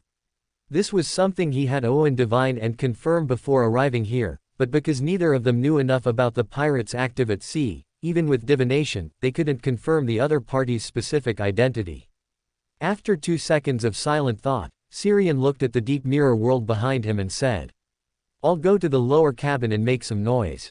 There aren't many people on this ship, and since we're sneaking in, any unusual movement will be worth their attention. To prevent accidents, the pirate guarding the captain's cabin will definitely go and check once he discovers the commotion. Even if he's fast, the round trip will be enough time for us to take what we want. But before that, you need to divine the exact locations of those few Beander potion ingredients. We must take what we want and leave immediately. We can't confront the pirates on this ship, otherwise, we might not be able to escape. I understand, know when to quit." Owen nodded seriously, then took out the paper and pen he had prepared in advance and began to prepare for dream divination. Seeing Owen begin his preparations, Syrian turned and walked towards the area behind this mirror where the illusory passage connected. This was a node where mirror worlds were interconnected, making it easier to operate, but also more dangerous. A faint blue glow instantly filled the air, obscuring the illusory and blurry passage behind it, connecting 2 unrelated mirror worlds. Syrian stepped into the faint blue passage, his figure suddenly disappearing, then reappearing directly in the mirror of a washroom in a lower cabin room. The faint blue light on the mirror's surface rippled like water, and one of Syrian's hands extended from it unimpeded. "Who's in there?" A muffled voice, accompanied by the sound of a door being broken down, announced the arrival of a burly man, whose body was so hairy he looked like an incompletely evolved creature, who burst in after sensing the sudden and unfamiliar spiritual fluctuations. Snap! The crisp snap of fingers had barely spread before it turned into a series of booming explosions, accompanied by a white light several times more dazzling than an old model camera. The burly man who had broken through the door was startled by the sound, his body instinctively retreating into the corner, while he raised his hands and hunched his back to shield his vital areas. 1 second, 2 seconds. The imagined impact and heat wave did not arrive.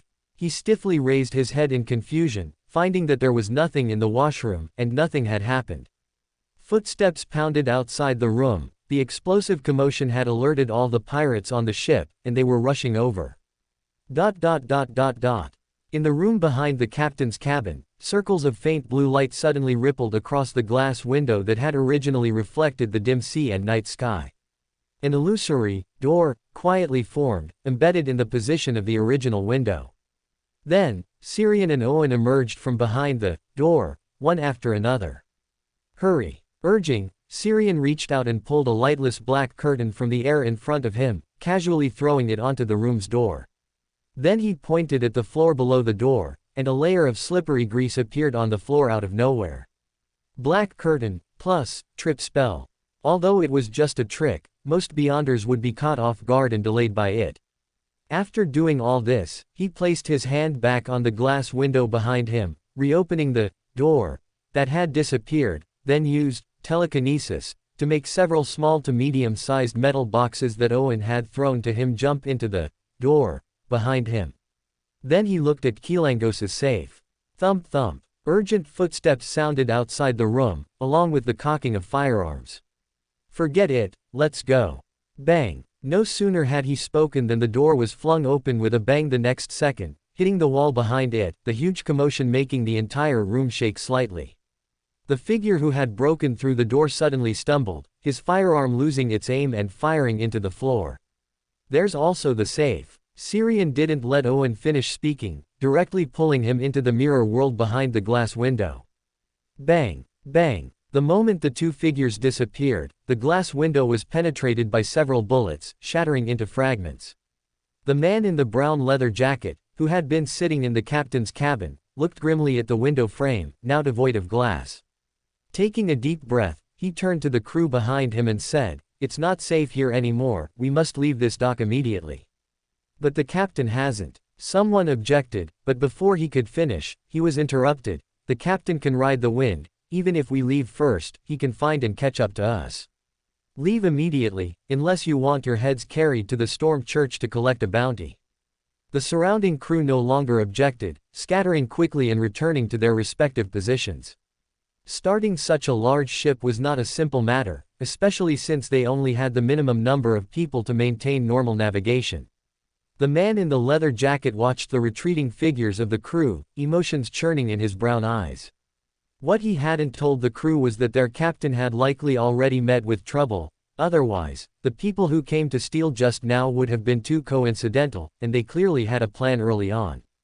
In the full-length mirror in Syrian's room on Wildy Street, south of the bridge, Backland, a faint blue light rippled like water, condensing into an illusory and blurry large door on the mirror's surface. Subsequently, Syrian and Owen emerged one after another from behind the illusory door. What a pity, if we could have taken that safe, we definitely would have gotten rich. Syrian frowned slightly at Owen, who was still sighing. He knew this was the influence from the man in the leather jacket on the ship. The second before leaving the ship, he too had felt an intense greed, wanting to take everything on the ship. However, this Beyonder ability that acted on the mind had very limited influence on him, which was why he was able to pull Owen into the mirror world without hesitation at the time. But judging by Owen's reaction, this mental corruption did not seem to be a short-term negative effect. It would affect a person's mind for a longer period. Of course, it was also possible that Owen was too weak. He was only a sequence 9, while the person on the ship just now was most likely a sequence 6 inches barren of corruption. Collecting his thoughts, he looked at Owen and seriously suggested, "You'd best find time to go to a church, pray, and listen to a priest's sermon. This can effectively clear away the corruption in your mind. If you don't want to go to church, you can also meditate quietly for a while and adjust your state. This kind of mental corruption shouldn't be long-lasting." Owen looked at him in surprise, still not quite understanding what was going on. "Are you saying my mind has been corrupted? When? How did this happen?" Syrian tilted his head and glanced towards the door. "On the ship, the one in the leather jacket.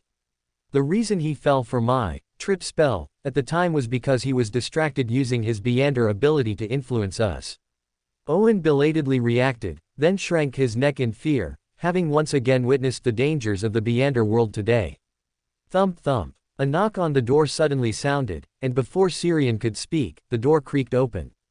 Haven, still wearing the same jacket from earlier, stood at the doorway, staring at Syrian with unfriendly eyes. "Shouldn't you explain where you snuck off to tonight? Judging by how skilled you are, this shouldn't be the first time you've done something like this, right? I'm starting to wonder if your previous gun wound was due to bad luck, or if someone was seeking revenge." Chapter 52, Suggestions. At 10 a.m., Syrian yawned and sat up from his bed.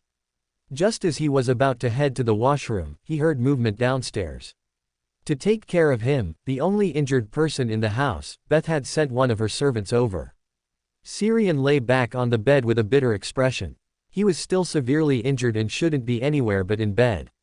Fortunately, the servant Beth sent wasn't always at home. She also needed to go out to buy daily necessities, and after preparing dinner in the evening, she would return to Beth's house, coming back the next day. Yawning idly, he propped himself up against the headboard, picked up a Tassoc daily that the servant had placed on his nightstand while he was sleeping, and began to flip through it. As soon as he unfolded the newspaper, he saw the most prominent headline: Hurricane Admiral, Keelangos killed in Backland. The news wasn't long, briefly stating the event, time, and location, as if the person who laid out the newspaper felt that an extra word would take up too much space. Of course, it was more likely that the newspaper staff had been warned by the Lord of Storms' church not to publicize the matter, or perhaps it was a newspaper owned by a church itself. His gaze moved downwards, looking at the less interesting news that occupied more space. Thump thump. As noon approached, a knock suddenly sounded at the door. Syrian looked up towards the door.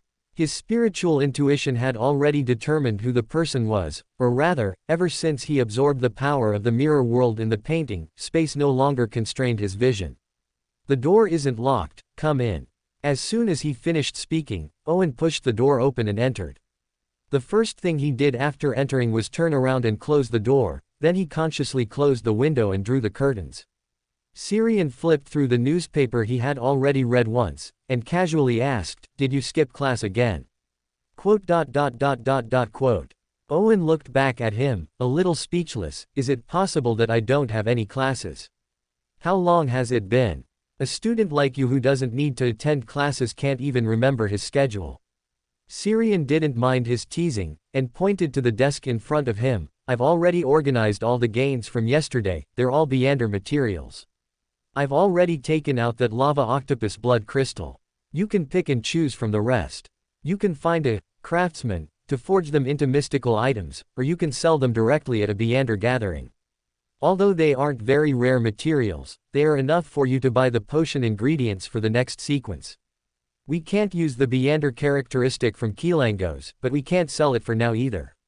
We have to wait for this whole situation to blow over." Owen looked back at him in surprise. "I haven't even had a chance to tell you the news. How did you know that the powerful Beander killed last night was Hurricane Admiral Kilangos?" Syrian raised the newspaper in his hand. Well, I forgot you read newspapers too." Owen pouted, feeling a sense of loss at not being able to share the news. He paused, then added, "Keep the Hurricane Admiral's Beander characteristic for yourself. There's no need to divide it, it was originally given to you by that unknown powerful individual. By the way, do you know that person from last night? Is he a legendary demigod?" Syrian nodded with a strange expression. "Sort of. I do know him, but he doesn't know me." Owen clicked his tongue and didn't ask any more questions, turning to examine the iron boxes containing Beander materials on the desk.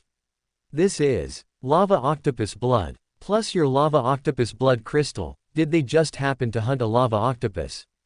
This is a human-faced rose, and this one is a magma giant's heart. I'll take these 3. Next, I can try to prepare the ingredients for the clown potion."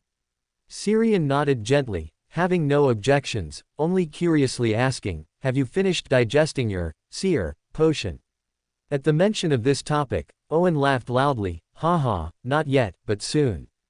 After that trip to the mirror world last night, my potion digestion progress advanced by more than half. The remaining bit should be completely digested by the end of this month. By the way, when do you plan to go to the Harvest Church? There's still that healing potion, and a promise you need to fulfill." I'm not rushing you, it's just that I feel an inexplicable urgency to complete this promise quickly." Syrian nodded gently. "I know. This is the effect of the oath.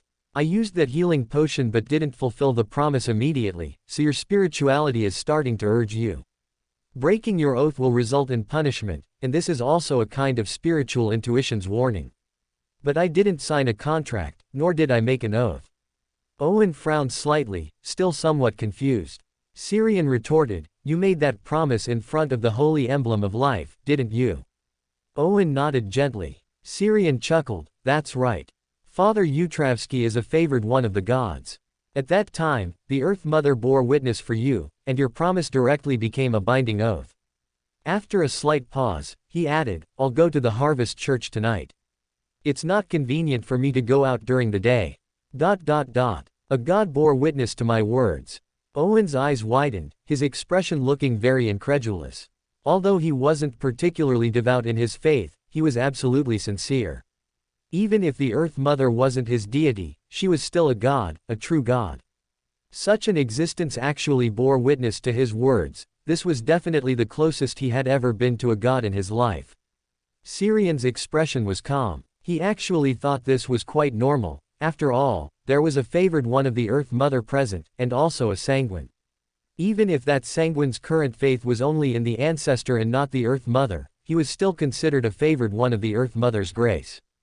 At night, Syrian honestly informed Haven that he was going to the Harvest Church to fulfill the promise he made to get that healing potion.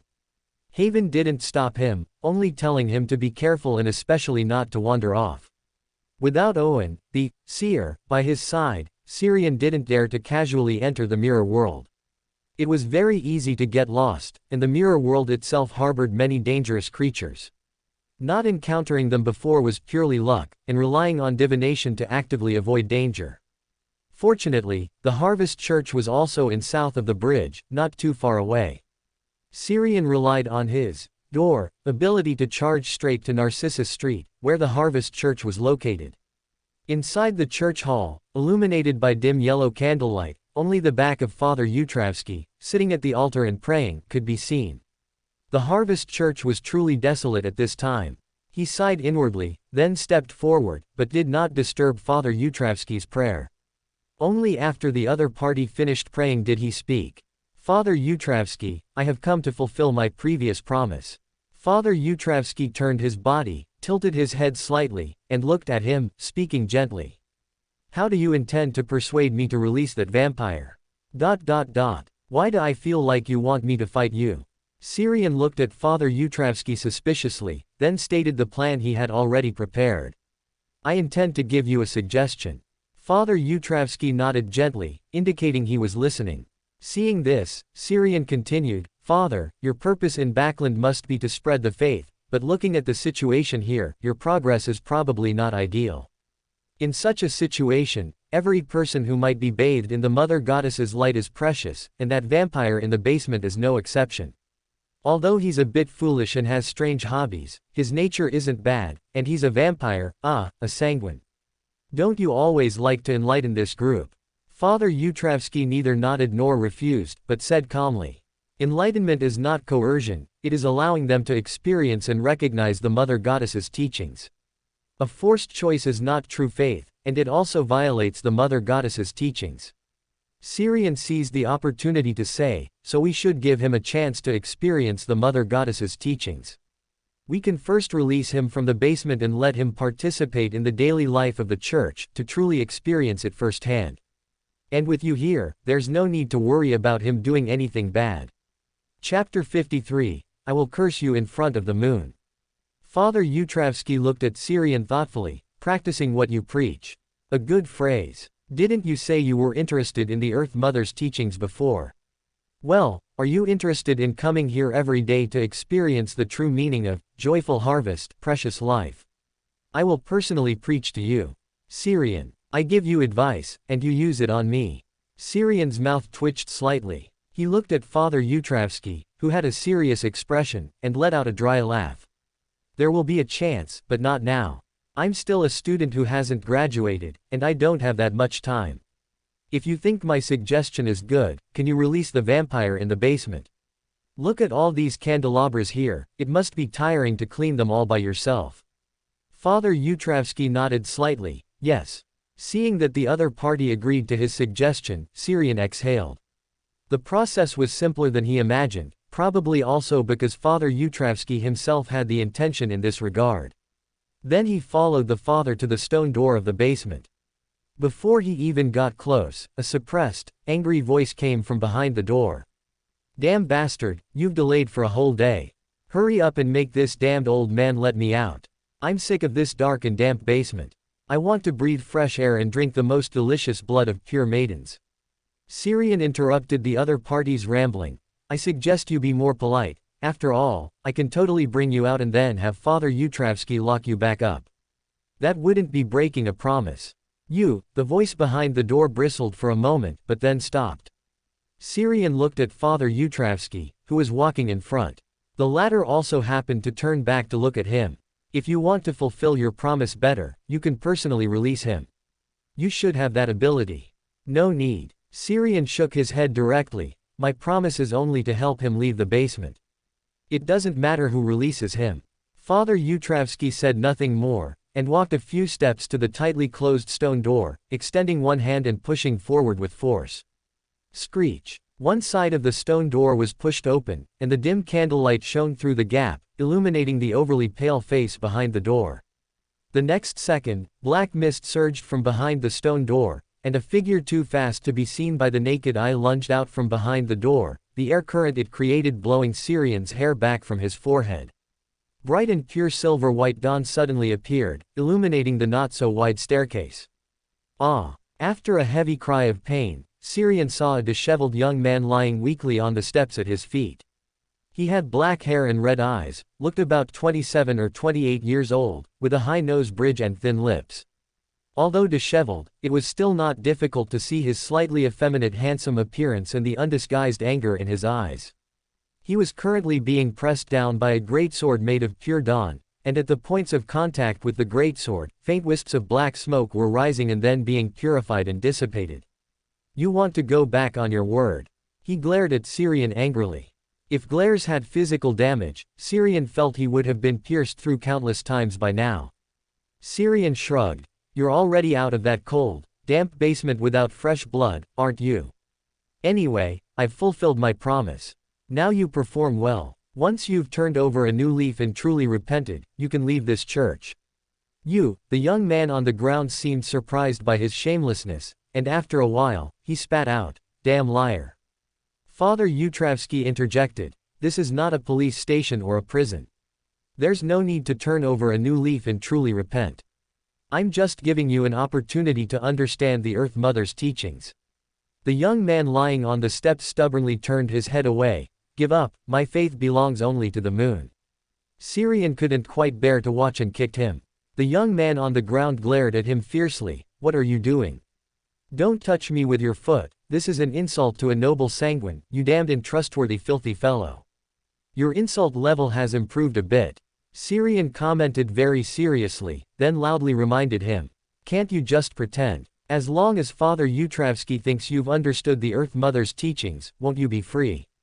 The young man, who was pinned to the steps by the Dawn greatsword, his eyes lit up, then his face became conflicted. No, this is a betrayal of the moon. Syrian coaxed, but if you don't agree, you probably won't have a chance to see the crimson moon again. This is just a temporary burden, the moon will understand you. But, the young man opened his mouth, and finally, with an unwilling expression, looked back at Father Yutravsky. I am willing to follow you to understand the teachings of the Earth Mother. Good. Father Yutravsky smiled and nodded. On the half-burnt black candle he held, the flame flickered slightly. In the spiritual world reflected by the flame, a few drops of illusory seawater silently fell onto the consciousness island corresponding to the young man on the ground. The moment he agreed, he was psychologically hinted by the nightmare candle in Father Yutravsky's hand. Syrian looked warily at the black candle in Father Yutravsky's hand. In the flickering flame, he vaguely saw the spiritual world, and that deep, dark collective unconscious sea. He had a strange intuition that if he just gently pushed under the flame, he could open the door to the spiritual world. Was the so-called spiritual world actually just one of countless dimensions? Collecting his thoughts, he looked at Father Yutravsky. There shouldn't be anything else, I'm going home to sleep now. Father Yutravsky nodded gently to him, not trying to keep him. The bright dawn illuminating the surroundings receded, and the young man, who had been pinned to the steps by the silver greatsword, quickly got up and looked at Father Yutravsky, tentatively saying, Then I'll go home to sleep too. He suddenly stopped mid-sentence, an uncontrollable urge to clean the church inside and out surging within him. This was not just an impulse, his body uncontrollably rushed out of the downward stairwell, past Syrian, picked up a rag from the corner, and then threw himself at the table in front of the holy emblem of life to wipe it. As his body performed the wiping action, the constant surge of desire to work finally paused for a moment. It was then that he could finally control his body to look back at Syrian, who was walking out from the back of the hall, his expression contorted by the struggle of his emotions. Damn it, what did you do? Why can't I control myself? Syrian calmly replied, It's obvious, you've been given a psychological suggestion. Only by understanding the Earth Mother's teachings, realizing that life is precious and harvest is regrettable, can you truly leave this place. The young man looked at Syrian in disbelief, while diligently wiping the table and candelabras. Damn it, you bastard, you shameful liar. I will curse you before the moon. Syrian spread his hands, helplessly defending himself. The psychological suggestion is from the candle in Father Yutravsky's hand. If you had been careful just now, you still wouldn't escape your current fate. Perhaps, I can help you notify the other sanguine in Backland, if you're not worried about them being caught in one fell swoop. The young man, who was diligently wiping the candelabra, his eyes lit up. Suppressing the guilt that surged within him because his actions weren't serious enough, he shouted at him. My name is Emmeline White. My family lives at 135 Green Park Street in the West District. Syrian stopped, looked back at Emmeline, who was wiping the candelabra, and chuckled, Don't worry, I won't go. With that, he left the church without looking back. Emilin's expression in front of the table went blank for a moment. He opened his mouth to curse, but the constant surge of guilt urged him to clean faster, even preventing him from angrily increasing the force in his hands.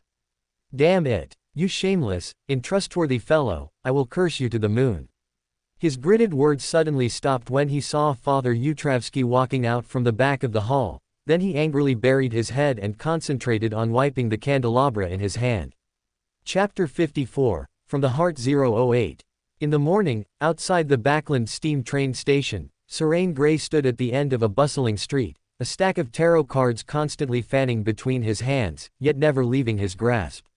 He wore a black long formal dress, a semi-tall top hat, a red bow tie below his neck, and the cards in his hands flipped at will, presenting a perfectly elegant magician image.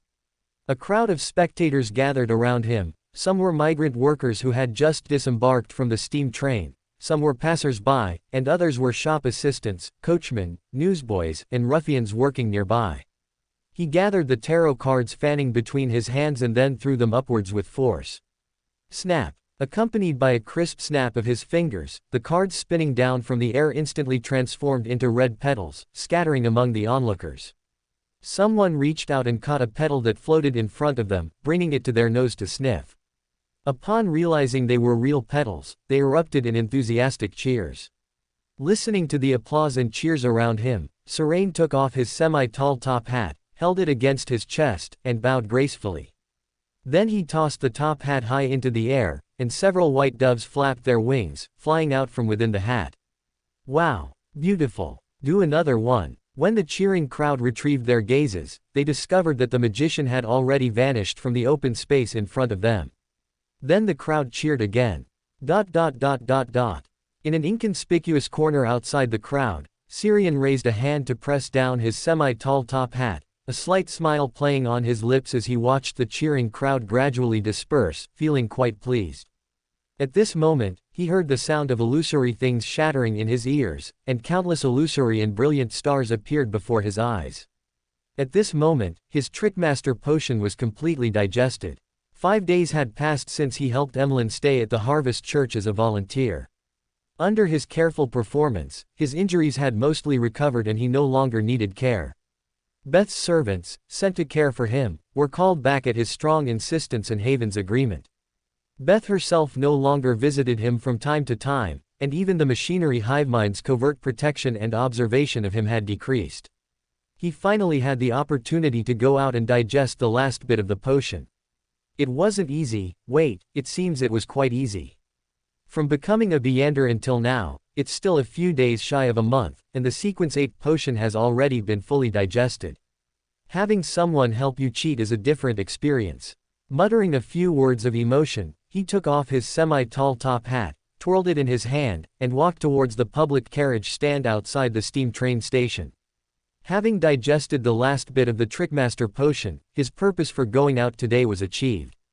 The rest was to acquire meteor crystal at a Beander gathering and quickly advance to astrologer.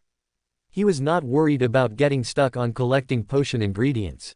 Adam still needed him to explore the mirror world, and the prerequisite for him to explore the mirror world was to become an astrologer, otherwise, he wouldn't even be able to find his way in the mirror world. Given this premise, he even suspected that the meteor crystal would be delivered to his doorstep at some point in the next few days. In a good mood, he bought a copy of today's Tassoc Daily from a passing newsboy.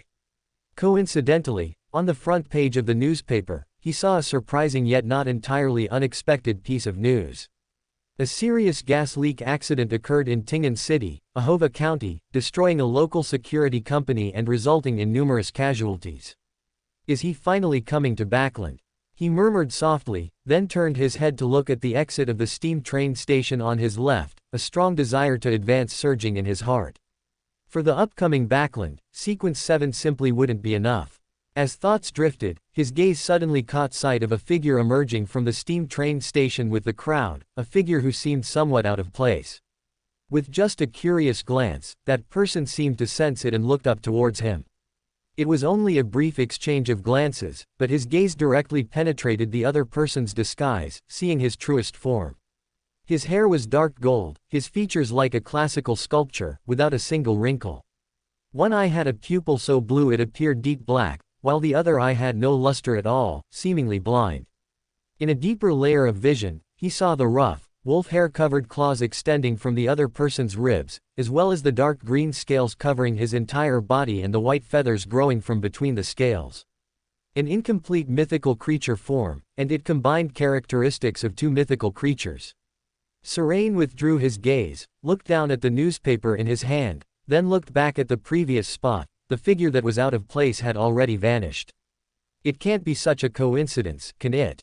Although the Night Watcher is not yet a servant of concealment, he should have some concealment-related abilities, right? Why was he seen through by me at a glance? Because he just advanced, and his own state is not yet stable. While he was thinking, in a corner on the side of the steam train station, the figure from before, wearing a double-breasted overcoat and with features like a classical sculpture, silently emerged from the darkness. His blue-black eye gazed deeply in the direction Serain was in, and he murmured, not knowing who he was talking to. Who is he? Did he recognize me? I must make him forget what he just saw. As his voice fell, a black classical quill of Alzuhad quietly appeared in his hand. The nib of the quill of Alzuhad trembled slightly, writing words on the nearby wall. The unlucky Ince Zangwil was recognized as soon as he arrived in Backland, even though he had made thorough preparations for his disguise before coming. But in front of that person, his clumsy disguise was seen through at a glance. That was truly a strange and troublesome fellow. Not only did he recognize Ince Zangwil, but he also knew about the existence of the Quill of Alzuhad, the second greatest author in this world. He was a student of the history department at Backland University, Serain Gray. At the public carriage stand, Serain suddenly stopped, tilting his head slightly in thought, as if he heard someone calling his name in his ear. The sound was very illusory and intermittent, he didn't hear it very clearly. What's going on? Frowning, he suddenly thought of something. 008 in Ince Zangwil's hand. 008. Or, the Quill of Alzuhad. He softly uttered the name of 008. At the same time, in Ince Zangwil's hand next to the steam train station, 008, which was writing words on the wall, suddenly paused, then trembled wildly, erasing Serain's name. As if that wasn't enough, it directly erased the entire passage. The classical quill of Alzuhad in Ince Zangwil's hand trembled slightly. Although it was a pen, it heard a voice like a whisper echoing around it. You don't want Adam to know you've come to Backland, do you? If you don't want a third person to know about today's events, give me a hush fee. Don't worry, I'm very tight-lipped.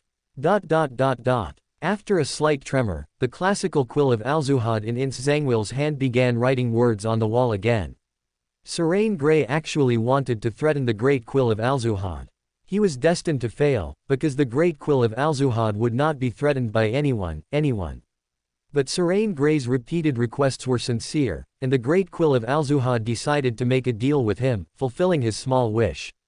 At this moment, a spiritual world creature contracted as a messenger had just passed through the spirit world here, and another, more powerful spiritual world creature also happened to pass by, just happened to pass by. For the spirit world, which has no direction or distance probability, this is very reasonable. The unlucky messenger was targeted by this more powerful spiritual world creature. While fleeing, it dropped the Beander material it was supposed to deliver to its contractor.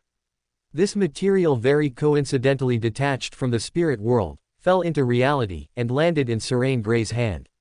Yes, all of this was just a coincidence. As the last word was written, 008 suddenly twitched twice, like a person panting after strenuous exercise. At this moment, Ince Zangwil, who was holding the pen, looked at the words on the wall, his face turning dark. It wasn't he who was writing just now, but 008 that was controlling him to write. Chapter 55, The Modified Story. Syrian, who was looking for the carriage to south of the bridge at the public carriage stop, suddenly paused and looked up at the perpetually gray sky. His spiritual intuition had been stimulated just now. It seemed a very powerful creature was approaching from another spatial dimension. As he focused, the colors of the streets, pedestrians, carriages, and rooftops in his vision became vibrant and intense, and even the gray sky glowed with a colorful, knowledge-filled halo, like a graffiti painting. At the same time, he saw a mummy, its body wrapped in dirty yellow bandages and only half complete, swiftly fly over his head. Behind it, several shadowy tentacles, covered in dense eyeballs, flapped through the air, like a shepherd herding sheep. The moment he saw this, Xiang decisively closed his eyes, preventing these two spiritual world creatures from noticing him. Thud! A heavy object fell from above him, smashing through the newspaper in his hand and landing on the ground. Xiang lowered his head thoughtfully, opened his eyes, and saw a dusty metal box of an unidentifiable material lying at his feet. The surface of the iron box was etched with strange, twisted lines that completely blocked spiritual perception in his gaze, which could see through to the truth. Looking at it for too long even made his head feel a little dizzy. Either the box is a mystical item, or it contains a mystical item. Is this hush money? I wonder if it's the kind of hush money that makes someone never speak again, or the kind used to curry favor. After muttering a few words, he bent down and picked up the dusty metal box at his feet. Because he couldn't determine whether the contents were harmful, he didn't dare to open the box rashly and decided to take it to Owen. At this time, he needed the help of Mr. Sear. Next to the steam train station, Xiang was still struggling with the antique quill in his hand. Normally, this pen would only lose control and write on its own when his mental state was unstable or when he wasn't paying attention. But now, it had directly and forcefully controlled his body to write a long passage on the wall, and it was still resisting him, trying to write new words on the wall. Backland is not a good place to escape, although it is a densely populated and complex metropolis, which in some ways makes it convenient for Xiang to evade the Nighthawk's pursuit. Precisely because the population is too complex, the unlucky Xiang might encounter other demigods, or even angels, if he isn't careful. The Great Quill of Alzuhad has already been robbed once. This was a terrible experience, and that fellow just thought of that person, so Backland is no longer safe. No, the entire Loan is no longer safe.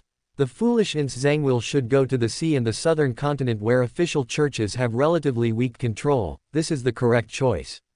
Coincidentally, a special spiritual world creature passed by here at this moment. Its presence will instinctively pollute the surroundings and will perfectly clean up the traces left by the Great Quill of Alzuhad and the foolish Xiang. And that greedy Syrian, he crossed out. The expression on Xiang's face was already numb. He even began to consciously cooperate with 008, and although he still had doubts, the words described by 008 made him feel that staying in Backland truly posed unexpected dangers. But the writing motion of the quill in his hand suddenly stalled, as if it had suddenly lost all inspiration, and the subsequent sentences could not be written.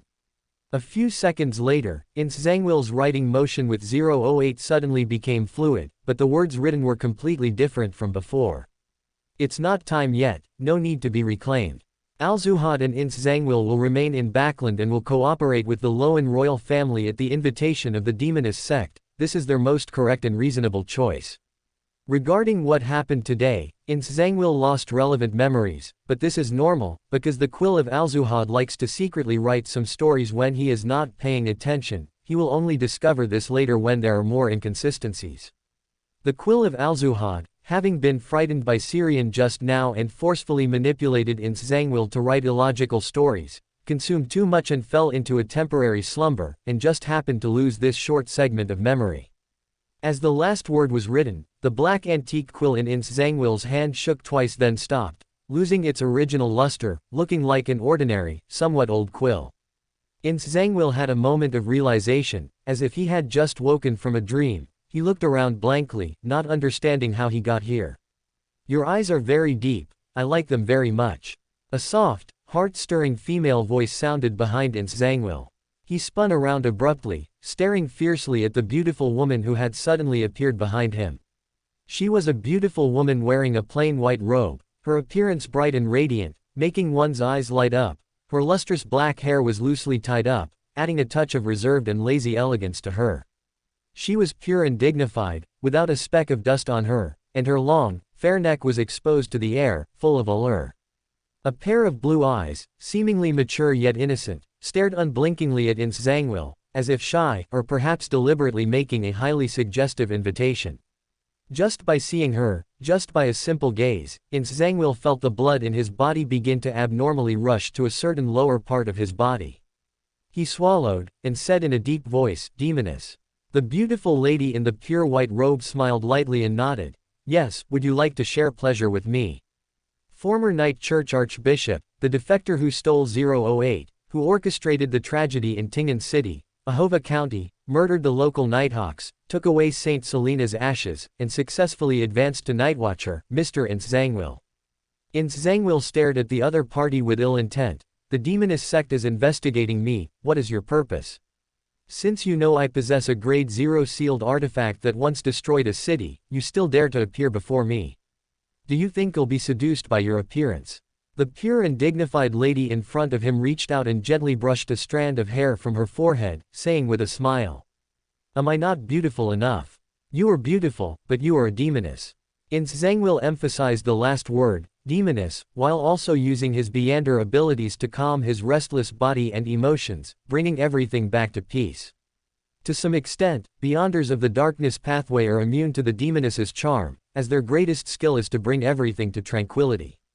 The beautiful lady in the white robe gently curved her lips, revealing a captivating smile. What if I am a demoness? We only enjoy pleasure. What happened in the past doesn't affect the present, does it? Ince Zangwill swallowed again, his breathing gradually heavy. The demoness in front of him was even more powerful than he had imagined, and even though he was half human, half god, he could only calm his mind, but not his body. After a moment of gasping, he said in a hoarse voice, "You still haven't stated your purpose." The lady opposite him chuckled and took 2 steps forward, reaching out to caress his cheek, her voice gentle and extremely seductive as she said, "My name is Panatia, a woman who worships and admires you. Ince, would you like to share pleasure with me?" Ince Zangwill took a difficult half-step back, withdrawing the hand that had unconsciously wrapped around her waist, and said in a serious tone, "First, state your purpose." Hee. I like men with such strong wills, it makes the conquest even more satisfying." Panatia chuckled softly, then reined in the playful smile on her face, and said in a slightly serious and formal tone, "The demonist sect intends to invite you to cooperate with the Loan royal family. That grade 0 sealed artifact you took from the Night Church is very useful in this regard. In return, the demonist sect will offer you protection. In this city, as long as you don't actively walk into St. Samuel Cathedral, no Nighthawk will discover your existence." Welcome to Fanfic Audiobook, your go-to place for immersive audiobooks. If you enjoy the content, don't forget to like the video and subscribe to our channel for more amazing stories. And please support the author by link in description. Chapter 56, Peacemaker. After a simple, close range, already zero distance, conversation, Ince Zangwill accepted the invitation from the demoness Panatia. Given what he had done in Tingen City, he would no longer be wanted solely by the Night Church. The Lord of Storms' church and the God of Steam and Machinery's church would undoubtedly add him to their wanted lists, and the Night Church would intensify its efforts to track him down. Although Backland's complex environment made it easy to hide, under the pursuit of the 3 major Orthodox churches, it would still be difficult for him to remain hidden. Cooperating with the demonist sect could connect him with the Loan royal family. In Backland, there was no faction more suitable for him than the Loan royal family. By then, he would not only evade the church's pursuit but also live very well. It was for this reason that he agreed to the demoness's invitation. Lost in thought, his hand unconsciously rested on Panatia's slender, elastic waist. She did not resist and even reciprocated. The two of them, like lovers in the passionate phase in Intis, intimately embraced in public and walked towards the nearest inn. Behind them, the blond priest in a simple white robe withdrew his gaze and turned his head towards the public carriage parking area. He has already become aware of and understood his Beyonder characteristics, and can even utilize them. This is faster than I expected. Perhaps the psychological suggestion I left was too weak, or perhaps the progress during this period has been too rapid. But it's good, he has already established a stable initial anchor in this world, with his own thoughts and goals. This is a good start. I once saw a sentence deep in his heart, dreams are the starting point of everything. A gentle breeze just then blew through, rustling the leaves, as if someone was agreeing with his monologue. Syrian took the metal box he picked up on the road to Owen for a divination. After confirming that the contents would not bring him danger, he dared to open the metal box. The tightly sealed metal box had a keyhole on its side. He glanced at it. It was not a lock with Beyonder power. He simply patted the surface of the metal box twice with his hand, then pressed down hard with his right hand, and the metal box clicked open by itself. A brownish-yellow parchment fell out of the box, which Syrian caught with his hand. He then looked inside the box, his eyes lighting up. Inside the metal box was a rather ornate, somewhat dazzling bright silver pistol.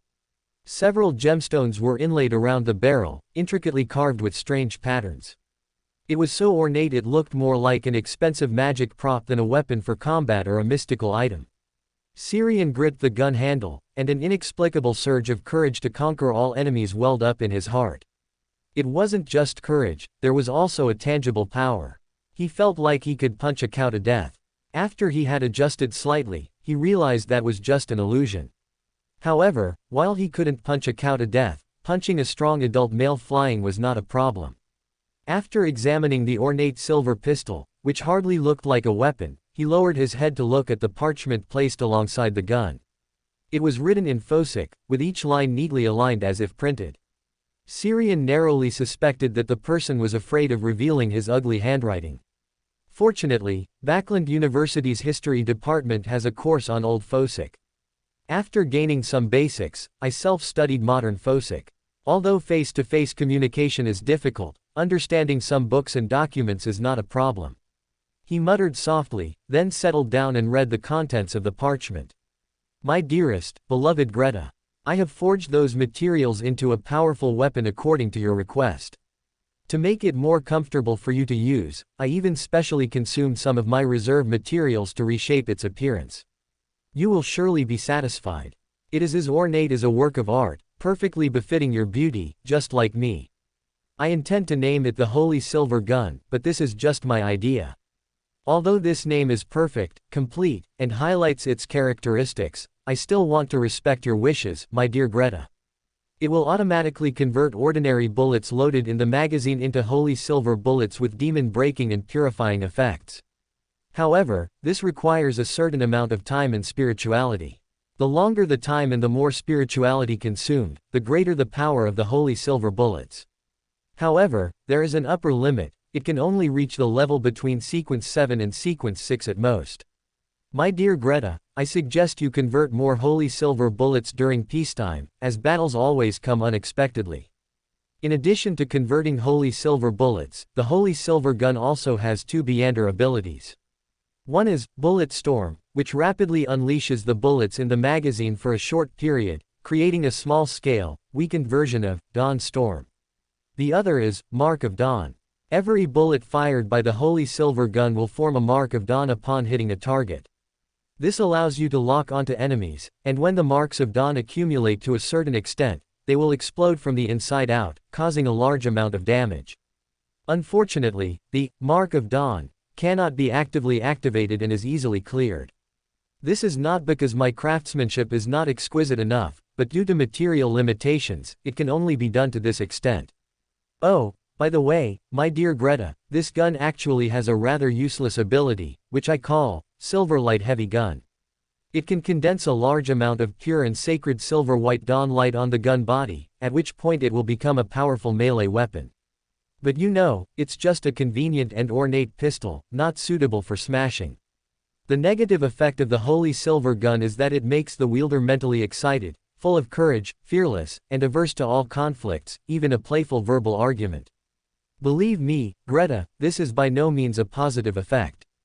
It is best not to use it for combat for more than 10 minutes at a time, and no more than 3 times a day. Carrying it with you will not be affected, but conflicts always break out near this gun, or rather, it is attracted to places where conflicts have occurred or are about to occur. My dearest, beloved Greta, I hope you are satisfied with this weapon. I will continue to improve my craftsmanship and reforge this gun for you once I find suitable materials. The final signature was from Ethan Love, who has always loved you subtly and silently. Syrian's mouth twitched slightly. He really wanted to say, brother, you are not subtle or silent at all. You say, my dear Greta, every few sentences, you're terribly repressed. He flicked his finger lightly, and the parchment arced through the air, landing precisely in Owen's hand, who was curiously craning his neck to look over.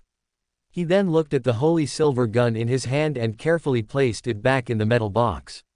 It doesn't increase strength at all, which means my feeling of punching a strong adult male flying just now was an illusion caused by a burst of courage. This is a bit dangerous. Excessive courage can turn into recklessness and blindness. If I hold this gun for too long, I might suddenly gain the courage to challenge a demigod. As for being averse to all conflicts, I probably won't feel that until I go out. The name Holy Silver Gun doesn't sound very good. Let's call it the Peacemaker. It's averse to all conflicts and is always attracted to places where conflicts have occurred or are about to occur. Isn't that just wanting to bring peace to places where conflicts break out? Although this peace might involve blowing up everyone involved in the conflict. On the other side of the sofa, Owen was looking at Syrian with an expression that said, "What nonsense are you talking about?" He had originally wanted to exclaim that this mystical item seemed very powerful and that Syrian was incredibly lucky, but then he heard Syrian's statement about the Peacemaker. His mouth, which had just opened, froze on his face, unsure what to say. Syrian looked up at him. "Is there anything wrong with calling a gun so averse to conflict a peacemaker?" "No, whatever makes you happy," Owen said, shaking his head expressionlessly. Syrian shrugged and took the parchment Owen handed him. He gently rubbed his fingers together, and the parchment, filled with Ethan Love's affection, instantly ignited, turning into a small pile of ashes within 2 or 3 seconds. Chapter 57, First Meeting with Klein. In the East Borough, Serene hailed a carriage at an intersection, preparing to rush to the Harvest Church in south of the bridge.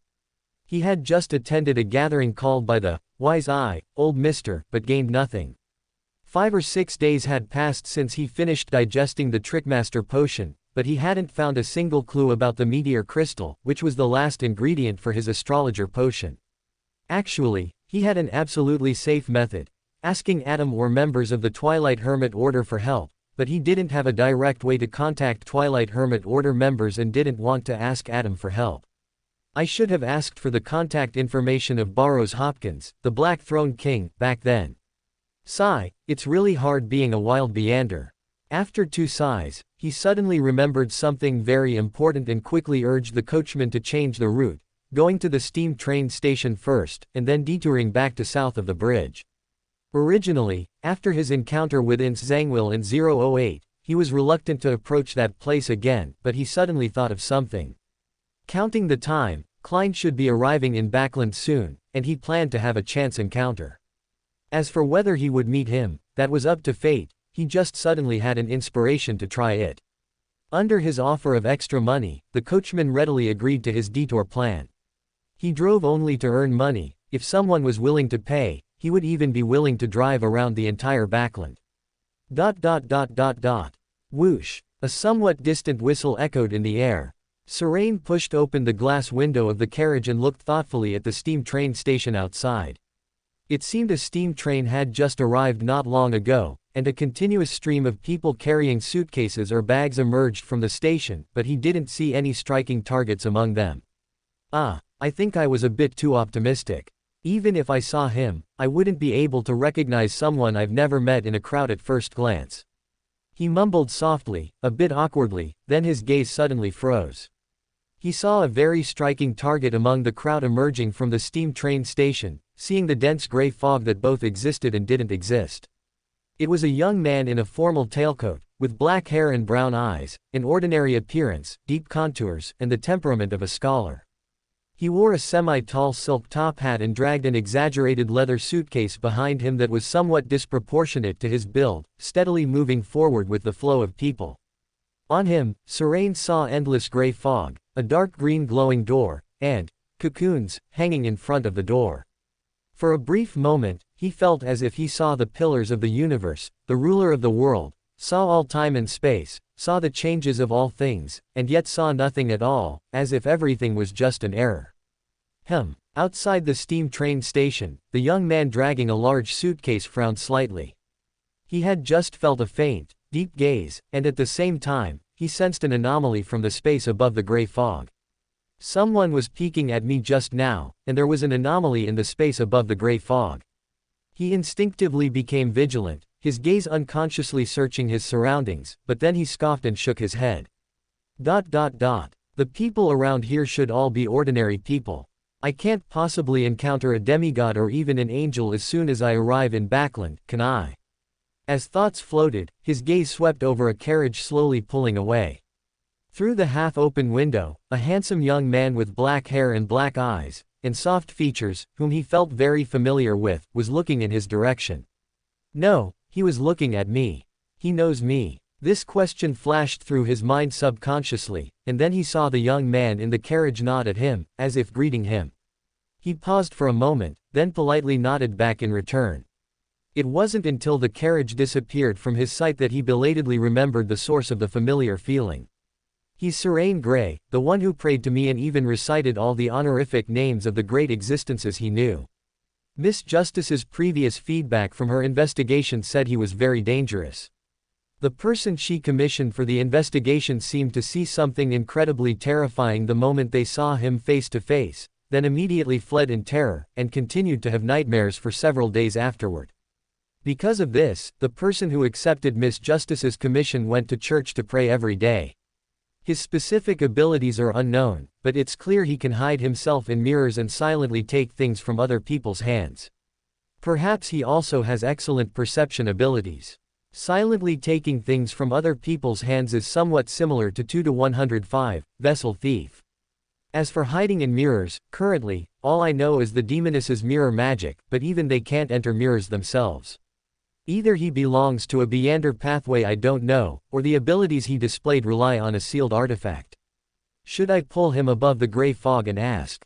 I've just arrived in Backland and need to expand my network in the mystical world. Although Miss Justice has money and is in Backland, she's just a newbie in the mystical world. No, this guy who dared to recite so many honorific names at once is also a newbie to some extent. Anyone with a bit of mysticism common sense wouldn't dare to do that. Did they want to die faster? Klein quickly gave up on agonizing. Compared to whether to pull Serene above the gray fog, he now had more important things, finding a place to stay and a job that could earn him money. Silent for 2 seconds, he dragged the large suitcase behind him and followed the crowd towards the intersection ahead, where there was a newsstand that could help him quickly learn some information about the city. South of the bridge, Harvest Church. After paying the coachman too solely for the fare, Serene stepped into the church. As soon as he crossed the door, a still damp rag flew towards his face. Splat! The rag strangely changed direction in midair, drawing a semicircle arc, and flew towards Emlyn, who was glaring at him fiercely. But it lost momentum halfway and fell onto the floor. The Trickmaster's object manipulation trick only had a range of 5 meters even after fully digesting the potion. With a slightly helpless curl of his lip, he looked up at the vampire Emlyn, who was standing in front of a long queue, and said in a deep voice, "Is this how you greet guests who come to the church? So unfocused, can you still comprehend the doctrines of the preciousness of life and the joy of harvest? Don't tell me you won't be able to go home even by next year." Hearing his words, Emlyn became even angrier. "You damn bastard, whose fault is it that I can't go home? You damn guy, if father wasn't here, I'd stuff this rag in your mouth today. Do you know how many times I've wiped candlesticks, swept the floor, and cleaned the walls these past few days?" Serene thought for a moment, then nodded earnestly. "I don't know, but if you want to confide, I can stay here and listen to you for a while." The Sanguine were a good channel. He might be able to buy Meteor Crystal, but this required easing the relationship between him and Emlyn, at least getting their favorability from hostile to ignored or indifferent. "Get lost." Emlyn glared at him, picked up the rag from the floor, and turned directly towards the clergy's lounge at the back of the hall. His attempt to ease the relationship failed, so Serene had to change targets and walk towards Father Utravsky, who was sitting at the table praying. "Father, I've encountered some difficulties recently in collecting Beyonder ingredients. I wonder if I could get some advice from you." Father Utravsky looked up at him, then shook his head earnestly. "If it's for warrior or planter, I can give you some help. If you just want to know some news about wild Beyonder gatherings, I know a way to participate in one, but I can't guarantee you'll get the materials you want from it. Because most of the Beyonders participating in that gathering are not of high sequence, and materials related to the apprentice pathway are also very rare." Serene looked at Father Utravsky, who seemed very knowledgeable about that gathering, and suddenly asked curiously. Father, is this Beander gathering organized by you? Father Utravsky looked at him and nodded gently, yes. If you want to participate, you can go to the third floor of Maple Leaf Bar on Taker Street in Backland Bridge District the day after tomorrow at this time. Chapter 58, Above the Gray Mist. After returning home from the Harvest Church, Syrian immediately locked himself in his room, using paint to draw a symbol combining concealment and prying on the full-length mirror in the corner, while softly calling Rhodes's name. The next second, the mirror reflecting the room's interior suddenly darkened, like a pool of lightless water rippling in layers. Soon, silver-white loan words emerged. Great and exalted existence, Rhodes comes to pay his respects. May I ask what you need me for? Syrian looked thoughtfully at the words on the mirror. He could discern deep respect and a subtle reluctance to see him within the text. This little mirror certainly says one thing and means another. He sighed silently in his heart, then looked at the mirror and asked in a deep voice, I need a meteor crystal. Do you know where to find one, and what's the most convenient way to obtain it? On the mirror, silver ripples instantly spread, and the words quickly rearranged themselves. Exalted existence, the Abraham family, the Tamara family, and the Aurora order all possess complete meteor crystals. The spirit world, above the sea, and the warehouses of some Orthodox churches also store them. If the scope is limited to Backland, there are a total of 3 meteor crystals. They belong to the Aurora order, the Church of the God of Steam and Machinery, and the Sanguine, respectively. The most convenient one for you to acquire is the one stored by the Church of the God of Steam and Machinery. It is placed in the warehouse beneath St. Hilarion Cathedral. You only need to have your follower exchange it using his accumulated merits. He has coincidentally accumulated enough merits to exchange for 1 meteor crystal recently. Syrian nodded slightly, I understand. The Aurora Order, the Sanguine, the Church of the God of Steam and Machinery, they're quite widespread.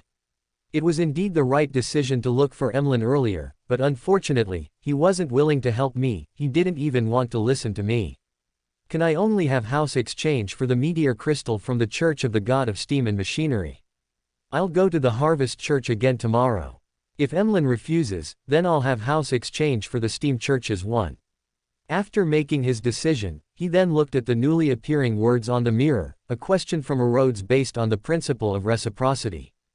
Exalted existence, can you help me leave the Steam Church? No. Syrian directly shook his head, refusing. After a slight pause, he added, in the future, you will meet the person you truly wish to follow, and he will lead you away.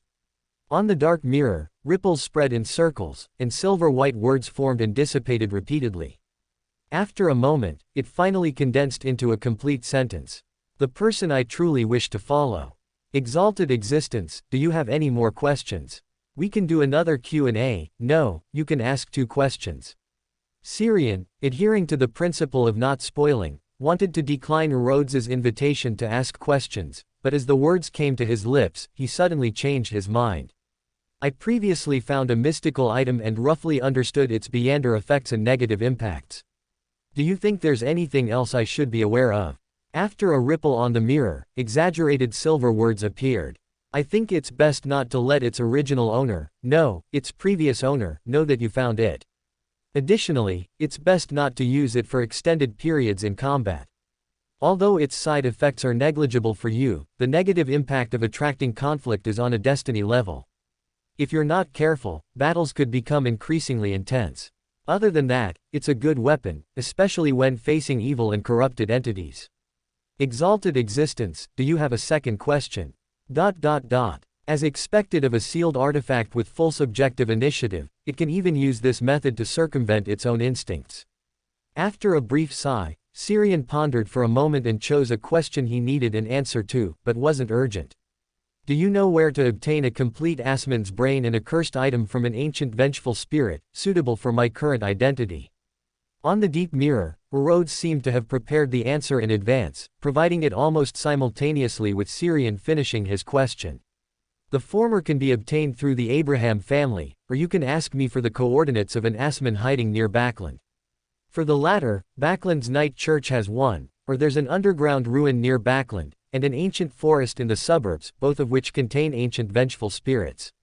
However, both places are very dangerous, one involves Aemon, and the other involves the underground. Syrian nodded slightly. I understand. As his sequence advances, subsequent potion ingredients will be almost impossible to find within the city.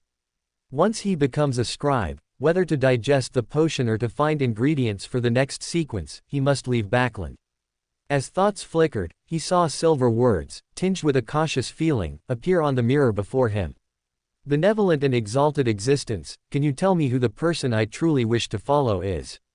Or, can you tell me some information about him? Syrian gently shook his head. When you meet him, you will naturally know. It won't be long, he has already arrived in Backland.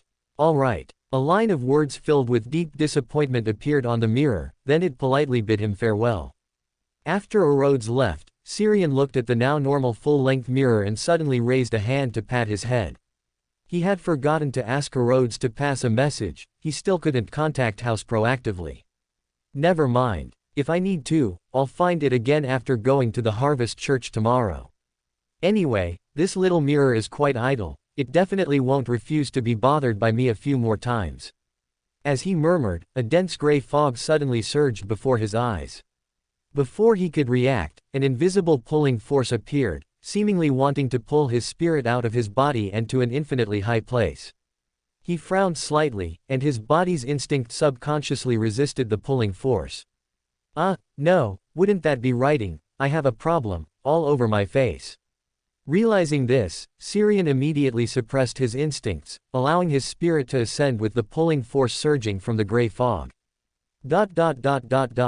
At the same time, above the gray fog, in the ancient palace resembling a giant's dwelling, Klein frowned, looking at the constantly contracting and expanding crimson star.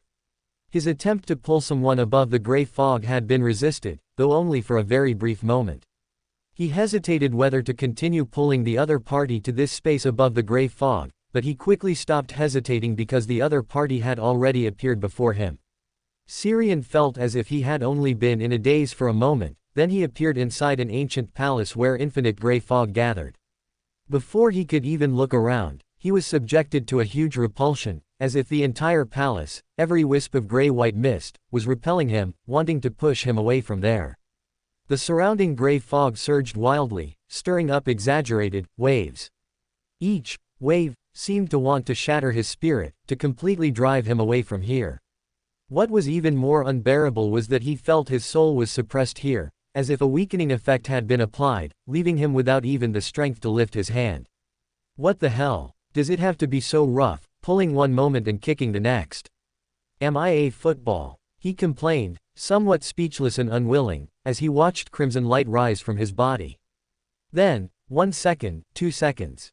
Several seconds passed, and he found himself still standing in place. The surging gray fog around him subsided anticlimactically, leaving only ripples.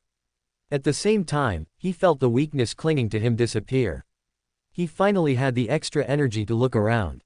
This was a palace where every detail exuded ancient meaning, so vast that he felt he had come to the land of giants. Under his feet was an endless gray fog, still gently rippling from the previous tremor. In front of him, at the head of the mottled long table, a figure covered by gray fog leaned leisurely in a high-backed chair, quietly looking at him. What you just said wasn't the language of this world, was it?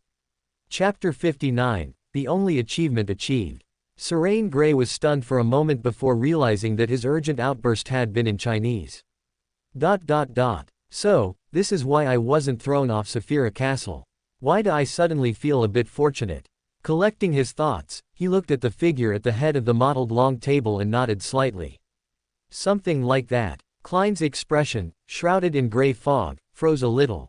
What does something like that mean? Does it mean agreement or disagreement?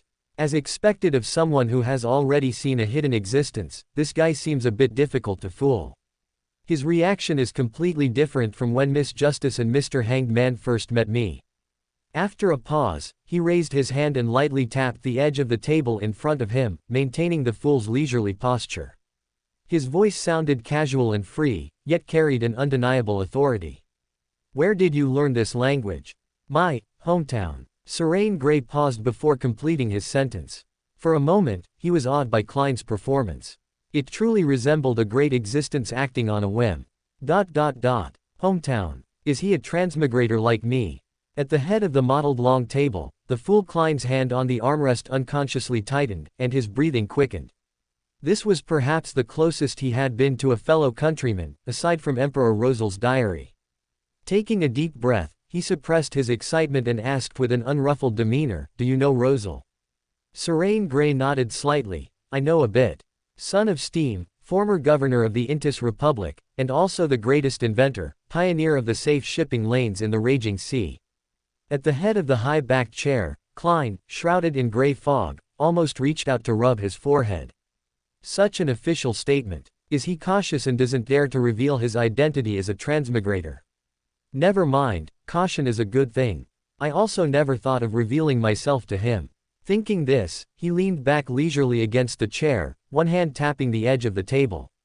Combined with his face and figure obscured by the gray fog, he looked quite mysterious.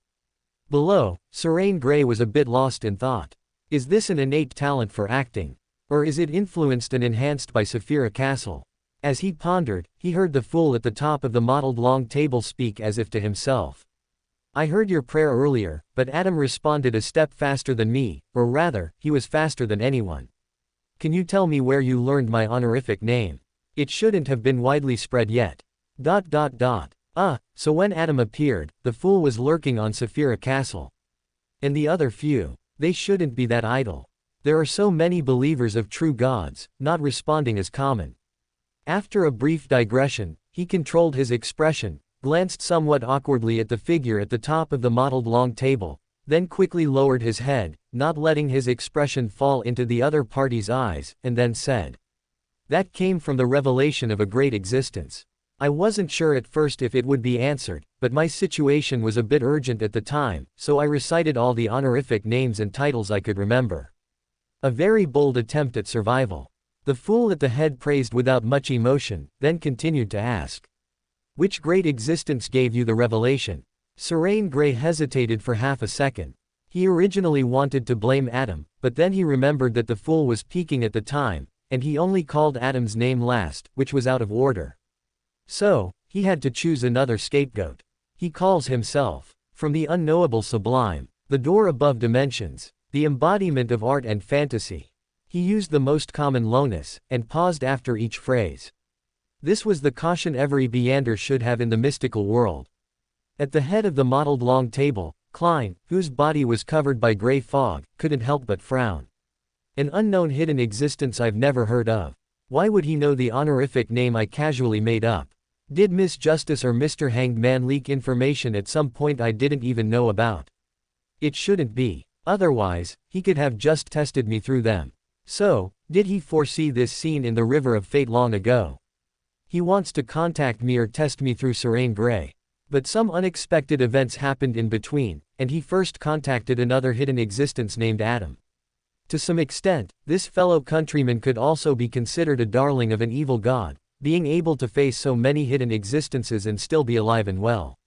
Withdrawing his right hand from the edge of the table, Klein reined in his increasingly scattered thoughts, looking at Serene Gray, whose spiritual body was intensely colored and constantly changing at the bottom of the mottled long table, and slowly said, "You didn't tell the whole truth, but you didn't lie to me either."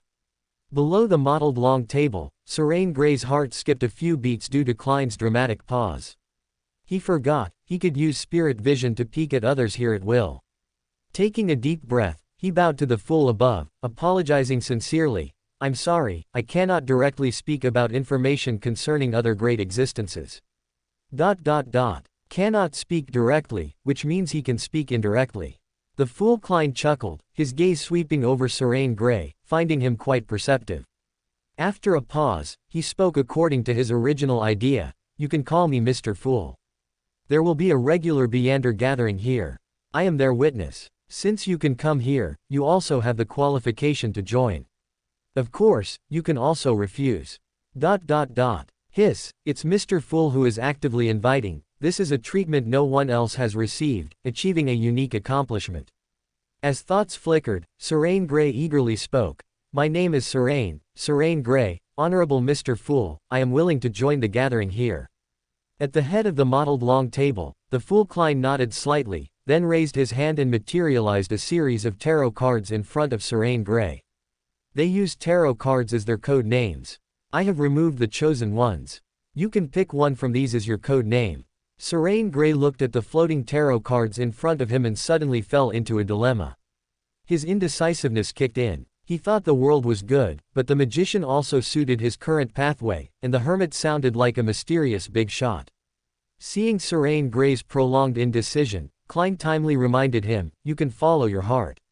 Hearing this, Serene Gray felt it made some sense, so he simply closed his eyes and reached out to randomly grab a card in front of him. While he had his eyes closed, Klein made the surrounding tarot cards disappear, leaving only one, and placed it into Serene Gray's hand. Serene Gray, with his eyes closed, realized he had been subtly arranged by Klein when he felt a card hit his hand. However, he didn't mind. Rather than constantly agonizing over it himself, he trusted the choice made by the Destiny Beacon. He opened his eyes and saw the Wheel of Fortune card, with a jackal, sword, lion, and snake encircling a ring. Klein looked at Serene Gray, holding the Wheel of Fortune card, and offered his blessing. Destiny changes constantly. I hope you can control your own destiny. Thank you for your blessing. Serene Gray sincerely bowed to the figure at the head of the mottled long table. Although it wasn't among his previous pre-selections, he inexplicably liked this card. Perhaps this was the guidance of the Destiny Beacon. As he mused, he heard the Fool's voice. The gathering time is every Monday, at 2 p.m. Backland time. Remember to find an undisturbed place beforehand. As the words fell, a deep red light surged around him, and Serene Gray's figure rapidly melted into the light. After sending Serene Gray out of the Saphira Castle space, Klein leaned back in his chair and let out a long breath, feeling inexplicably relaxed. He didn't know why, but he felt a lot of pressure when he was with Serene Gray. It wasn't a physical pressure, but more like a spiritual sensation, somewhat like the self-consciousness ordinary people feel when facing a high-ranking individual. This fellow countryman has a big secret about him. Otherwise, Saphira Castle wouldn't have reacted so strongly just now. I had originally wanted to use my identity as the Fool to get more information about hidden existences from him, but I'll have to find another opportunity later. He then materialized his usual citrine pendant and began divining whether Serene Gray posed a danger to him. Chapter 60, First Tarot Club. In the room, Syrian looked at himself in the full-length mirror, and with a touch of melancholy, he came back to his senses. He felt as if Klein had been eager to get rid of him. And the violent reaction of the gray fog earlier, was it because of my Beander characteristic? This is a bit troublesome. I can't control this Beander characteristic. Muttering to himself, he looked at his upright reflection in the mirror and belatedly realized, Klein hadn't even offered him a chair, he had been standing the entire time they chatted. Was he too shocked to even remember his manners? Pouting slightly in annoyance, Syrian turned and left the room. One thing after another, it was already dark outside, and he hadn't even had time to prepare dinner. The next morning, after breakfast, Syrian went out again and arrived at Harvest Church. This time, he was greeted not by a still damp rag, but by dust stirred up by a broom. Syrian sidestepped and snapped his fingers, and then a sudden gust of wind swept through the hall, blowing all the dust onto the street outside the church. Gust of wind, spell. After clearing the dust in the air, he looked at Emlyn, who seemed dispirited, and asked curiously. Did you stay up all night? No, that's not right, you vampires normally prefer nighttime activities, so did you do all the work in the church by yourself and get overly exploited? It's sanguine. Emlyn glared at him expressionlessly, and, I just haven't had fresh blood in too long. Syrian crossed his arms and clicked his tongue, so, you're being deprived of food. Do you need me to go to the hospital and buy you some blood collection tubes? You'd be that kind. Emlyn swept a suspicious glance at him, then directly shook his head.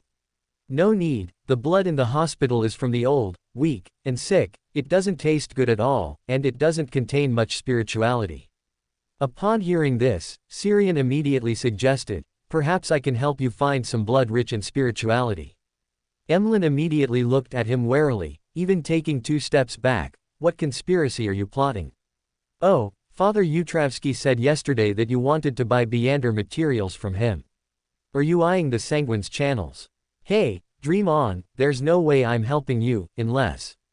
Unless what? Syrian pressed. Emlyn, unless Backland has blue skies and sunshine every single day from now on.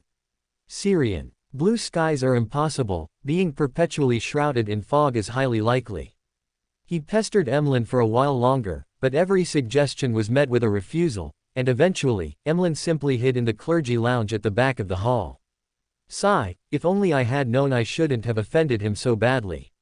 He sighed silently, then looked at Father Utravsky, who was praying at the altar, greeted him, and without waiting for a response, turned and left. Back home, he sent the finished manuscript to the newspaper, then once again summoned Rhodes through the full-length mirror in his room. However, Rhodes didn't respond immediately this time. It was only after he had waited for a full quarter of an hour that the mirror's surface showed activity. Ripples spread, and silver words appeared one by one. Esteemed existence, the steam church was asking me questions just now, which caused a slight delay in responding to your summons. Syrian shook his head slightly, his tone flat. It's fine, I just need your help with something. The mirror quickly reacted, please command. Perhaps it was an apology for the delayed response, but Syrian felt that Rhodes was exceptionally sincere today. He paused, then thoughtfully said, give House a hint, tell him to find an opportunity to pray to me. After a ripple of water on the mirror's surface, new silver words appeared one by one. Great existence, your follower might not be able to pray to you for a while. Members of the machinery hivemind discovered his abnormal behavior recently. They believe he might have been influenced by the hidden sage during his advancement, and he is currently undergoing treatment beneath Street Hillern Cathedral. Syrian, this free follower is indeed unreliable. When will I get my meteor crystal? After 2 seconds of silence, he asked curiously, what did he do? On the mirror, words floated out one by one. He has recently been obsessively pursuing art, using his own flesh and blood as paint to draw, collecting various animal sounds to compose music, and even attempting to write some blasphemous literary works.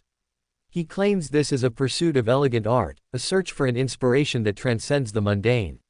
If his actions hadn't harmed anyone other than himself, what would be awaiting him now wouldn't be treatment beneath the church, but the judgment of the machinery hivemind. Syrian, @_.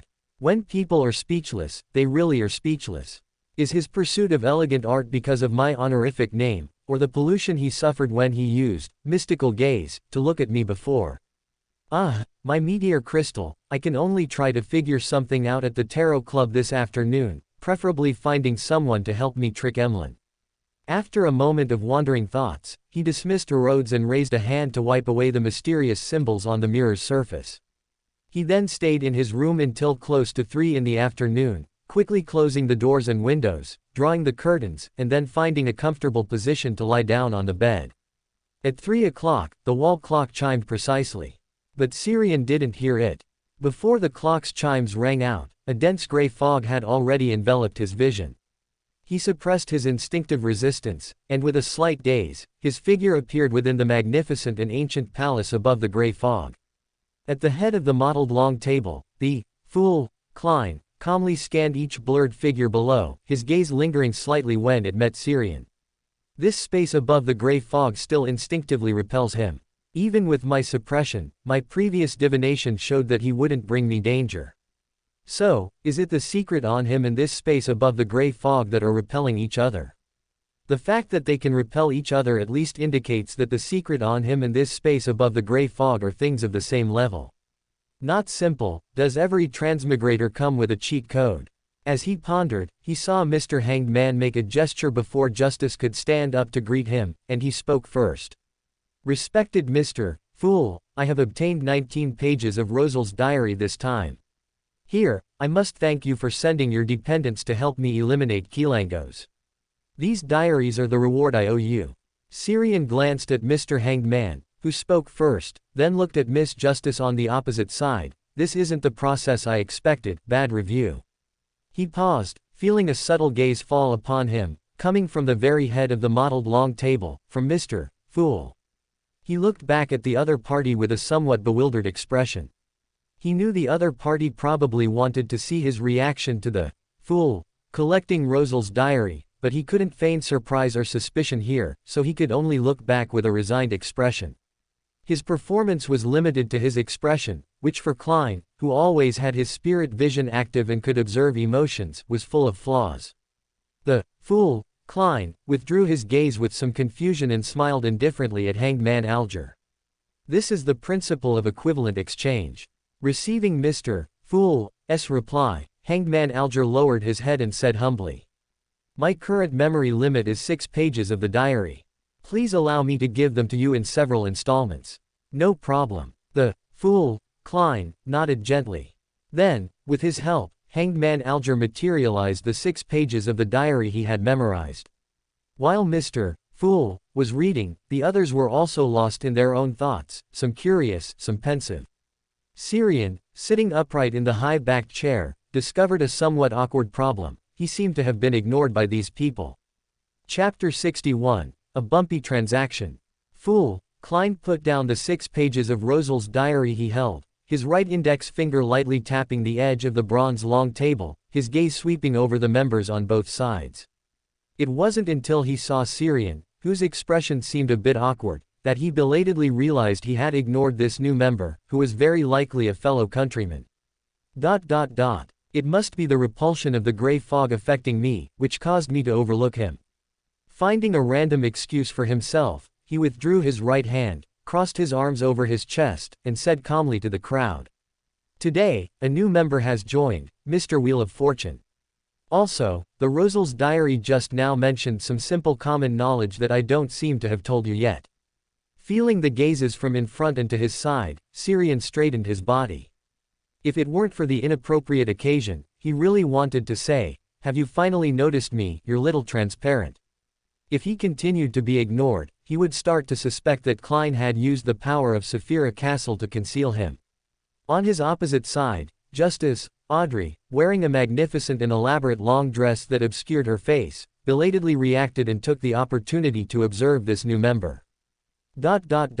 He looks very young, white shirt, black suit, and wearing glasses, like a student who just graduated from university. His attire has obvious low-end characteristics, appearing to belong to the middle class. His temperament is gentle but easily overlooked. Is it a special effect brought by a Beander pathway? Audrey instinctively suspected that this new member's Beander pathway was one that excelled at concealing oneself, perhaps an assassin, or another sequence skilled in stealth. Hanged Man Alger, to Syrian's right, was also observing him, and his thoughts were surprisingly consistent with Miss Justice's. Only, son, Derek felt guilty for having overlooked the new member sitting next to him just now. Previously, Miss Justice and Mr. Hanged Man had been very friendly to him when he first attended the gathering. He felt that he should also be friendly to this new member who was attending for the first time. This was the example a senior should set. Syrian didn't know that someone had already started to suspect him of being an assassin. He smiled and nodded to everyone present, chuckling lightly. "Good afternoon, everyone. You can call me Mr. Fortune, it's simpler that way." "Justice," Audrey enthusiastically introduced him, "I am Justice. Next to you is Mr. Sun, and then Mr. Hanged Man." After everyone nodded to each other, Fool, Klein raised his hand and lightly tapped the tabletop, continuing the previous topic. "Some of you have already mastered this knowledge, but as the convener of the Tarot Club, I believe it is still necessary to explain it to you." After a slight pause, he added, "This is just common knowledge, no payment is required." Although he hadn't planned to charge a fee, he couldn't help but glance at Syrian when he said this, because this guy had actually been exposed to hidden existences, and with him there, it was harder for him to pretend. Sighing inwardly, he calmly explained, "The first piece of common knowledge is the law of the immortality of Beander characteristics. Beander characteristics do not perish, do not decrease, they only transfer from one thing to another. The second piece of common knowledge is the law of conservation of Beander characteristics within similar sequences. When there are more high sequences, low sequences will decrease, and vice versa." I could have explained it in more detail, but to maintain Mr. Fool's prestige in front of Mr. Fortune, who has truly encountered hidden existences, I can only wait for you to ask questions yourselves. Thinking this, Hanged Man Alger happened to raise a question at this moment: what are similar sequences? Hearing Hanged Man Alger's question, he curved his lips slightly, then leisurely said. What will you pay to obtain the answer? Hanged man, Alger hesitated for a moment before asking, Mr. Fool, what kind of reward do you wish to receive? At the head of the mottled long table, Fool, Klein tapped the tabletop with his finger, subconsciously glancing at Syrian. He was thinking about what kind of demand he should make to maintain the image of the fool in front of the other party. It can't be too difficult, but it also can't be too simple or too common. The fool's true purpose is to use this opportunity to tell them some information about the mysterious world. That's very reasonable. After a pause, he stated a demand that he was curious about but not particularly urgent. Information related to the secret order.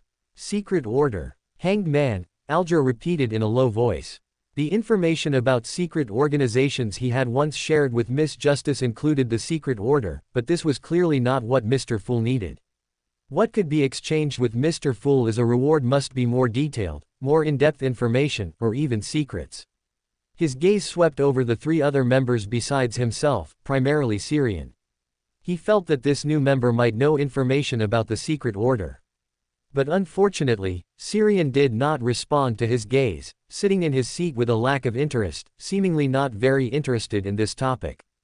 Does he know what similar sequences are? Then can I directly trade with him?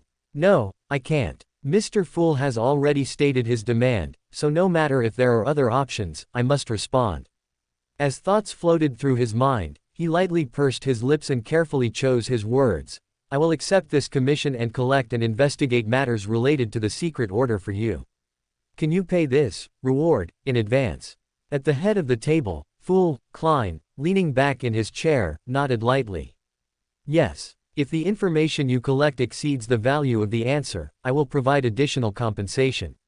Justice, Audrey, also interested in the question of similar sequences, her eyes lit up as she raised her hand and said, I wish to join this transaction.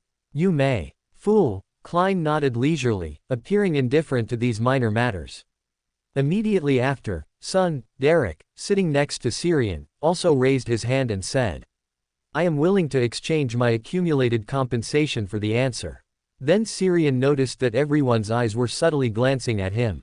To avoid appearing out of place, he also raised his hand and said, I know some information about the secret order, but I also know about similar sequences. Respected Mr. Fool, may I use this information to obtain some other help, within the value of this information? At the head of the mottled long table, Fool, Klein felt a bead of cold sweat trickle down his forehead. His worst fear had come true. Syrian knew both pieces of information they were about to trade and had also made other demands of him.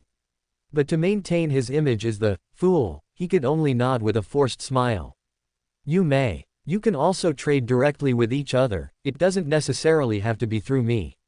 His subtext was that they could directly ask Mr. Fortune for information about similar pathways, and Mr. Fortune could also entrust his needs to other members, instead of always coming to Mr. Fool for everything. Justice, Audrey's gaze wavered between the fool and Fortune for a moment, then she quickly made a decision, looking at the fool at the head of the table. Mr. Fool, I wish to continue the previous transaction. She felt that the information given by a great existence like Mr. Fool must be the most complete and correct.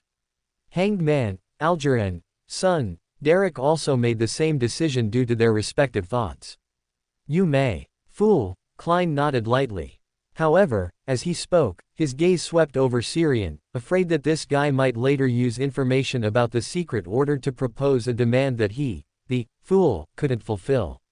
Sighing helplessly in his heart, he began to explain the meaning of similar pathways. The so-called similar pathways refer to several pathways that can be mutually substituted at high sequences. For example, a gatekeeper of the death pathways sequence 5 can, in addition to normal advancement, choose a demon hunter of the god of combat pathways sequence 4, or a nightwatcher of the black knight pathways sequence 4. This will not bring the danger of losing control, nor will it accumulate madness. It is not equivalent to consuming the wrong potion.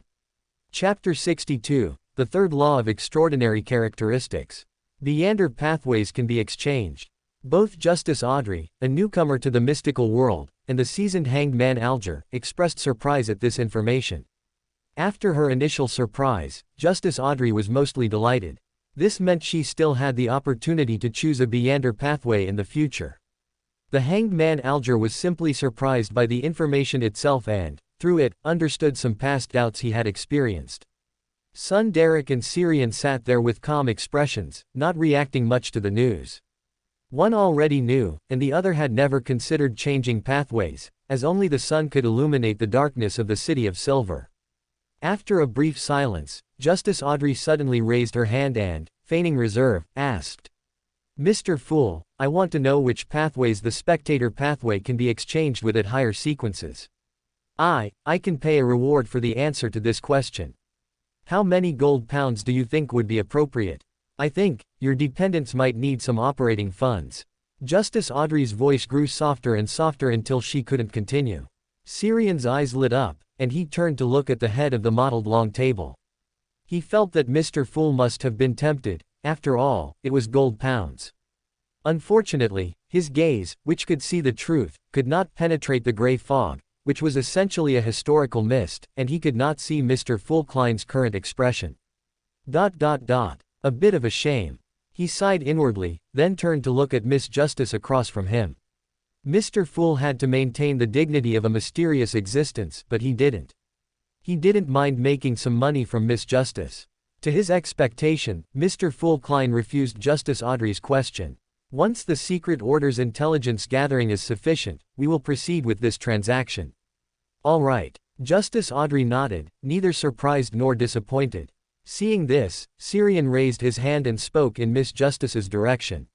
"I can answer your question. 100 pounds, how about it?" Justice Audrey looked at him with some surprise and nodded decisively, "No problem." Klein watched this scene silently, his mind constantly complaining. 100 pounds. How many private detective cases do I need to take to earn that? And Miss Justice, why don't you bargain? This guy definitely discovered Miss Justice's true nature as a rich lady. While complaining, he agreed to Miss Justice's request for a private conversation. "You may begin." Syrian looked curiously at son Derek and hanged man Alger, who remained still beside him. He really wanted to wave his hand in front of their eyes. Restraining the thought that had crossed his mind, he turned to look at Justice Audrey across from him, nodded at her, and then said with a light chuckle. "There are a total of 4 meander pathways adjacent to the spectator pathway: Sailor, Reader, Secret Supplicant, and Bard.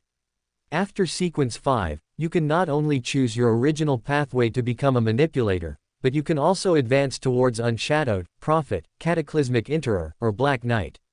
The transition between similar pathways will cause a certain degree of fusion and mutation of the meander abilities of the two pathways. Of course, this is a positive mutation, which will be more unique and powerful than the abilities of a single pathway." Justice Audrey's eyes lit up. "So, at the same level, Beyonders who have transitioned pathways will be stronger than ordinary Beyonders." Syrian nodded slightly. "Theoretically, yes, but in reality, a Beyonder's combat power is affected by many factors, such as their own state, the mystical items they possess, and the surrounding environment." "I see." Justice Audrey nodded seriously, looking as if she had been enlightened. After a slight pause, she asked again, "How should I give you the money?" "How to give me?" Syrian repeated softly. He wanted to tell her to put the money in the Harvest Church in south of the bridge, but he shouldn't know that Miss Justice was in Backland right now. Just then, Mr. Fool Klein, who had been observing, raised his hand and lightly tapped the edge of the table, saying with a smile, "You two, would you be willing to cooperate with me in an experiment regarding this matter?" An experiment? Justice Audrey thought of the previous experiments Mr. Fool had conducted, and she became excited, nodding with reserved elegance. "I am very happy to cooperate." "Me too." Syrian nodded along, understanding that Klein had already mastered the rituals of sacrifice and bestowal. As expected of a great existence in its entrepreneurial phase, so approachable, even 100 pounds in cash were worthy of being sacrificed and bestowed. As he marveled, Mr. Fool Klein described the ritual of sacrifice and requesting bestowal to the two in detail. "If you forget, you can pray to me, and I will make you recall this memory." Having said that, Mr. Fool Klein ended their private conversation. Afterward, Justice Audrey looked at hanged man Alger in a good mood. Mr. Hanged Man, my information helped you successfully deal with Vice Admiral Hurricane Kilangos. What about the complete pituitary gland of an adult rainbow lizard dragon you promised earlier? After a moment of silence, Hanged Man Alger said, no problem, but how should I give it to you? Justice Audrey glanced at Mr. Fool at the head of the table and said with a hint of superiority in her tone. Once Mr. Fool's experiment succeeds, you can directly sacrifice the material to Mr. Fool, and then I will request Mr. Fool's bestowal. This way, we can complete the transaction directly, regardless of distance. It can be done this way. Hanged Man Alger looked at Mr. Fool at the head of the mottled long table with a surprised expression, then quickly withdrew his gaze and glanced at Justice Audrey and Syrian. This experiment was clearly related to their recent transaction. Perhaps it was because their transaction encountered a problem that Mr. Fool took the opportunity to propose the experiment. Now he had a further guess about Mr. Fool's state.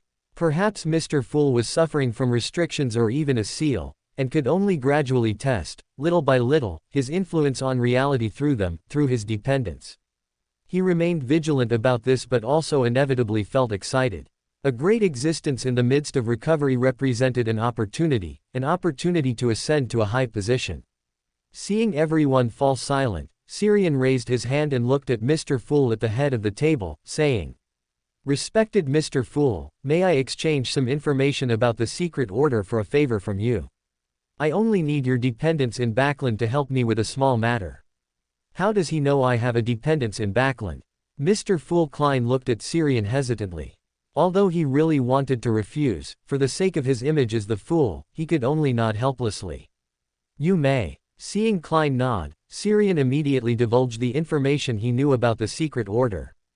Zeratul, the leader of the secret order, has already advanced to sequence 1, but something went wrong in the process, and he is now insane. Zeratul is already sequence 1, and insane. Could this be related to the Antigonus family's notes? Mr. Fool Klein pondered silently in his mind, looking at Syrian without showing any emotion. Feeling Mr. Fool's gaze, Syrian understood that the other party had agreed to the transaction and immediately said, I need your dependents to go to the Harvest Church in south of the bridge to find a vampire named Emmeline White, and through him, purchase a meteor crystal collected by a sanguine. I will pay the relevant fees. Other methods and channels are also acceptable, as long as I can get the meteor crystal.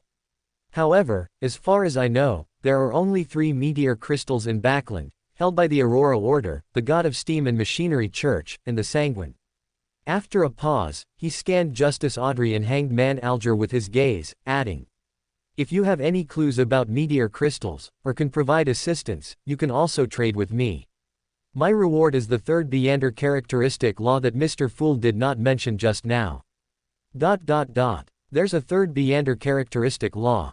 Including Mr. Fool Klein, everyone's gaze fell on Syrian, some surprised, some curious, and a hint of suspicion from Hanged Man Alger. Chapter 63, Successful Attempt.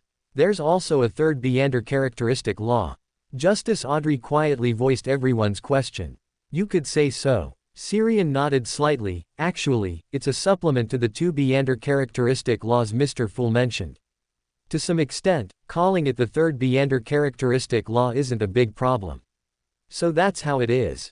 Justice Audrey nodded slightly. She was very interested in this so-called 3rd Beander characteristic law but didn't know how to initiate a trade. She was in Backland, but Mr. Fate already had all the clues for Meteor Crystal in Backland, and had even entrusted the task to a dependent of Mr. Fool. She didn't intend to interfere in this matter. Of course, if the other party needed help, she would be very willing. After thinking for a while, she shook her head slightly and said, I'm in Backland. You no longer need information from here. If you encounter any trouble in purchasing Meteor Crystal, I might be able to offer some help. Since Mr. Fate asked Mr. Fool's dependents to help him communicate with the vampire at Harvest Church, it indicated that he was inconvenient himself, perhaps due to his identity or other reasons. But this undoubtedly gave her a chance to intervene in this transaction. Hanged Man Alger also spoke, I'll keep an eye out for you, but I'm back at sea now and won't be able to contact too many people in a short time. Then son Derek also expressed his stance, I'll also check the City of Silver's collection, but if it's too high grade a Beander material, I can't exchange it with my current points. Syrian smiled and nodded, then thank you all. Regardless of the outcome, I will share this common knowledge with you at next week's gathering. For a moment, everyone looked at him again, either surprised or curious, surprised by his generosity and curious about his reasons for doing so. Syrian leaned back in his chair, smiling relaxedly. After all, this is just common knowledge. You'll all come across it sooner or later. Is this guy trying to win people over and integrate into this group more quickly? Fool Klein made a guess in his heart, and could only guess, because in his spirit vision, Syrian's state had always been very strange. He was excited all the time, with only a small amount of thought, and occasionally a not so strong emotion would flash by, seemingly complaining in his heart. He believed that either the other party had the ability to interfere with spirit vision, or this person had some mental issues. His personal guess leaned more towards the latter. After all, this was a guy who had direct contact with multiple hidden existences. It was normal for him to have some mental illness. While his thoughts wandered and he speculated about Syrian's state, Justice Audrey spoke again. Mr. Fool, I've found 2 ladies suitable for our tarot club. They are both Beyonders, have their own circles and resources in Backland, are sufficiently secretive, and have good personalities. Are you willing to let them join the gathering? New members, and in Backland. Klein glanced at Syrian. One of the reasons he pulled the other party in here was that the other party lived in Backland, would have his own circle and connections here, and could help him integrate into the Beander world here as quickly as possible, as well as look for clues about Lantheus and Ince Zangwil. But now, after seeing Syrian's strange mental state, he felt that this guy might not be that reliable. However, this kind of development where members knew each other did not align with his original intention. Once one of them was caught by the authorities, it was very likely to lead to others. After a moment of thought, he looked at Justice Audrey and said calmly. This requires some investigation. You use a discreet method, without revealing yourself, to let them know my name and develop an interest in it. Audrey's face lit up with a smile. Although Mr. Fool didn't directly adopt her suggestion, since there would be an investigation, it meant her proposal had been approved to some extent. Composing her expression, she responded excitedly, yes, Mr. Fool. Syrian curiously glanced at Hanged Man Alger, who was sitting beside him. Although he couldn't see the other party's expression, he could tell from his clenched fist that he was not calm at the moment. Miss Justice's actions just now obviously made this deep-thinking captain think a lot. After another period of communication, at the signal of Fool Klein, today's tarot club ended, and everyone's figures melted and disappeared in the rising crimson light. Klein exhaled lightly, pushed himself up from the back of the chair, and scanned Syrian's position. The high-backed chair swiveled with a whoosh, revealing the pattern behind the chair, a layered, illusory door and an eye surrounded by multiple lines. Unlike the patterns behind the other people's chairs, he had an intuition that this pattern composed of lines, a door, and an eye could directly connect with Syrian, similar to the pattern behind his own seat, which was made of a pupil-less eye and twisted lines. But the pattern behind my seat is effective because it can connect with the space above this gray fog. Why is his like this? Are the secrets about him also related to a similar place here? After muttering a few words, he reined in his thoughts, materialized his usual citrine pendant, and began to divine the difficulty and danger of the matter Syrian had previously entrusted to his dependents. Empress Burrow, Backland, inside a large castle. Justice Audrey arranged a complete sacrificial ritual in her bedroom according to the method given by Mr. Fool.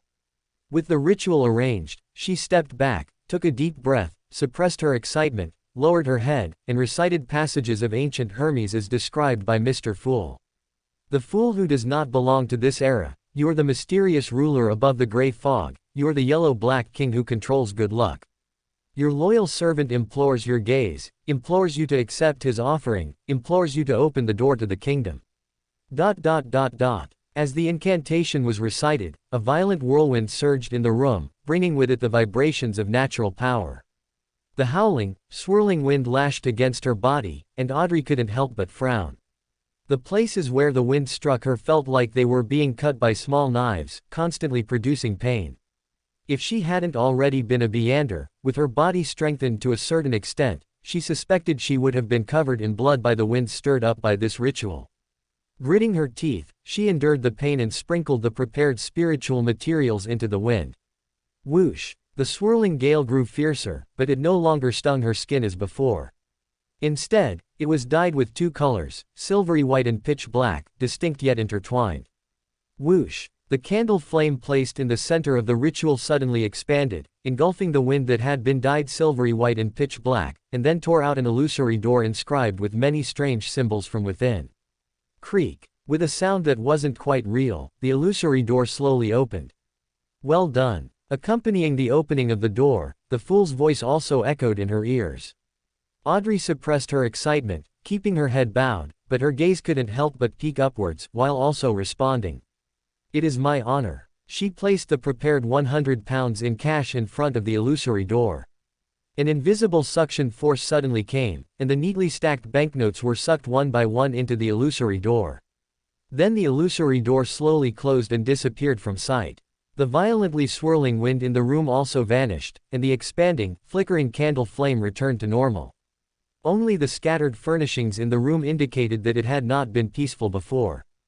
At the same time, Syrian, who was examining himself in front of a full-length mirror, saw a dense gray fog appear before his eyes, and saw the elevated chair deep within the gray fog, and the fool sitting there. The attempt has been successful. You can hold the ritual now. No problem. Syrian nodded lightly, and the gray fog before his eyes instantly disappeared, everything returned to normal. Does he not want to say a single extra word to me? He was so polite and gentle in front of Miss Justice. He didn't know Klein's true thoughts at the moment were that the more he spoke, the more likely he was to make a mistake, and he could only maintain the image of the fool by being aloof. Chapter 64, Invitation from the Mechanical Heart.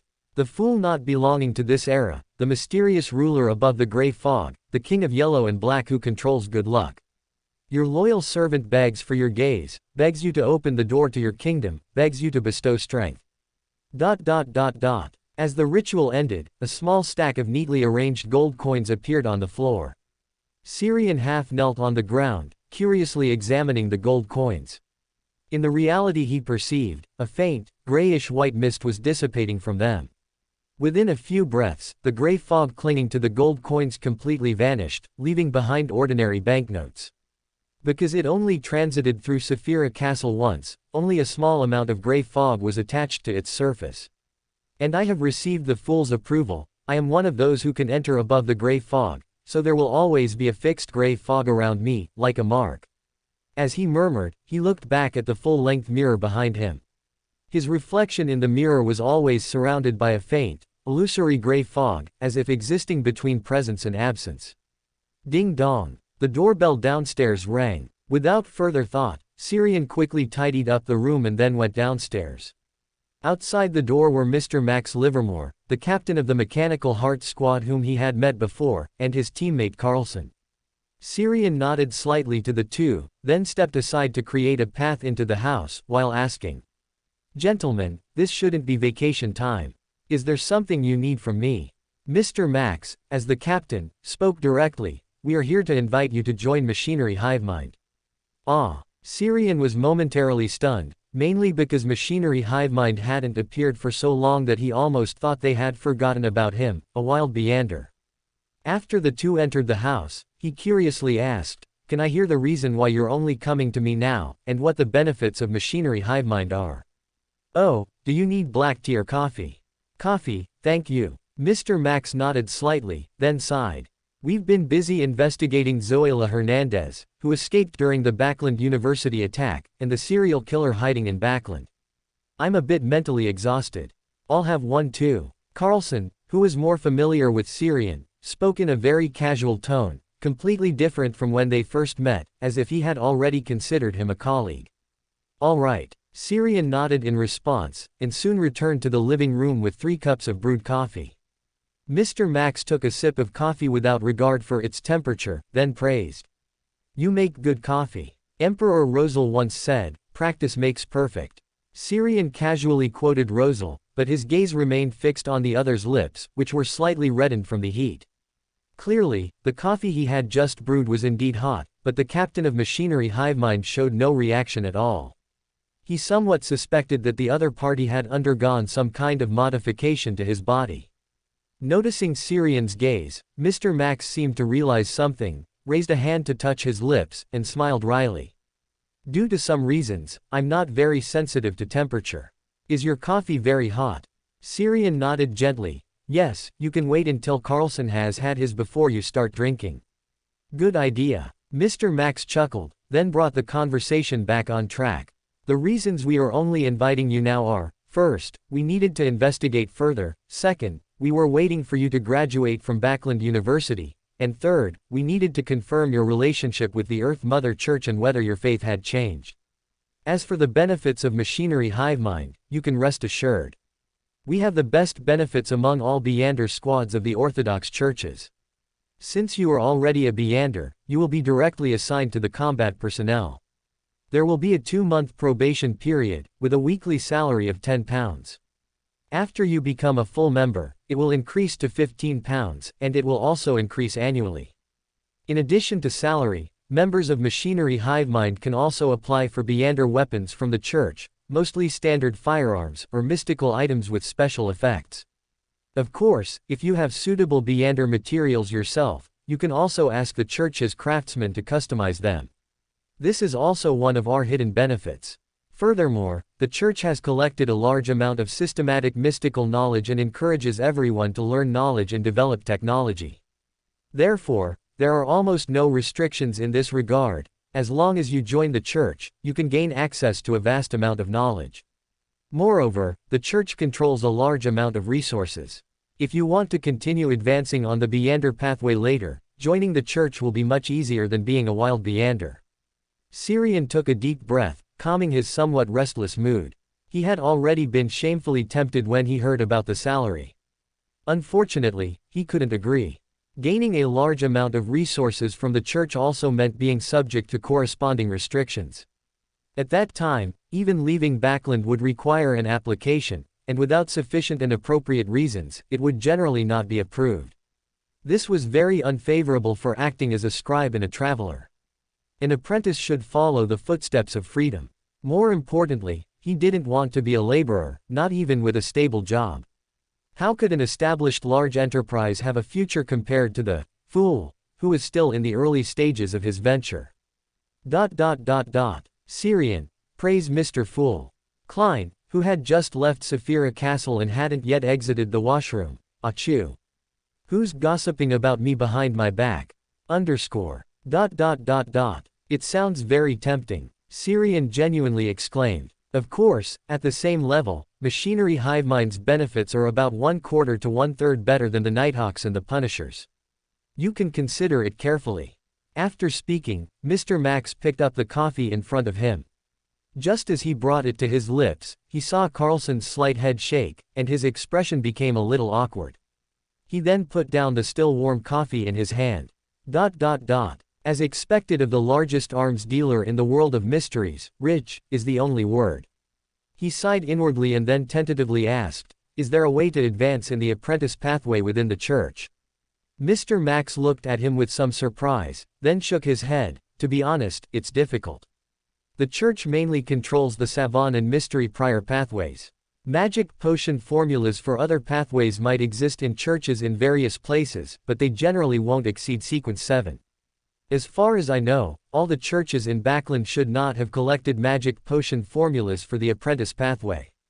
This pathway is too rare. The only known instances are a small number of apprentices in the Aurora Order and Theosophy Order.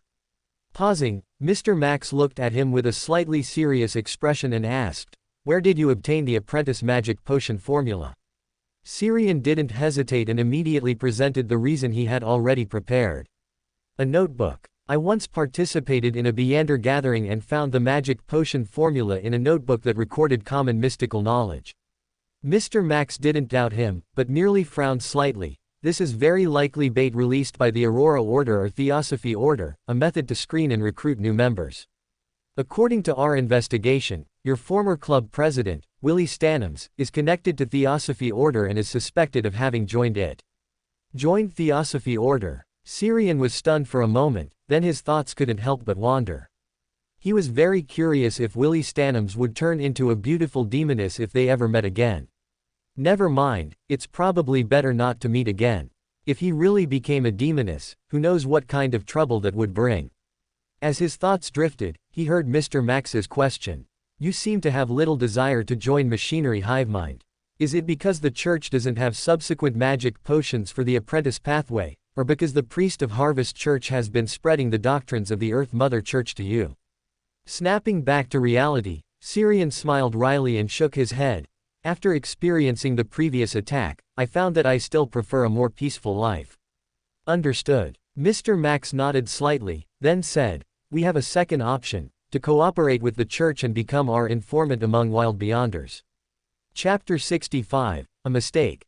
On Tuesday morning, Klein took a public carriage to the Harvest Church in south of the bridge. Although he had divined beforehand that there would be no danger, he was still somewhat suspicious.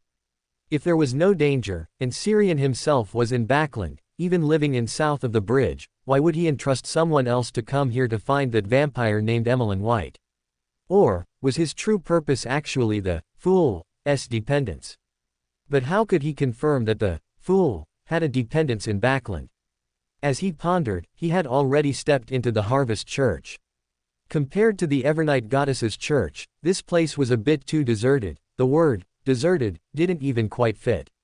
Because including him, there were only 3 people here, a tall father praying at a desk, and a handsome young man with a look of indignation, whose broom swayed idly in his hand.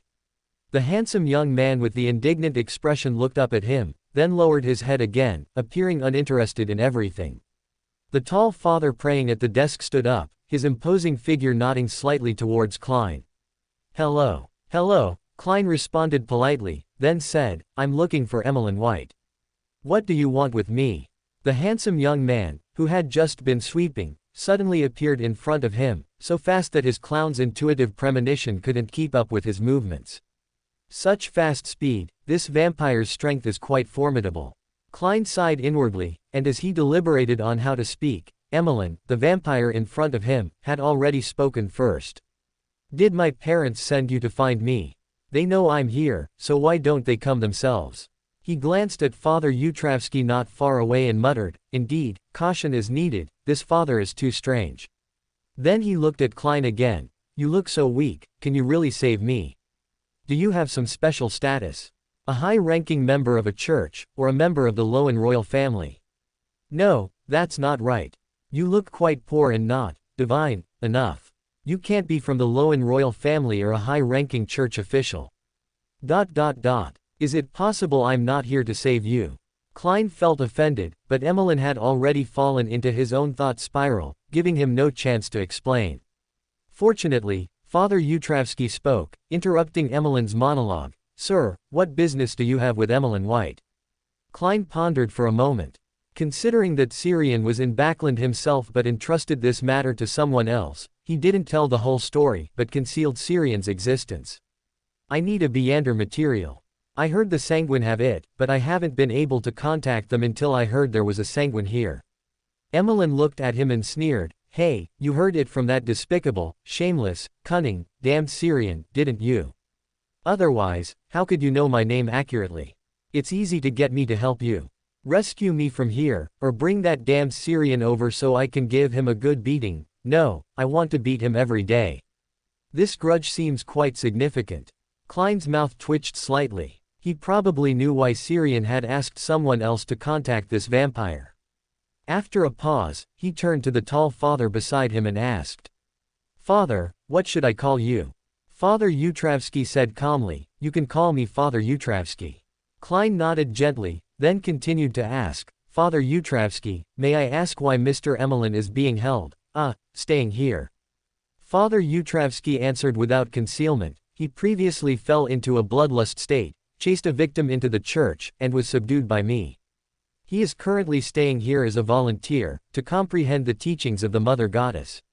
Hearing this, Emmeline immediately shouted, you can give up. My faith belongs only to the moon, only to the great ancestor. Klein helplessly glanced at this straightforward Mr. Vampire. Can't you just pretend a little?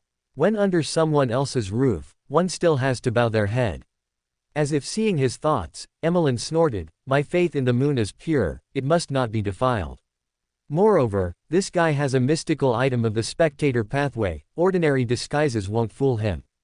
After a slight pause, he added, "If you can't get me out, I can't contact other sanguine, and I certainly can't get you the Beander materials you need. It's indeed not a simple commission." Klein sighed inwardly, turning his head to look at Father Yutravsky, who smiled and said, "Aside from having to volunteer here, I have not restricted his freedom." Hearing this, Emmeline's expression suddenly became incredibly vivid. He pointed at Father Yutravsky, and it took him a long while to utter a sentence. "You mean I can leave this church and go home once I'm done with the work?" "Of course," Father Yutravsky nodded. "Then why didn't you tell me?" Emmeline shouted, his face somewhat collapsing. Father Yutravsky said calmly, "You didn't ask, and your work efficiency before wasn't very high." Emmeline's cheeks turned alternately green and red, giving Klein a close-up view of a face-changing act. So, this task actually had no difficulty at all. Just needed to persuade this vampire to help. What an unexpected misunderstanding, indeed. After learning that he could leave the church once he finished his work, Emmeline, with a broom in one hand and a cloth in the other, began to clean the church with unprecedented enthusiasm.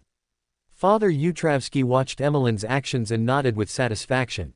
He believed Emmeline was gradually comprehending the joyful doctrines of harvest. Klein actively stepped forward to help, trying to build a rapport with Emmeline. His efforts were very effective. After Emmeline finished cleaning the church and confirmed with Father Yutravsky that he could leave, he immediately approached Klein and asked, "What Beander material do you need? I will help you communicate with the sanguine who possess it. However, you'll have to cover the cost yourself. Also, I have one condition. You must help me trick that damned bastard out so I can give him a good beating. Also, how should I contact you?" Klein looked back at the Harvest Church behind him. Before he could speak, Emmeline firmly refused. "No, I will absolutely never return here, absolutely not. I think that's not up to you." Father Yutravsky's attitude just now made that clear. Klein swallowed the words he was about to say and gave his address and the business card he had prepared yesterday. It's also a form of self-promotion. Sherlock Moriarty. You're a detective, so you'll definitely be able to find that damned guy, right? Emmeline's eyes lit up when he saw Klein's profession. Klein nodded subtly, "I'll try my best. I got the information from a Beander gathering before. You know, at these gatherings, everyone hides their identity, so it's hard to pinpoint a target from that aspect." Emmeline raised his hand and patted his shoulder. "It's okay, I trust your ability." Klein's mouth twitched slightly, unsure how to respond. Should I say, "Thank you for your trust," or should I say, "I'm actually with that damned guy you're talking about"? The two didn't talk much before Emmeline rushed home. Seeing this, Klein also took a public carriage back to his rented house in Sherwood Borough. His detective agency had just opened, and he didn't want to miss his first client because of a single outing, especially since he couldn't earn money from this tarot club commission. "Perhaps, I can also earn some money from this. Anyway, all expenses are paid by Mr. Fate, so it shouldn't be a problem if I report a bit more for travel and labor fees, right? After all, because of his matter, my detective agency didn't open for business this morning. Although there might not have been a client today, what if there was? Wouldn't I have lost an income?" Chapter 66, Encounter. On Tuesday afternoon, as Syrian was preparing to go out, a thick gray fog suddenly surged before his eyes. Within the gray fog, a crimson light rose, expanded, then rapidly contracted, forming a scene of a man whose face couldn't be clearly seen praying with his head bowed in a dim room. "Respected fool, Mr. I have already contacted the sanguine who possesses the meteor crystal through Emmeline White. The other party is asking for £700 and will not negotiate." £700, a full £100 more than I expected. Damn sanguine, they're clearly taking advantage of the situation to raise the price. After muttering a complaint inwardly, he glanced at the blurred figure sitting leisurely on a high-backed chair in the depths of the gray fog, then lowered his head and said, "I understand. I will prepare the money before tonight and transfer it through a ritual of sacrifice and bestowal." As soon as he finished speaking, the gray fog before his eyes receded like a tide. From beginning to end, the fool had not made any statements or movements. It seems the fool mister really doesn't want to talk to me. He muttered softly, then put on his jacket, picked up his weapons and the Beander materials he needed to sell, and headed out. Today happened to be the day the wise eye, old Mr. convened a Beander gathering. He had originally planned to buy some Beander materials he had previously acquired and holy silver bullets converted by the peacemaker to replenish his funds. East Borough, just as he stepped off the public carriage, Syrian's spiritual intuition suddenly had a premonition, and he instinctively lunged forward and to the side. Bang! At the spot where he had just been standing behind him, several colorful squid tentacles stretched out from the void, striking the ground and the carriage of the public carriage. Ah! Monster! Hiss! The crowd and the pulling horses all cried out in alarm, then quickly fled the street.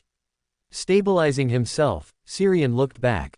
The colorful squid tentacles had retracted back into the void, but he could clearly feel that the spiritual world creature that had suddenly attacked had not left. It was watching him, waiting for an opportunity. Damn, what's going on? Before he could finish his complaint, his spiritual intuition was triggered again.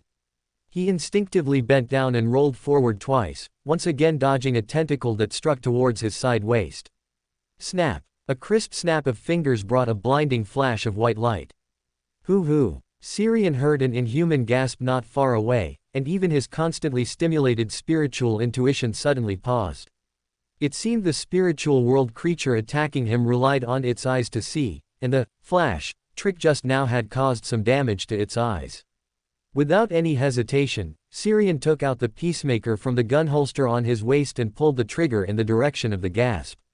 Bang! Bang! A bright silver bullet, trailing a long, thin tail, shot out, sinking into the air 2 or 3 meters away, accompanied by a sizzling sound and black smoke, as if it had hit an invisible, evil wall of flesh. Invisibility. Frowning slightly, Syrian turned and ran towards a narrow alleyway not far away. The commotion here was not small, and it might have already attracted the attention of official Beyonders. It was not suitable to stay and fight. Using the chaotic and complex terrain of the East Borough, and the flexibility of an apprentice, Syrian reached the sparsely populated warehouse district in 2 or 3 minutes. Along the way, he had been thinking about what he had that was worth a spiritual world creature attacking him. Finally, he narrowed down the suspect to the peacemaker. It was very likely that the person who lost this mystical item was trying to retrieve it. I need to find a way to deal with this spiritual world creature. I can't let it send my information back, otherwise there will be endless trouble later. As thoughts flickered, a figure suddenly rushed out from around the corner of the alley ahead. Both of them froze at the same time. Syrian instinctively raised his gun, and the latter looked at him with narrowed eyes. Silently, illusory black flames ignited around him. Demoness. Wait, we shouldn't be enemies. Syrian shifted his gun barrel and raised his other hand, indicating he had no ill intentions. The spiritual world creature chasing him had not yet been dealt with, and he didn't want to provoke a demoness now. As he spoke, he curiously sized up the other party. This was the first demoness he had seen since his transmigration, so he was inevitably a little curious. She had smooth black hair, a relatively round face, slender eyes, and her features, when viewed separately, were not outstanding, but combined, they had a gentle and sweet feeling that was inexplicably attractive. Especially the simple white men's shirt she was wearing. 2 buttons below the collar were missing, exposing a large expanse of white on her chest, which was extremely visually impactful, making it difficult for anyone facing her to concentrate. Noticing his gaze, the demoness opposite him puffed out her chest and smiled at him. Am I pretty? Syrian instinctively nodded. Not bad. Even without the demoness's natural charm, your appearance is still pretty. You can resist charm. The demoness opposite him looked a little dark. Not bad. Evaluation was simply an insult to a demoness.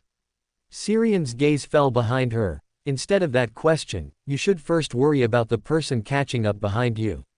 He doesn't look very friendly. It was a figure completely wrapped in a black robe. From his build, he should be an adult male, exuding an indescribable majesty that made people instinctively want to submit. The demoness in the men's shirt didn't turn around. Instead, she murmured an inaudible incantation and sprinkled a handful of glowing powder on herself. Immediately, her figure began to disappear inch by inch, her outlines seeming to be drawn with a pencil, then completely erased by an eraser. HMPH. The black-robed man snorted coldly, and faint silver-white lightning flashed in the pair of azure eyes revealed through the gaps in the black fabric. Ah! The demoness's invisibility was interrupted, and she stumbled and leaned against the wall, her face pale. Watching this scene, Syrian couldn't help but frown, his heart suddenly clenched, feeling a pang of distress, even having the thought of enduring this pain for her. I was charmed. When, as thoughts flickered, a sense of crisis suddenly arose in his heart, a sense of crisis from all directions. He decisively took a step back, pressed his hand against the wall, and conjured an illusory, indistinct, dark blue door out of thin air. The next second, colorful, squid-like tentacles stretched out from behind the door. These tentacles were extremely fast and very clearly aimed at Syrian's gun-wielding right hand, snatching the peacemaker from him. Damn it! Syrian couldn't help but curse as he watched the tentacles retract into the illusory door. He didn't expect a spiritual world creature to play mind games with him. Without hesitation, he extended his spirituality, maintained the illusory door embedded in the wall, and then chased after it himself. As he passed through the door in the wall, the figure of the pale-faced demoness behind him suddenly froze, then shattered with a crash, turning into a pile of mirror fragments on the ground. Not far away, the dignified black-robed figure quickly spoke, "No door opening allowed here." The illusory door that Syrian had opened, embedded in the wall, seemed to be struck by an invisible force, instantly turning into twinkling stardust and dissipating. The demoness's figure disappeared along with the door in the wall. His pronouncement was a step too late. Damn it! The black-robed figure cursed under his breath, then turned and chased in another direction. Passing through the illusory door in the wall, Syrian saw the main body of the tentacle retracting into the spirit world. It looked like a forcefully cobbled-together product of a rat and an octopus.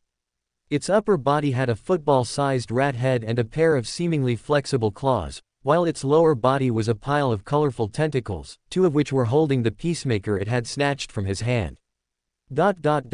I wonder if the rat cheated, or if the octopus had an affair. While complaining inwardly, he reached his right hand into his pocket, where he kept his Jacob's wallet. He didn't take out the Jacob's wallet, but instead directly reached his hand into the wallet. There weren't many people here, and it was spacious enough. He had a good chance of directly stealing the peacemaker back. The next second, his hand felt heavy, and then he pulled out a square iron box that he had placed in another pocket. Syrian. Chapter 67, A Different Tris. Wallet brother, give it your all. You're the ancestor of all thieves. With that, he reached into his pocket again. Perhaps his words had worked, for Syrian suddenly had a flash of inspiration, as if there was nothing he couldn't take as long as it was within his sight. He decisively locked his gaze on the few tentacles that were about to retreat into the spirit world. The next second, his hand felt heavy, and he pulled out a magnificent, bright silver pistol inlaid with gems from his pocket. At the same time, the rat-headed octopus, which had retracted all its tentacles into the spirit world, looked at its empty tentacles and fell into self-doubt. It remembered that it had clearly snatched the item. After a few seconds of silence, it once again looked towards reality outside the spirit world, towards the place where it had just returned to the spirit world. Apart from a pitch-black expanse, it saw nothing and felt no aura of the mystical item. After a moment of hesitation, it turned and left. Anyway, it had fulfilled its agreement. The loss of the mystical item just now was not its fault. So it wasn't a breach of contract, and there was no need to enter the real world to snatch something again. It could sense the presence of powerful beyonders nearby. Too frequent trips to and from the spirit world meant it was very likely to be hunted. In the empty warehouse in reality, Syrian breathed a sigh of relief as the gaze from the spirit world disappeared. He raised his hand and dispelled the black curtain covering the surroundings. He looked back at the demoness whose collar was wide open, then awkwardly averted his gaze. He hadn't expected this demoness to follow him into the warehouse just now, nor had he expected her to help him. The demoness's black magic combined with his conjuring tricks created a large black curtain covering half the warehouse, blocking the gaze of the spiritual world creature. Noticing his averted gaze, the demoness chuckled, seemingly in a good mood. "Hey, didn't you just say I was only decent looking? Why avert your gaze now?" It's a pity the time and place aren't suitable right now. Otherwise, seeing as you just helped me, I wouldn't mind having a collision about the essence of life with you, helping you grow from a boy into a man. Gulp. Syrian swallowed the saliva that had accumulated in his mouth and decisively refused. No need to be so polite. You helped me just now too, so we're even. Well then, goodbye. With that, he walked straight towards the wall on the other side of the warehouse. He had already wasted a lot of time and still had to rush to the wise-eye old gentleman's gathering. The demoness followed closely behind him, showing no intention of parting ways. Syrian turned back, silently looking at her. She smiled brightly. I've never been to the East Borough and I'm not very familiar with the roads here. As a gentleman, you wouldn't abandon a weak and helpless lady like me, would you? I would. Syrian nodded definitively. The demoness's expression behind him stiffened slightly, her voice no longer as gentle as before. I can pay you. Syrian, 500 pounds. The demoness looked at him piteously. I don't have that much money, and I just need you to take me for a ride, to drop me off somewhere with a lot of people. Syrian said expressionlessly, but the people who were chasing you just now were very dangerous. The other party didn't bargain further but raised her hand and pulled open her already half-open collar. Or, I could just repay you with my body. No need. Syrian took a deep breath, turned his head with difficulty, took 2 steps forward, and pressed his hand against the wall in front of him. A hazy, insubstantial, dark blue door suddenly appeared before his eyes. Then, the two passed through the door as if through a curtain of water. Led by Syrian, in less than 2 minutes, the two returned to the crowded streets of the East Borough. Syrian stopped, turned to look at the demoness, who had neatly closed her collar at some point. Just as he was about to tell the demoness to pay and leave, a slowly approaching carriage stopped in front of them. The carriage was quite luxuriously decorated, even the horses pulling it wore barding inlaid with gold threads as adornment, and every beam and every plank of the carriage was carved with intricate patterns. On the side of the carriage, in a not too conspicuous spot, there was a vertical judgment sword emblem with a ruby crown as its hilt. Lowen royal family. Could this demoness be Triss?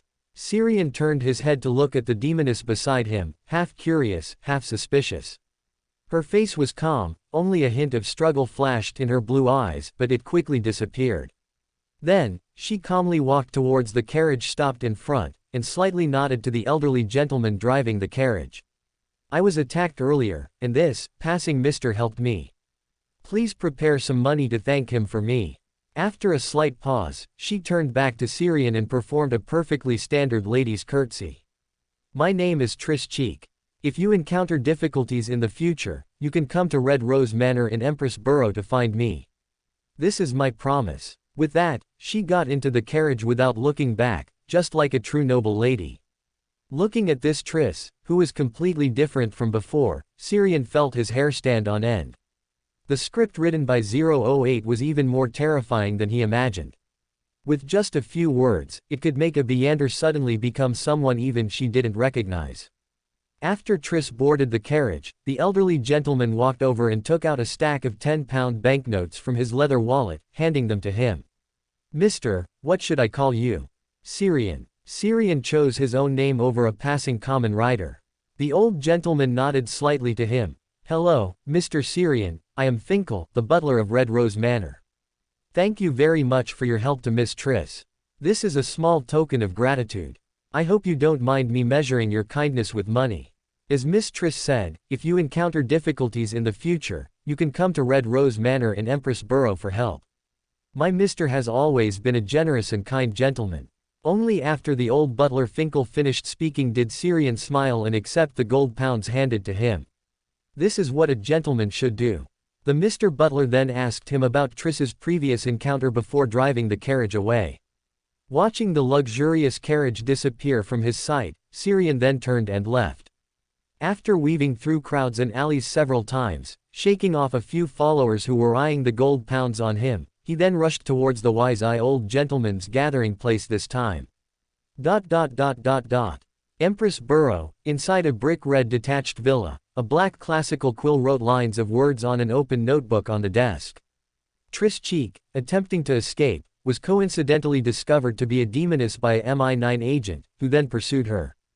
During the chase, the path she chose was blocked by a Beander who was entangled with a spiritual world creature, which led to her being caught by Mi-9's Remus.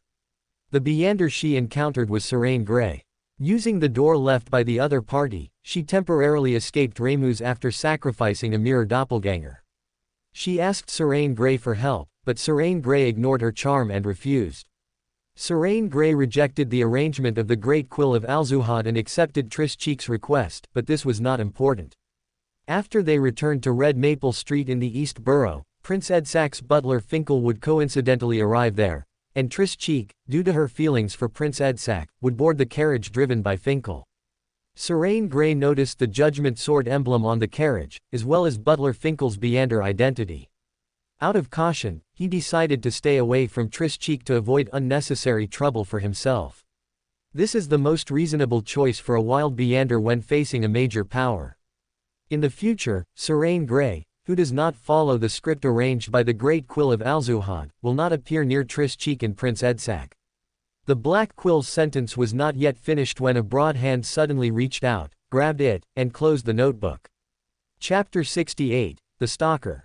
In the East Borough, within a private room that looked like a converted lecture hall, the gathering called by the Wise Eye, Old Mister had already begun. As the last person to enter, and a latecomer at that, he received everyone's full attention. The Wise Eye, Old Mister calmly reminded him, "Find a seat. Don't be late next time."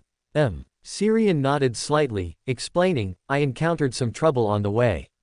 Sitting by the window curtain, a plump person, wrapped tightly from head to toe, suddenly exclaimed, "Trouble? You're not that unlucky fellow who was attacked by a spiritual world creature on the street earlier, are you?" Syrian glanced at the person. They were too heavily wrapped to discern any useful information, but from their tone, it seemed they were secretly relieved. Perhaps he had been nearby at the time, or even on that public carriage. After a pause, he shook his head slightly and said, "That was quite unlucky, but what I encountered wasn't a spiritual world creature, but a demoness." He didn't want to reveal his identity. After all, he hadn't worn any disguise on the public carriage. If someone had been nearby and decided to investigate, his true identity could easily be exposed. A demoness? What's that? The person who had just spoken was a little surprised. The Wise Eye, Old Mister, sitting at the front, also turned his head slightly, looking at him with a hint of surprise, then warned, "Demonesses are always accompanied by disaster. It's best to be careful when interacting with them, especially their strange and unpredictable dark magic. They are very good at curses. It's best not to leave behind your blood, hair, or any other items that can be used as casting mediums." "I know, thank you for the reminder." After sitting down, Syrian nodded slightly towards the Wise Eye, Old Mister at the front. He suspected the other party might have suffered at the hands of a demoness before, as there was a hint of apprehension in his reminder. After a brief interlude, the meeting proceeded. Syrian then heard a somewhat familiar statement, seeking to acquire mystical items with divination and tracking abilities. He glanced at the person. The figure under the gray robe was somewhat bloated, but it didn't look like flab, it was more like foam filling the clothes. There were traces of spiritual energy overflowing from him, and a sense of chaos, as if he had been injured and hadn't fully recovered. Soon, someone in the room spoke up, but not for a transaction. "Black Wolf, you haven't given up yet. How long has it been? The person you're looking for might have already left Backland. Compared to divination and tracking, I think you need a healing potion more right now.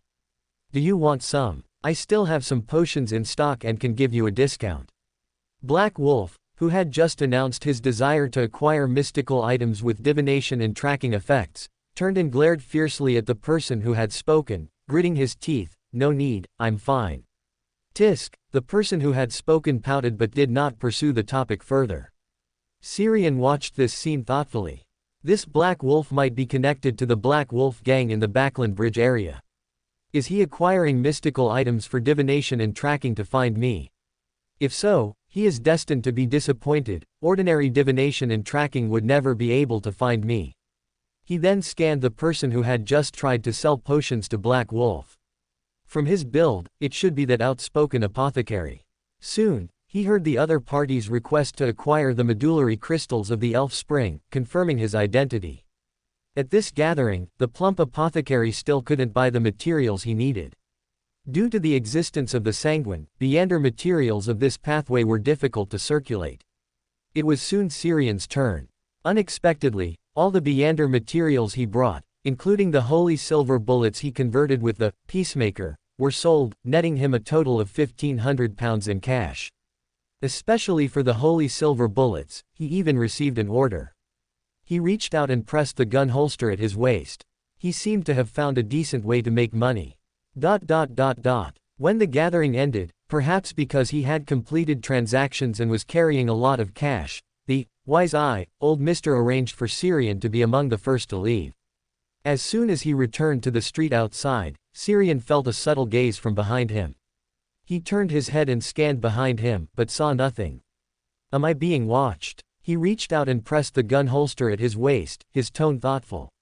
He recalled Rhodes's warning. Perhaps he should not only use this gun less during combat but also try to reduce the time he carries it, otherwise, accidents and conflicts would always break out around him for various reasons. Lost in thought, he boarded a carriage stopped by the street. Shortly after the coachman drove the carriage away, two figures emerged from the shadows at the corner of a nearby alley. They gazed in the direction the carriage had left, exchanged a look, and then dispersed. On a secluded road in the East Borough, near the docks on the Tassoc River, a carriage slowly approached. Beneath the carriage compartment, the shadow appeared particularly heavy and dense. Upon closer inspection, one could almost see unknown creatures twisting and writhing within the shadows. Clip-clop, clip-clop.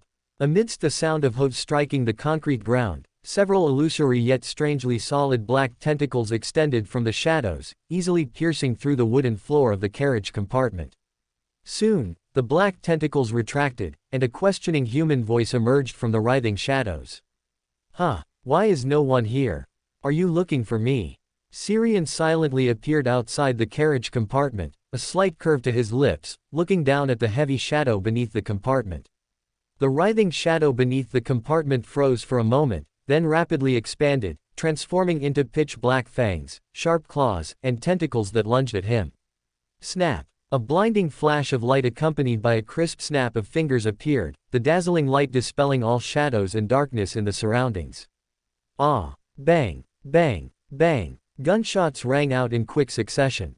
In just 2 seconds, Syrian emptied the Peacemaker's magazine. Bullets trailing silver contrails collided in midair, then exploded, transforming into fragments of light, like the morning sun. They were dense and countless, forming a flickering and violent sharp hurricane that swept outwards. Wherever the silver light covered, all shadows and all evil in the area were cut into pieces. The silver storm lasted for 2 or 3 seconds before vanishing without a trace, leaving behind only a concrete ground covered in dense, knife-like cuts, and a vivid red, human-shaped stain on the ground.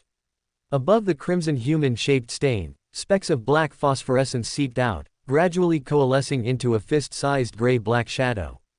Syrian's eyes widened slightly. He knew that the Peacemaker's holy silver bullets countered the powers of darkness, shadows, and the corrupted domain, but he hadn't expected the effect to be so potent. A Beander, hidden in the shadows, at least sequence 7, died without even a single effective resistance in the weakened, dawn storm, formed by the bullet storm. Even though this included his surprise attack and his prior use of the flash trick to clear the surrounding shadows, the damage unleashed by the Peacemaker just now was still impressive. It's just that the side effects are a bit annoying. Syrian looked down at his right hand holding the gun. The gleaming silver barrel was already stained with a layer of crimson. This was his blood. The bullet storm, while unleashing all bullets in a short time, also caused the gun's recoil to exceed the limit his palm could bear, tearing the flesh between his thumb and index finger and in his palm. Feeling waves of pain from his right hand, he reasonably suspected that the recoil from the bullet storm would require at least a sequence 7 or a physically enhanced sequence 9 to withstand. Enduring the pain, he put the Peacemaker back into its holster. He looked back at the corner of the road behind him. The 2 clusters of spiritual light that had been visible earlier had disappeared, indicating that the followers behind him had chosen to leave after noticing the commotion here. They ran quite fast. If I had been a bit quicker just now. Chapter 69, The Capitalists Wept. Syrian took several deep breaths in a row, finally suppressing the surging desire in his heart to kill all malicious followers. He glanced down at the peacemaker in his gun holster and sighed helplessly. How is this an aversion to conflict? This is clearly a fanaticism for battle, wishing to kill everyone with ill intentions, regardless of whether that malice is directed at themselves or others. However, it's true that conflicts always erupt around this gun. I need to find a way to create a special holster specifically for it, otherwise, I won't be able to leave the house peacefully in the future. After sighing, he picked up the gray-black shadow on the ground and then quickly passed through the wall, leaving the street. This place was just remote, it wasn't truly deserted. The commotion just now wasn't small, and official Beyonder teams would soon arrive. After crossing 2 streets using his apprentice abilities, he found another carriage. Upon returning to south of the bridge, he cautiously changed carriages twice more, then got off 2 streets away from his home and finally walked the rest of the way. At the main entrance, he happened to run into Haven, who was about to go out. The latter looked him up and down suspiciously several times. What were you secretly doing again? You even disguised yourself, but this disguise looks very amateurish. Quote.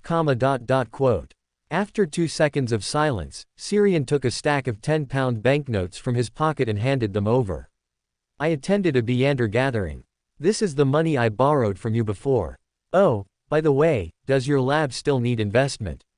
I thought you had forgotten about owing me money, Haven said, taking the stack of banknotes. He didn't count them and simply put them into his pocket. Syrian, winking face. Could he say that he had indeed forgotten? If it weren't for needing to gather money to buy meteor crystal, he wouldn't have remembered this matter at all. Noticing Syrian's evasive gaze, Haven chuckled and said, My lab is progressing very smoothly. Mr. Portland invested a large sum in me. He thinks highly of me. Syrian nodded lightly and blessed him. I hope you can achieve financial freedom as soon as possible and make a huge profit in the end. That way, I can live a decadent life of idleness. Haven. Then I wish you, oh no, I wish myself success. After parting with Haven, Syrian quickly returned to his room, rummaged out the materials he had prepared in advance, and began to set up the sacrificial ritual directed at the fool. On the other side, Klein, who was waiting at home for clients, suddenly heard layers of ethereal prayers. He immediately entered the washroom. Taking 4 steps counterclockwise to ascend above the gray fog, he saw the crimson star representing Syrian constantly expanding and contracting, and an illusory sacrificial door, covered in mysterious patterns, appearing and disappearing with the crimson star. As he extended his spirituality to touch the crimson star, Syrian's praying voice and image emerged, and at the same time, the sacrificial door solidified. A moment later, the crimson star returned to normal, the sacrificial door disappeared, and a stack of banknotes appeared on the mottled bronze long table in front of him. A total of 800 pounds, 700 pounds for the meteor crystal, and the other 100 pounds is Syrian's service fee. Is this guy trying to bribe the fool's real dependents? I have to say, he succeeded. Klein curled his lips, put away the money, and then materialized his usual citrine pendant, preparing to divine whether the transaction with Emlyn for the meteor crystal would go smoothly and if there were any hidden risks. After all, he had already taken the money, so he definitely had to handle the matter cleanly and efficiently for the person. Compared to helping Mrs. Doris find her cat, this is more in line with my detective business. South of the bridge, Harvest Church. Emlyn looked at the detective who suddenly came to Harvest Church to find him, and asked with a darkened face. How did you know I was here? Klein chuckled. This is a detective's deduction. From our last meeting, it's clear that Father Utravsky doesn't intend for you to end your volunteer experience so soon. Whether by threat or curse, you will eventually return here to work. Emlyn interrupted him with a dark face. Are you here to haggle over the meteor crystal? That sanguine won't agree. We have long lives and don't care about the success or failure of a single transaction. Beyonder materials are just there, someone will always need them, and someone will always be willing to pay a high price. No. Klein shook his head slightly. I've brought the money. I hope you can acquire that meteor crystal tonight. Emlyn was stunned for a moment, then looked at Klein warily, unconsciously taking a step back. How did you know we sanguine are having a gathering tonight? What do you want to do? Klein responded calmly. I merely used divination in advance to confirm a suitable transaction time and whether there would be any accidents or hidden dangers. Emlyn raised his voice slightly. Divination. So the deduction you just mentioned was actually the result of your divination.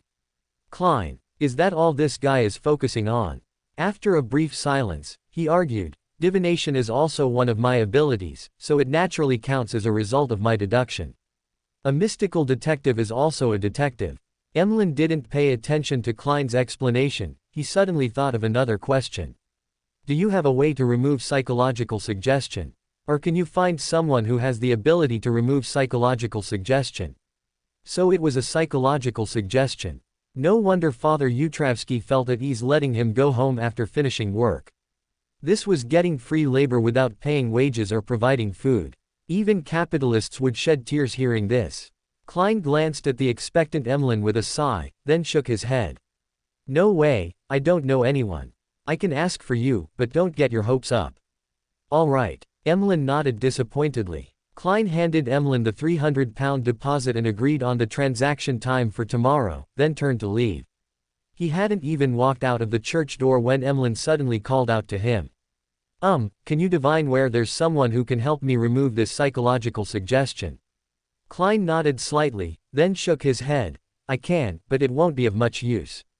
My divination results would definitely point here, or to places like St. Samuel Cathedral, St. Hillern Cathedral, or the Cathedral of the Storms. These places all have ways to remove psychological suggestion, but do you dare to go? He paused, then asked in return, why don't you ask for help from your sanguine higher-ups? There must be high-ranking sanguine in a metropolis like Backland, right? Hearing Klein's question, Emlyn's face darkened even further. Those guys, they don't want to offend Father Yutravsky and told me to figure it out myself. Why? Klein was a bit puzzled. It was just an foreign missionary priest, yet he could make the sanguine higher-ups so wary that they didn't even dare to help their kin remove a psychological suggestion. Emlyn gritted his teeth. Father Yutravsky is a favored one of the Earth Mother. He really didn't understand what, besides his height, Father Yutravsky possessed that merited the honor of being a favored one of a deity. But he was, and it made the sanguine higher-ups wary, not daring to directly help him remove the psychological suggestion.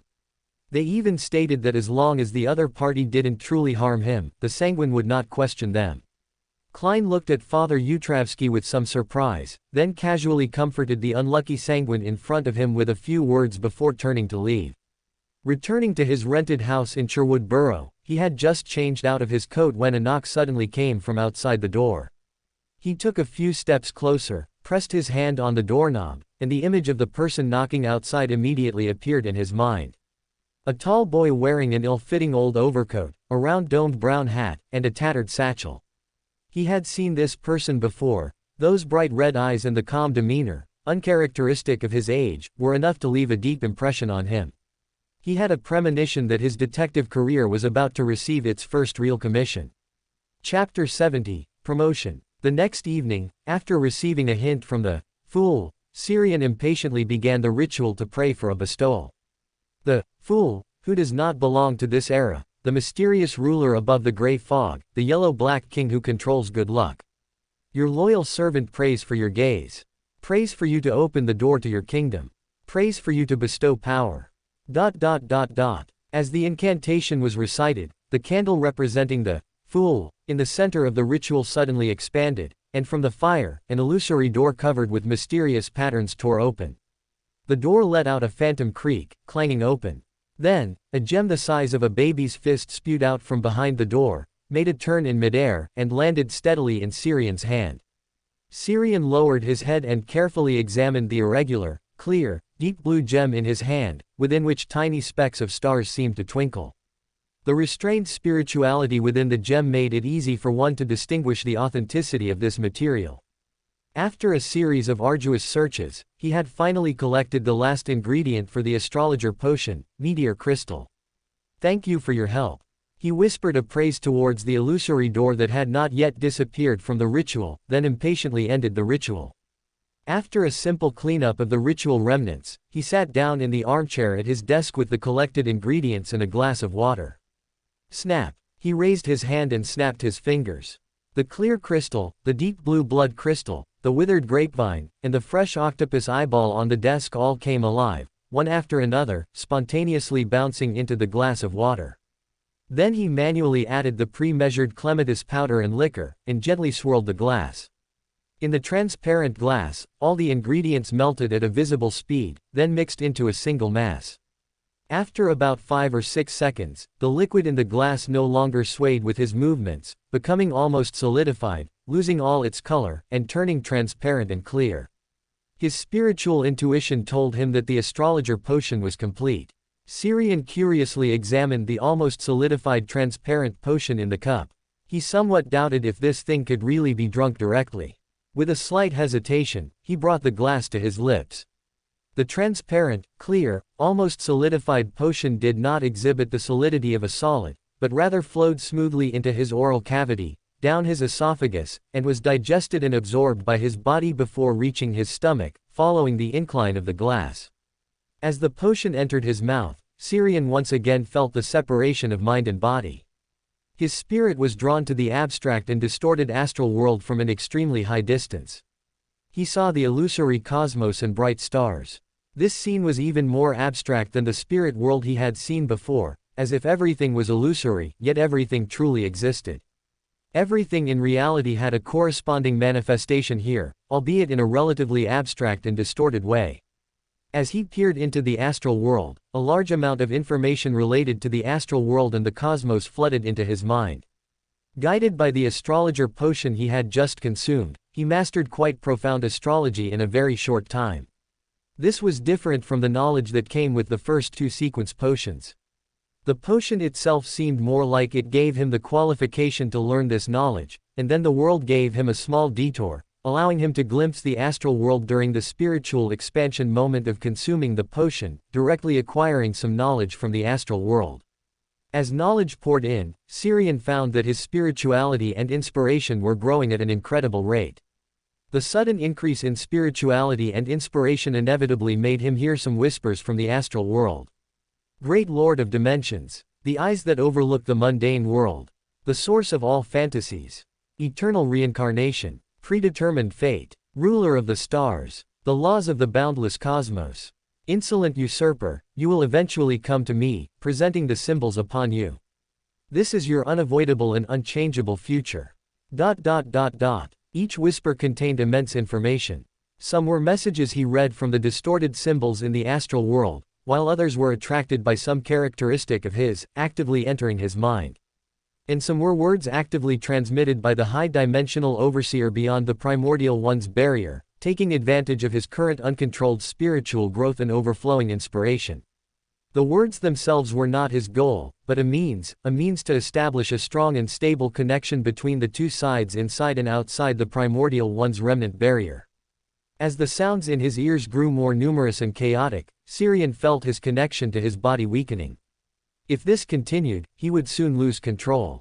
He instinctively wanted to pray to the fool, or call Adam's name, but in his state of mental and physical separation, he was utterly unable to control his body to make a sound.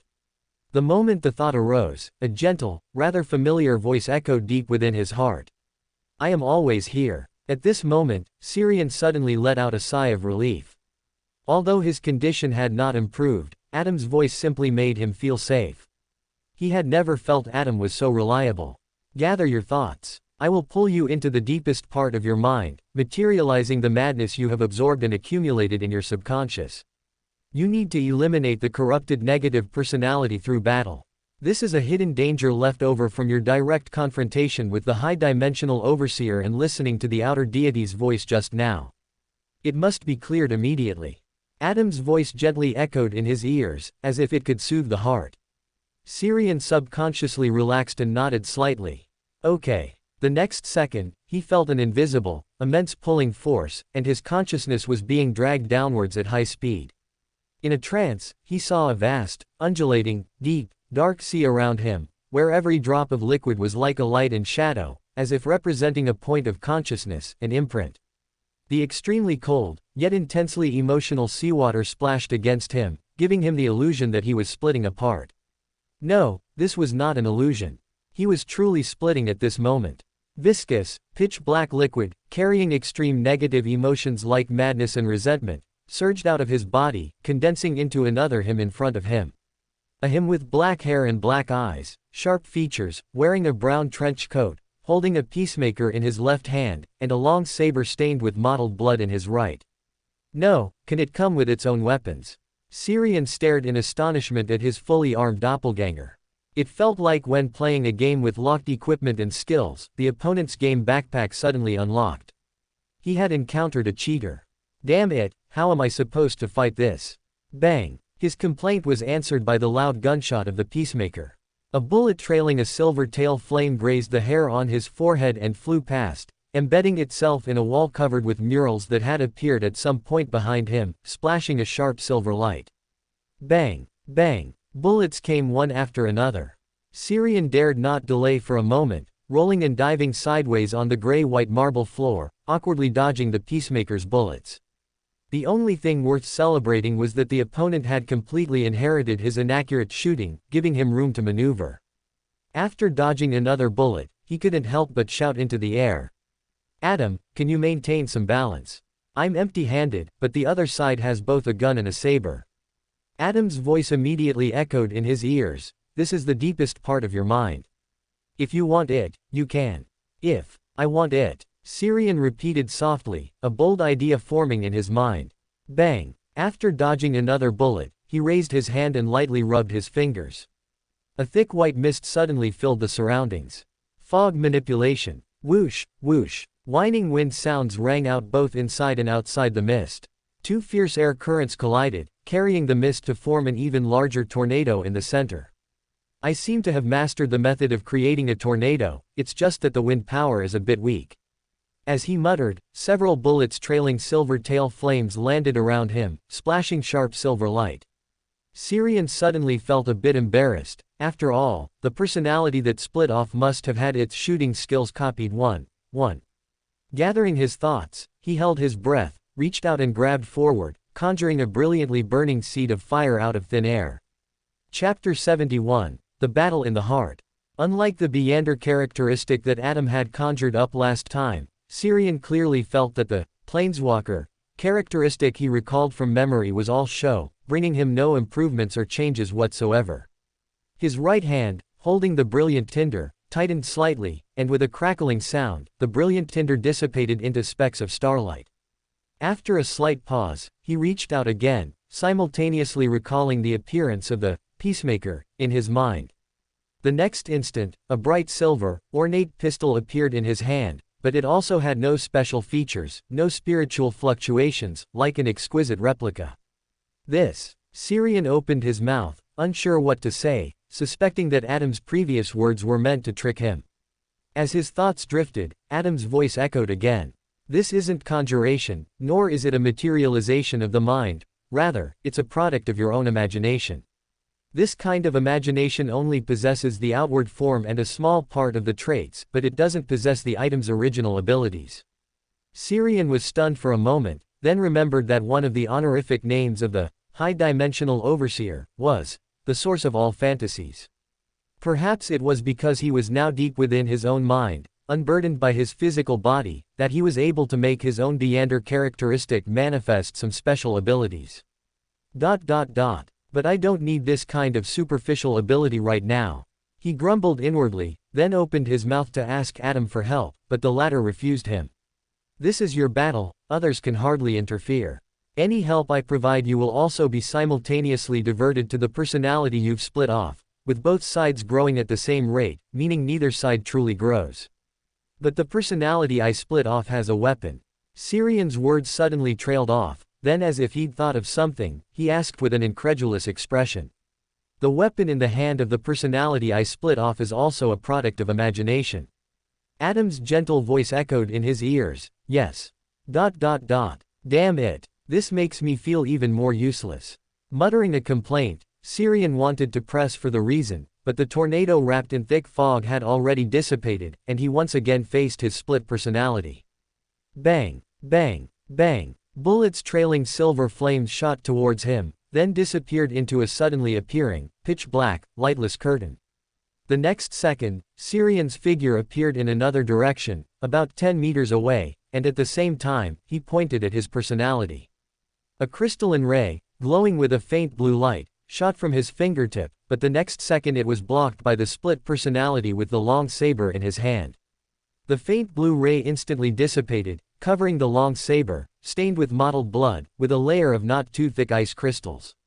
Syrian frowned slightly, only to say that he understood himself. Both sides could quickly anticipate the other's thoughts and react accordingly. He looked at the peacemaker in the split personality's hand and suddenly understood why the other party hadn't used the most powerful bullet storm. It wasn't that he didn't want to, but that this imagined peacemaker simply couldn't use that ability. Imagination does not equate to imagining out of thin air. It also requires understanding, requiring an analysis of the essence of things, and he undoubtedly did not understand the bullet storm, which he had only used once.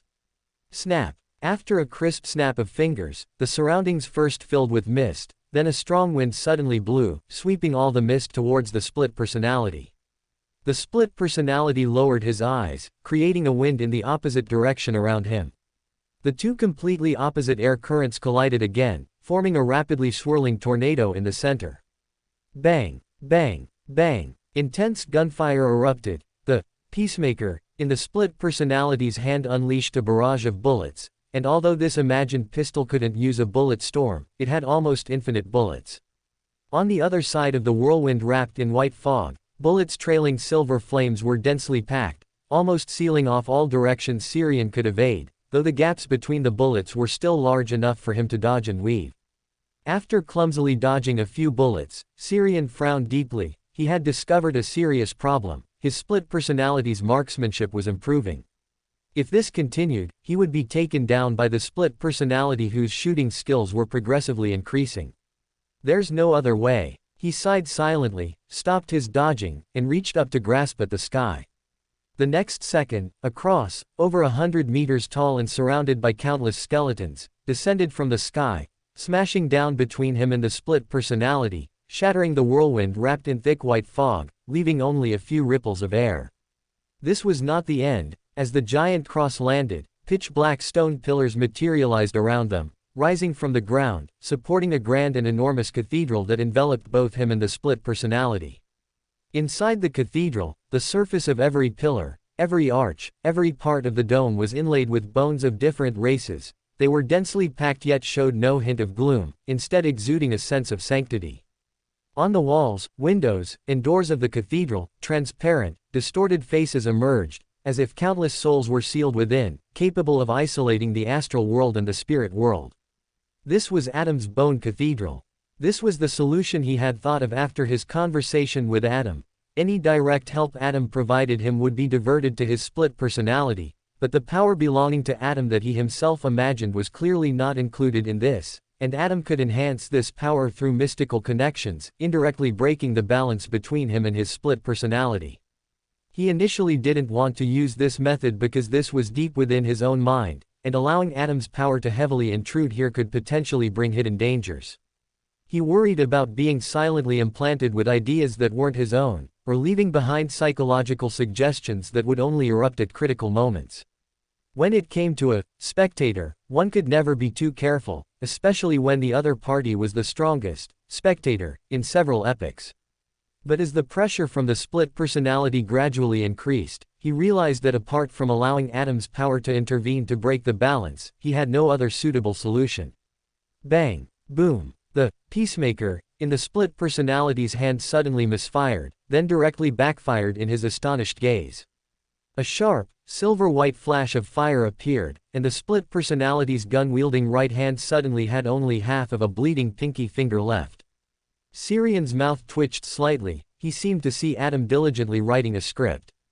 Without giving the split personality a chance to react, he gently rubbed his fingers together, and his dark, deep eyes suddenly erupted with a white light even more dazzling than an old model camera. Flash! The split personality, still stunned by the pistol's backfire, hadn't reacted. The blinding white light flooded his eyes, causing temporary blindness. He instinctively tried to retreat, but his foot suddenly slipped, and his body uncontrollably fell backward. The long saber, stained with mottled blood, which he had been holding in his hand, was flung out as he fell, tracing a crooked parabolic arc in midair before landing precisely in Syrian's hand. Syrian, holding the saber, casually swung it, and a dense, choking black smoke with a strong sulfurous smell immediately gushed out. Snap! Syrian raised his hand and snapped his fingers, and the highly toxic and corrosive black smoke was instantly transferred around the split personality, completely enveloping him. A whooshing sound of wind erupted the next second. Two completely opposite winds collided, forming a rapidly swirling vortex wrapped in black smoke around the split personality. Within the rapidly swirling vortex, the black smoke continuously disappeared and reappeared. Syrian and the split personality were simultaneously using transfer poison gas. They had reached a dynamic equilibrium. After the attempts at gust of wind and transfer poison gas both failed, the split personality very decisively used ice seal on himself.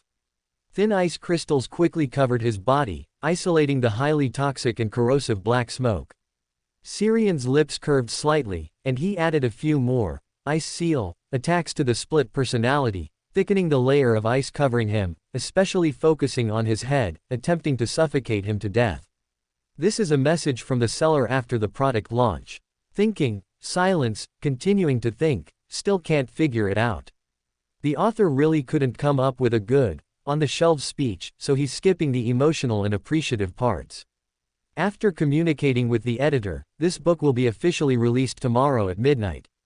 It might be a minute or two late. It's not that the author isn't punctual, but the system can have delays. Finally, and most importantly, I humbly beg all esteemed readers for your first subscriptions, continued reading, and monthly votes. I hope to see some decent first subscription numbers tomorrow, please, I'm begging you. Chapter 73 Astrologer. Chapter 73, Astrologer.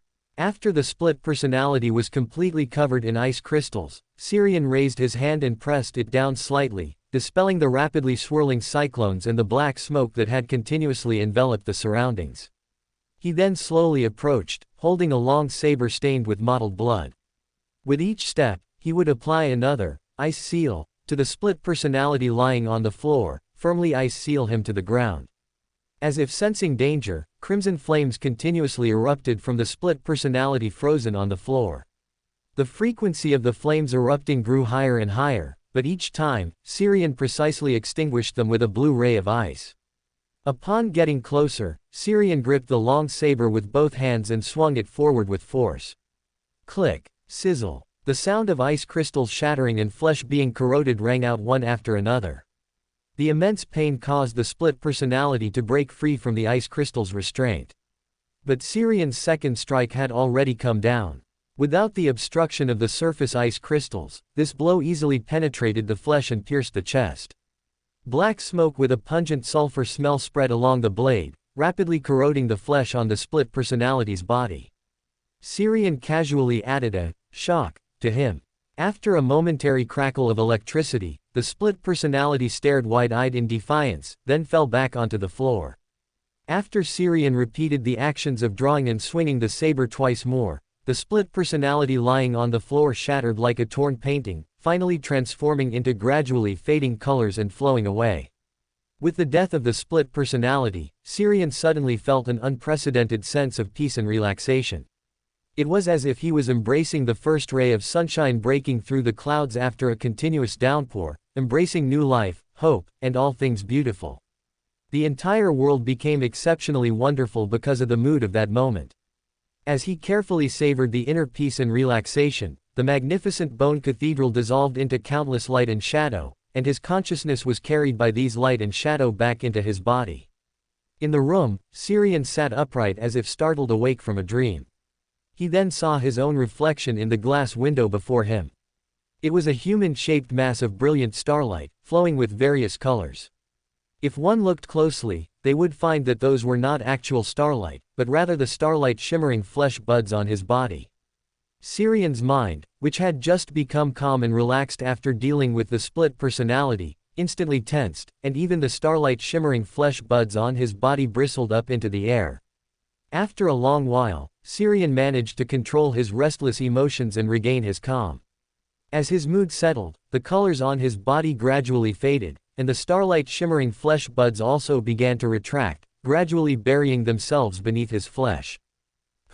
Good thing they weren't flesh-colored flesh buds, otherwise I might not have calmed down so quickly after developing trypophobia. After sighing, he closed his eyes and meditated, adjusting his state. Once everything settled, he finally had the energy to examine the changes brought about by the astrologer, Viander potion. Compared to the trickmaster stage, the astrologer did not significantly increase his actual combat power. However, compared to the trickmaster, he, at the astrologer stage, possessed stronger inspiration and spiritual intuition, and his danger premonition was greatly enhanced, no longer appearing only at the instant life was threatened. He also gained a relatively comprehensive mastery of astrology, as well as the qualification to learn other divination methods, and possessed the ability to interfere with divination and spiritual intuition. The astrologer's interference with divination belongs to a further utilization of the spirit world by an apprentice, capable of destroying or hiding parts of the spirit world's information, thereby achieving the goal of interfering with divination and spiritual intuition. Besides that, there was the enhancement of all Viander abilities from the previous sequence. First was the apprentice's door-opening ability. He could now open most doors sealed by Viander abilities below the demigod level. At the same time, door opening was no longer limited to the two sides of a wall. He could connect doors in different rooms within a certain range, thus achieving short-distance teleportation, which is a lower form of the traveler's door. The various tricks mastered by the trickmaster received an increase in strength, but they still could not escape the essence of tricks. For tricks to become Viander abilities usable in combat, he estimated that this might have to wait until after becoming a demigod. Then there was the astrologer's acting principle, which was easy to deduce from the astrologer's acting principle. Astrology is not omnipotent. Besides the abilities of the Viander potion itself, Xiang found that he himself had undergone significant changes upon advancing to an astrologer. Firstly, he was able to leverage his own authority to a certain extent, turning it into tangible power. Although this was as flashy as the trickmaster's tricks, it was at least a good start. Additionally, he could actively project his consciousness into higher dimensions and, by doing so, connect with his followers or other targets with whom he had established a certain connection. Targets with whom he had not established a connection could also be communicated with in this way, but he would need to precisely locate them himself. With his current spiritual and mental strength, he could only project his consciousness for about 10 minutes within an area the size of Backland. If there were other expenditures, this time would be further reduced. Simply put, this was a similar effect to Klein's above the gray fog, but significantly weaker. Collecting his scattered thoughts, he leaned back in his chair, gazing up at the dim ceiling, and softly asked, "Adam, are you still there?" "I am." Adam's voice gently resonated from his chest. Looking down at his chest, from which the voice came, Xiang raised an eyebrow. If he didn't know Adam and his abilities, he would probably suspect that he had been possessed by a rose bishop. Unconsciously, have I already gotten used to such a horrifying scene? He muttered to himself, then lowered his voice and asked, "The battle deep in my mind just now, were you deliberately testing me?" "Yes." Adam's voice rang out without hesitation, seemingly never having considered, much less cared, that Xiang might object to it. "I was curious about the ability of fantasy, so I took this opportunity to study it. This is different from the visionary's ability of pure fantasy. It's more like creating things by leveraging the characteristics and power of other dimensions or alternate timelines. No matter how close to reality the fantasized objects and powers are, they are only superficial. Their essence is the projection of power from an alternate space. That's why your split personality lost the ability to create illusions after the corpse cathedral descended. In the early stages, this power only brings a passage, a dangerous door.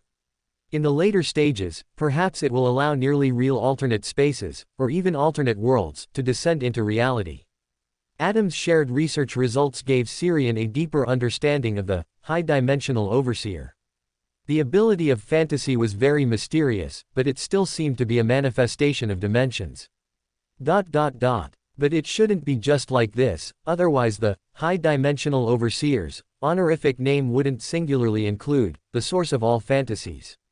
Your conjecture is very likely, but you need to encounter more power from the high-dimensional overseer, to know the result, or use omniscience, to deduce it.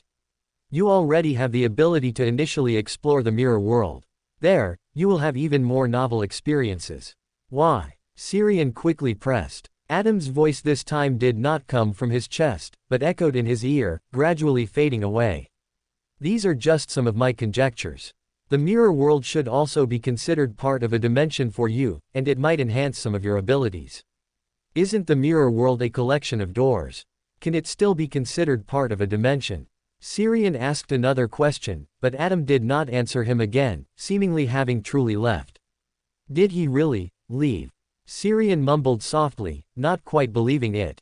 So, he chanted the honorific name of the fool. The fool, who does not belong to this era, the mysterious ruler above the gray fog, the king of yellow and black who controls good luck. I implore your gaze, I implore you to check if there is anything abnormal on me, if there is any unknown presence around me. Chapter 74 Peeper. Chapter 74, The Peeker. At 15 Minsk Street, Sherwood Borough, Klein, who had just walked out of the washroom, stiffened as he heard the ethereal prayers echoing in his ears. Why not sooner? I just came down from Saphira Castle. He muttered softly, then turned and walked back into the washroom, taking 4 steps backward to enter Saphira Castle. Inside the ancient palace above Saphira Castle, Klein listened carefully to Syrian's prayer content, subconsciously frowning, then quickly extended his spirituality to touch the constantly expanding crimson star. The crimson light suddenly expanded, then contracted, condensing into an image of Syrian praying in a chair in midair. He carefully observed Syrian, noticing that his spirituality was exceptionally active, suggesting he had prayed to him immediately after completing his promotion. Did he encounter some accident during his promotion? Klein murmured with a frown, but he wasn't surprised at all. After all, he was a guy who had come into contact with so many hidden existences, it was reasonable for him to encounter something unexpected. Then he pulled the image higher, allowing himself to see further. As the image stretched, he quickly discovered 2 suspicious figures in the shadows of the street corner opposite Syrian's residence. They were 1 man and 1 woman, their faces painted with strange oils that made people subconsciously ignore their presence. They seemed to have used some Beyonder ability to hide in shadows or darkness, completely concealing themselves in the darkness beyond the streetlights' reach, their gazes fixed on Syrian's room. After a quick scan, Klein transmitted the scene he saw to Syrian. Finally, he added, "You are out of place with your surroundings." "I'm out of place with my surroundings. What does that mean? Is my Beyonder identity out of place with my surroundings?" "No, that's not worth Klein specifically mentioning to me. It should be something else," but he didn't elaborate. Is it because he doesn't know either, just a feeling Saphira Castle gives him? No, the current problem should be that someone is actually peeking outside at me. I only asked casually. Muttering a few words, Syrian looked down at himself, then turned his head to look around. He really couldn't see or think of anything about himself that was out of place with his surroundings. Frowning, he collected his thoughts, then pulled out a 1-pound gold coin from his pocket and murmured. "The 2 people peeking outside have malicious intentions towards me." After silently repeating it 3 times, he flicked the gold coin with his right thumb, and it spun into the air with a clink, then fell, caught by his outstretched hand. Heads up, indicating affirmation. They have malicious intentions towards me, so I can probably guess who it is. However, it turns out the painting ability from the high-dimensional overseer can also be directly painted on one's face, causing people who look directly at it to experience various strange effects as if viewing an extraordinary painting. This will definitely have unexpected effects during an ambush, but now I know in advance. Muttering a few words to himself, Syrian picked up the peacemaker from the iron box, loaded the magazine, and went straight out. He was going to deal with the 2 suspicious individuals who had already crept to his doorstep. Otherwise, he might come home one day to find his house had been raided. Under the eaves of the street corner, in the pitch-black shadow where the gas street lamp couldn't reach, a low male voice suddenly came out. "How much longer do we have to wait? Damn it, if I stay any longer, I'll have fed all the mosquitoes around here. I'm clearly hidden in the shadows, so how did these little bugs get on me?" As the suppressed and complaining voice fell, another female voice spoke beside him. Dawn is when people are most relaxed. The paint I use has a special attraction to mosquitoes. This is an unavoidable side effect. Don't worry, they're just ordinary mosquitoes, not poisonous. Just bear with it, and it will pass. Don't you want revenge on him? Can't you even endure such a small thing? After a moment of silence, the low male voice spoke again. Wanting revenge and not wanting to suffer here are not in conflict.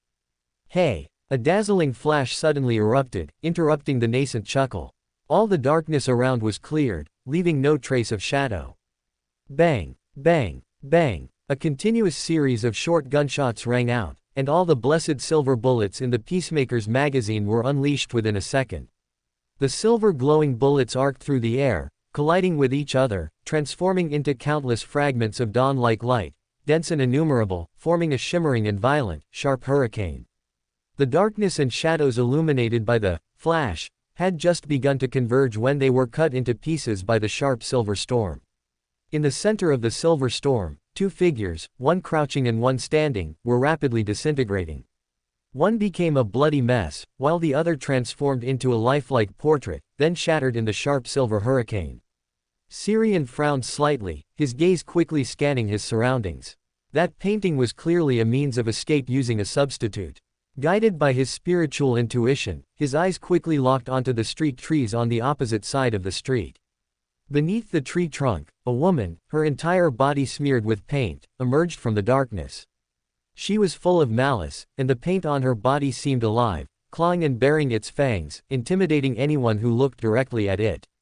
At that instant, Syrian felt his heart inexplicably throb. The emotion of panic, as soon as it appeared, vanished without a trace, like a scoop of water poured into the ocean. Slightly surprised, Syrian silently turned the gun, aimed at her, and gently pulled the trigger with his index finger. The next moment, the person covered in paint who had just emerged from the shadows suddenly thinned out, eventually turning into a lifelike portrait. The unsupported portrait fell to the ground, and nothing happened. The previous bullet storm had already emptied all the bullets from the Peacemaker's magazine. Syrian's action of pulling the trigger was just a bluff, and evidently, he succeeded. The next second, he sensed intense malice from the shadow beside him. Instantly, that shadow seemed to come alive, extending illusory black tentacles that slapped towards him. Clap! A dazzling flash appeared again, instantly dispelling the surrounding shadows. The black tentacles, condensed from shadow, became transparent and fragile. They struck Syrian, but shattered themselves from the recoil. While being struck by the shadow tentacles, Syrian pulled out a black-red talisman from his pocket, murmuring in ancient Hermes. Slumber. The talisman in his hand instantly ignited and dissipated into the air. At the same time, the darkness that had just been dispelled by the flash suddenly rolled back, carrying the scent of slumber and silence. In the depths of the darkness, the chanting of a choir faintly echoed, drawing the conscious into slumber. Before he could even breathe a sigh of relief, he suddenly heard a faint clicking sound in the darkness, like a grotesquely large mouth chewing on food with crisp bones. Syrian's heart suddenly quickened. He felt an intense danger from the clicking chewing sound. His astrologer's spiritual intuition was wildly alarming him. He subconsciously took a step back. The next second, a bloodshot scarlet eye suddenly opened in the darkness, staring at him unblinkingly. Roar! A roar like a ferocious beast, accompanied by a pungent smell of blood, rushed towards him. Syrian froze in place, not even daring to reload his magazine. He felt that the scarlet eye was scrutinizing him, and once it sensed danger, or if it found him completely unthreatening, it would pounce immediately. This thing is definitely not human. Where did it come from? As he pondered, Syrian heard the sound of a carriage from the street behind him. It was moving very fast, with heavy footsteps, not a normal carriage. Official Beyonders, why are they so fast today? Slightly surprised, Syrian no longer hesitated. He snapped his fingers with his left hand, which held the bullets he hadn't had time to load into the magazine. Boom! The sound of an explosive detonation suddenly rang out. At the same time, his pupils contracted sharply, turning ash-white, then erupting with dazzling light. Chapter 75 Divination. Chapter 75, Divination. The dazzling light lasted less than a second before everything returned to calm. In the darkness, a pitch-black creature, resembling a tumor covered in fangs and tentacles, gnawing on half a human body, swayed slightly. It was like a startled fat cat, jumping after a fright but failing to get airborne due to its size.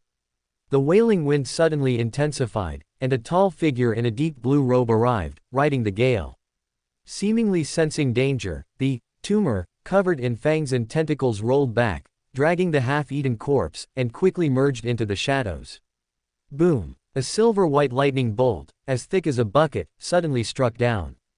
The silver-white electric light dispelled the surrounding darkness, exposing the tumor, which had already hidden half its body in the shadows, interrupting its escape. At the same time, the bucket-thick lightning struck the tumor, turning nearly a third of its body into black mist that dissipated into the wind. Roar! Amidst a cry of pain, the tumor's body rapidly disintegrated, transforming into a flowing pool of pitch-black shadow, ignoring the fine electric snakes darting around, and sank into the ground. In the blink of an eye, only the half-eaten, lightning-scorched corpse remained on the ground. Amidst the whooshing wind, the figure in midair descended to the ground. He wore a storm priest's robe adorned with symbols of waves, lightning, and storms. Ignoring the fine, darting electric snakes, he stepped closer to the charred half-corpse. A few moments later, a cold snort, suppressing emotion, came from the wind. HMPH, a shadow creature, who is fighting with the lunatics of the Aurora Order. Meanwhile, on the other side of the street, in Syrian's room, a dazzling crystal ball materialized out of thin air, then shattered with a pop, turning into fragments that vanished into the air. After completing the anti-divination and anti-tracking interference, Syrian quickly returned the peacemaker to its metal box, and added a layer of spiritual wall as a seal outside the iron box. He didn't want the negative effects of this gun to cause a battle to break out in his own home. Thump thump. A knock on the door sounded at precisely this moment. Syrian turned to face the door and asked, "What is it?" Outside the door, Haven's voice calmly responded, "Nothing, just came to confirm you were home." Because of the commotion outside, Syrian casually retorted, then reassured him. "Don't worry, I saw lightning and strong winds just now. It should be the punishers from the Lord of Storms' church. They'll handle things. Perhaps tomorrow you'll see a news report about a gas explosion in the Tassoc Daily." After a moment of silence, Haven's deliberately relaxed laughter came from outside the door. "I'm suddenly curious how many of those reported gas explosions are actually gas explosions." Syrian pondered the question for a moment, then shook his head. "I'm not sure, probably 50-50. After all, battles between Beyonders aren't that common, and most low-sequence Beyonders can't create such a large disturbance." "Is that so?" Outside the door, Haven murmured, then shook his head to clear his thoughts and instructed Syrian in the room. "Get some rest. My laboratory is set up, and I'll be there for a long time. You'll have to sort out your own lunch and dinner every day." "Syrian, you can rest assured about that, I would never mistreat myself when it comes to food." Haven, Outside the door, footsteps gradually receded, followed by the sound of a door closing with a sigh. Once he confirmed Haven had returned to his room, Syrian finally tossed aside the object he had been clutching, a blackened, eerie ear, soft and fleshy, as if freshly severed from a person. He had casually pulled it from Jacob's wallet just now. It likely belonged to the half-eaten corpse, or the other person who had suddenly vanished. This item was severely contaminated, simply holding it caused an inaudible murmur to echo in his ears. Syrian guessed this might be something contaminated by the true creator. The ability to hide in shadows that the two people displayed earlier seemed to align with the characteristics of a shadow ascetic's ability. After a moment of thought, he rummaged through a cabinet of miscellaneous items and found a perfectly round, regular fake crystal ball. As an occult enthusiast, the former Syrian had collected many such items, though most were useless fakes. Just like this crystal ball, it wasn't real crystal but a cheap glass imitation. However, for a true astrologer, tools aren't important, they are merely a medium for their use of astrology. What truly determines success or failure is their own spirituality and inspiration. Syrian held the blackened, eerie ear in one hand and the round glass crystal ball in the other. He closed his eyes and softly chanted the content he wished to divine. Inside the glass crystal ball in his hand, faint blue, brilliant starlight flickered occasionally, outlining symbolic patterns. Soon, corresponding images emerged in his mind, from the perspective of the owner of this eerie ear. It was a completely pitch-black canvas, from which a mature female human voice emanated. Do you want revenge? I know who caused the downfall of your Black Wolf gang. I can help you find him, kill him, and all you need to offer is a negligible amount of faith. After a brief silence, he heard the voice of the perspective's owner. Why should I believe you? The darkness within the pitch-black canvas swayed slightly, and the other party's unrestrained laughter emerged from within. Haha, why shouldn't you believe me? You have no reason to refuse. The next sequence of a hunter is Provoker, and I happen to know the Provoker potion formula.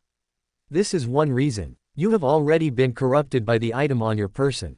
If you don't want to keep hearing those insane voices, if you don't want to die inexplicably, believing in my lord is your only choice.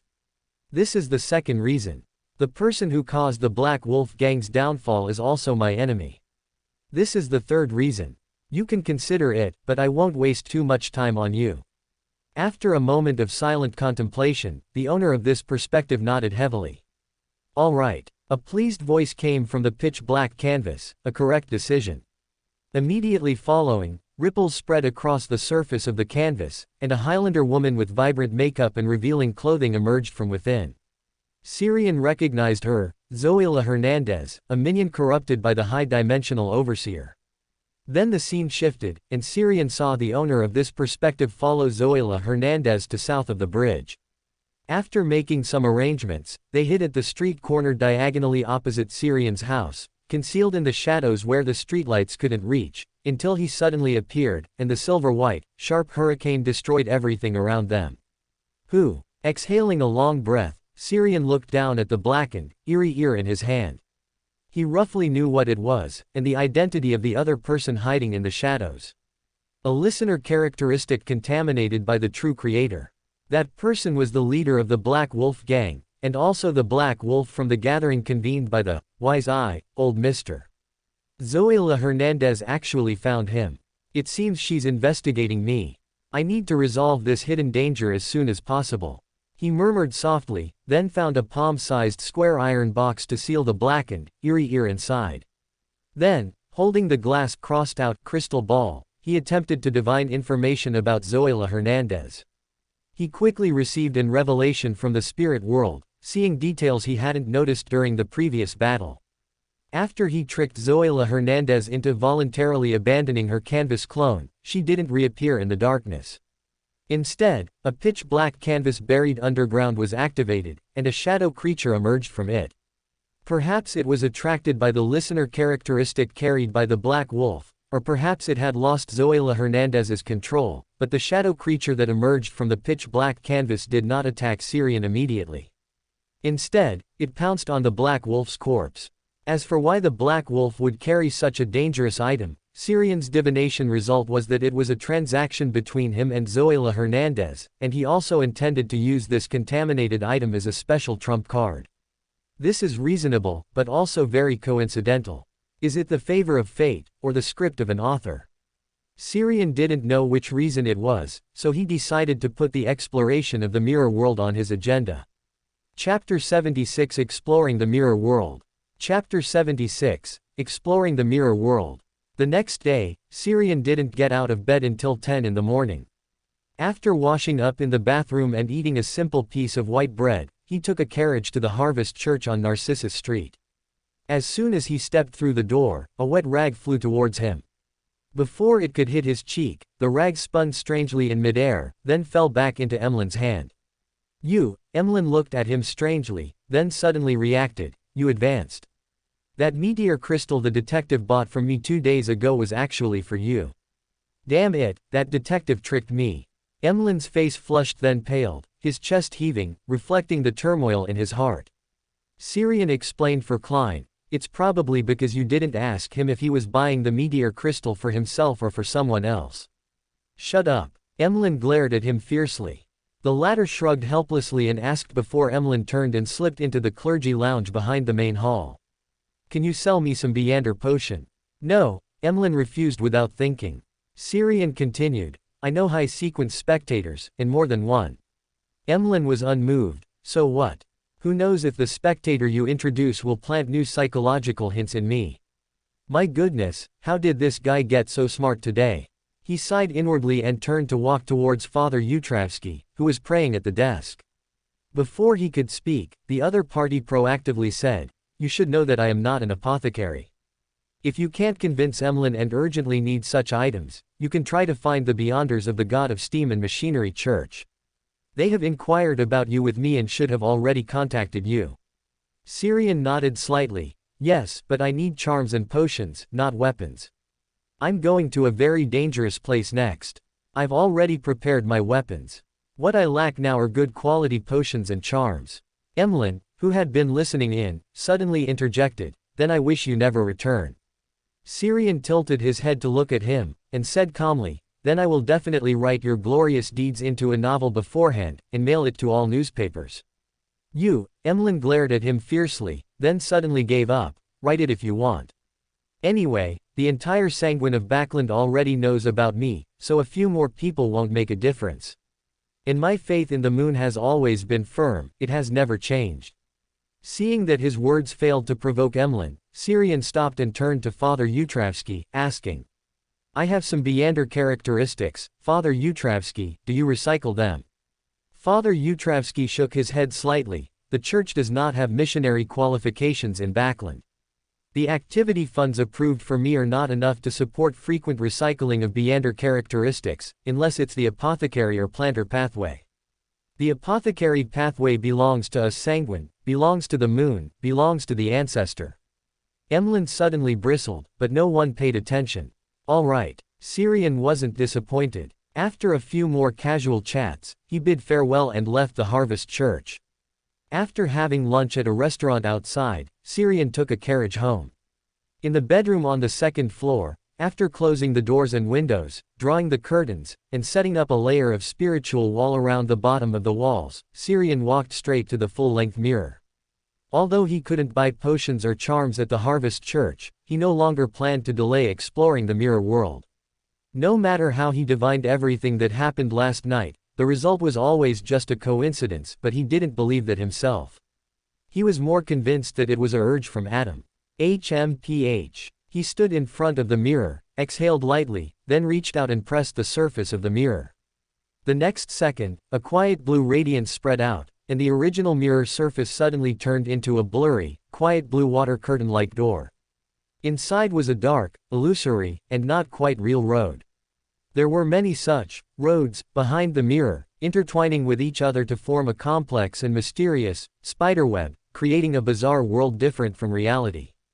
Syrian stepped forward, easily passing through the water curtain of the mirror surface and entering the mirror world. In the deep, dark passage, Syrian looked at the branching paths around him, feeling lost. Although he was exploring the mirror world, he had no specific goal. Hesitating for 2 seconds, he dropped a folded paper airplane at the place he entered as a marker, then stood the long saber, stained with mottled blood, upright in front of him, and released his hand. Divination by staff. This long saber was a trophy he obtained when Zoila Hernandez attacked him at Backland University. He had teleported this saber to his room before the Angel Experience card ended, but because of the saber's conspicuous appearance, he had never taken it out to use.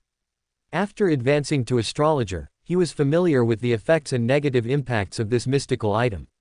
It could come in handy during this exploration of the mirror world, making up for his shortcomings in close combat. The long saber belonged to the Sequence 8 Unwinged Angel of the Devil pathway. Using it could strengthen the body, grant proficiency in cold weapons, and also possess the ability to create highly toxic, corrosive black smoke. Its negative effect was that it would corrupt the user, gradually eroding their conscience and making them succumb to evil desires. This negative effect was precisely countered by the Peacemaker. As long as he held this pistol, he couldn't even feel a hint of evil desire, other than a dislike for conflict and those who caused it. Moreover, he could also purify himself by separating the holy dawn contained in the sacred silver bullets to create special holy water. The long saber, which he named Cold-Blooded Saber, spun strangely twice after leaving his hand before falling, its tip pointing to a deep, illusory path on his right. Syrian glanced at the direction indicated by the staff divination and walked over without hesitation. At each fork in the road, he would use the staff divination to find the appropriate direction. This allowed him to successfully avoid the hidden dangers of the mirror world, but also meant he made no discoveries. Half an hour, 2 hours. Xiang stopped, reaching up to press his forehead. The longer he stayed in the mirror world, the more the eternally unchanging dark and deep surroundings made him feel like he was experiencing aesthetic fatigue.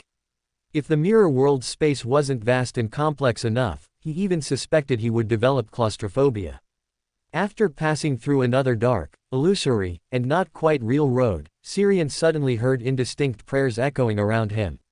Wandering in the mirror. Friendly, knowledgeable. Guidance, existence. The layers of prayers echoed, but they were not clear, as if the person praying was too far away from him. Xiang stopped and listened carefully for a while, but still could only make out a few scattered words. He could tell that the person praying was a woman, and she was using ancient Hermes. Is some Beander using a magic mirror for divination, but why can I hear it? Xiang quickly thought of the most likely possibility. As he pondered, he pulled a gold coin from his pocket, tossed it into the air, and performed a simple divination. The coin landed heads up, indicating affirmation. Immediately, his spirituality spread out, and after occupying the entire space behind the mirror, he finally touched the echoing prayers around him. Layers of transparent ripples suddenly spread out around the deep, dark mirror world, then erupted with clear light. Then, he keenly noticed that the mirror world he was in had changed. The door that made up this mirror world had established a connection with the door of a mirror world in a distant place. The next second, as if sensing something, he extended his right hand forward. A quiet blue radiance mixed with starlight spread from his palm, and a special, mirror surface, like a water curtain condensed into shape.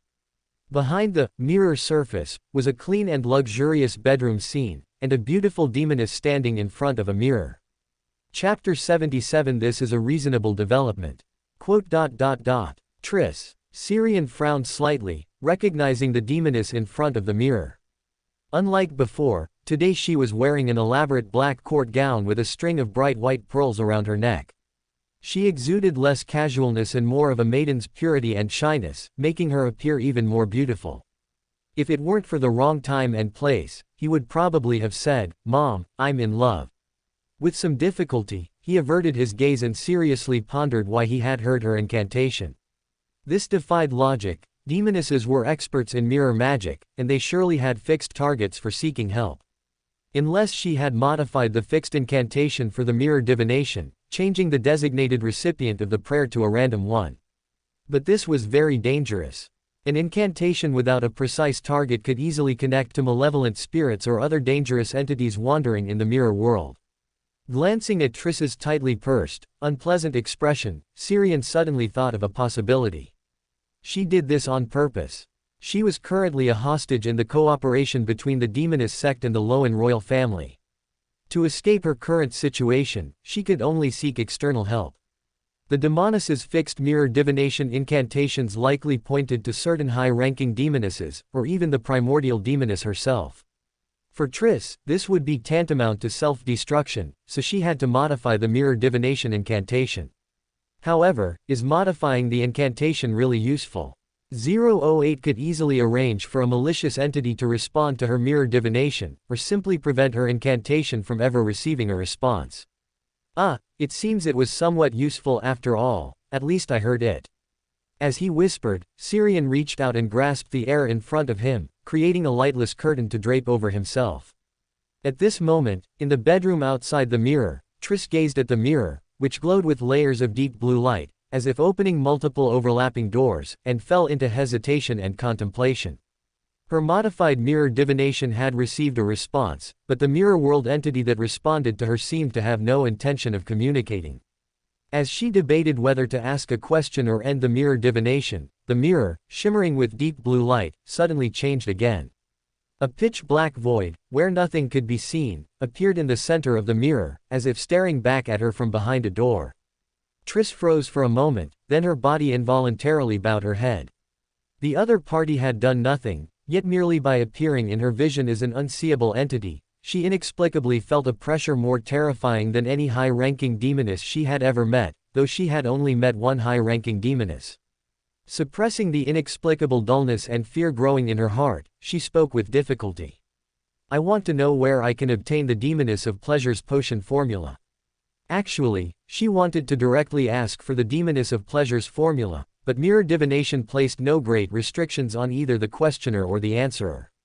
Blindly asking could lead to a huge price, which was a warning from other experienced demonesses. In the space behind the mirror, Syrian was silent for a moment. He actually knew the Demoness of Pleasure's potion formula. After a brief recollection, he deliberately lowered his voice and began. Sequence 6, Pleasure, also known as Demoness of Pleasure. Main ingredients: a pair of succubus's eyes, 1 silk gland from an adult widow spider. Auxiliary ingredients: 100 milliliters of pure water, 5 drops of black datura juice, all remaining hair from a succubus, 10 grams of powdered phenobot flies, 5 grams of genuine mummy ash. In the bedroom, Triss stared blankly at the dressing mirror, which glowed with deep blue light. She hadn't expected the target of her mirror divination to directly give her the Demoness of Pleasure's potion formula. She now strongly suspected that behind the mirror was a high-ranking demoness who just happened to hear her incantation and responded. This conjecture instantly made her hair stand on end, as if she felt omnipresent scrutiny and malice. Should I perform a divination? Her soft murmur was heard by Syrian behind the mirror, who then directly answered. You can verify it with the high-ranking members of the demoness sect.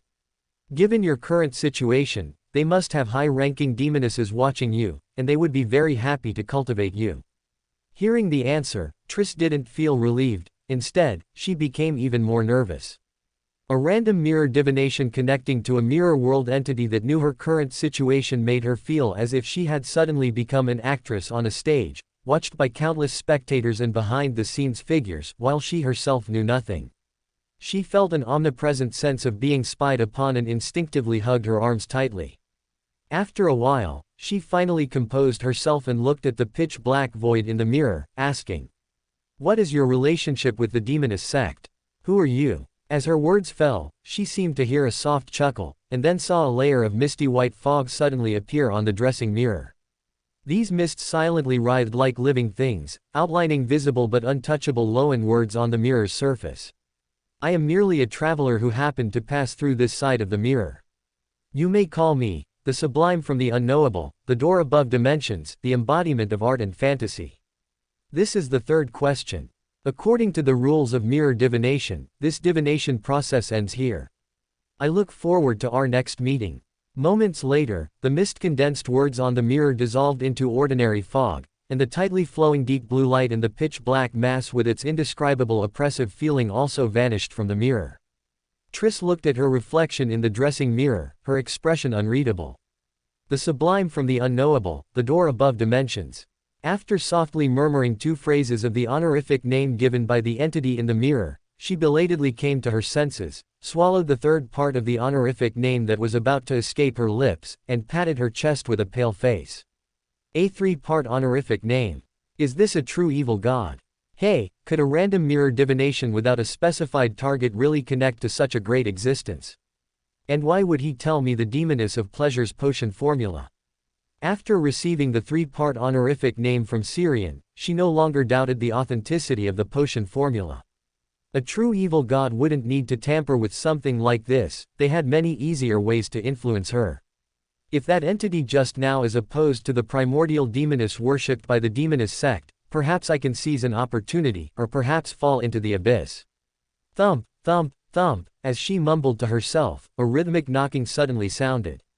Triss calmly tidied up the remaining ritual items on the dressing table, asking without raising her head. What is it? Outside the room, Butler Fennel's voice came. Miss Triss, Prince Edsack has returned and is waiting for you in the garden on the 1st floor. He brought back your favorite pastries from outside. I know. Ask him to wait a moment, I'll be there soon. After speaking, Triss looked at her reflection in the mirror, a slight frown on her brow. This was not the attitude she wanted, but she suddenly couldn't control herself, eagerly wanting to see Prince Edsack, wanting to hear his voice, and kiss his lips. In Empress Burrow, inside a room with closed curtains, Zhangwil sat at a desk, holding a black quill pen, rapidly writing words on an unfurled parchment. Triss Cheek used an undirected mirror divination. She unexpectedly communicated with a great existence who happened to be passing through the mirror world and obtained the demoness of pleasure's potion formula. This great existence is crossed out again, entire paragraph crossed out. 008, controlling in Zhangwill's hand, abandoned this description after repeated revisions and started a new line below. Trischeek's performance greatly displeased the existence who happened to be passing through the mirror world. He decided to no longer pay attention to this insignificant demoness. This is Ray, Sun, Abel, entire paragraph crossed out. The existence who responded to Trischeek in the mirror world felt the pull of fate and entered a special mirror world. This would undoubtedly alarm its owner, and as is well known, that is not a friendly existence, so he was forced to leave the mirror world. This is a reasonable development. As the last word was written, 008 dropped from Ins Zhangwill's hand as if it had lost all its strength. In the mirror world, a deep blue, insubstantial, blurry door silently appeared, then petrified and shattered.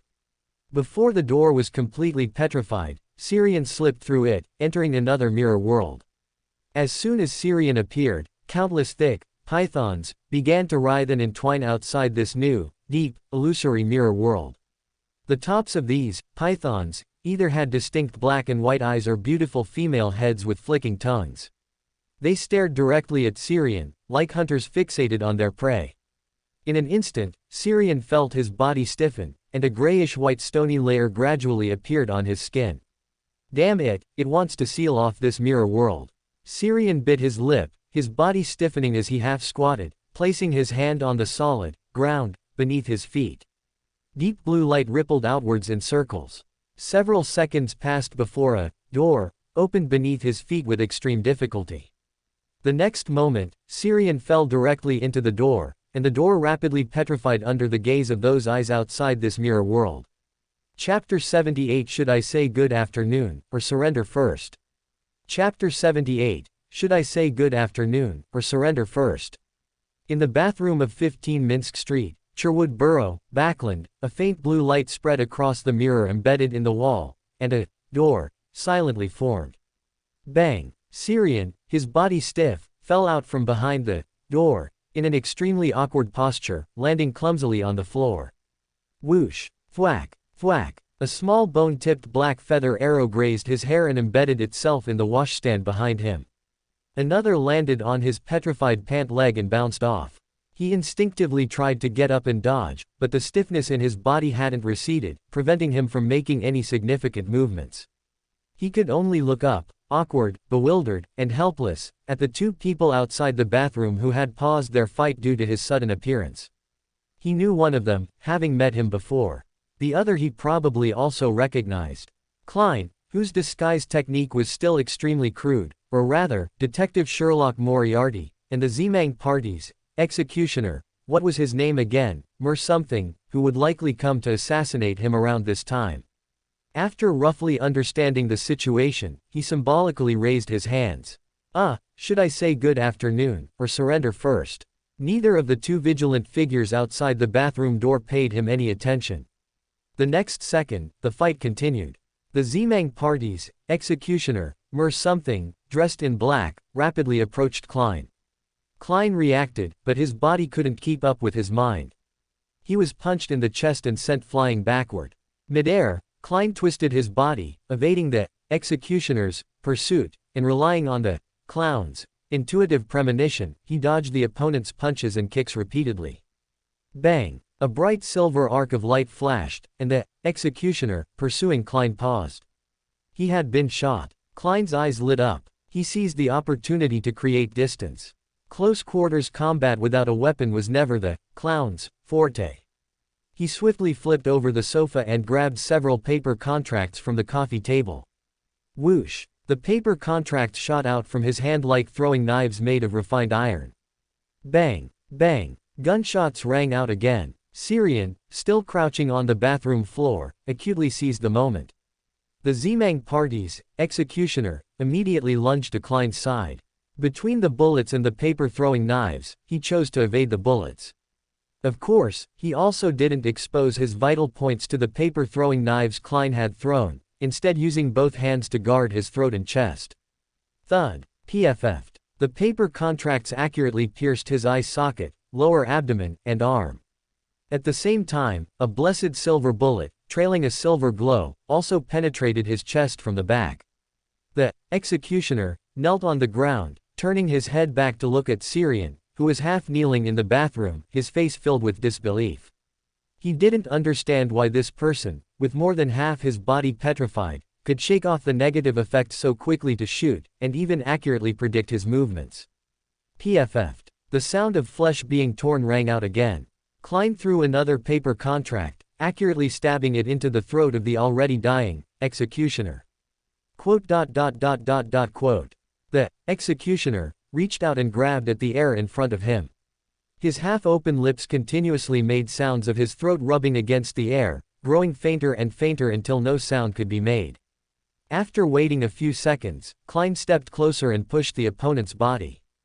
Thud. The still warm corpse of the executioner, who had come to assassinate Klein, fell to the floor, and fresh red blood slowly spread beneath him. Withdrawing his gaze, Klein rubbed his aching chest and turned to look at Syrian, who was still half kneeling on the bathroom floor. He opened his mouth, momentarily unsure what to say. Should I say thank you for the help, or should I question why he suddenly broke into my house? Seeing that Klein didn't speak, Syrian put the peacemaker back into its holster and initiated the conversation. I encountered an accident in the mirror world. Can you help me pray to Mr. Fool for some assistance? Oh. Klein's steps faltered. He looked at Syrian in surprise, one hand reaching for the newspaper on the coffee table. Seeing Klein's wary movements, Syrian quickly explained, don't be nervous. I just happened to be able to see the gray fog around you. You don't seem like Mr. Sun or Mr. Hanged Man from the Tarot Club, but the gray fog around you is much denser than mine, so, you must be Mr. Fool's attendant, right? Don't pause so much when you talk, it's very scary, you know. While complaining internally, Klein quickly nodded, that's right. Syrian had an, as expected, expression and continued to ask. I previously entrusted a task to Mr. Fool's attendant through Mr. Fool to help me purchase a meteor crystal from the Sanguine.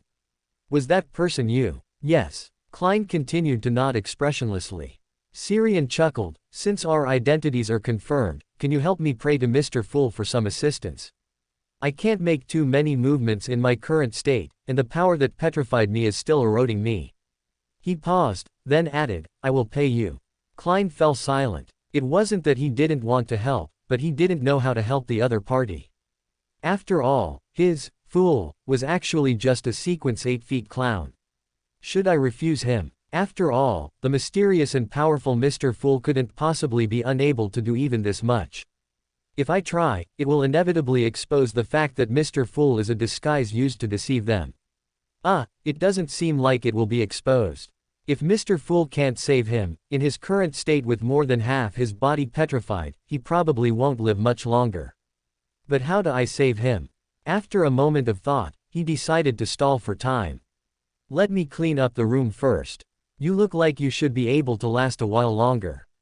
Syrian silently looked at Klein for a few seconds, then took out the peacemaker and threw it over. The magazine is loaded with blessed silver bullets that have purifying and magic-breaking effects. This is an ability that comes with the gun. I can lend it to you for a while. You can use it to make blessed silver bullets, consider it my payment. If you want other compensation, that's also fine, but you'll have to wait a while. As he spoke, he looked down at his petrified pants and his numb, stiff, senseless legs, also making sure Klein couldn't see the calm expression on his face. He wasn't too worried about the progressively worsening petrification. As long as he wasn't completely dead, Adam would surely save him. But since he happened to fall from the mirror world into Klein's home, he might as well take the opportunity to build a closer relationship. This was a future powerhouse, especially since he had chosen the door pathway. On the other side, Klein wasn't paying attention to Syrian's expression or condition. He was busy studying the handgun in his hand, which was so ornate it looked like a decorative item. He already had a few ideas on how to help Syrian clear the petrification from his body. You stay here. I'll go prepare the ritual. With that, Klein, holding the peacemaker, went upstairs to the second floor without looking back. Syrian watched Klein's retreating back, slowly lowered his outstretched hand, and his mouth twitched slightly. You could at least help me up first. At least don't make me keep kneeling in the bathroom. In the second-floor storage room, Klein quickly closed the doors and windows, drew the curtains, and then set up a circle of spirituality around the area before skillfully arranging the sacrificial ritual. He planned to sacrifice the handgun Syrian had temporarily lent him to above the gray fog, combining its purifying ability with the power of that space above the gray fog, and then clearing Syrian's petrification through a blessing. After setting up the sacrificial ritual, Klein walked 4 steps counterclockwise to enter above the gray fog, then responded to himself, bringing the silver handgun to above the gray fog. He then looked at the ornate, gem-encrusted handgun in his hand and fell into thought. How do I combine the power of this handgun with the power of this space above the gray fog? After a few seconds of contemplation, he suddenly had an idea. He raised his hand and summoned a cup of clear water from the pile of sundries in the corner. This was a cup of water left over from when he previously tried to sacrifice to himself and responded to himself. It was now perfect to use as a medium to contain the 2 powers. Under his manipulation, a large amount of pure and sacred silver-white morning light condensed on the peacemaker's gun body, sprinkling into the cup of water like rain. Instantly, the ordinary clear water in the cup was tinged with a layer of silver white, becoming bright and radiant, and emitting a faint white glow, as if a ray of morning light had melted into it. It became a special holy water with purifying effects. Chapter 79 There are no adventures there, only chick. Chapter 79 No adventures there, only cheek. Klein curiously examined the liquid in his hand, which emitted a faint white glow, feeling that its quality was much better than the holy water provided by the night church to its nighthawks. If I sold this, wouldn't all the genuine holy water from the church be considered pirated? He mumbled softly, then his spirituality spread, and the gray fog throughout the space began to vibrate. Under his somewhat strenuous control, a thin wisp of gray fog separated and merged into the liquid in the cup. Gurgle. The liquid bubbled continuously as if boiling, and the white light it emitted disappeared. The silvery white surface of the liquid took on a hint of gray, becoming more subdued. He then materialized a gold coin and performed a simple divination. After confirming the success of the attempt, he immediately extended his spirituality to touch the deep red star representing Syrian. In the first-floor washroom, Syrian had just managed to stand upright, supporting himself on the sink. The next second, a dense, grayish-white mist surged into his vision. Deep within the swirling gray fog, a figure seated on a high-backed chair looked down at him. Recite my name. Syrian did not hesitate and recited the fool's honorific name in ancient Hermes. The fool that doesn't belong to this era, you're the mysterious ruler above the gray fog, you're the king of yellow and black who wields good luck. The fool that doesn't belong to this era. Just as he repeated it for the second time, he suddenly saw the gray fog before him surge violently, and a few drops of sparkling liquid fell onto him. Crack, crackle. A sensation like bathing in morning light spread throughout his body.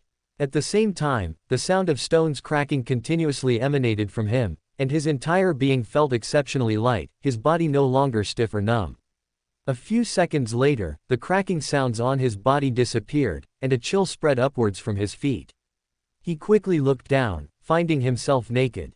The petrified clothes he had been wearing had turned into a pile of gravel at his feet. Winking face. Your after-sales service is a bit poor. Fortunately, the fool had already withdrawn his gaze, so he didn't have to awkwardly cover his lower half. Maybe he had already seen it, which is why he withdrew his gaze so quickly. Muttering to himself, Syrian walked out of the washroom, hesitated for a moment, then reached down and pulled a jacket from one of the bodies on the floor to wrap around his waist. Although Klein might have already seen him naked above the gray fog, he still wanted to maintain his last bit of dignity. A few minutes later, Klein came down the stairs, glanced at Syrian, who had pulled a dead body's clothes off to wrap around his waist, and his mouth twitched slightly before he stopped paying attention. What he needed to deal with now was the body on the floor. Should he call the sheriff under the guise of self-defense, dump the body into a sewer, or change his name again and leave this place? Each of the 3 solutions had its pros and cons, and he was momentarily indecisive, so he looked at Syrian. Do you have any opinions on how to deal with this body? Syrian looked at the body on the floor, which he had stripped of some clothes, then looked at Klein, thought for a moment, and handed over an ancient gold coin he used for collection. He had just found it on the body. You can divine it, or I can help you divine it. Klein, suggesting divination to a diviner, you really are a talent. Muttering to himself, Klein did not take the ancient gold coin but unfastened the citrine pendant hidden in the cuff of his left wrist and began to divine. A minute later, Klein put away the citrine pendant and began to process the scene. Syrian watched him skillfully retrieve valuable items from the body, then use a dagger to alter the shape of the wounds on the throat, back, and hands, and also remove the bullets from inside the body. Next, he collected the blood-stained paper contracts, the spent casings on the ground, the bullet heads he had just removed, and the Beander characteristic extracted from the body, preparing to sacrifice them above the gray fog after Syrian left.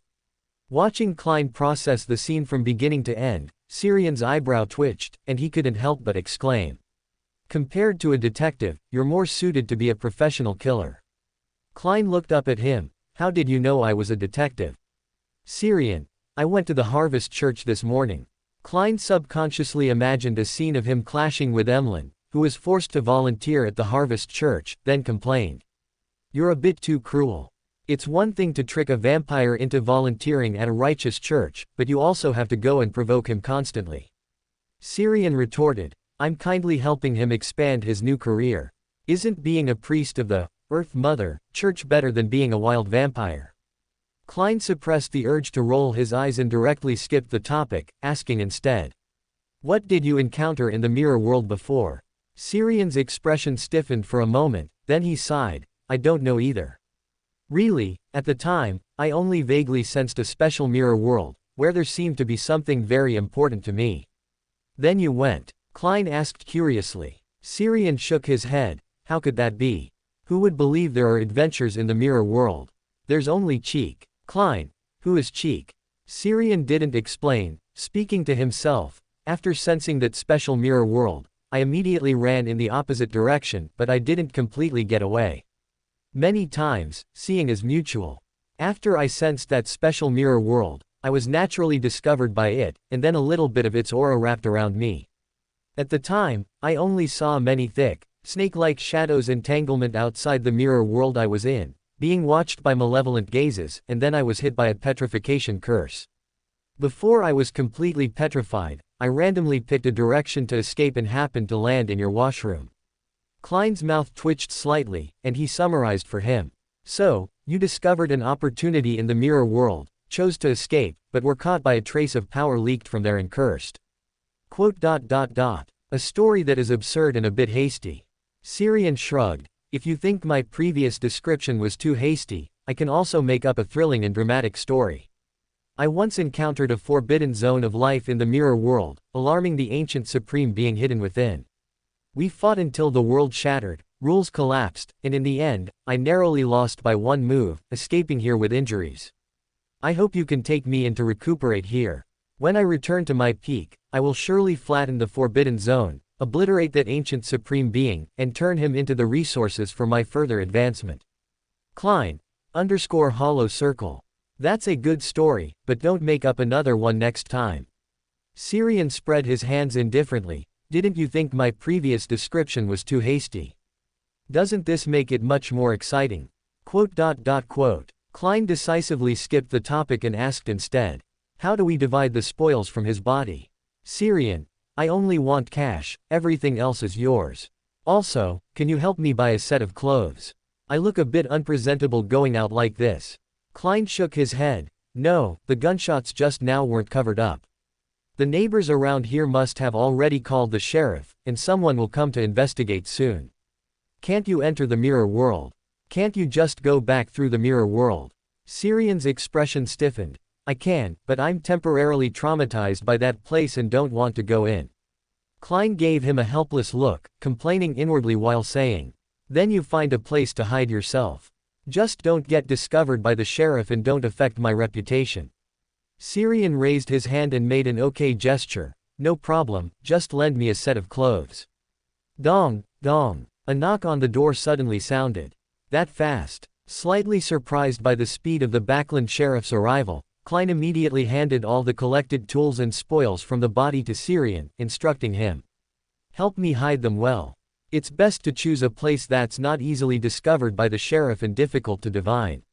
That's easy. Syrian raised his hand, and a crystal ball shimmering with brilliant starlight quickly formed, then shattered with a pop, turning into fragments that merged into the void. Is this a means to interfere with divination? Klein was stunned for a moment, then nodded at him and walked directly to the door. Seeing this, Syrian flashed away, slipped to the second floor, found a mirror, threw the items in his hand into it, then took a set of Klein's clothes to change into, and then easily left the place unseen by opening a door. Chapter 80: The Witch's Path with Big Problems. Chapter 80: The Demoness Pathway with Major Problems.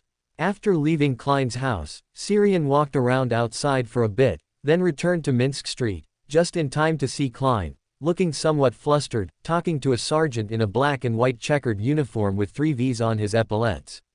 He smiled and gave Klein a thumbs up, silently praising the clown's acting skills, then pretended to be a passerby and left Minsk Street. On the other side, Klein's peripheral vision caught Syrian's thumbs up, and for some reason, a sudden urge to drag the other party into the mess arose in his heart. Name. The sergeant's question brought him back to reality. He took out the items he had prepared earlier and said, Sherlock Moriarty. Here's my rent bill, for half a year. Deep within the mirror world, outside a special mirror world filled with a sense of chaos. A female figure, over 10 meters tall, quietly appeared, gazing at the special world enveloped in chaos. She wore a long gown seemingly made of white bones, her eyes were as blue as the ocean and as clear as gems. Every detail of her, even her every breath, exuded a charm that transcended species, even life itself.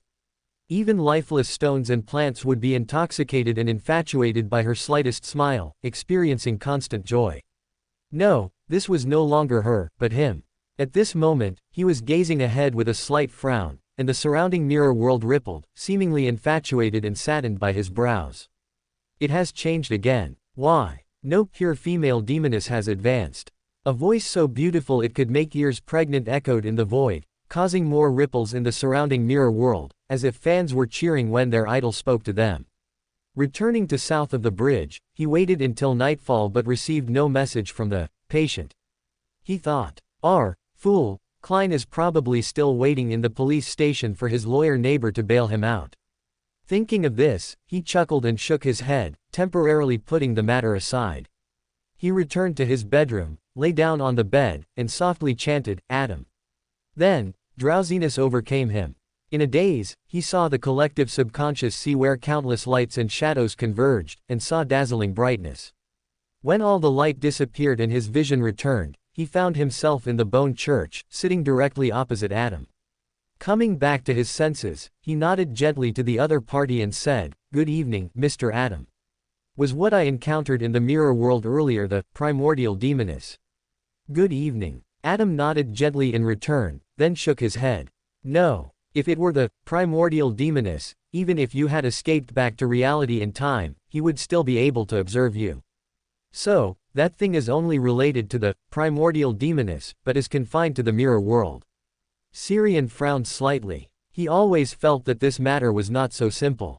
Adam noticed his confusion and explained, that might be a part separated from the primordial demoness, after he lost control. You haven't truly come into contact with it. Or rather, you just touched the aura of that special mirror world, causing some changes, or triggering some kind of defense mechanism.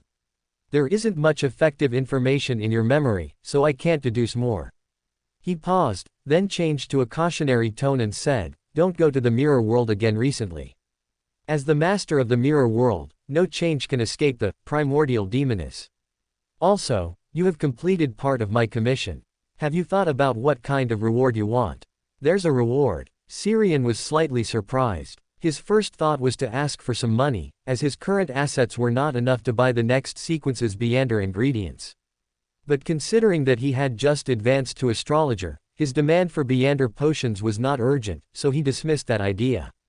After a moment of thought, he decided to satisfy his curiosity. I want to see the second blasphemy slate, the part about the demoness pathway.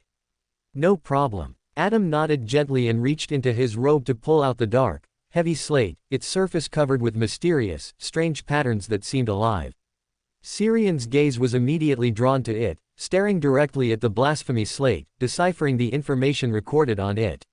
Sequence 9, Assassin. Sequence 8, Instigator. Sequence 7, Witch. Sequence 2, Demoness of Catastrophe. Sequence 1, Demoness of Apocalypse. Ritual. Advance at the universally recognized end of an epoch or the beginning of the next, or during the omens and process of the apocalypse, or when one's involvement leads to the fall of a deity. Sequence 0, Chaos Demoness. Primordial Demoness. Main ingredients. Uniqueness of the Demoness pathway. 3 portions of Demoness of Apocalypse. Meander characteristics. Ritual. Go deep underground, find the Chaos Sea, endure a certain amount of pollution from the Chaos Sea while maintaining self, not falling, not becoming alienated. Seeing the information for Sequence 0 of the Demoness pathway, Syrian couldn't help but gasp. This was practically stating outright that this pathway had problems. No wonder the Sequence 0 Demoness is called the Primordial Demoness. Has the one currently worshipped by the Demoness sect already been corrupted by the Chaos Sea? Adam nodded slightly, his face unreadable. Most likely, and even more than that.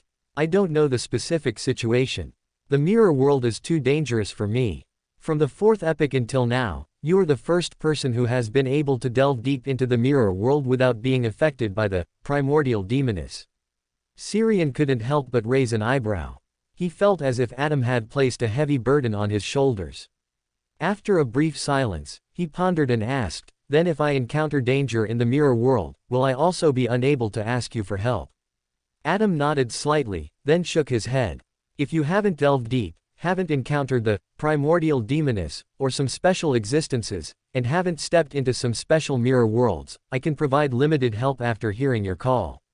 If it's any of the above situations, you can chant the honorific name of that fool, or seek help from Amen.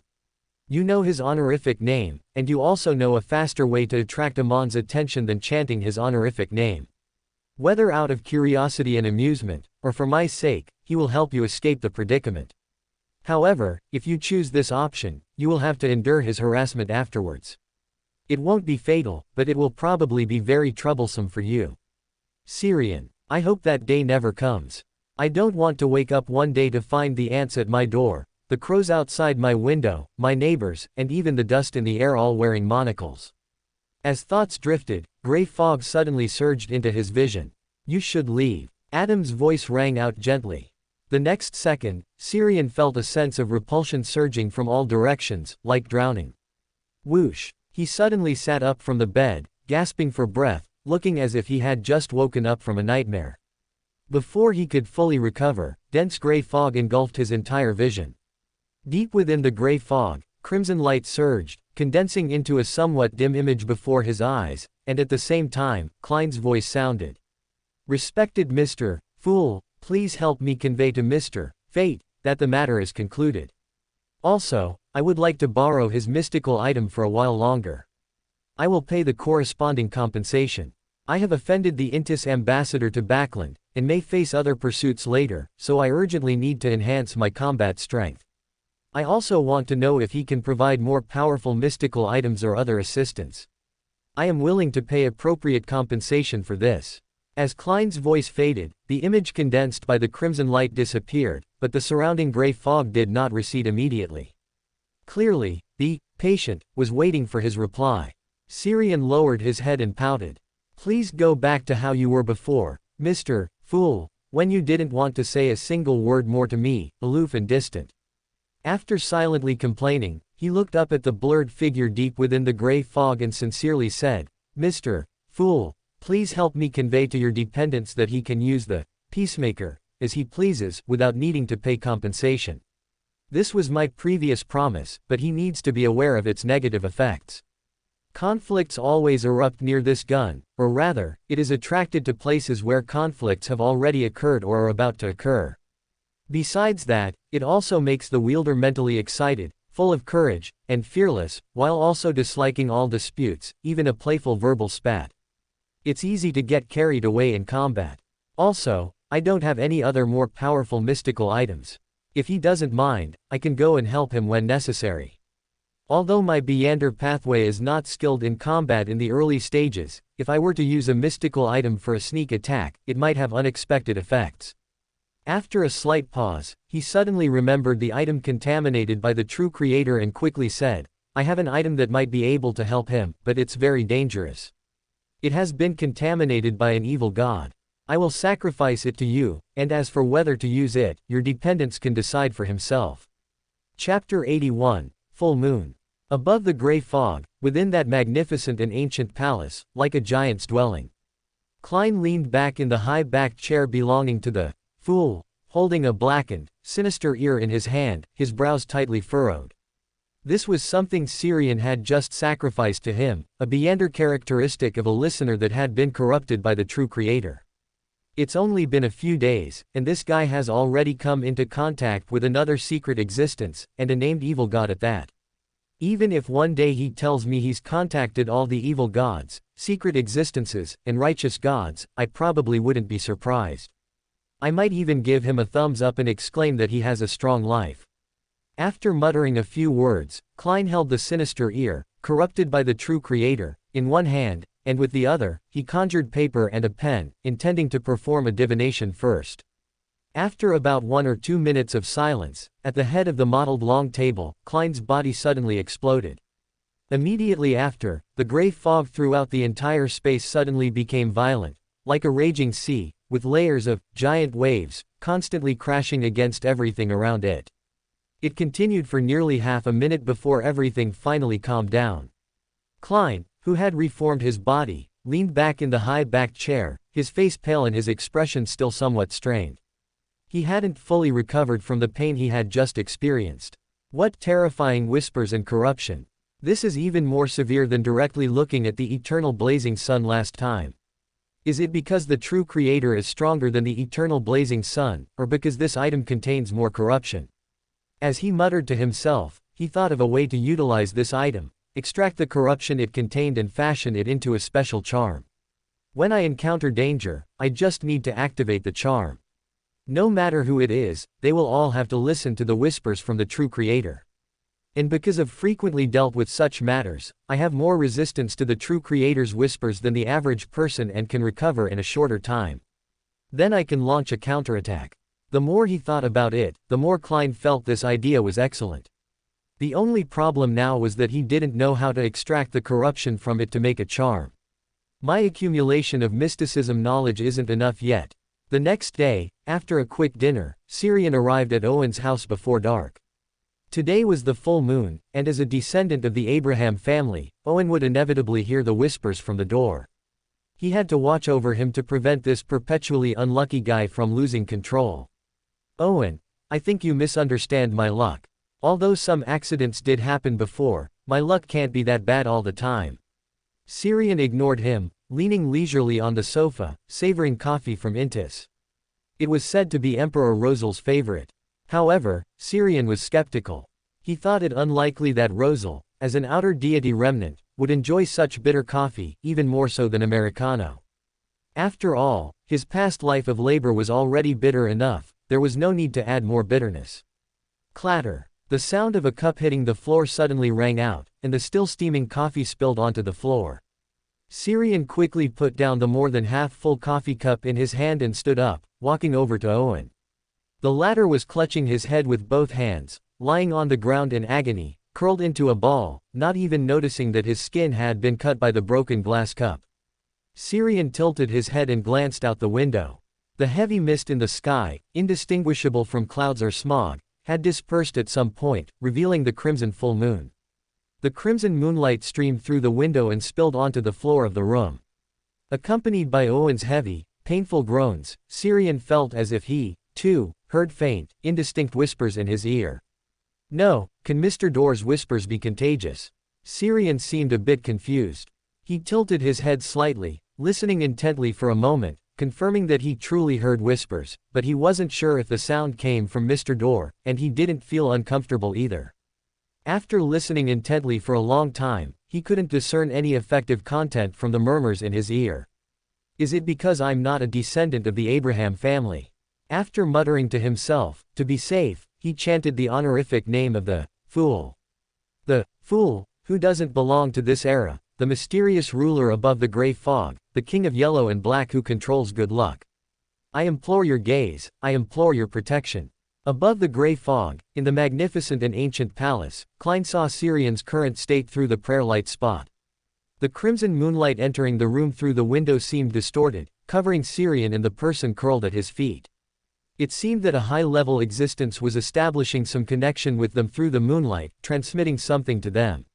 Because of the gray fog's filtration, he couldn't hear the murmuring sounds of Sirian's prayer, but relying on his own experience, he judged that a very high-level existence was indeed influencing them. Yesterday he made me listen to the true Creator's whispers, and tonight another secret existence related to the Crimson Moon appears. Is this guy encountering evil gods and secret existences too frequently? Or is it that there are so many evil gods and secret existences in this world that you can just encounter them anywhere? After muttering a few words, Klein, following yesterday's method, created an upgraded version of holy water from the gray fog, and then, through the connection of the prayer light spot, sprinkled a few drops of the liquid onto Sirian's body. In Owen's living room, gray fog suddenly surged before Sirian's eyes, and then a few sparkling drops of liquid flew out from within the gray fog, landing on his body. A pure, silvery white light, like dawn, flashed, and then Sirian found that the indistinct murmurs in his ear had vanished, as if they had been abruptly transferred elsewhere. He looked down at Owen, who was writhing in pain at his feet. Worm-like things began to grow from the torn flesh on his body, wantonly growing into the air. Ah, help me. It hurts so much, Sirian frowned tightly. Owen's condition from the full moon's whispers was even more severe than last time. Even if he could endure today, by next month, he would almost certainly not be able to bear it on his own. As he pondered, he heard the calm voice of the patient in his ear. You can have him chant my name. All right. Sirian nodded gently in response, then reached out and dragged a lightless curtain from the air, covering the moonlit window. The moonlight was blocked, but Owen's condition did not improve.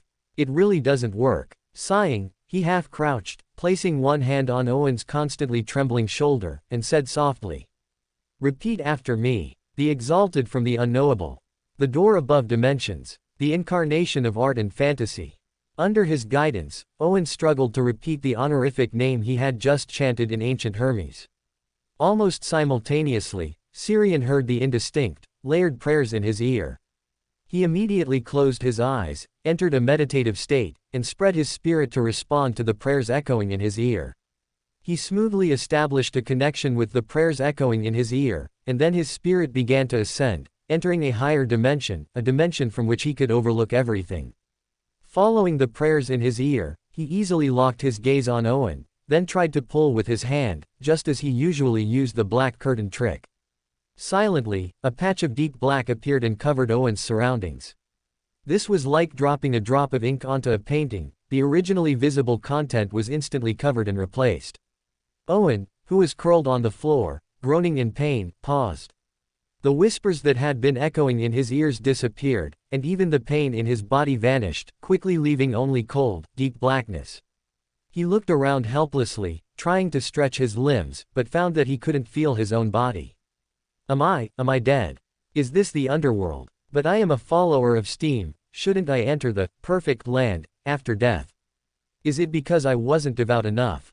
As he mumbled to himself, a magnificent, layered, extremely cold, and lofty voice suddenly echoed. This is the shadow of dimensions, a place outside of reality. Here, you will not hear any voices. Although he couldn't feel his body, at this moment Owen truly felt his stiffness and fear. He recalled the honorific name he had chanted earlier under Sirian's guidance. Though still somewhat bewildered, he had already realized what was happening. Are you the existence I just chanted? After waiting for a long time, the voice did not sound again, as if he had been forgotten. It was as if he had casually helped an ant cross a ditch, and then immediately forgotten about it. Such a trivial matter was not worth remembering or paying attention to. Chapter 82, Collecting the Diary. Above the gray fog, Klein waited for a long time but didn't hear anyone chanting his honorific name. Is he dead, or did he find another solution, or does he not want that person to have a connection with me? Whispering to himself, he once again cast his gaze down along Sirian's prayer light spot. The originally clear image turned dark, as if covered by a pitch-black, lightless curtain. Even from above the gray fog, he couldn't see clearly. It seems he found a solution. I just don't know what kind of ability this is, or which existence provided protection. Muttering, Klein no longer paid attention to this side and exited the space above the gray fog. He had many things to do tonight. Inside the room covered by the lightless black curtain, Syrian's spirit detached from that extremely high dimension and returned to his body. He slowly looked around. The lightless black curtain created by the black curtain became faint after losing his spiritual connection, but it still blocked the moonlight and maintained the surrounding spirituality and inspiration at normal levels. It lasted for nearly 10 minutes before the black curtain completely dissipated, and the dim gas wall lamp light once again filled the room. Owen finally escaped from the cold darkness where there was nothing, as if he had come back to life, lying on the floor, gasping for breath. Syrian looked at Owen, who was panting heavily, and earnestly reminded him. Next time, remember to prepare some potions in advance that can consume spirituality and reduce inspiration. The full moon language on you seems to be continuously strengthening over time. Or perhaps you're just unlucky, and happen to encounter a particularly severe instance of the full moon language. Saying that, he walked to the window and looked up at the night sky. At some point, a strong wind had picked up over Backland, stirring the haze and thick clouds, obscuring the crimson full moon. Perhaps my luck is indeed quite bad. Owen sighed, paused for a moment, then looked up at Syrian, asking hesitantly. Whose honorific name did you have me chant just now? Syrian, who had already prepared his words, said calmly. An existence I came into contact with by chance. Don't worry too much about him. He won't tempt and then devour your soul like in picture books and novels. He won't even bother with you. Owen nodded. I can tell. After a pause, he sighed with a somewhat melancholic expression. Even though I had believed in the god of steam and machinery for more than 20 years before, now, within just a month of becoming a Beander, I've already come to disregard that faith. If it were before, when encountering a disaster, I would definitely chant the honorific name of the god of steam and machinery, praying for his protection, though it's almost impossible to get a response. No wonder the 7 Orthodox churches are unwilling to popularize Beyonders, and even go to great lengths to conceal their existence. Syrian nodded slightly, then skipped this topic and asked instead. How is your collection of the clown potion ingredients coming along? Owen, I'm still missing one adult Hornassus Grey Mountain Goat Horn Crystal, but I already have a clue. Next week, well, now it's this week. I should be able to trade for it within this week. A new day, and it was Monday again. Syrian, who had gotten up early for a change, opened the window, took a deep breath in the almost imperceptible morning light, and then silently closed the window again. He just wanted to breathe some fresh morning air, but he forgot about Backland's air quality and only inhaled a large mouthful of haze. I can't go to the mirror world for now. The recent gathering called by the Wise Eye, old Mister will also have to wait until evening, and I haven't decided how to role-play the astrologer potion yet. After a moment of thought, Syrian decided to take a day off for himself today. I'll be a slacker for half a day, and we'll talk about the rest tonight. At 3 p.m., the wall clock chimed on time. At the same moment, gray fog suddenly surged from before Syrian's eyes, and deep red light poured out from the grayish-white mist, swiftly carrying his spiritual body away from reality.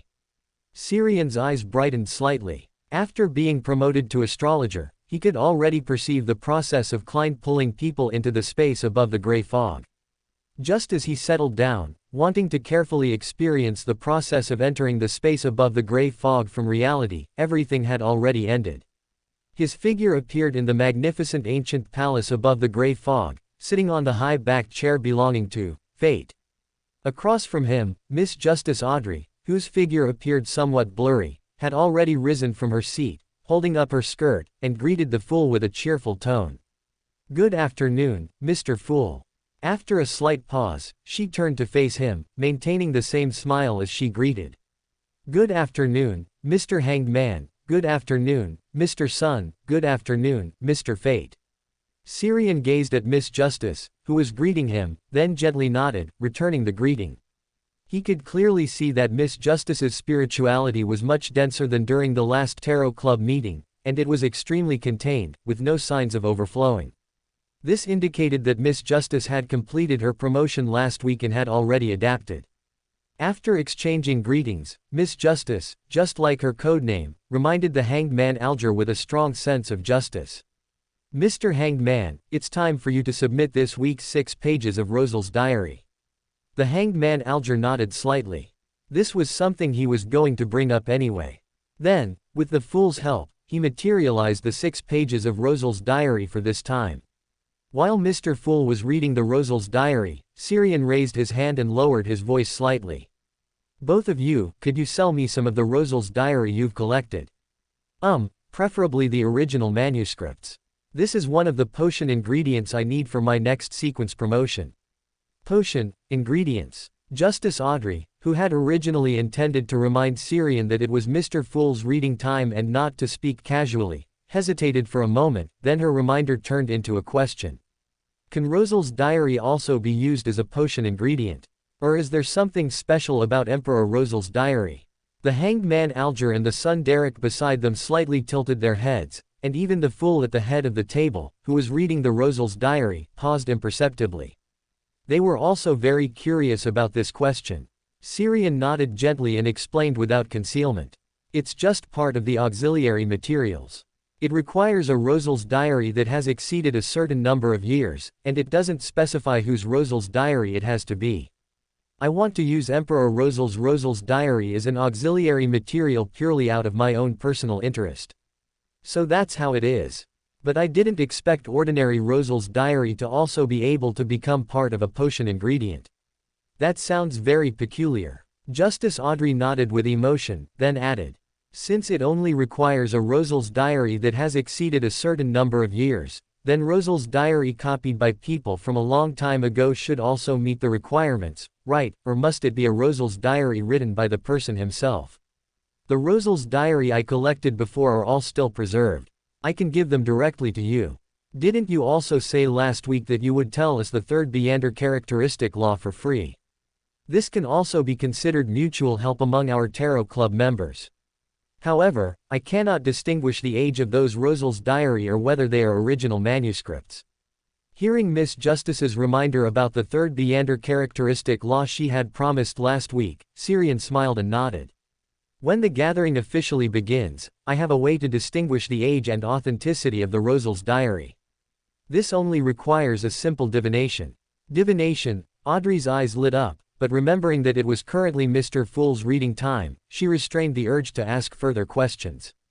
Their conversation had already been quite extensive.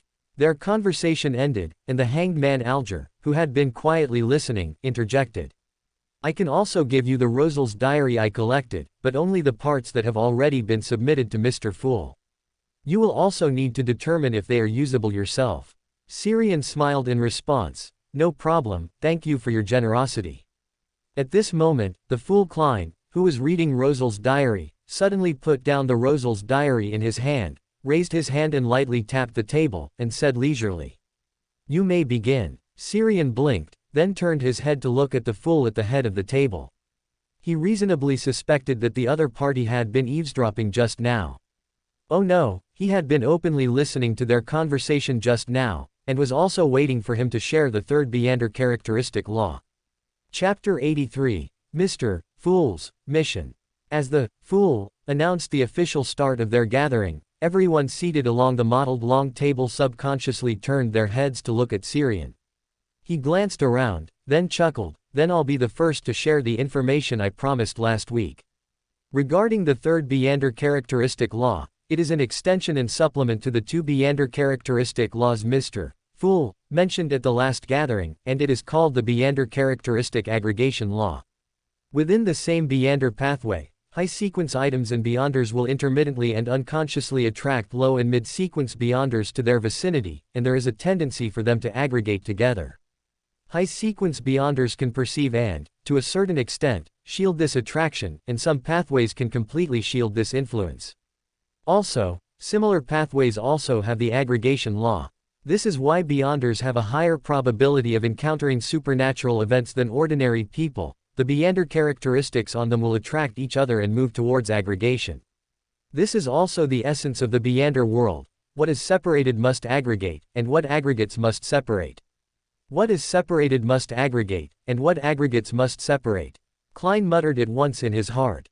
He suddenly thought of some things that had happened in the past, from the Antigonus family's notes to the secret order. He seemed to have an unusual connection to matters related to the seer pathway. They seemed to be passively attracted to me. If there is a high-sequence item around me that can cause an aggregation effect, then. His gaze fell upon the boundless gray fog beneath his feet. This seemed to be the most reasonable explanation. Emperor Rosal mentioned in his diary that he regretted not choosing the seer, marauder, and apprentice pathways back then. Could it be related to the space above this gray fog? If that's true, then the essence of this space is actually a high-sequence item from one of the seer, marauder, or apprentice pathways. Perhaps my initial choice of the seer pathway was itself a manifestation of aggregation. As thoughts drifted, he heard the hanged man Alger's question. Whether it's the Orthodox churches or other secret organizations, the main structure of the organization must be a large number of beyonders from the same pathway. Is this also a manifestation of aggregation? The churches aggregate towards the Orthodox gods, and secret organizations aggregate towards the secret existences they believe in. He subconsciously wanted to say, evil gods, but remembering the existence of Mr. Fool, the words changed to secret existences at the tip of his tongue. Syrian turned his head to look at the hanged man Alger and nodded slightly. There are factors in that regard, but more importantly, at the level of Orthodox gods, they have absolute control over their respective pathways. The hanged man Alger nodded thoughtfully, then turned his head to look at the Fool at the head of the mottled long table, and respectfully said, Mr. Fool, I have inquired about a piece of information related to the secret order. Very good. The Fool, Klein nodded slightly, gesturing for the hanged man to proceed directly. Receiving the Fool's response, the hanged man Alger said unhurriedly.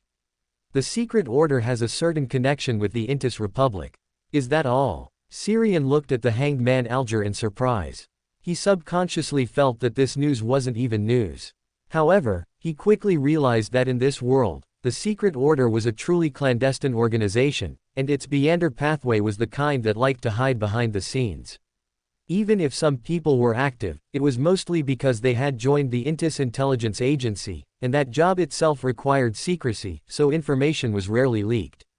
It's estimated that not many people in the Beander circle even know about the secret order, let alone its network of connections. The Fool, Klein, sitting at the head of the table, connected this to the Intis ambassador he had recently offended due to some accidents. Is this the Beander characteristic aggregation law? I just arrived in Backland, and I accidentally offended the Intis ambassador, and the Intis ambassador is likely to have secret order members protecting him. Only high-sequence Beyonders can perceive and shield this influence, but I don't even have clues for Sequence 7 yet. Thinking of the humanoid ironworm that had infiltrated his home last night, Klein suddenly felt a strong sense of crisis, especially after learning about the Beander characteristic aggregation law. He vaguely understood that he couldn't escape this matter. As his thoughts raced, he thought of a possible way to solve his current predicament, so he flexed his fingers and lightly tapped the edge of the bronze long table, chuckling. I'm going to issue a mission.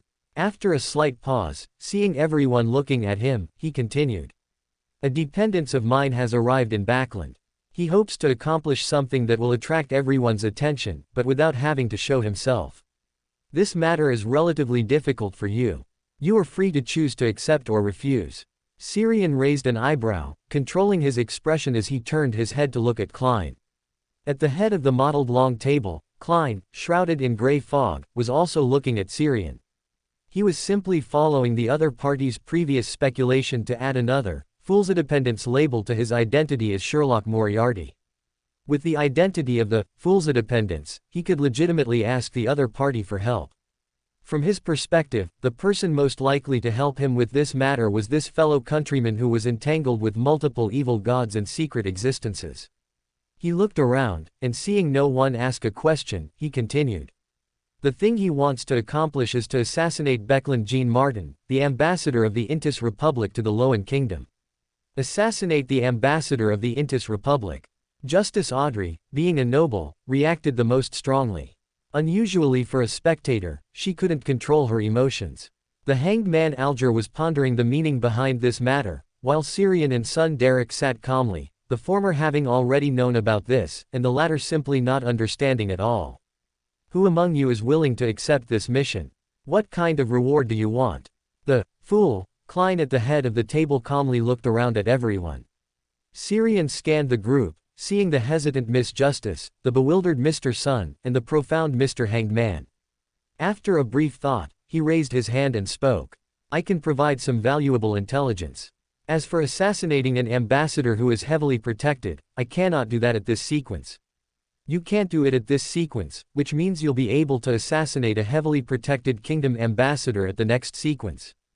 Klein looked at Syrian in surprise, his mind filled with conjectures. He will be able to become sequence 5 or even sequence 4 at his next sequence, or is that next sequence itself very strong? As he pondered, he heard the intelligence Syrian shared. Beckland Jean Martin is the Intis ambassador to the Loan Kingdom, and also the head of Intis intelligence stationed in the Loan Kingdom. All Intis intelligence personnel in the Loan Kingdom report to him. He is insidious, cautious, cruel, and also notoriously debauched. In addition to the heavy security personnel around him, he himself is a Sequence 6 Beander, and he also has a Sequence 5 from the Intis intelligence agency by his side. However, some things have been happening in Backland recently, and intelligence personnel from all sides are operating covertly. That Sequence 5 Beander should not have time to look after him. If the opportunity can be seized, it is indeed possible to complete the assassination, provided that preparations are sufficiently thorough. For a moment, Justice Audrey's face showed the same bewilderment as son Derek. What happened in Backland? Isn't it as calm as usual here? The hanged man Alger looked at Syrian with deep eyes. To know such detailed information, is he himself an intelligence officer of the Loan Kingdom, or a spy from another country or force planted in Loan? Audrey, as a spectator, also noticed this and had some doubts about Syrian's identity. However, thinking that this was a mission issued by Mr. Fool, she was no longer so resistant. After a moment of contemplation, she looked up at the head of the mottled long table.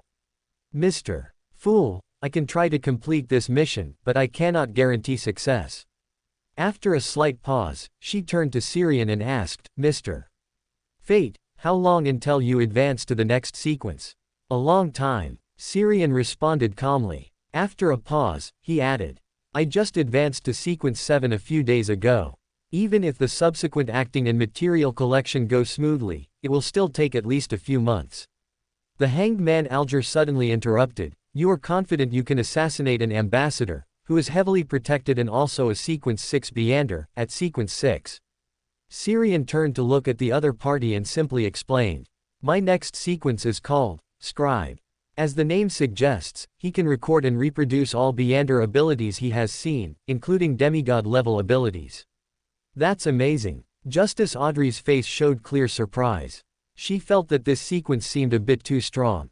Syrian, realizing her thoughts, shook his head slightly. The prerequisite for recording is having seen it, and there are also success rate limitations. Audrey quickly understood the key, but still sighed. That's still very impressive, especially for a Beander with a large organization behind him. Chapter 84, Fishing. After a somewhat off-topic discussion, and after the hanged man Alger accepted the mission issued by the Fool, during the free trading segment, Syrian announced his commission to the others. He was looking for a complete Asman's brain and a cursed item from an ancient wraith. These were the main ingredients for the scribe potion, but he only received a reply that everyone would help him keep an eye out. However, he didn't have too high hopes, as both Justice Audrey and Mr. Hanged Man, limited by their own sequences, had very restricted Beander circles they could access. His real target for the commission was the son Derek, as the City of Silver in the Forsaken Land of the Gods might have clues or even the actual items for these two materials. He remembered clearly that there were city-states in the Forsaken Land of the Gods that worshipped the Phoenix, and although they had been destroyed, it indicated that Phoenixes were active in the Forsaken Land of the Gods a long time ago. The presence of Phoenixes meant that some Beander materials from the door pathway would be aggregated there, and since the City of Silver didn't possess the potion formulas for the door pathway, if they had ever obtained the corresponding materials, they would most likely still have them. After receiving the promise from the son Derek that he would help look for the corresponding materials in the City of Silver, Syrian lost interest in the subsequent trading segment. He remained a quiet observer until the final information-sharing segment. Under Justice Audrey's somewhat suggestive words, he decisively chose to share some of his experiences in the mirror world. When asked, his answer was simply, rebellion. The primordial demoness has encountered some problems, possibly undergoing some degree of fragmentation, and the mirror world has consequently experienced some subtle changes, with new unknown dangerous areas appearing. Oh, right, demonesses have also been active in Backland recently and have been in contact with the Loan royal family, seemingly plotting something. The primordial demoness has encountered some problems, and new unknown dangerous areas have appeared in the mirror world. Is this related to the petrification curse he encountered in the mirror world the day before yesterday? This guy, could he have taken on a mission from some evil god or hidden existence to investigate clues about the primordial demoness in the mirror world? Klein's thoughts diverged, and he unknowingly approached the truth, but he quickly dismissed it himself. The reason was simple. Syrian's current sequence was too low. Such a suicidal mission that could also alert the enemy was unlikely to be assigned to him. So, this guy has also joined other organizations and is sharing their news with the Tarot Club. What kind of dedicated double agent spirit is this? After a silent sigh, Klein looked around and then announced the end of this week's Tarot Club. Crimson light swiftly rose, dissolving the figures on both sides of the mottled long table, and then disappeared. Empress Burrow, in the luxurious villa of Rural Hall. Audrey rubbed her head, a little dejected. She hadn't expected that even with her obvious hints, Mr. Fate still hadn't shared anything about the various intelligence personnel in Backland actively moving. Perhaps Mr. Fate himself doesn't know, or perhaps he and the forces behind him are also involved and need to keep it confidential until the matter is over. I can only ask him again at the next gathering. Ever since I became a Beander, I've found my surroundings becoming increasingly restless. First, Admiral of the Hurricane Keelangos assassinated Duke Negan, and now there are matters involving various intelligence personnel. Is this the law of Beander characteristic aggregation? It might also be just because I didn't understand the mystical world before, had no extra channels for information, and didn't pay attention or deeply consider such information. The more I understand the truth, the more a sense of urgency I feel. I must continue to work hard to advance. Only by becoming a powerful Beander can I protect myself and my family around me. As Audrey was encouraging herself, 2 quick barks suddenly sounded outside her bedroom door. This was the secret signal she and Susie had agreed upon, indicating that someone was about to enter her room. She immediately got up, straightened her attire, and sat down at her dressing table. Soon after, there was a knock on her door. Knock, knock, come in. Backland Bridge area, Iron Gate Street. Syrian had taken a carriage over after dinner. He planned to attend the meeting of the Wise Eye, Old Mister. Firstly, the order for the holy silver bullets from last time needed to be completed. Secondly, he wanted to see if he could sell the Shadow Ascetic Beander characteristic. This might attract people from the Aurora Order, but if Adam manipulated the situation somewhat, he might directly obtain the potion materials or Beander characteristic needed for the scribe. The Aurora Order itself cultivated a small number of apprentices, and Mr. A in Backland was pastoring a scribe. He intended to fish with that Shadow Ascetic Beander characteristic. After circling for 2 minutes in a dark alley and disguising himself, Syrian stopped in front of a tightly closed door and knocked on it rhythmically. Soon, the small wooden panel on the door was pulled open, and after a pair of brown eyes observed him from behind the door for a while, the door opened. Led by a gray-robed attendant, Syrian arrived in a living room lit only by a single candle. Many people were already seated in the room, but no one spoke, and the surroundings were so quiet that one could hear every breath. Under everyone's gaze, Syrian found an empty chair and sat down, then lamented. The suggestion from that friend last time was good, Mr. Wise Eye, you really should consider lighting a few more candles, or opening a gas wall lamp. We're not hiding from the light, and this dim atmosphere really does feel like a cult gathering. As soon as he finished speaking, the somewhat corpulent person sitting opposite him immediately interjected. Hey, I told you my suggestion was good, didn't I? These people all have gloomy faces, as if someone owes them money and hasn't paid it back.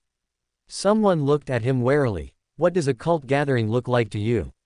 Syrian chuckled and glanced at the speaker. I haven't seen one, but it's not hard to imagine. Someone followed me after the last gathering. Those guys really like to stay in dark corners. The wise eye, old mister, who had been silent, turned his head to look at him, then spoke. This is my oversight. From today onwards, the interval for everyone to leave will be extended by another 5 minutes. No one objected, as it was for their own safety. After another 2 minutes of silence, the wise eye, old mister pulled out a gold pocket watch, glanced at it, and then announced that today's gathering would begin immediately. Perhaps due to the concerns arising from Syrian's mention of being followed, no one spoke for a moment. After glancing around, Syrian raised his hand and was the first to speak. Are the two who ordered holy silver bullets from me last time here today? The room fell silent for 2 seconds, no one responded. All right. Syrian shrugged, not minding, and continued. I am selling an item. It is equivalent to 2 main potion ingredients for a sequence 7 shadow ascetic. It can be directly used to concoct a potion or to craft a mystical item with shadow-related abilities. If used to craft a mystical item, it will most likely grant abilities such as manipulating shadows, hiding in shadows, shadow curses, or shadow shaping. The specific effect depends on the artificer. Its price is £1,500. Also, I have performed anti-divination treatment, so you don't need to worry about any hidden dangers. As his voice faded, the room fell silent once more. Looking around and seeing no one showing any interest, Syrian shook his head helplessly. The level of this gathering is still too low. It can no longer meet my needs. As he was pondering how to enter higher-level Beyonder gatherings in Backland, the wise eye, old mister, who was presiding over the meeting, suddenly spoke. I can buy this item, but I can only offer a maximum of £1,300. Although you have done anti-divination treatment, the ability to manipulate shadows itself is very distinctive and easily attracts the attention of the Aurora Order. Before Syrian could answer, the somewhat corpulent man who had previously interjected spoke first. Aurora Order. Friend, you dare to snatch things from those lunatics of the Aurora Order. Are you tired of living? As soon as he finished speaking, someone else spoke up, but it was to buy the shadow ascetic characteristic in his hand. I'll buy that item of yours for £1,500, but I'll need to wait a bit. I don't have that much money with me today. Or, do you accept bartering? Syrian glanced at that person. He couldn't make out the figure under the gray robe, but the faint greed and malice in the pair of gray-blue eyes beneath the tea-colored mask did not escape his notice. There really are people from the Aurora Order here, and I managed to fish them out. Too bad the peacemaker is with Klein.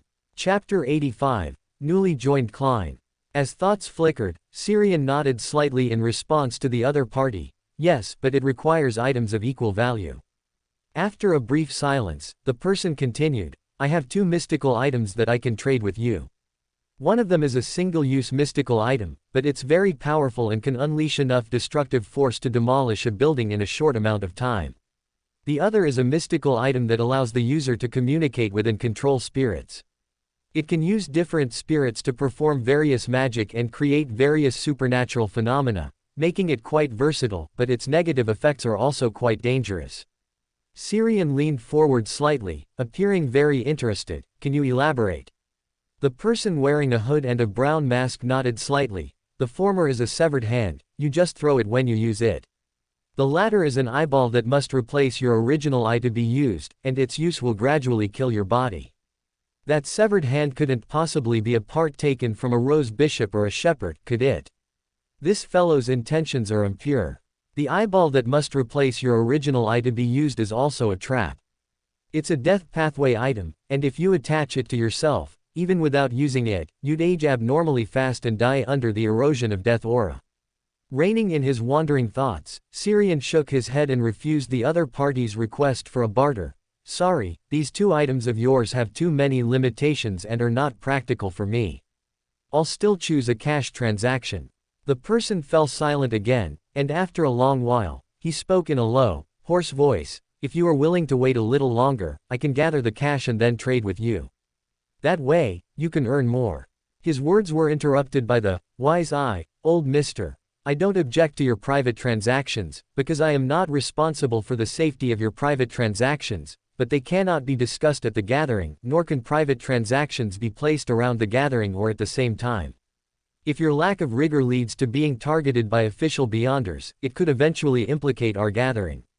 I will not allow such a thing to happen. As he spoke, the wise eye, old Mr., wearing a dark golden mask, suddenly exuded an irresistible authority, like an overlord looking down on a subordinate, making people instinctively want to obey his words. Sirian ignored the authority emanating from him and nodded in agreement. I think the wise eye, old Mr. is right. If you can't show your sincerity, then I will choose to trade with the wise eye, old Mr. No sooner had he finished speaking than Sirian suddenly felt a strong, oppressive malice, seemingly present and then gone, fall upon him. Then, the person sitting diagonally opposite him spoke in a low voice. I can give you one of the two mystical items I just mentioned as a deposit. Sirian raised an eyebrow slightly. Is it that single-use severed hand? Exactly. The other party nodded directly in admission. Be aware of the negative effects and hidden dangers of mystical items. The wise eye, old Mr. offered a brief warning, then fell silent. As the convener of the gathering, he had an obligation to remind members when trading dangerous items, but as a competitor for the same item, he couldn't show too much, as that would be suspected of using his status to suppress gathering members. Sirian nodded gently to the wise eye, old Mr. I know. After a slight pause, he continued, so I plan to trade directly with you, although this way the price won't meet my expectations. But it was something I picked up for free, essentially zero cost. No matter how much I sell it for, I won't lose money. HMPH. The person suspected to be a member of the Aurora Order snorted, but did not interject again. The wise eye, old Mr. looked at him and said calmly, all right. Then a black-robed attendant approached. Sirian casually placed the iron box containing the shadow ascetic Beander characteristic onto the attendant's tray. After notarization by the wise eye, old Mr., the attendant returned to him with a tray holding 1,300 pounds in cash. During the transaction, the door to the living room was knocked. After receiving permission from the wise eye, old Mr., the attendant waiting outside led in a person wearing a gray robe and a brown mask. Although he was heavily concealed, the obvious, faintly echoing gray-white mist around him, seemingly detached from reality, could not be hidden. Klein. So today is the day he joins the gathering convened by the wise eye, old Mr. He sighed inwardly, then looked away and put away the cash from the attendant's tray. During this time, he noticed Klein's gaze, tinged with envy. It seems my large cash transaction has stimulated old gentleman Fool, who is currently in a state of poverty. As the newly joined Klein found a seat, the gathering continued. I need someone to help me clear out the beasts in the sewers. They've gnawed away so many of my herbs, and only the non-poisonous ones. The reward I can offer is 4 valuable potions. 2 are for treating external injuries, and the other 2 can enhance a man's abilities in that area. Even an 80-year-old man, after taking the potion, can return to his youthful prime. Hey, this is my proudest work, a secret formula. Even if the potion's expiration date is exceeded, it will still be effective, but the effect will spread from one area to the whole body, enhancing the user's physical qualities in all aspects for half an hour, after which they will fall into a period of weakness, similar to the more popular berserk potions in the southern continent. After he finished praising his potions, the room fell silent, and no one intended to speak. After a period of silence, Sirian curiously asked what most people here were wondering. Why do you plant herbs in the sewers? Sirian's words seemed to hit a sore spot, and the other party immediately began to grumble. Isn't it because Backland doesn't even have a decent piece of land? Everywhere here are buildings and concrete. Even if you can barely find a few plots of land with soil, the soil there has long been polluted by surrounding factories, unless it's in the suburbs far from the city, but then why would I come to Backland? Fortunately, after my persistent search, I finally discovered that the sewers here are the most suitable place to grow herbs. The soil there is fertile, and it's far from human habitation, so there's no need to worry about starving vagrants pulling them out for dinner. But now the sewers aren't safe either. Who would have thought that such a dark, damp, dirty, and smelly place would have creatures other than rats and cockroaches living there? Sirian suppressed a smile, sympathizing with the unlucky apothecary for a second in his heart. After some thought, he decided to take on this unprofitable commission. He remembered that the beasts active in the sewers seemed to be related to the Aurora Order, and perhaps there would be additional developments, and also to win over an apothecary. Although this Sequence 9 apothecary couldn't compare to a sanguine who was naturally Sequence 7, he couldn't immediately reverse Emlyn's hostility towards him, so he could only settle for the next best thing. Collecting his thoughts, he spoke to the previously garrulous apothecary. I can accept this commission, but a dirty and smelly place like the sewers requires extra payment. Also, if the situation there differs from your description, I will abandon the mission or request additional compensation. The apothecary hesitated, looking around. Seeing that no one else showed interest in his commission, he said reluctantly, I can give you additional compensation depending on the situation, but no more than 30 pounds. After all, the value of those herbs themselves is only so much. If it's too expensive, I might as well give up. All right. Syrian nodded in response. Although he felt that the dangers in the sewers were worth more than 4 potions plus 30 pounds, he also believed that this poor apothecary couldn't produce more money, and he also had the intention of getting closer and ideally recruiting the other party, so he could offer a small discount. After the two reached an agreement, the wise eye, old Mr. used the mystical item he possessed to draft a notarized document. This doesn't require writing down your real name. A code name or a handprint will do. It identifies identity based on each person's unique spiritual aura. Chapter 86, Passing by and Being Followed. After signing the notarized document, Syrian quietly observed from his seat, no longer participating in the subsequent transactions. After a series of successful and unsuccessful transactions, it was soon Klein's turn, the last one to join, to speak. His first transaction was to sell the Hunter Beander characteristic obtained from the Xiang party executioner who had previously tried to assassinate him. However, perhaps because he had already purchased a Shadow Ascetic Beander characteristic from Syrian, the wise eye, old Mr. did not buy the Hunter Beander characteristic he had. But as the convener of the gathering, he notarized the special item Klein was selling, explaining its authenticity to the other members of the gathering, although no one bought it. Klein was not too surprised by this outcome. After all, most wild Beyonders were unaware of the existence of Beander characteristics, and the level of this Beander gathering was clearly not high. Even Captain Dunn only knew of its existence but didn't understand what it truly was. Sighing inwardly, he then tried to ask if anyone here had a way to deal with a Sequence 5 Beander, and as expected, he only received the answer to find a quiet place and wait for death. If only there were a higher level Beander gathering. After that, 2 more people spoke, but their desired transactions received no response.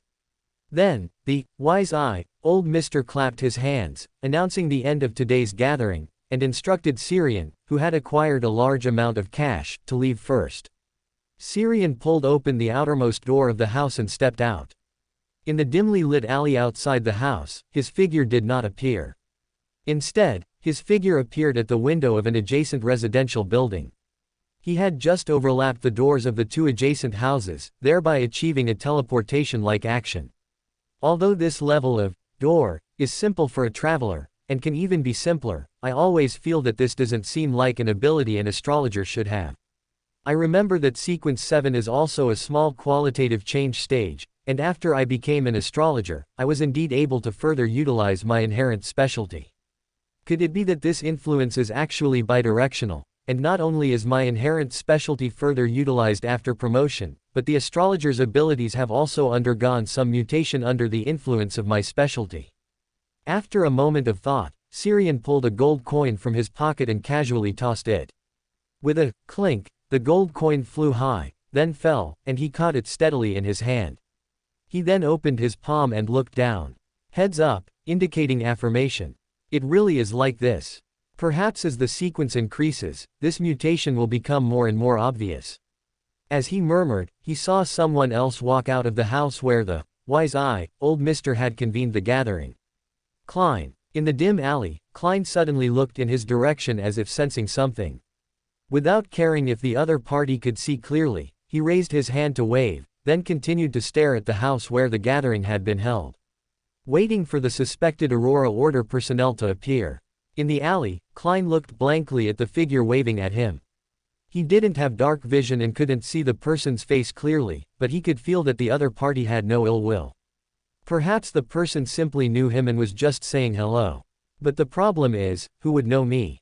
I just arrived in Backland, and I'm using a fake identity right now.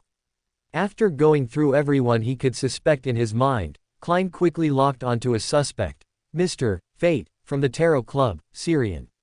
He knew Sherlock Moriarty would come to this kind of place, and had no hostility towards him. He was the prime suspect.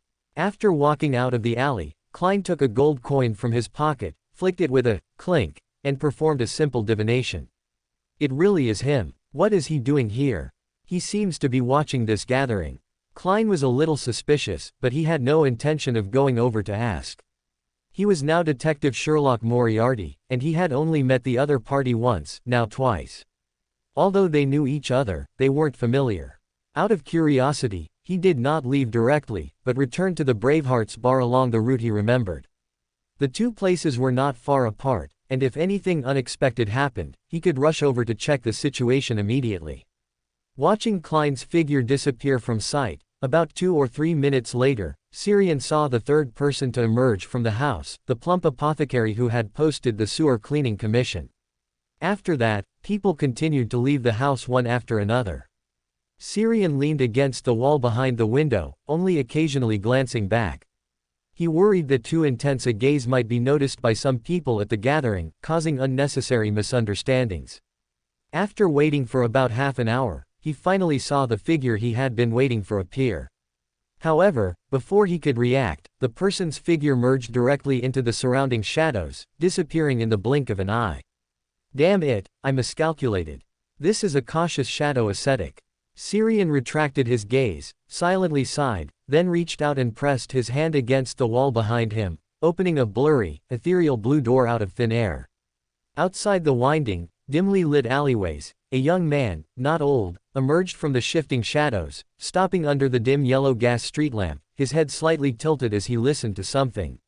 His skin was pale, as if he hadn't seen sunlight in a long time, his build was slender, his features were soft, and he was handsome.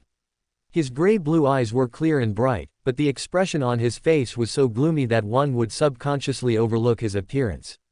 A moment later, he slightly opened and closed his lips, emitting a voice that was neither loud nor quiet. Why do you want me to hide? Didn't you say he was just a sequence 7? With you here, and that item, even if he has a powerful mystical item, I can kill him with a planned attack. After 2 seconds of silence, another person's voice came from his stomach. The Angel of Fate's mission is the priority. Other matters, Mr. A of Backland will handle. And when I felt malice towards him just now, the item given by the Angel of Fate warned me. The last time that thing warned me was when a heavily injured demigod wanted to devour me to recover from his injuries. The gloomy youth asked curiously, is that when you were beaten so badly that only half your body was left? Exactly. A muffled male voice came from his stomach. The gloomy youth tugged at his head, and asked again, somewhat puzzled, why not find Mr. A, or seek help from the Aurora Order's Backland branch? After 2 seconds of silence, the voice in his stomach spoke again. Fate told me that this makes it more likely to complete the Angel of Fate's mission. In the mystical world, sometimes, more people, or stronger people, are not necessarily better. The ever-changing fate is the key. The gloomy youth curled his lips, disdainfully saying, you're more like a charlatan now than those quacks from the monster pathway. Clatter. The back door of the Bravehearts bar suddenly swung open, and Syrian, dressed in black trousers and a white shirt, emerged from behind the door. He looked at Klein and a one-legged old man, who were looking at him from the other side, and greeted them with a slightly awkward tone. Good evening, both of you. I was just passing by. After speaking, he turned and closed the door, then opened it again. During this process, circles of ethereal blue light rippled out from the doorknob he held. When the door was opened again, it was no longer the dim alley behind it, but a brightly lit room.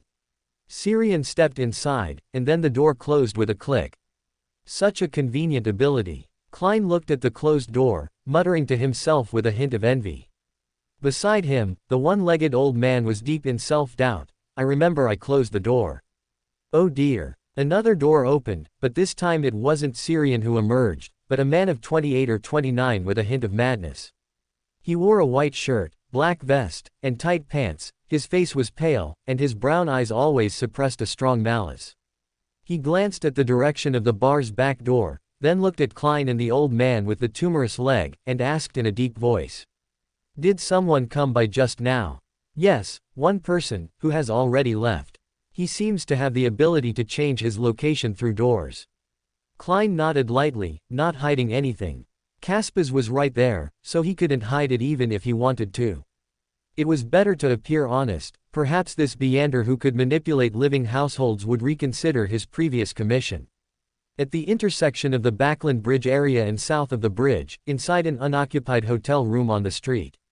Clatter. The bathroom door suddenly opened by itself, and then Syrian walked out from inside. This time, he wasn't in a hurry to open the door and leave. Instead, he went to the door, fumbled to turn on the gas wall lamp, then poured 2 glasses of plain water, sat down at the small round table, and said to the empty air in front of him.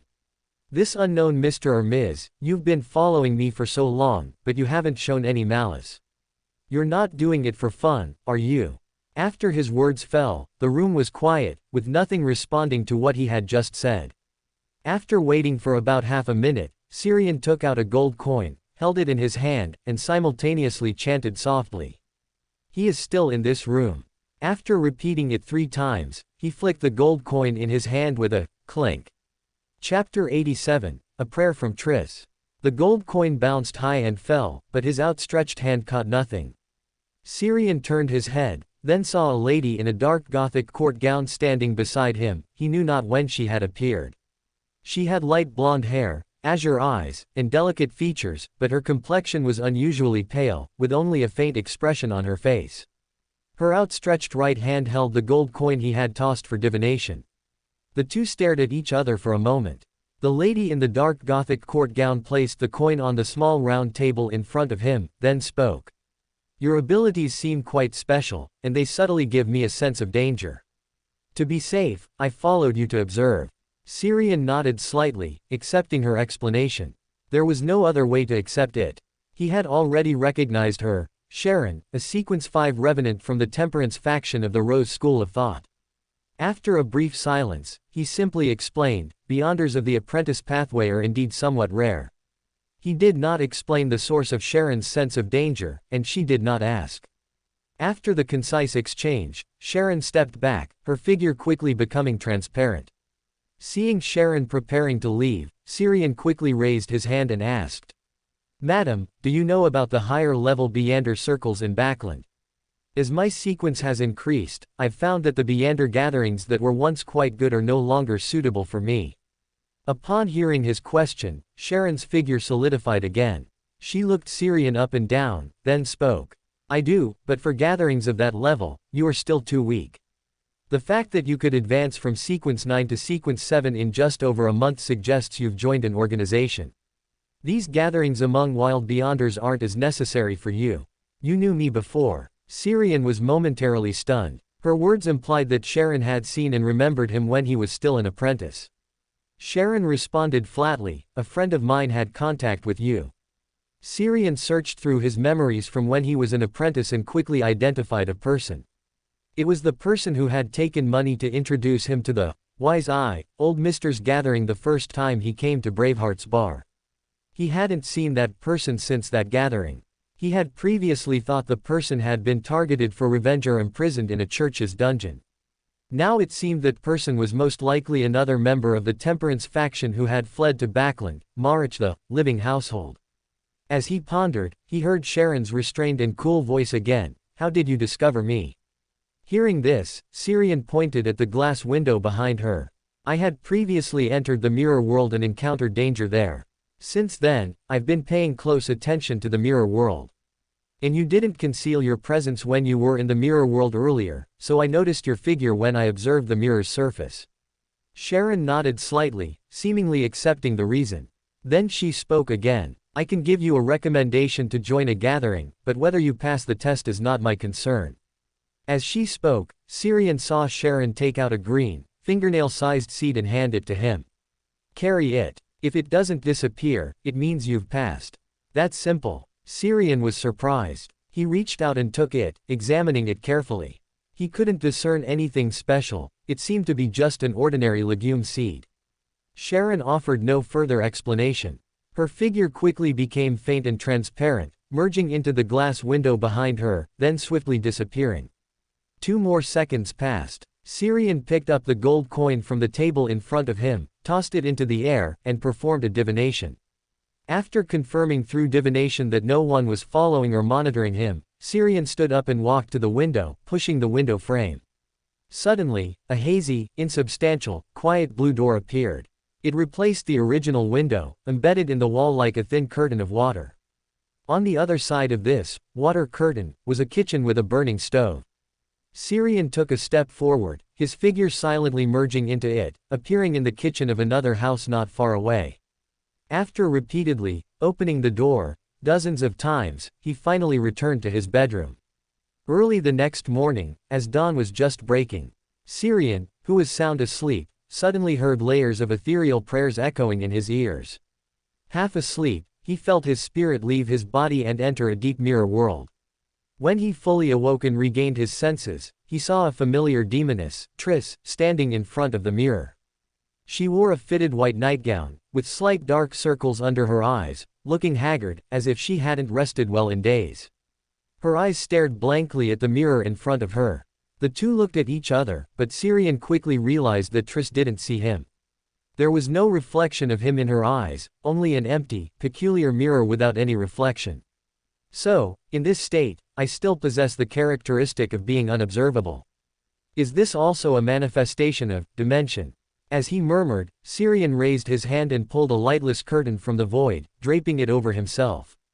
At the same time, he saw a dark, indistinct but definitely present, shadowy object appear in the mirror reflected in Tris's eyes.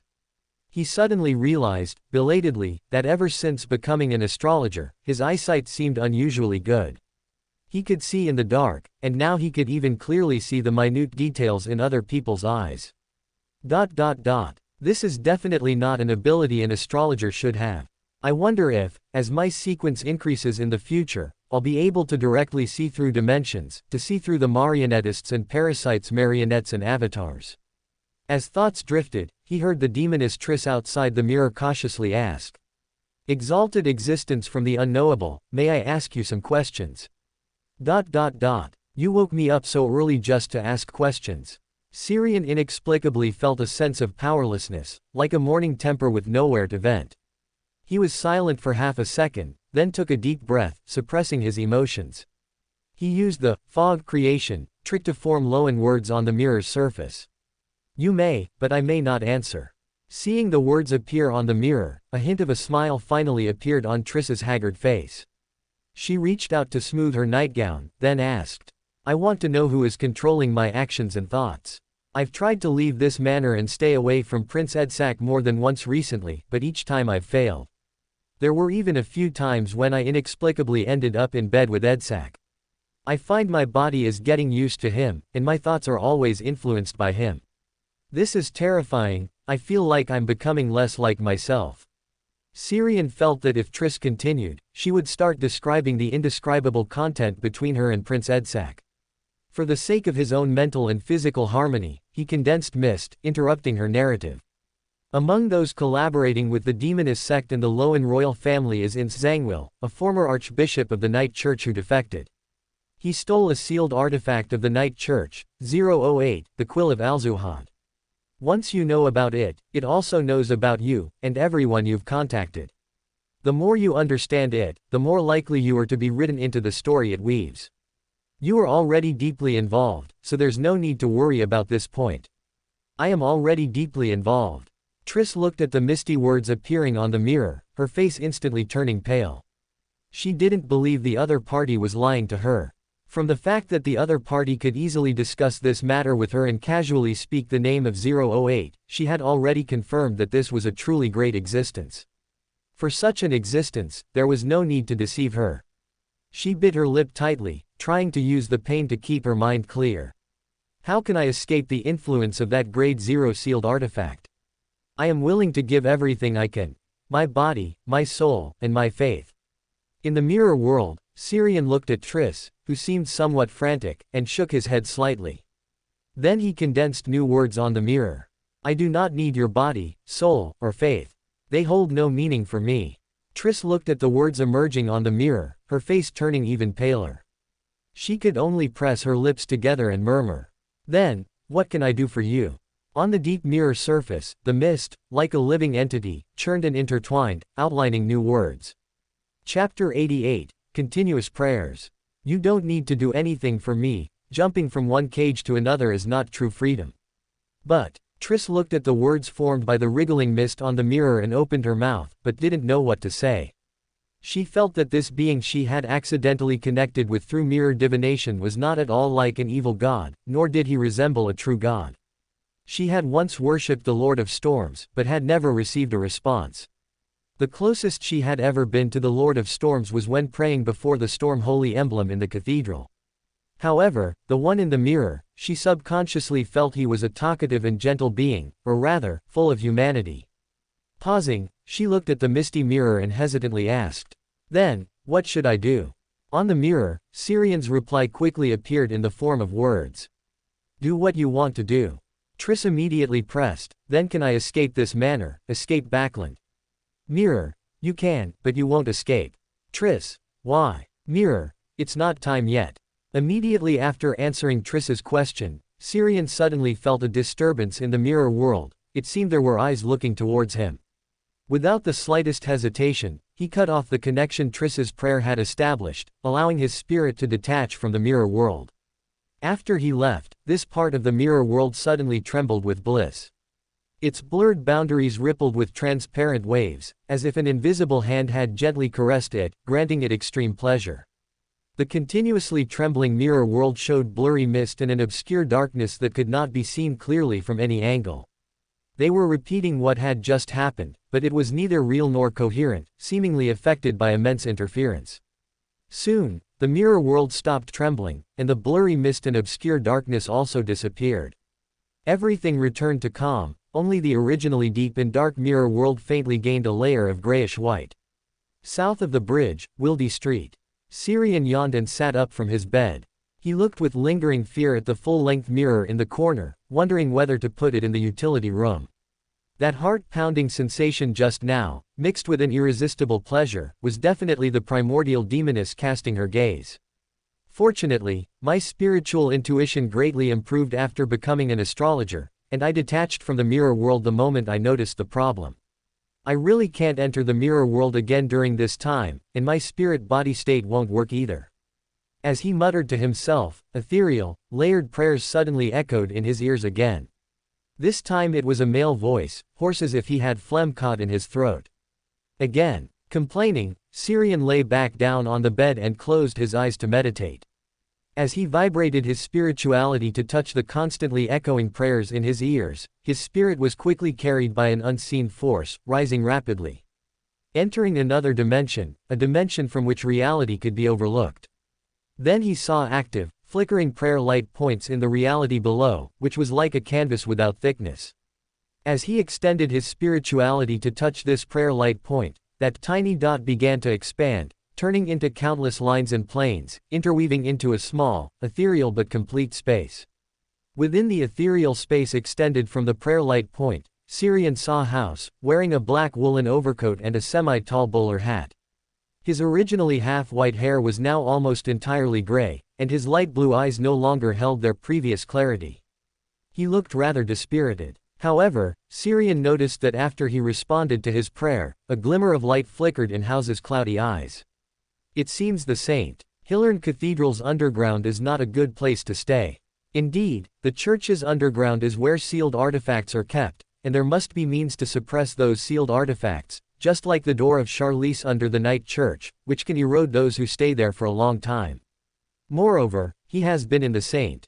Hilern Cathedral's underground for so long.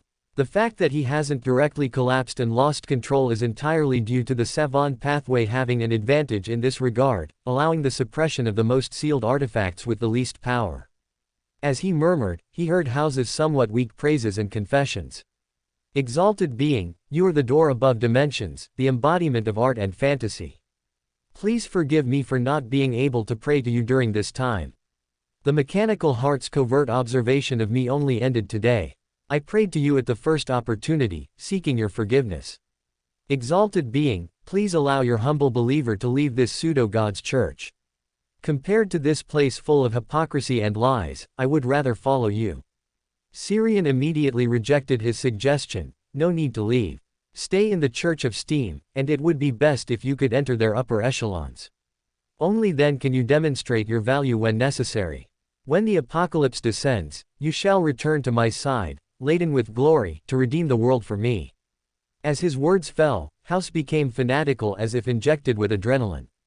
I shall obey your divine oracle and return to your divine kingdom laden with glory to meet you. It's good to have fanatics, no need to trick them. Muttering to himself, he decided to give this fanatic something to do, otherwise, he felt like he was just a backdrop. After a moment of thought, he raised his hand and lightly tapped the void in front of him. Vibrant, rich colors appeared out of thin air, flowing like water, finally condensing into a deck of tarot cards. It really works. Syrian's eyes lit up slightly. After learning that one of the honorific names of the high-dimensional overseer was creator of the world in painting, he had been wondering if he could do something similar, which is why he suddenly tried it, following his inspiration. Although the essence of this creation was merely fog and ice seal tricks, the ability to make the manifestation of these two powers change according to his thoughts itself carried the meaning of creation. He pushed the tarot cards towards House, who looked at him in confusion. Before he could ask, a tarot card flew out of the deck on its own, landing in House's hand. The front of this card depicted a devil with goat horns, a pair of bat-like webbed wings on its back, and a tail and cloven hooves below its body. The devil card among the 22 tarot cards. Seeing this, Syrian chuckled. There's a good opportunity to distinguish yourself. Perhaps you can advance further within the machinery hivemind. The serial murder case in Backland, the culprit is a demon dog raised by humans. The serial murders are a ritual requirement for a devil to advance to desire apostle. The interval between killings is between 3 and 9 days, with a minimum of 13 victims and a maximum of 49. The more people killed, the better the ritual effect. You can guide the people of the machinery hivemind to investigate in this direction. If successful, you will earn significant credit. House's slightly cloudy eyes brightened. This was indeed a good opportunity. He knew about the recent serial murders in Backland. The machinery hivemind had been working tirelessly on it, but without any real progress. He hadn't expected the culprit was not an ordinary person, or even a person at all. Pausing, he bowed his head and respectfully said towards Syrian's direction, I shall obey your divine oracle. Syrian nodded slightly. He wanted to say more, but sensing that his spirituality was already starting to deplete, he was forced to interrupt this communication. Before completely cutting off the connection, he once again used the fog and ice seal tricks, condensing lines of words on the ground in front of House. Pay attention to the devil's malicious perception. If a fatal danger is about to occur to him in a very short period, and someone has taken practical action, then he can sense and perceive it, and grasp where the danger comes from and who it comes from. In just a second or two, the words condensed on the floor and the devil card held in House's hand quietly shattered, turning into faint mist and dissipating completely. House reached out and grabbed at the mist, then withdrew his gaze somewhat dejectedly. He had thought he could keep this divinely bestowed item forever. Sighing melancholically, he squatted down to pack up the altar he had temporarily set up on the floor for prayer. After tidying the room, he straightened his clothes and then left. These past few days were supposed to be his vacation, but now, he planned to end it early. His mechanical heart squad happened to be in charge of this serial murder case, and this was a good opportunity. At that time, he would only need to provide some guidance and then make an appropriate display of himself. Once the serial murder case was solved, he would receive significant credit. Afterward, as long as he successfully advanced to Sequence 7, he would most likely directly become the captain of a newly formed mechanical heart squad. Chapter 89, Klein's Commission. Syrian, who had gotten out of bed again, stared blankly at the sunlight streaming through the window. He had just felt traces of the astrologer potion digesting in his body. I haven't performed any divinations, so is it because I guided Tris and House's thoughts and actions, causing some changes in their destinies.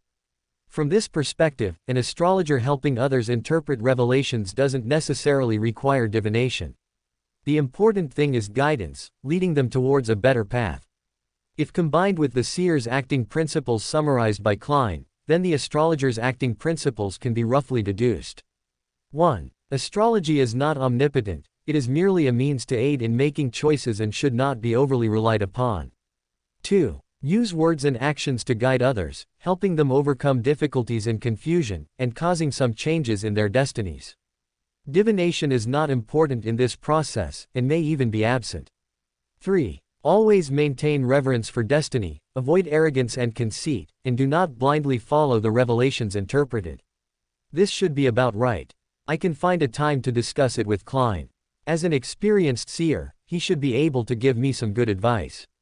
As he muttered, a thick gray fog suddenly appeared before his eyes. No, do you all get up this early? Sirian was a little speechless. This was probably the busiest morning he had experienced since his transmigration. The gray fog that appeared before him paid no mind to his thoughts. As it swirled, a crimson light emerged, quickly condensing into an image of a person praying on a sofa. Honorable Mr. Fool, please convey to Mr. Destiny that I have some matters to discuss with him. Let's meet tonight at the Bravehearts Bar on Iron Gate Street in the Backland Bridge area. Discuss what with him? I haven't accepted the mission to assassinate the Intis ambassador, have I? Although he was somewhat puzzled, Sirian did not show it. He maintained his lowered head and respectfully replied, I understand, Mr. Fool. Please inform your dependents that I will keep the appointment. As he replied, the surrounding gray fog quickly receded, revealing the sun-drenched bedroom once more. He walked quickly to the window, basking in the morning sun and the not-so-fresh air, and sighed leisurely. The weather is really nice today. Perfect for being a lazy bum. In the evening, after a simple dinner, he took a public carriage to the Bravehearts Bar on Iron Gate Street, where he had arranged to meet Klein. As soon as he entered the bar, he saw Klein sitting alone in a corner. He didn't go over immediately. Instead, he first went to the bar counter and ordered a malt beer. After looking around, he pretended not to find an empty seat and went to share a table with him. He narrowed his eyes at Klein and said meaningfully, The aura of gray fog on you is too conspicuous. Haven't you considered concealing it? Although Mr. Fool's mark can help you avoid a lot of trouble, it should also bring danger, right? Klein gave him a strange look, then shook his head, I can't see it. Nor do I know how to conceal it. Perhaps Mr. Fool has other intentions. Sirian casually replied, then moved past the topic and asked, What do you need me for? We clearly have a more convenient way to communicate. Klein said without concealment, I need to appear to be making an effort to seek help and protection, so as to lull any potential hidden observers. Also, I'm looking for you today to ask you to be my bodyguard for a while. You don't need to actually fight, it's just a cover. If you encounter danger, you can just run away. Your abilities should be very good at that. The person who broke into my house and tried to kill me earlier was an executioner from the Xiang party. Behind him is the Intis Republic's ambassador to the Loan Kingdom, Backland Jean Maiden. I'm worried there might be more powerful assassination attempts targeting me later. Sirian paused his drinking, then looked at him, his face full of disbelief. Me protect you? Does that mean I'm supposed to face a Sequence 5 marionettist? Even if he might not have a marionette by then, what's the difference from seeking death? He only needs one air bullet to send me off. After a moment of silence, he asked, Why don't you find a stronger bodyguard than me? Klein gave a wry smile. I sought help at the Beander gathering, and they told me to find a quiet place to wait for death. I also looked for a Beander who could manipulate zombies, but as soon as they heard who I had offended, they immediately refused my commission. Sirian, winking face. What about Miss Sharon, who is so powerful? I saw her yesterday, isn't she supposed to be short on money right now? After some hesitation, Sirian nodded and agreed to his request. All right, my payment will depend on the dangerous situations that arise later. Also, during this period, I need to retrieve that peacemaker. Also, if I find that the matter is beyond my capabilities, I will abandon the commission and leave immediately. Of course, I will avenge you afterward. Klein's mouth twitched slightly, ignoring the other party's last promise, and nodded. No problem, thank you. After a brief silence, he added, I have already prayed to Mr. Fool for help and received a response. After speaking, he took off the gun bag he was carrying and handed it to Syrian. This was something he had prepared before coming, and inside was the ornate handgun, the Peacemaker, which looked like a high-end decorative item. After a moment of hesitation, he still couldn't resist his curiosity and asked, Why do you call it the Peacemaker?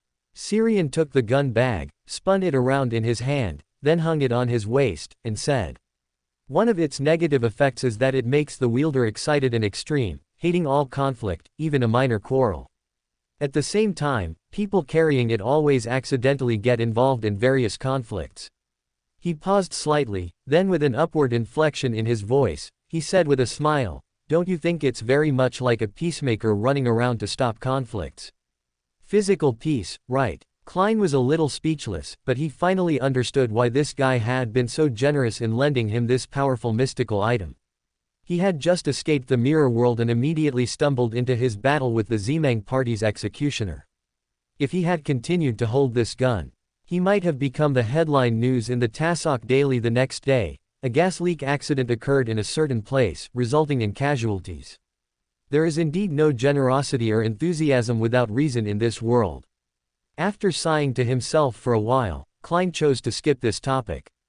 The bodyguard task shouldn't last too long.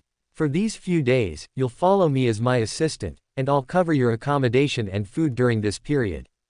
Also, regardless of whether a battle occurs in the end, I will pay you a reward. Syrian nodded gently, no problem. Compared to the reward, he was now more concerned about why Miss Sharon hadn't taken on the bodyguard task for Klein.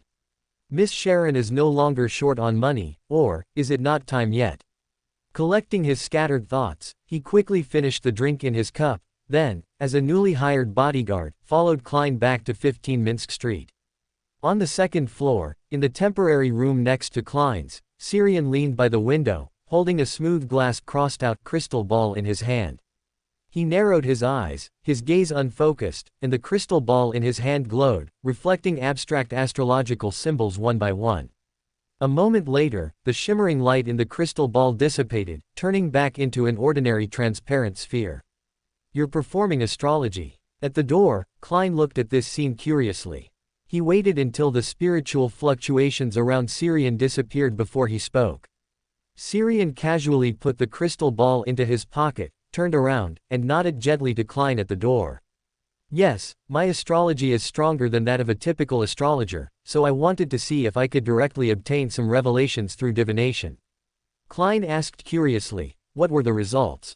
Syrian looked back at the quiet night outside the window and said in a deep voice, There are hidden observers, but there is no danger currently. As for more, that's not something a sequence 7 astrologer like me can discern. Klein nodded gently, then said as if unintentionally, After all, it's not the monster pathway, which focuses on destiny. Syrian tilted his head slightly. He heard the probing in Klein's words but didn't mind, following the other party's words. Destiny is not the same as divination. Beyonders of the monster pathway never rely on divination, nor do they need it. They can directly receive revelations from destiny, which is more like prophecy. They are the darlings of destiny. However, destiny itself is unpredictable, so even beyonders of the monster pathway can only obtain some vague and unprovoked revelations from destiny. Klein listened carefully, then asked again, You know a lot about the monster pathway. Syrian nodded gently. After all, it's the most special among the 22 Beander pathways. Isn't it normal to learn about it out of curiosity? Before Klein could ask further, he continued. Among the 22 Beander pathways, the monster pathway is the only one without adjacent pathways. It's like a silent observer, a lonely watchman. Chapter 90, Catching a Cheater. The next morning, Syrian was woken early by Klein's knocking. Under his urging, he quickly got ready and headed out. In a breakfast shop directly opposite Coim Company in Sherwood Borough, Syrian yawned, sipping the sweet iced tea Klein enthusiastically recommended, and looked across the street at the entrance of Coim Company. So, you dragged me out this early just to catch a cheater. Klein finished the pie in his hand without changing his expression, then wiped his mouth with a napkin, before slowly saying, This is a detective's business. Don't be brainwashed by those popular detective novels on the market. How many cases do real detectives actually have to solve? Have you ever heard this saying? In Backland, 8 out of 10 detectives spend their days looking for cats and catching cheaters. One is on the way to catch a cheater, and the other is lost in the smog. After a moment of speechless silence, Klein took a sip of sweet iced tea to cover his embarrassment. Not funny. Although it's just a bad joke, it reflects the current situation of detectives. Actually, I don't really like this kind of commission either, but Mrs. Mary paid £10 for it. Even if it's just for the sake of the gold pounds, I should try my best to complete this commission. As he spoke, Klein suddenly changed the subject, his gaze fixed on the spot behind Syrian.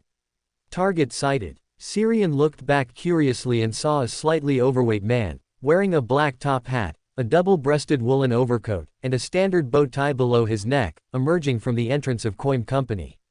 While he was observing this cheating husband, whose wife was currently collecting evidence, Klein had already gotten up and walked over. He pretended to be a careless passerby, accidentally bumped into the gentleman, silently slipped a button from his own clothes into the other man's pocket, and then returned to Syrian's side as if nothing had happened. After watching the target of their mission board a carriage, Klein raised his hand and lightly patted Syrian's shoulder, who seemed to be spacing out. Let's go, time to get to work. Using the button he'd placed in the target's pocket, Klein successfully used a divining rod to find the target's destination. A street-facing house in Hillsden district with a garden and a lawn. Marble statues stood at the main entrance, and there were 2 guards in black and white checkered uniforms. Klein wanted to go straight in, but Syrian reached out and stopped him. I don't think you'll be able to get in. This is clearly some high-end club. Klein stopped and turned to look at him.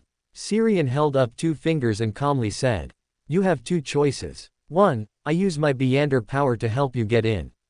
It's easy, but you'll only get the £10 fee. 2, report the situation here to your employer. To get substantial evidence, she'll most likely help you get into this club.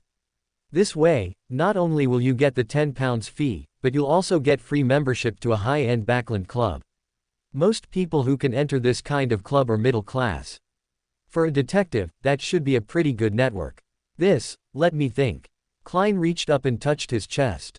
He was tempted by Syrian's suggestion, but it didn't fit his character to extort his employer for more money when there was a simpler way to complete the commission. After a moment of hesitation, he tilted his head and looked at Syrian, asking, "If it were you, what would you choose?" "Of course, the second option," Syrian answered without hesitation. "The purpose of work is to make money. If there's an opportunity, it's natural to make as much as possible. Of course, that's under circumstances where it won't cause too much trouble for others. That's basic moral conduct. But a lady who can pay you a £10 fee shouldn't be short on this amount of money." Klein nodded in agreement. "You're right." After a brief moment of indecision, he decided to first inform Mrs. Mary, who had commissioned him, about the situation here. As for whether she would help him enter the club to investigate or let him figure it out himself, it didn't matter. After Klein went ahead to inquire about the club's situation, the 2 returned to 15 Minsk Street. Syrian immediately went back to his room on the 2nd floor.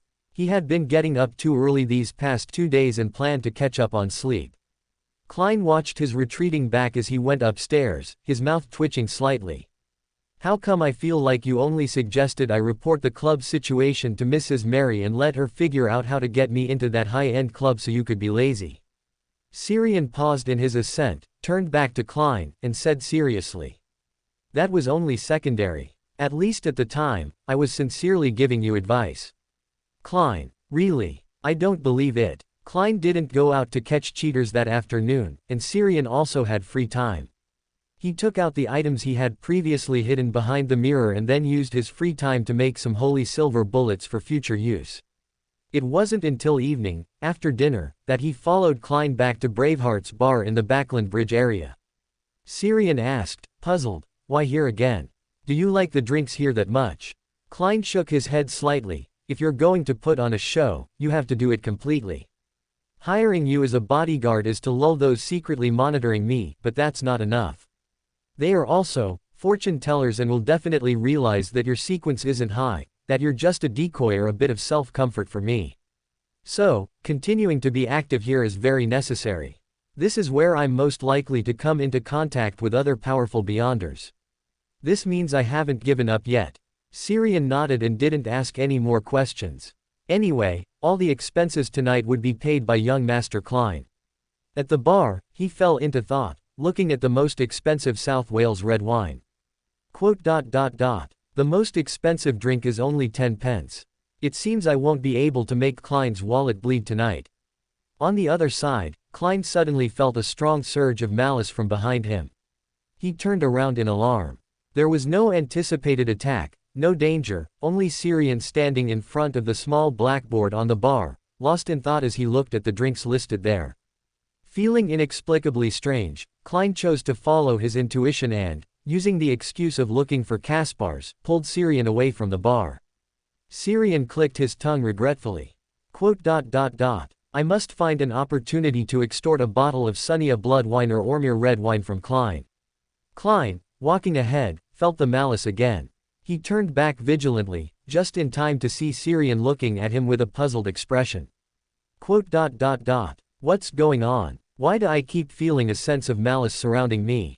Has Ambassador Backlund's people already prepared to make a move? The inexplicable sense of crisis made Klein unconsciously quicken his pace, just as he ran into Kaspar's coming out of the billiards room. The latter looked at him with some surprise. You've come at a good time, Marich is looking for you. Looking for me? Klein was a little surprised. Before he could ask, a pale-faced man of 28 or 29, with dark brown eyes hiding intense malice and an overall hint of madness, walked out of the billiards room. His gaze lingered briefly on Syrian. He frowned slightly, then looked at Klein beside him and asked, "Is your commission to find a bodyguard still valid?" Klein subconsciously glanced at Syrian. He felt Marich was very strong, but he couldn't afford to hire 2 bodyguards. "I have a friend who's short on money lately and is willing to accept this commission." After a slight pause, Marich looked at Syrian and added, "She's better than him. She's a sequence 5. Syrian. Not only is he stealing my bodyguard job, but he's also belittling me." Although he had strong opinions, Syrian didn't show it, because it was true. Not to mention Sharon, even Marich was stronger than him. Seeing Klein also look at him, he nodded lightly and said, "Don't worry about me. Anyway, I wasn't planning on making much money from you." Klein nodded lightly, but then immediately felt that something wasn't quite right. He suspected the other person was indirectly calling him poor. After a pause, he looked at Marich and asked, "How much compensation does your friend need?" Marich, 1,000 pounds, to protect you for 3 days. As long as you don't encounter a demigod and aren't instantly killed by a Beyonder with special abilities, she should be able to protect your safety. His friend sounds very confident, and she must be really short on money, but the problem now is that I don't have any money. Perhaps I can get some money from Miss Justice. She still owes me information about the secret order and the light supplicant potion formula. Klein pondered for a moment and said, "I need to consider it, and raising funds will also take time. This is not a small sum." Chapter 91, A Sudden Accident. The next day, Klein followed his employer, Mrs. Mary, to the club from yesterday, while Syrian took a separate carriage and followed behind. Upon arrival, Mrs. Mary introduced Klein to 2 members of the Crag Club, who would recommend him for membership. While the group was getting acquainted and chatting, Syrian had already quietly entered the club without disturbing anyone. Inside the club, he calmly went to the self-service bar, made himself a cup of coffee, then sat on a sofa in front of the floor-to-ceiling window, and raised a hand towards Klein, who was still chatting at the entrance. When the latter's gaze caught his eyes paused slightly, then he casually looked away as if nothing had happened. Is this what he meant by infiltrating? This is a bit too overt, isn't it? Does he think he's an assassin from "Nothing is true, everything is permitted"? However, the apprentice's ability is really convenient. I might get a sealed artifact from the apprentice pathway if I get the chance. Yesterday, Syrian and he discussed the astrologer's acting principles that he had summarized, and he also learned about Syrian's pathway and some of its characteristics. He guessed that apprentice and seer are likely similar pathways.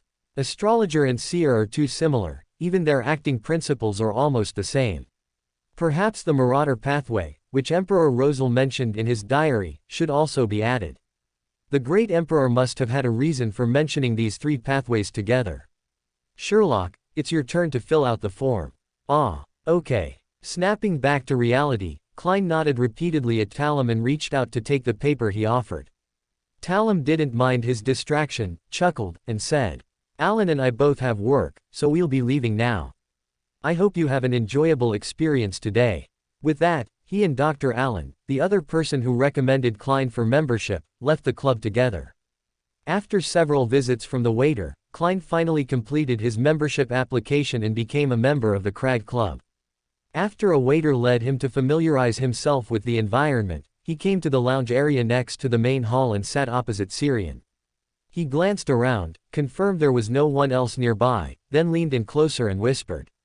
You were right. Mrs. Mary is really willing to help me join the Crag Club and cover the £50 membership fee and initial annual fee. She even gave me an extra commission.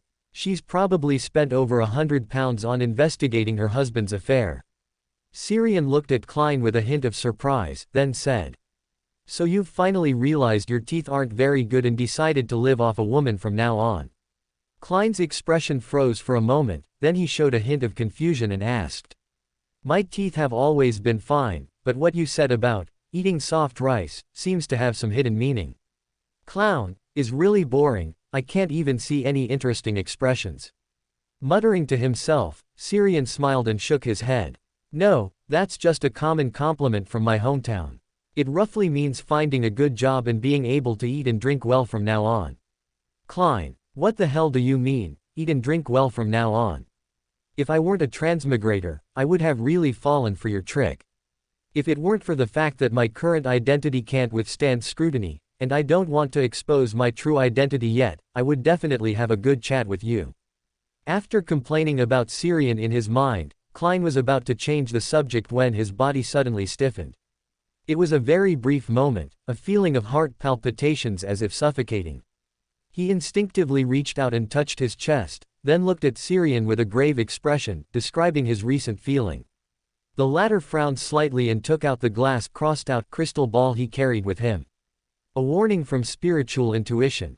Just now, a certain existence harbored clear killing intent towards you, and that opponent possesses power absolutely capable of killing you. As he spoke, the crystal ball in his hand flickered with starlight, becoming dazzling. Crack. After a sound of illusory shattering, the scattered starlight merged into the surrounding void, and everything returned to calm. I can interfere with divination and spiritual intuition. The higher the opponent's sequence, the less effective it is, but as long as they are below demigod, the effect is still quite ideal. Klein nodded, suddenly feeling that his previous whimsical idea of finding Syrian to be his bodyguard was a wise decision. He paused, then asked with some curiosity, what if we encounter a Beander at the demigod level? I don't know, I haven't been that unlucky yet. Syrian shook his head, put away the crystal ball in his hand, and then stood up. Let's leave here first. Although they might not act immediately against you, but... Before he could finish speaking, Syrian suddenly stopped, looking up at the ceiling with some hesitation. He wasn't sure if it was his imagination, but he felt as if the surrounding light had dimmed a little, and he felt a chill in his heart. Am I being targeted too? He thought with hesitation. The next second, a somewhat familiar squid tentacle extended from the void, reaching towards his side. Without the slightest hesitation, Syrian leapt with all his might, diving towards the floor-to-ceiling window next to him. His palm first touched the glass of the floor-to-ceiling window, a faint blue light flashed, and then he passed through the floor-to-ceiling window as easily as passing through a thin curtain of water, landing on the grass outside. Splat! Less than half a meter from where Syrian landed, the turf suddenly flew up, and thick, colorful squid tentacles emerged from beneath the grass, coiling in the air for a moment before striking towards Syrian. His previous action of interfering with divination and spiritual intuition had taken effect. The main body of these squid tentacles failed to predict Syrian's true landing spot. Although his original intention was not for himself, he had inadvertently helped himself in the present situation. That was close. As he exclaimed, he rubbed his fingers, and the moisture in the surrounding air quickly condensed, creating a thick layer of fog. Splat! Splat! Within the fog, there were constant thumping sounds of hitting the ground, and every now and then, a few clumps of mud mixed with grass splattered onto the glass of the floor-to-ceiling window. Klein watched this scene with some confusion. Did they get the wrong person, or did they want to deal with the bodyguard I hired first? As he pondered, his spiritual intuition suddenly stirred. He instinctively looked back and saw Syrian coming out of the self-service restaurant. Before he could speak, Syrian quickly approached and said first, "My trouble has come knocking. I might not be able to solve it for a while. You probably need to find another bodyguard. If I can resolve it before your crisis erupts, I'll come find you." With that, without waiting for Klein's response, he quickly turned around, ran back to the self-service restaurant's door, and swiftly closed and opened the door, directly leaving the Crag Club. The next second, Klein saw a layer of moving shadow rush in from outside the floor-to-ceiling window, dive into the self-service restaurant, move around for a bit, and then quickly depart. Only Klein was left standing in front of the lounge's floor-to-ceiling window, blinking a few times in confusion. "I just exclaimed that hiring you as a bodyguard was a wise choice, and less than a minute later, you're being chased away." He felt a strong sense of malice directed at his savings. He had already made his choice, and now he had to reconsider Marich's friend, who was asking for £1,000. "In the end, I still have to ask Miss Justice for some money." After sighing, Klein left the club immediately. He had to quickly find Miss Justice to gather money and then hire Marich's friend as a bodyguard. On the other side, Syrian, who had left the Crag Club, continuously opened doors to change his position, while also interfering with divination and spiritual intuition. But whether it was his extreme bad luck, or the spiritual world creature chasing him had even stronger tracking abilities or mystical items, he could never shake off the shadow moving behind him. Once again, he shifted his position, and in less than 2 seconds, Syrian saw the wriggling shadow spreading and pouncing from around the corner. "Damn it, is this guy a sticky plaster?" He couldn't help but curse, then he pulled the trigger without hesitation. Bang, bang, bang. Bullets trailing silver flames plunged into the shadow, exploding into sharp silver dawns that evaporated the surrounding shadow. The wriggling shadow paused for a moment, then continued to pounce on him with undiminished momentum. Syrian's face darkened. It was clearly in a shadow state, yet the holy silver bullets with their demon-breaking and purification effects didn't produce the expected result. Clearly, the spiritual world creature that came to retrieve the peacemaker this time had made ample preparations. Thinking of this, he crossed his hands over his chest, his pupils suddenly contracted, and then he violently erupted with a white light dozens of times more dazzling than an old model camera. Chapter 92, Bad Luck. The sudden, dazzling white light illuminated the wriggling shadows in the room, causing them to shrink back repeatedly, eventually transforming into a spiritual world creature with a rat's head and a lower body covered in colorful octopus tentacles. The blinding white light temporarily blinded it, and the tentacles beneath its body thrashed about, slapping against the surrounding floor and walls, making loud smacking sounds. But by then, Syrian had seized the opportunity to complete an escape trick and door away from the house. Across the street, inside a 3-story detached house, Syrian's face was stiff as he watched 3 groups of people in the hall, opposing each other but simultaneously turning to look at him warily. He seemed to have accidentally stumbled into a potential battlefield on the verge of conflict. Feeling the gazes full of scrutiny, malice, and pressure falling upon him, he abandoned the idea of apologizing and then turning to door away. He suspected that if he merely turned around or showed any weakness, he would be torn apart by various Beyonder abilities in the next second. He even suspected if he was cursed with bad luck today, leading to this continuous string of misfortunes. Less than a day after retrieving the peacemaker from Klein, that spiritual world creature had found him. He had barely managed to temporarily escape, only to be drawn into another impending conflict due to the negative effects of the peacemaker. As he pondered how to leave unnoticed, a majestic ancient Hermes voice suddenly echoed in the hall. "No sneak attacks allowed here. No damaging the room here. No leaving here. No dooring here." With 4 consecutive pronouncements, Syrian felt a strong sense of malice, especially the last one, which was clearly added specifically because of his sudden appearance. He wasn't the only one affected. As soon as the first pronouncement was made, transparent soul bodies were forced to materialize from various parts of the room, the floor, a vase, the crystal chandelier. And the curtains. They were all manipulated spirits, hidden in various corners of the room, waiting for the critical moment to launch a sneak attack. At the same time, beside the middle-aged man who was making the solemn pronouncements on the staircase, a thin, gloomy young man involuntarily retreated 2 steps. Clearly, he had also been preparing a sneak attack, and his target was the judge making the solemn pronouncement. The moment he retreated, his companion beside him had already fixed their gaze on him, their face dark. "You are a faceless." As she spoke, silver-white lightning streaked through the azure eyes of the flat-figured woman with a pleasant voice. "Spiritual pierce." The next second, the gloomy young man, whose sneak attack had failed before it even began, rapidly thinned and became brittle, finally turning into a crudely cut paper figure that exploded with a pop. On the other side of the hall, near the dining room, the same thing was happening, but this faceless was not so fortunate.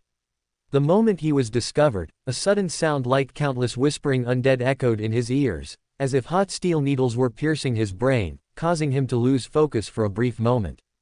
In that moment of distraction, a great sword forged from pure silver-white dawn light slashed across his neck. Thud. His head, with eyes frozen in expressions of shock and unwillingness, fell to the floor.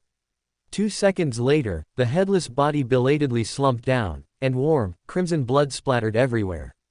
Syrian's eyelids twitched as he watched. In less than 10 seconds, he had witnessed the actions of a judge, 2 faceless, a dawn paladin, and a spirit guide. As for the remaining individuals, even if they weren't sequence 6, they were definitely sequence 7 or sequence 8 with excellent skills. Damn it. How unlucky does a person have to be to accidentally stumble into such a chaotic 3-way battlefield? Newbie accidentally entered a high-level battlefield. What to do? It's urgent. As thoughts flickered, Syrian subtly retreated 2 steps and reached for the doorknob behind him. But no matter how he tried, he couldn't use his door ability. He couldn't even open the door normally without Beander abilities. Seeing that he couldn't leave on his own, Syrian decisively called out Adam's name in his mind. But surprisingly, Adam, who used to respond instantly, remained silent this time, as if he had suddenly lost contact. As his mood grew increasingly anxious, his peripheral vision suddenly alerted him to someone approaching. He immediately turned his head and saw the person flick their wrist, sending several thin paper sheets transforming into sharp flying knives streaking towards him. Whoosh, whoosh. Syrian immediately dove forward, rolling a distance away. Thud, thud, hem. The wooden floor was pierced by the paper flying knives, accompanied by a man's muffled grunt. The man who had just thrown the paper flying knives had several fresh red cuts on his wrist. The flying knives he threw pierced the floor, which violated the judge's pronouncement against destruction, thus incurring punishment from the rules. Taking advantage of the brief opening caused by the other party's injury, Syrian reached into the air in front of him and pulled out a lightless black curtain, then casually threw it at the person who had just attacked him. Before the black curtain even got close, crimson flames instantly ignited on the person's body. In the blink of an eye, his body dissolved within the flames. At the same time, a paper flying knife embedded in the floor at Syrian's feet spontaneously combusted. The fire light swelled, leaping over 2 meters high, and a figure in a tailcoat and a semi-tall top hat emerged from the flames. Flame jump. Syrian calmly watched the man who had appeared before him using the flame jump ability, and kindly reminded him. Your fire is burning the floor. What? The man in the tailcoat, who had just emerged from the flames, was stunned for a moment and quickly looked down. Bang! A gunshot instantly rang out. The tail-coated man, alerted by his intuition, reacted a beat late, immediately arching his body backward into an unnatural curve. The bullet grazed his head, taking away a good portion of his ear. Hiss! Bang! Bang! The gunshots continued, this time not from Syrian, but from the tail-coated man's companion. Syrian, with his strong spiritual intuition, sensed the danger in advance, bent down, rolled forward once, and at the same time pushed the tail-coated man out as a human shield. The expected sound of a bullet piercing flesh did not occur. The tail-coated man had used paper figurine substitution before being hit by the bullet. However, because of the concern for him, his companion's bullet went slightly astray, and Syrian successfully dodged it. Snap! After dodging the bullet, Syrian raised his hand and snapped his fingers. Water vapor in the air rapidly condensed into a dense mist, accompanied by wailing gusts of wind that swept through the entire hall. Then he rolled forward and hid behind the sofa in the center of the hall. A glittering crystal ball formed in his hand, then quietly shattered, turning into starlight fragments that dissipated into the swirling mist. He then pulled a silver bullet from his pocket and tossed it lightly. After spinning a few times, the bullet landed vertically and steadily on the floor. After a slight moment of surprise, Syrian placed his hands on the floor, and a quiet blue glow emanated from his palms. The next second, an illusory, insubstantial, blurred door, embedded in the wooden floor, showing traces of thick stone blocks beneath, appeared. The moment the illusory door appeared, Syrian's body dropped straight down. After a brief sensation of weightlessness, he twisted his body and landed steadily on the bluestone paved ground. This was a 20-square-meter basement, with a few oil lamps on the walls, their dim yellow flames barely illuminating the surroundings. The surrounding floor, walls, and ceiling were covered with stone slabs inscribed with magical symbols and sigils, transforming this place into a secret room mystically cut off from the outside world. He curiously surveyed his surroundings, his eyes full of surprise. If he hadn't performed a divination just now, who would have thought there would be such a hidden basement here? And his door ability, stronger than that of an average astrologer, happened to be able to break through the barrier from the outside and force his way in. As he was looking around, a somewhat tired but unceremonious voice suddenly rang out. "Whose side are you on?" Syrian turned back warily, simultaneously tightening his grip on the peacemaker. His spiritual intuition had not detected anyone here before. Then he saw a thin old man in a military green overcoat standing behind him, chewing on something. Seeing him turn around, the old man said unceremoniously, "I don't care who among you wins, my conditions won't." The old man's words suddenly caught in his throat. He stared blankly at Syrian, as if he had seen something terrifying, and constantly retreated, almost losing his balance and falling to the ground. "Syrian, am I really that intimidating? You know, back at Backland University, more than one female classmate implicitly expressed feelings for me. Although most of them were after my decent family background." Amidst his thoughts, he saw the dim yellow flames around him suddenly become vibrant and intense, and the shadows in the corners grew darker. He was detaching from reality. Before he could react, 7 pure lights containing infinite knowledge suddenly descended from above his head, from an extremely high distance. 7 lights of the spirit world. Syrian recognized them, but precisely because he recognized them, he became even more confused. Chapter 93, The Prophecy of Huang Guang, Weenitan. After Syrian recognized the 7 lights of the spirit world, a clear light covering the surroundings suddenly converged, transforming into a thin old man in a lemon-yellow robe with a long white beard. The old man smiled kindly and nodded gently to Syrian, saying, "According to the time and etiquette in reality, I should say good morning, Your Highness, whom I have never seen and who has never existed. I am Huang Guang, Weenitan, of rationality and adaptability, and also the symbol of the astrology domain. Our spiritual intuition tells us that it is most suitable for me to speak with you next." Syrian frowned, then asked, "What do you, the 7 lights of the spirit world, wish to discuss with me?" Huang Guang, Weenitan smiled and shook his head. "It's not what we wish to discuss with you, but what you wish to discuss with us. ...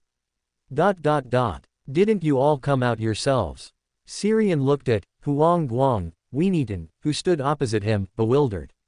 After a moment of silence, he asked directly, "The reason for your appearance before me?" Huang Guang, Weenitan answered without hesitation, "Because one of our companions, the old man you just saw, Tulinivan Hermes. He is the incarnation of Orange Light, Hilarion. To spread knowledge and promote technological progress in this world, he appeared in this world in human form. As Tulinivan Hermes, his mission is not yet complete. It is not yet time for him to return to the spirit world." Syrian nodded understandingly. "I get it. You're afraid I'll kill or influence Hilarion, the Orange Light, who incarnated as a human, so all 7 of you, oh no, now 6, have come out together." Restraining the urge to curl his lips, he asked curiously, "Why would Tulinivan Hermes appear here?" Weenitan raised his head slightly, seemingly looking at the hall where the battle was taking place. Because of the talent he has displayed, intelligence personnel from Loan, Intis, Phosik, Phenobot, and even the Central Kingdoms are vying for him. A scientist who can truly drive technological progress is a strategically significant existence for national-level forces. Sirian crossed his arms and asked thoughtfully, "But you don't intend to let Tuliniv and Hermes be controlled by any country, do you?" Because he remembered that Tuliniv and Hermes eventually appeared on the Rorstad archipelago and met Klein, disguised as German Sparrow. Huang Guang, Weenitan smiled slightly, "Yes, Your Highness. Blockaded technology cannot bring true progress." Sirian nodded, then moved past the topic. "You are the symbol of the astrology domain, and should be the most skilled at prophecy among the seven lights.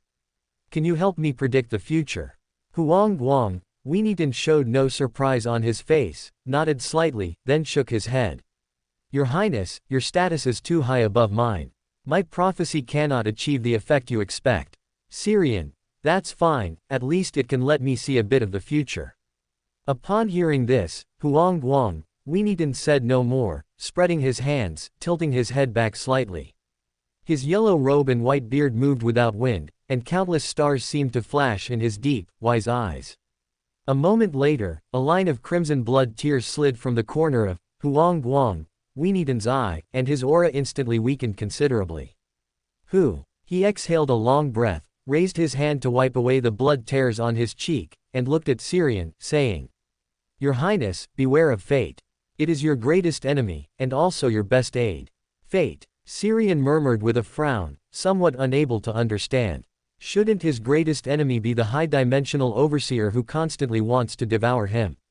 Moreover, does fate here refer to fate itself, or the wheel of fortune, or the key of light, or perhaps the circle of inevitability or the fate weaver in the cosmos? As thoughts flickered, he looked at Huang Guang, Weenitan again, who shook his head slightly at him. "Your Highness, I can only see this much. As for how to interpret it, I think you should be clearer than I am." Finally, he added, "Even at the level above sequence, fate remains mystical." Huang Guang, Weenitan's words made Sirian abandon the idea of pressing further. After a brief silence, he changed the question. "I can understand, never seen, from what you said earlier, but what does never existed mean?" Upon hearing this, Huang Guang, Weenitan's expression suddenly became serious. He looked at Sirian and said solemnly, "The spirit world itself is woven from various pieces of information, some from the past, some from the present, and some foreshadowing certain futures.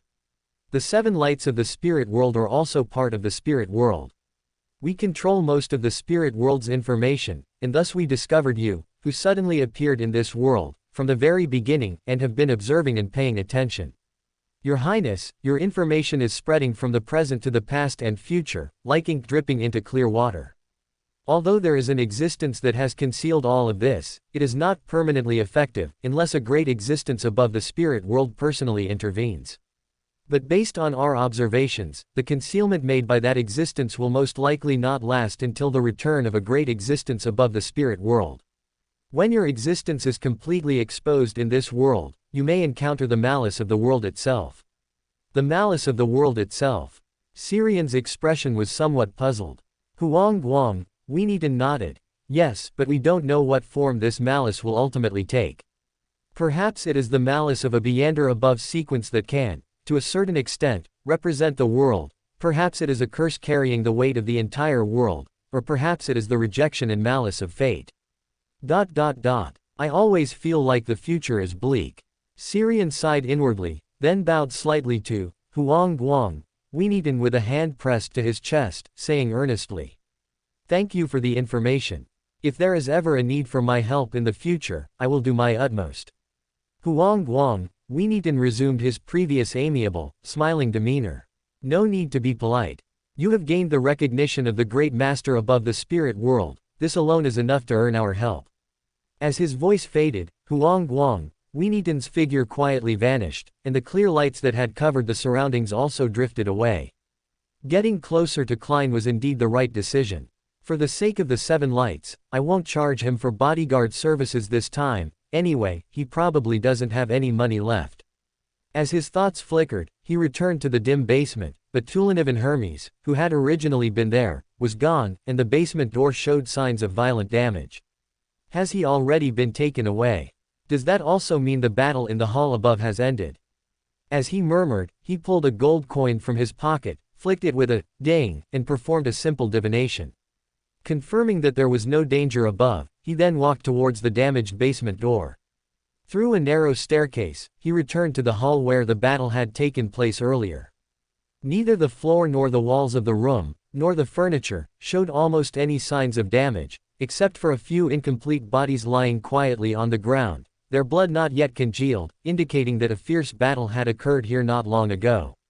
Tisk. With a slight sigh, Syrian clicked his tongue and flicked the gold coin in his hand again. He glanced at the divination result, confirmed that the scene had been handled by the final victor, with no danger and no information to be gained. He raised his hand and conjured a shimmering, illusory crystal ball.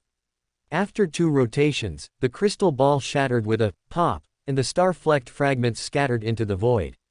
After completing the anti-divination and anti-tracking interference, he stepped closer to the incomplete bodies lying on the ground. The victor of this battle had left in a hurry, which gave him an opportunity to pick up some overlooked items. After a round, he found 2 empty pistols, 13 pounds and 5 soldi in cash, a string of seemingly valuable necklaces, and a black and white mask and a ring. The latter 2 were mystical items, seemingly formed from the Beander characteristics extracted from the bodies. There are no bodies of those sequence 6s on site, and even the number of sequence 7 bodies is very small. Does that spirit guide have a peculiar habit of collecting corpses? Perhaps for a Beander of the death pathway, this might not be a peculiarity. He paused in his words, then suddenly looked out the window. He heard approaching footsteps outside and felt a warning from his spiritual intuition. No wonder they ran so fast.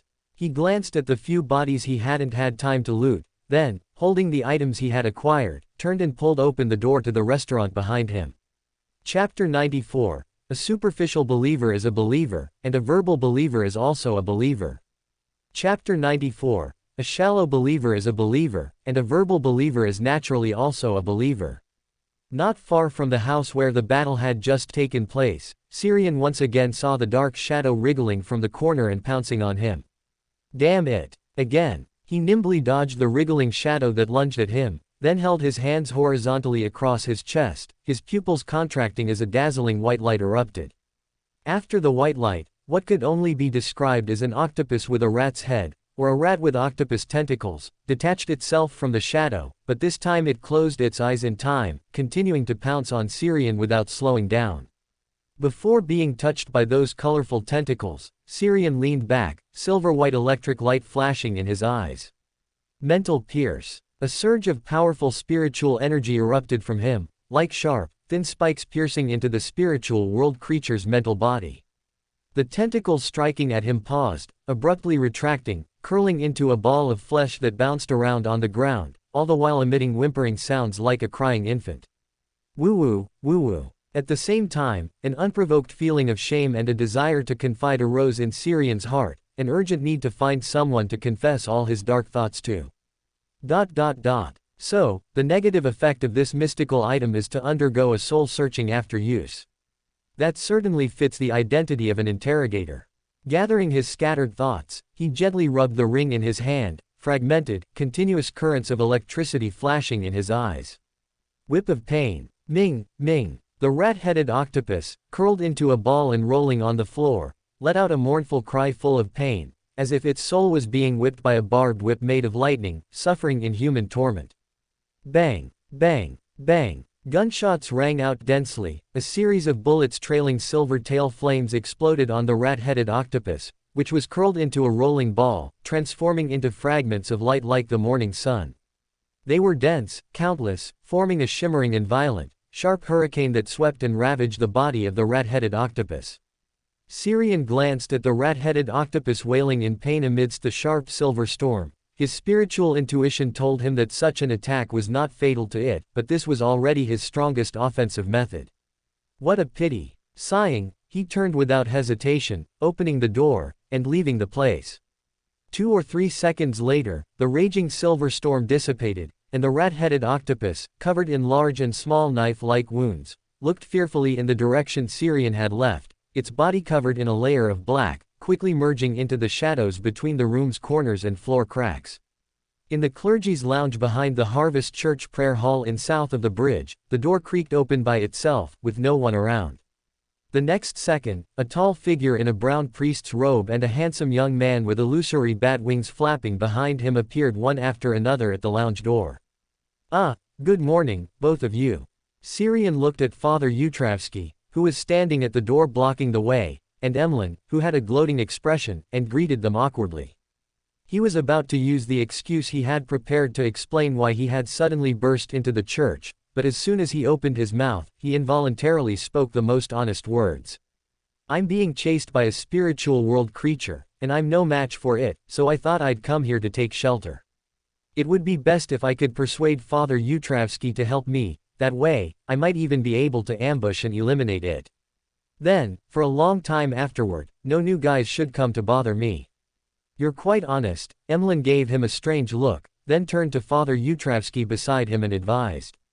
"Father, I think this guy has ill intentions, there must be another conspiracy. And he keeps barging into the church for no reason, completely disregarding your authority and the glory of the Earth Mother. Shouldn't you educate, oh no, enlighten him? He should also be made to stay and volunteer, to atone for ignoring the Earth Mother's glory." Earth Mother. Syrian looked at Emlyn with surprise. Although he knew that the Earth Mother was Lilith, the ancestor of the Sanguine, and that Emlyn would eventually sincerely believe in the Earth Mother, it had only been a few weeks. He had surrendered a bit too quickly, hadn't he? Emlyn's expression visibly stiffened, then he glared at him through gritted teeth. I clearly said, Earth Mother, Earth Mother. You misheard, don't question my faith in the moon." Syrian shrugged, ignoring his reaction, and turned to Father Yutravsky, who had remained silent, bowing slightly and sincerely saying, "I apologize, Father. I am willing to pay for my rashness. Perhaps I can help you with evangelism. Although the three major Orthodox churches of the Loan Kingdom restrict your missionary activities, I can arrange for people to voluntarily come to Harvest Church to listen to the Earth Mother's teachings." His words touched some unpleasant memories for Emlyn, and the noble Sanguine immediately bristled. "You despicable and shameless fellow. Your vile and shameless methods are not evangelism at all, you are provoking, desecrating faith." Father Yutravsky also added, "Faith needs to come from the heart." Syrian nodded gently. "Of course, I only intend to introduce some people in need here, so you can preach the Earth Mother's teachings to them while they seek help. As for whether they are willing to change their original beliefs, that is not important. What is important is to increase the visibility of Harvest Church among the people of Backland, just as good products also need to be advertised in newspapers. When enough people know about this place, some will naturally want to learn more, they are potential believers." After speaking, Syrian pursed his somewhat dry lips. He actually didn't want to say so much, but now, as soon as he opened his mouth, he couldn't help but want to say more and in greater detail, wanting to reveal all his innermost thoughts. This negative effect is the bane of swindlers and not very friendly to trickmasters and magicians who are good at acting and fooling others. While he was secretly complaining about the ring's negative effects, Father Yutravsky replied, "You can stay here until the crisis passes. As for your promise just now, there's no need to deliberately fulfill it. That would make the God of Steam and Machinery Church consider you someone who has abandoned their faith." Emlyn, who was beside him, pouted and said disdainfully, "This guy probably hasn't been to the Steam Church as often as he's been to Harvest Church. What devout faith could he possibly have?" Syrian was awkwardly silent for a moment. It seemed, he really hadn't been to the God of Steam and Machinery's church since he transmigrated. Opening parenthesis dash closing parenthesis. A shallow believer is a believer, and a verbal believer is naturally also a believer. At night, the crimson moon above the clouds was faintly visible, casting a mysterious veil over the city below. At 15 Minsk Street, Klein was leaning on the sofa, distractedly flipping through today's Tassoc Daily. He was agonizing over whether to go above the gray fog to contact Syrian, who had suddenly left in the morning, to check on his condition. After all, he was a member of the Tarot Club, and also an old acquaintance he hadn't yet acknowledged. He felt he should show some concern for the other party. Especially since the spiritual world creature that appeared in the morning was clearly not weak, and an astrologer had no direct combat power. Plus, there was the negative effect of the peacemaker, which might make the battle even more severe. Klein didn't know that he had already guessed the truth. He was pondering how to avoid the gaze of Miss Bodyguard, who resembled a female ghost, to enter above the gray fog and confirm Syrian's current state. A knock on the door suddenly sounded. Klein was a little surprised, but he still put down the newspaper, walked to the door, and reached out to grasp the doorknob. The next second, the clown's intuitive premonition formed an image in his mind. A somewhat stout sergeant, wearing a black and white checkered uniform with 3 V-shaped chevrons on his shoulders, was standing outside the door. His expression was serious and somewhat urgent, as if there was something important. Klein recognized him. He had reported a case earlier regarding the Xiang party's executioner, more so, and this sergeant was the one who had interrogated him at the time. Since it was someone he knew, Klein twisted the doorknob without hesitation and opened the door. The sergeant in the black and white checkered uniform looked at Klein and said with a serious expression, "I'm here to inform you to be careful tonight and tomorrow, and watch out for strangers." Okay. Klein was about to nod when his head suddenly went numb, his vision blurred, and everything around him seemed to be covered by a thick layer of frosted glass. At the same time, his body became sluggish, and his thoughts were like old, rusted machinery, taking a long time to process a single idea. Chapter 95 My name is Rosago, remember this name. Chapter 95 My name is Rosago, remember it. Klein's sluggish thoughts took several beats to register that he was under attack, and the attacker possessed abilities similar to sealed artifact 2049 of the Night Church. He had managed to break free of the influence back then because of his teammates and captain's reminders, but now, he was alone. No, there's also Miss Bodyguard. Thoughts flickered through his mind with extreme sluggishness, then he saw a transparent figure emerge behind the sheriff opposite him, blowing cold air on the back of the fake sheriff's neck. Snap! The fake sheriff raised his hand and snapped his fingers, and crimson flames immediately flared up, burning the transparent spirit body behind him to ashes. As he spoke, Miss Bodyguard, dressed in a black court gown, wearing a small soft hat, and with a face as pale as a female ghost's, appeared in his eyes. Wraith possession. The next second, the possessed fake sheriff's body rapidly thinned and became brittle, transforming into a finely cut, pale yellow paper figure. A Sequence 5 level, paper figure substitute. Paper figures do not belong to life, nor do they have reflective surfaces, so Sharon's, revenant possession, was forced to interrupt, and her figure appeared in the air, quickly solidifying. Forced out of her hidden form, Sharon's movements became as sluggish as Klein's, and combined with her pale face, she looked even more like an exquisite doll. At the same time, a man with black hair, blue eyes, and a rather handsome face with faint traces of stubble appeared at the doorway. He looked at Klein and Sharon, both whose bodies and minds were in a state of sluggishness in the living room, with a playful expression, his chin slightly raised, as if declaring a victor's speech. "I didn't expect you to hire such a powerful bodyguard. She almost caused me trouble, and might even have brought me the threat of death. But unfortunately, I am a seer, one of the Beander pathways least worried about being ambushed. And I am already Sequence 5, possessing one of the most effective abilities against those below high sequence. The bodyguard you hired is very good, but soon, she will be mine. A Sequence 5 Wraith makes an excellent marionette. Oh, by the way, my name is Rosago, remember this name." Bang! His response was a loud gunshot, and a splash of crimson blooming on the side of his neck. Almost simultaneously, his body lost its thickness, once again turning into a pale yellow paper figure. Then his figure appeared in the room and quickly wiped the injured area on his neck, transferring the wound to his palm. The original fatal injury immediately became a minor, not so serious one. Under the gas street lamp diagonally opposite 15 Minsk Street, Syrian leaned against the gas lamp post, blew away the non-existent gunpowder smoke from the peacemaker's muzzle, looked towards Klein's living room, and shook his head with a regretful expression. A mid-sequence seer is indeed not that easy to kill, even if they are so fragile that a single touch would severely injure them. As he sighed, in the living room, because of the interruption from the bullet, Rosago's manipulation of the spirit body threads was forced to cease, and Klein and Sharon simultaneously regained control of their bodies. Klein immediately lunged forward. he remembered that 249's ability to manipulate others' bodies had a distance limit. Rosago, as a true Biander, might be stronger in this regard, but there must also be a distance limit. As long as he broke free from that distance, he would have a chance to counterattack. As he lunged forward, Sharon, freed from control, instantly vanished from her spot. The next second, her figure appeared in front of Rosago, her crimson lips wide open, as if she could swallow an entire apple in one bite. Ah! A shrill, piercing shriek immediately erupted, tearing eardrums and piercing directly into the spirit body. Revenant's scream. Crash! The cups in the living room, the glass shades of the crystal chandelier, and the glass on the bay window all developed cracks, as if they would shatter into pieces the next second. Klein felt warm liquid seemingly flowing from both his ears, and at the same time, his head was heavy and drowsy, unable to muster any spirit, even forgetting what he was originally going to do. In the center of the living room, Rosago, who had faced the wraith's scream at close range, was even worse off.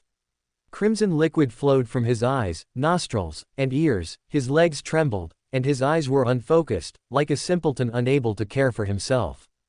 The spirit-piercing sound lasted less than a second, and Sharon's figure rapidly became transparent, disappearing into the air.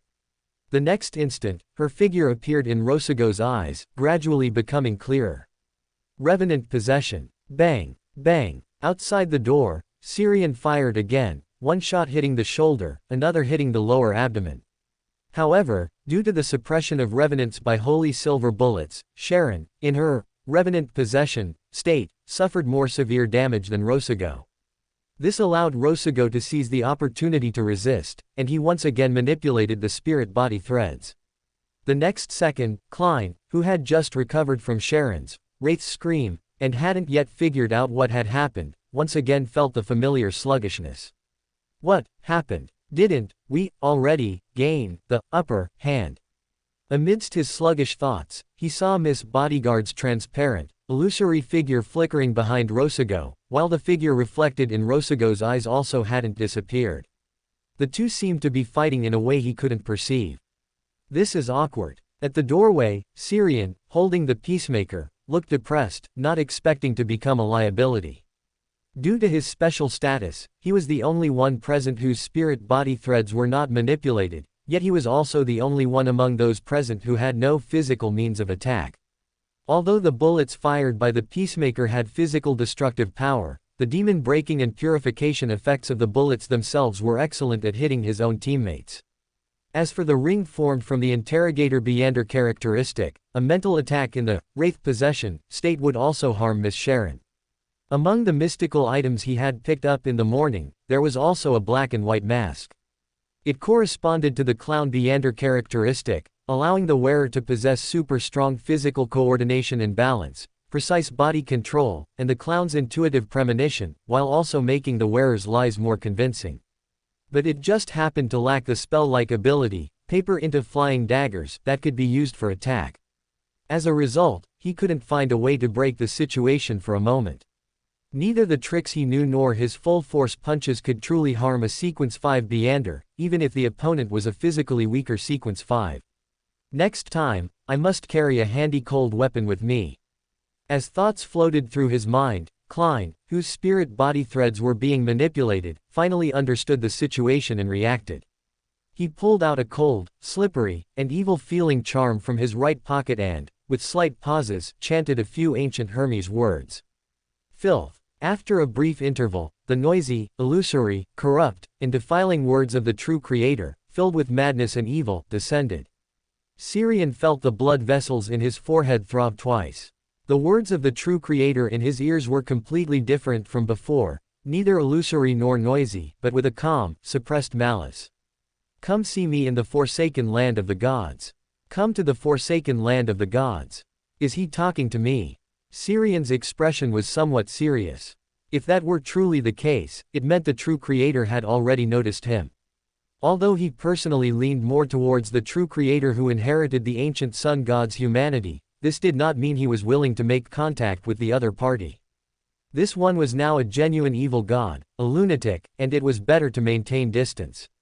While Syrian was lost in thought due to the true Creator's words, Klein endured the pain from the words in his ears, took 2 steps forward, and drew the revolver from his gun holster. Bang, bang, bang, bang. A volley of gunshots rang out, only stopping after the magazine was emptied. Klein looked at Rosago, who had lost his head and skin, with flesh exposed, leaving only a human shape on the floor, and let out a long breath. Finally, it's over. Before he could finish his lament, a blood-red, tentacled, wriggling ball of flesh dropped from the void. Bang, bang, bang. A dense volley of gunshots rang out again, this time it was Syrian firing. In less than half a second, all the bullets in the Peacemaker's magazine were unleashed. Bullets trailing silver flames plunged into the bloody ball of flesh, then erupted with a bang. Innumerable, dense fragments of silver light spewed from the bullet impact points, forming a flickering, violent, sharp hurricane that mercilessly sliced through every inch of flesh on the wriggling meatball. In 2 or 3 seconds, the bloody, wriggling ball of flesh turned into a pile of crimson, finely minced meat, still wriggling, not truly dead yet. Syrian frowned, reloaded his bullets, and then fired again. Bang, bang, bang. Holy silver bullets sank into the piled-up minced meat, blossoming into several silver-white specks of light, but still failed to truly kill these pieces of meat, like pebbles thrown into a lake, at most only creating a small ripple. He paused, then turned his head to look at Klein. Do you have any ideas? Chapter 96 Ending in Script. Chapter 96, End in Script. After a moment of thought, Klein took a slumber charm from his pocket, infused it with spirituality, and threw it out. Crimson. In the living room, the gas wall lamp's light suddenly dimmed, and the faint, peaceful chanting of a choir echoed around.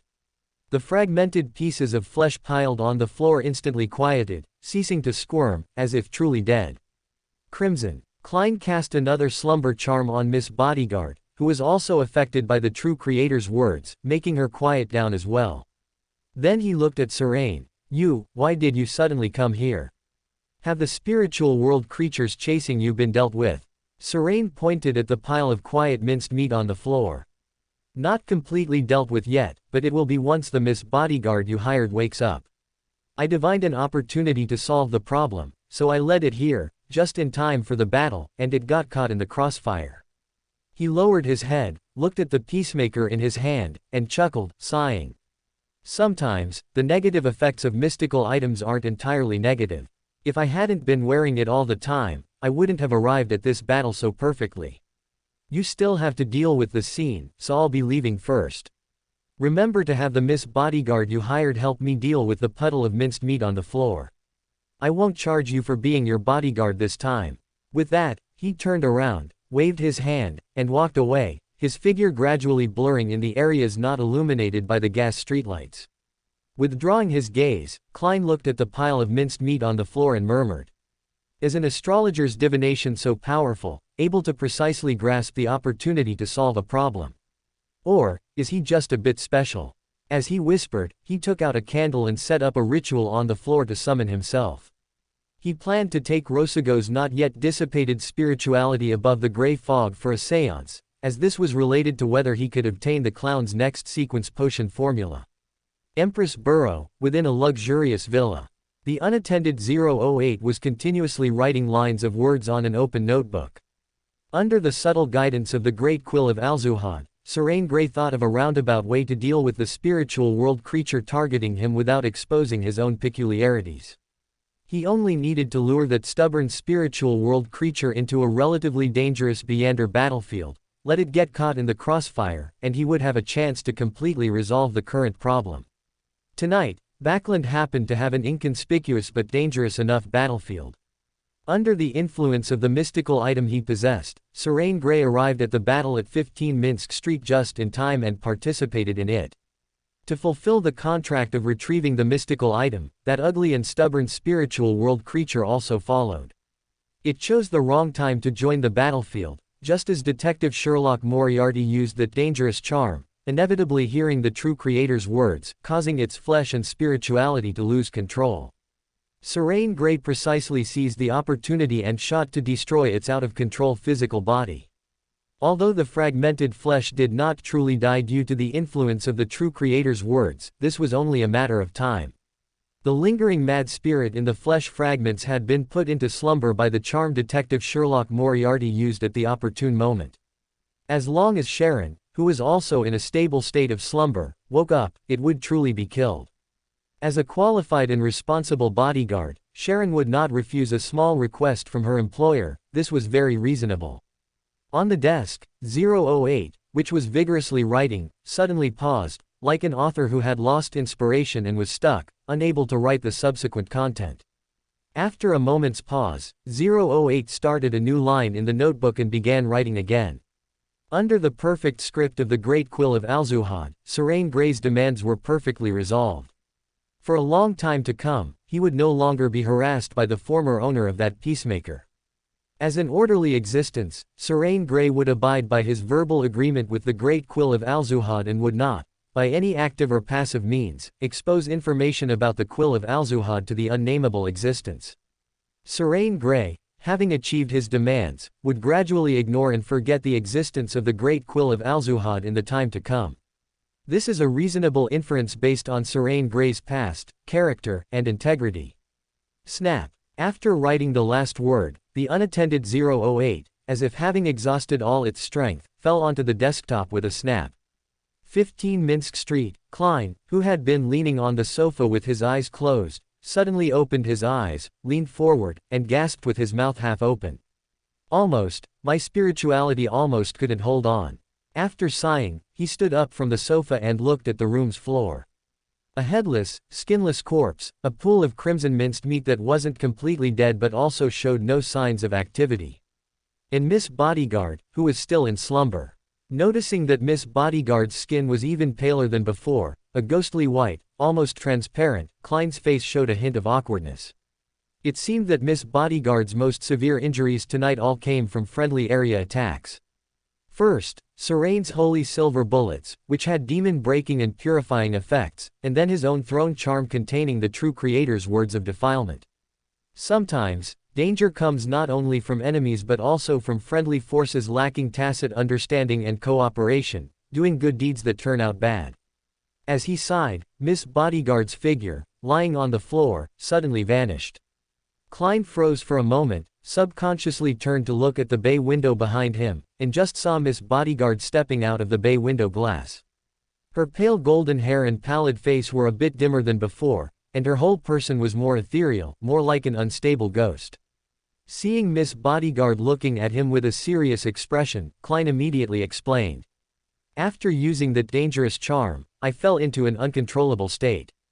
It was my friend who set up a ritual that could help Beyonders stabilize their condition, which allowed me to regain consciousness faster and shoot Rosago.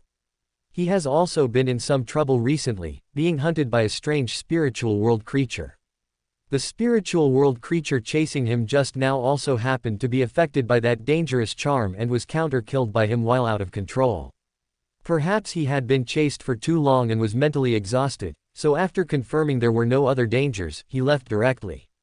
Saying that, Klein pointed his hand at the pool of crimson fragmented meat on the floor. Sharon followed the direction of his finger, nodded almost imperceptibly, and then shook her head, saying, "It's not dead yet." As she spoke, she raised her right hand, and several delicate ice crystal arrows, stained with a faint green, condensed in the air before her. Whoosh, whoosh, sizzle. After the sound of cutting through the air, the ice crystal arrows plunged into the minced meat on the floor, immediately erupting with a corrosive sound.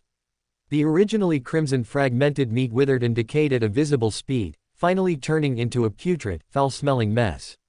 "It's done." Sharon nodded slightly at Klein, then pressed on. "What charm did you use back then? Solve the problem first, then ask questions. As expected of the bodyguard I hired for £1,000, she's very dedicated." After a brief moment of distraction, Klein explained with the excuse he had already prepared. "I obtained a black ear from a Beyonder gathering. It's very eerie, just touching it, terrifying sounds would echo in my ears. It is said that these sounds come from a great existence, and if one is lucky enough, they can gain many benefits from it." He paused slightly, controlling the subtle expressions on his face, and said with a mix of lingering fear and relief. "Although there's a greater chance of dying directly, before I hired you as a bodyguard, I didn't have much hope of survival, so I wanted to gamble. After I heard the sound of the great existence, that black ear shattered on its own and then transformed into the charm I used earlier. After listening quietly, Sharon's figure, floating in midair, suddenly became ethereal and indistinct, her azure eyes slightly unfocused. She was communicating with the spirit world, making a judgment similar to divination about Klein's words. Soon, her eyes regained their luster, and she nodded very calmly at Klein. You'd best find yourself a real psychiatrist. Chapter 97 The Sudden Call of the Dusk Hermits. Chapter 97 The Suddenly Convened Twilight Hermit Order. South of the bridge, Wildy Street. Syrian, who had just returned home, sat at his desk and pulled a gold coin from his pocket, flicking it into the air with a clink. After flipping a few times, the coin landed back in his hand, heads up, indicating affirmation. The problem has been solved. Indeed, 008 is a very useful tool. It doesn't even require me to speak, just to think of its name and Adam's name simultaneously. It's best not to use this method too often. No matter how cowardly it is, it's still a dangerous sealed artifact of Sequence 0. It wouldn't be good if it got angry and decided to go down with me. As he murmured, a gentle, calm, and familiar voice suddenly echoed in his mind. Temporary gathering in 1 hour. Adam. Syrian was surprised. This seemed to be the first time Adam had contacted him directly. But a temporary gathering for the Twilight Hermit Order, which only met twice a year, what could have gone wrong? As his thoughts churned, a dense, grayish-white mist suddenly spread before his eyes, and he saw the majestic figure of the fool, sitting high in the depths of the gray fog. You were only 2 seconds away from meeting earlier. As he mused, he saw a tide-like crimson light rise from the mist, forming a scene of Sherlock Moriarty praying in front of the mirror in the washroom. Respected Mr. Fool, please help me relay to Mr. Fate that the spiritual world creature has been killed by Miss Bodyguard. It left behind Beander materials and a mystical item with a time limit. Additionally, Rosago, who attacked and was killed by me, also has his share of the spoils. I am temporarily keeping this for him. He can come to me to collect it at any time, or I can transfer it to him through sacrifice and bestowal after the period of employing Miss Bodyguard ends. Also, I recently need 2 Beander materials, the true root of a mist treant and the spinal fluid of an evil striped black panther. Please ask him to keep an eye out for them for me. Klein's self-prayer ended, and before Syrian could give a response, the gray fog before him quickly receded. True root of a mist treant, spinal fluid of an evil striped black panther. There's a Twilight Hermit Order meeting tonight. Never mind, it's better not to go through channels related to Adam. Although given his personality, he probably wouldn't do anything with the potion materials. Necessary precautions are still important, and Klein himself can also buy these 2 materials. Having made his decision, Syrian rose from his seat, stretched, and planned to take a shower before waiting for the Twilight Hermit Order to convene. In a hazy daze, Syrian suddenly felt a wave of drowsiness. He didn't resist, merely shifted to a more comfortable position, and then fell into a deep sleep. The next moment, bright, brilliant sunlight suddenly appeared, awakening his spirit from its hazy slumber. When he came to his senses, he found himself in the grand and enormous Bone Cathedral Hall. High in the cathedral, bright sunlight streamed through the stained glass windows, outlining the transparent, distorted faces on the glass. It seemed countless souls were sealed within, forming a thick wall that could isolate the astral world and the spirit world. At the very front of the hall, before a huge cross embraced by dense bones, Adam sat silently in a posture of prayer, calmly observing everyone who appeared there. As their gazes met, Syrian instinctively rose and bowed slightly to Adam. Good evening, Mr. Adam. After a slight pause, he turned around, his gaze sweeping the room, and smiled. Good evening, everyone. Good evening. He then received responses from everyone present. I feel like I'm seeing Miss Justice from the Tarot Club. This is something she's good at and often does. As his thoughts drifted, he saw an elegant lady with blonde hair and blue eyes diagonally opposite him raise her hand and gently clap. After attracting everyone's attention, she spoke with a slightly serious expression. Everyone, the assassination attempt on Duke Negan, which was approved at the last meeting, has failed. Keelangos was killed by an existence suspected to be an angel of the death pathway. I have traced some information, and therefore requested this temporary gathering. No sooner had she finished speaking than someone next to her asked, this matter has required so much investigation, wasn't it done by an angel from the numinous episcopate? No, that old fellow Hater suffered severe erosion in a ritual previously and has been recuperating in his mausoleum. The numinous episcopate's royal faction angels haven't made any moves recently either. Of course, it's possible they created a false impression and secretly went out, but that possibility is low. The speaker was a tall, slender young man in a formal tuxedo. His features were soft, possessing a delicate handsomeness. This delicate handsomeness, combined with his somewhat dark bronze skin, seemed a bit out of place, like a product of the creator's slip of the hand. Syrian observed him with curiosity and restraint. It was the first time he had seen such distinct features of two different races on one person. Hermes, seated to his left in a grayish-white robe, suddenly turned his head and winked at him with a smile. Syrian. After a brief moment of stunned, Hermes's old but gentle voice suddenly echoed in his mind. His name is Galenus Egus. He possesses both faint elven bloodline and death bloodline, belongs to the numinous episcopate, and navigates between the royal faction and the artificial death faction. Navigates. Are you sure he isn't being ostracized by both factions simultaneously? Syrian remained skeptical of Hermes's words. Although the numinous episcopate had not completely split, its various factions were largely in a state of non-interaction and non-interference. It wouldn't be easy to navigate between two factions simultaneously. But, why explain this to me? Do angels also gossip? Or is this a little hobby of a spectator? As his thoughts just began to interact, Hermes's voice once again echoed in his mind. It's best to stay focused during meetings.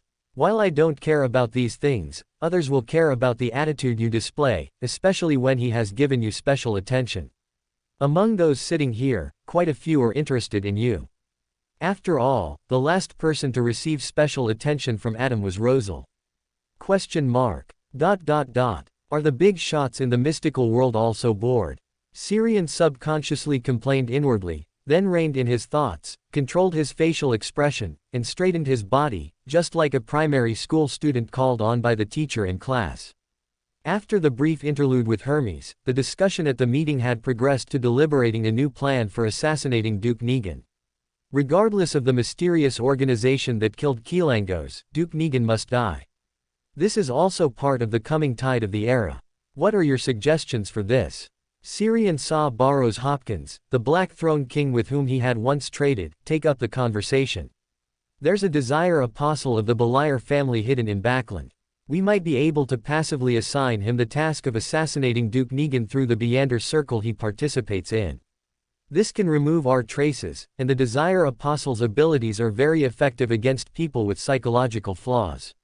No sooner had he finished speaking than the tall, thin young man with both elven and death bloodlines asked curiously. A Desire Apostle of the Beliar family. How did you discover him? Barrows Hopkins chuckled and replied. I noticed an unusual serial murder case and discovered that special demon seeking advancement. It's a man-made demon hound. I have to say, this Desire Apostle of the Beliar family is very inventive. I believe it can complete the mission of assassinating Duke Negan. Immediately, another person asked, a Desire Apostle, skilled in slaughter and manipulating hearts, indeed has sufficient strength and wisdom, but how do you plan to persuade him? My idea is the demon's potion formula. As he spoke, Barrows Hopkins turned his head to look at Adam, who was seated beneath the giant cross.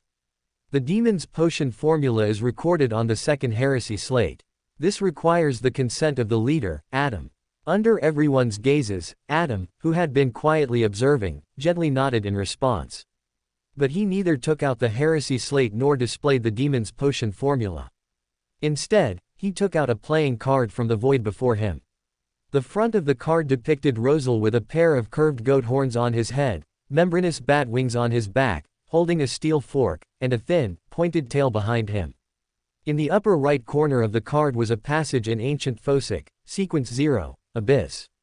The Abyss card, or rather the Demon card, among the 22 heresy slates created by Emperor Rosal.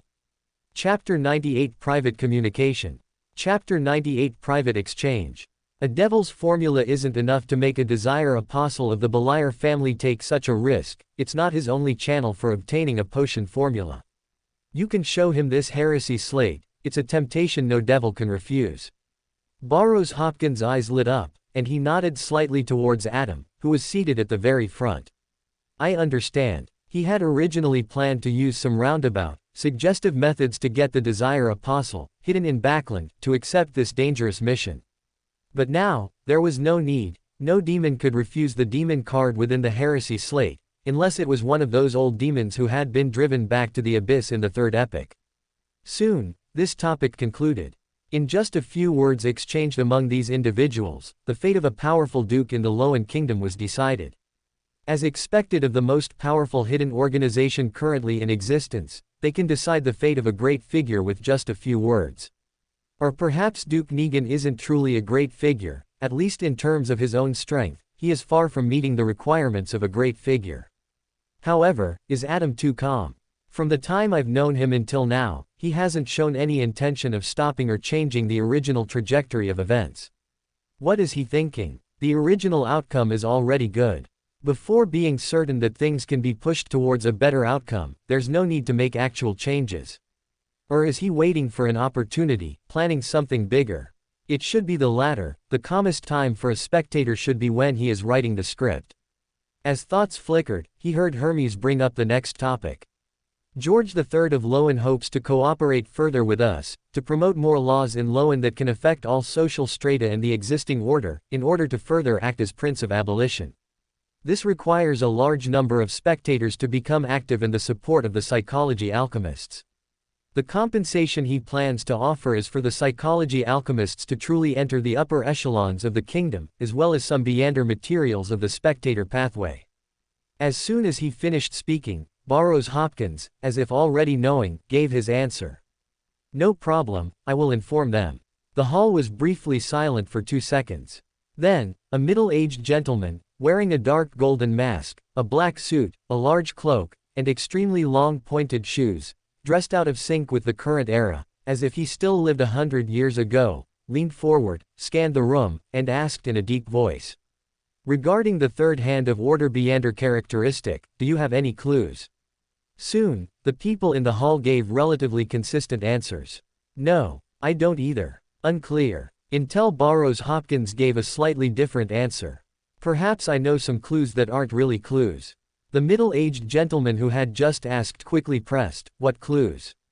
Burroughs Hopkins didn't hesitate or ask for compensation, and said directly. One of the most widespread treasure legends on the sea, the lingering ghost empire of the Truncest Empire. According to the information I've gathered, the ghost empire does exist, but it doesn't seem to be in a specific location in reality. It only occasionally appears as rumors in the fog sea, with truth and falsehood difficult to discern. I recently encountered a true god descendant with a faint bloodline of Knight Emperor Truncest. Through a psychic retrospect, I discovered some history of the Fourth Epoch. At that time, the Knight Emperor might have already sensed his demise and prepared a resurrection contingency for himself in advance, but this arrangement went wrong at some point. The masked middle-aged gentleman pressed again, what went wrong? Burroughs Hopkins shook his head slightly, I don't know.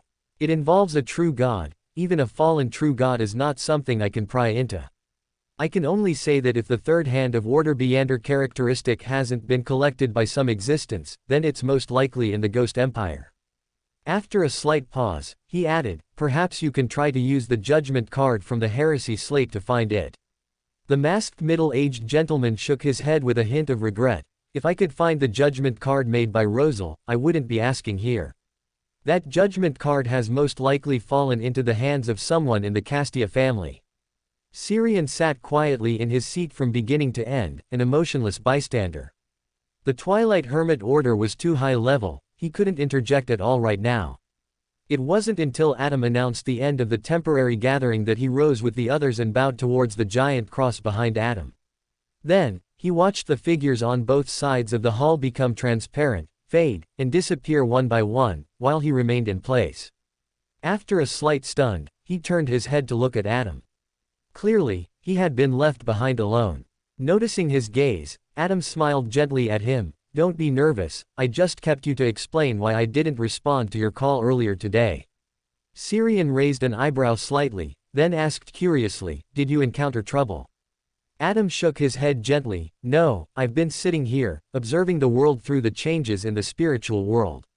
So, something went wrong on my end at that time.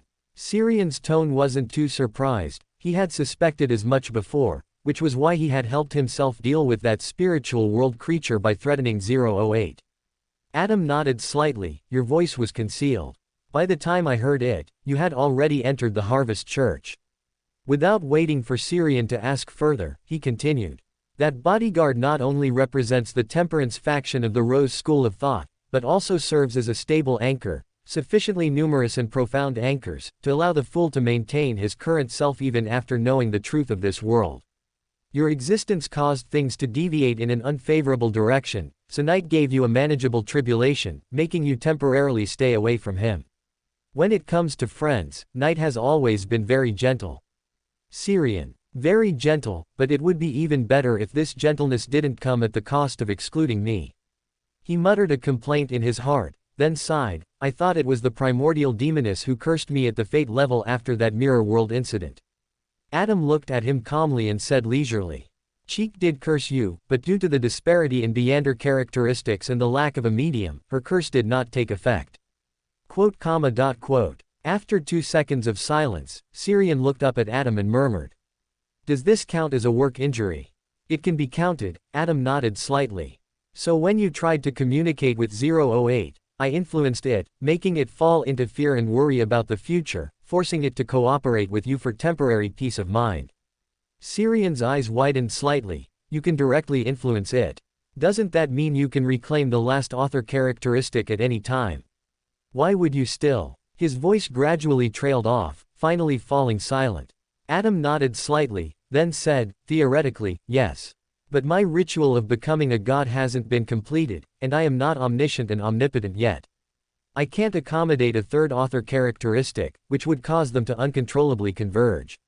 Instead of sealing it by my side, it's better to leave it outside and let it play some role. Except for Night, none of the other 6 gods can pinpoint the exact location of 008. Even if they descend, I can transfer 008 before them. Syrian nodded thoughtfully. He always felt that such a small matter wasn't worth Adam keeping him behind to explain alone. Sensing the doubt in his heart, Adam calmly explained. You can go to Harabergen's church, or meet the president of the Life Council, Ouroboros, under the true creator. This is Night's compensation for the previous tribulation. It says your fate is neither harmonious nor normal, which might require an existence who controls more fate authority to see clearly. Syrian was stunned for a moment. He suddenly thought of the prophecy, Huang Guang, Weenitan had given him. Be wary of fate, it is your greatest enemy, and also your best help. So, what exactly is wrong with my fate? At this time, Will Anseton should be busy planning the restart, and he might not see me, or even avoid me. As for the God of knowledge and wisdom, there is no church of him in Loen. I can't just run to Lindbergh now. Looking at it this way, the only one I can choose is Ouroboros. Do I really have to go see the true creator? Never mind. Ouroboros is chasing Will Anseton's tracks. Perhaps I can wait for him in Backland, provided that it's not interfered with by other existences. Collecting his thoughts, he looked up at Adam again. Before he could ask, the latter had already spoken. I do not possess authority related to fate, nor am I omniscient and omnipotent at present, so I cannot give you a definitive answer in this regard. My suggestion is to follow your most primal intuition. Many times, this intuition, stemming from spirituality, is more effective than thought and wisdom. Alternatively, you can try to seek out things of the fate pathway, you might find some answers there. Chapter 99 Transfer of Commission. Chapter 99 Transferring a Commission. The next morning, Syrian was woken by a knock on the door downstairs. He scratched his messy hair and yawned as he went down. Last night's communication with Adam at the Twilight Hermit Order had left him a little sleepless. He had just learned of the prophecy from Huang Guang, Weenitan during the day, and then Adam relayed the Evernight Goddess's hint at night. This made him think a lot. And then, he was forced to suffer from insomnia. His brain was overly active, thinking about problems, keeping him up until early morning before he finally fell asleep. Opening the door, he saw Haven holding little Thomas standing at the entrance, with a servant pushing a baby carriage piled with various toys and snacks behind him. He instinctively glanced further back, not seeing Beth, and inexplicably felt relieved. Noticing his searching gaze, Haven shook his head helplessly, then explained. Vaughn is moving to Intersea County due to a job transfer, and Beth plans to follow him, buying a new house and settling down there. The climate and environment there are much better than Backland, and the cost of living isn't as expensive. Because buying a house and redecorating will take time, they've entrusted little Thomas to us for a few days. Us. Syrian pointed to Haven, then to himself. Haven nodded gently. That's right. Because I don't trust you to take care of little Thomas alone, I'll be staying home these few days too. Syrian's eyes lit up, and he immediately cheered. That's great. I finally don't have to prepare my own lunch and dinner every day. It's really too difficult for me. As far as I know, you've mostly been eating at restaurants during this period. When I passed by just now, Mr. John, the owner of the Sea Breeze Whale Flavor restaurant, even mentioned you. Haven mercilessly exposed his lie, then reached out and pushed him aside, carrying little Thomas through the door. Syrian retorted righteously, doesn't that just prove that cooking isn't suitable for me? As he spoke, he reached out and took the Tassoc Daily and a reply letter addressed to him, which were placed on top of the baby carriage. He picked up the Tassoc Daily because he saw the striking headline, Intis Ambassador to Loan, Beckland, assassinated. Terrorist organization, Aurora Order, claims responsibility. Before he could finish reading today's headline, Haven's somewhat emotional voice came from beside him. I think it's a very correct decision for Beth and them to leave Backland. The environment here is getting worse and worse, in every sense of the word. Even an ambassador can be openly murdered at his own banquet. The level of chaos is comparable to the southern continent. By the way, what do you think of the Aurora Order? Syrian turned his head to look at Haven and mused, a very high-profile and somewhat evil secret organization. Just that, Haven pressed. Syrian shrugged. What else? I'm not familiar with them, so what other evaluation could I give? Haven didn't pay attention to his latter words, only nodding continuously. It's good that you're not familiar with them. Don't get familiar with such a dangerous terrorist organization in the future. Don't be arrogant just because you've achieved a little something. Who knows when you might provoke an existence you shouldn't. Syrian, you're getting more and more naggy. Before he could finish his complaint, he was chased upstairs by Haven. Hurry up and go to the washroom to tidy yourself up, then come down and help me with little Thomas. You're such a big person, yet you don't even care about your appearance as much as little Thomas. A man like you won't gain the favor of ladies. Syrian. Back in his second-floor bedroom, Syrian opened the letter that was with the newspaper. This was a reply from the Cuckoo newspaper, and judging by the time, it should be his manuscript fee, as the rejection process wouldn't be this long. He then took out a letter paper and a stack of brand new banknotes from the opened envelope, a total of £52, 11 soldi, and 2 pence. A bit little, he sighed. He flicked his wrist, unfolding the folded letter paper in front of him. The letter paper had the same handwriting as last time, but the content had changed from accusation and disdain to praise, and at the end of the letter, it asked him for the time of his next submission. Syrian casually stuffed the letter paper back into the envelope. He sensed an urgent, eager, and even somewhat fawning emotion from the handwriting on the letter paper. It seems this editor is far more eager than the letter suggests. Perhaps, I can raise my manuscript fee. As he murmured, the door behind him was suddenly pushed open, and little Thomas, dressed in a fitted children's formal suit with a small silk bow tie around his neck, came running in with a pile of snacks. When Beth and the servant who specifically looked after him weren't around, he immediately reverted to being a child. Uncle, look, I brought you lots of snacks. Mother said that injured people need to replenish their nutrition. These are snacks I secretly saved for a long time. Syrian looked at little Thomas with some surprise. He remembered that the last time they met, little Thomas would still stumble a bit when saying such long sentences. In less than half a month, his speech had become so fluent and coherent. Little Thomas is great. Syrian yawned and picked up the child. You woke up very early today, didn't you? Uncle will reward you with an hour of lazy sleep time. Little Thomas shook his head repeatedly, his chubby little face jiggling slightly with his head movements. I don't want to sleep. It's clearly you, uncle, who wants to sleep. I've grown up, and I won't be fooled anymore. It's over, this child is no longer easy to trick. At noon, after lunch, Syrian wanted to hand over little Thomas, who had been clinging to him, to Haven, but he was rejected by both the big and small person simultaneously. Haven, I'm not suitable for taking care of children. Little Thomas, I don't want to follow Uncle Haven, he's mean. Syrian, how can I go out like this? I still have a commission to clear the sewer beasts that I haven't completed yet. After realizing that he couldn't shake off little Thomas, who loved to cling to him, for the next few days, he decided to transfer the commission he had accepted at the gathering convened by the Eye of Wisdom, old gentleman to someone else. Although there would be no problem if he didn't complete this commission after he decided not to continue participating in the gatherings convened by the Eye of Wisdom, old gentleman, he still wanted to win over that apothecary. Especially after learning about Huang Guang, Weeniton's prophecy and the Evernight goddess's hint. He was still thinking that he might be able to contact the life school of thought and will Anseton through that apothecary. 15 Minsk Street, Sherwood Borough.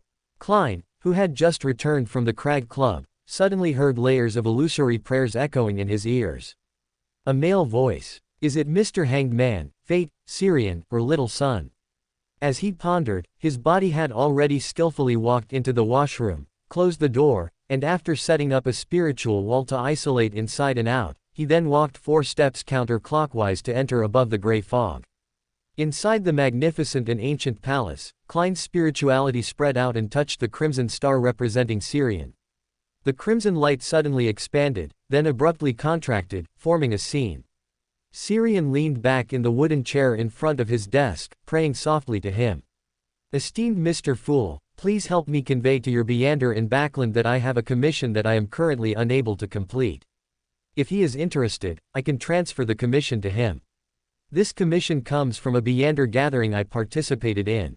The content is to clear active beasts in the sewers at a certain location in the East Borough. The commissioner offered 4 bottles of Beander potions as remuneration. I originally intended to contact the Life School of Thought through the apothecary who posted the task, so I didn't ask for too much remuneration.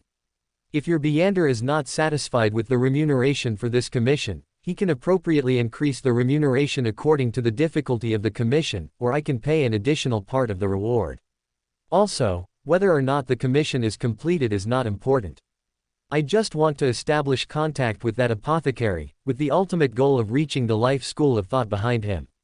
If your Beander accepts this commission, please ask him to act within his capabilities. The beasts rampaging in the East Borough sewers may pose additional dangers. I performed a divination for this task before, but the divination failed. The scene formed by the prayer light points quietly dissipated, and Klein looked at the empty bronze long table in front of him, deep in thought. The Sewer Clearing Commission, could this be the commission that appeared at that gathering last time?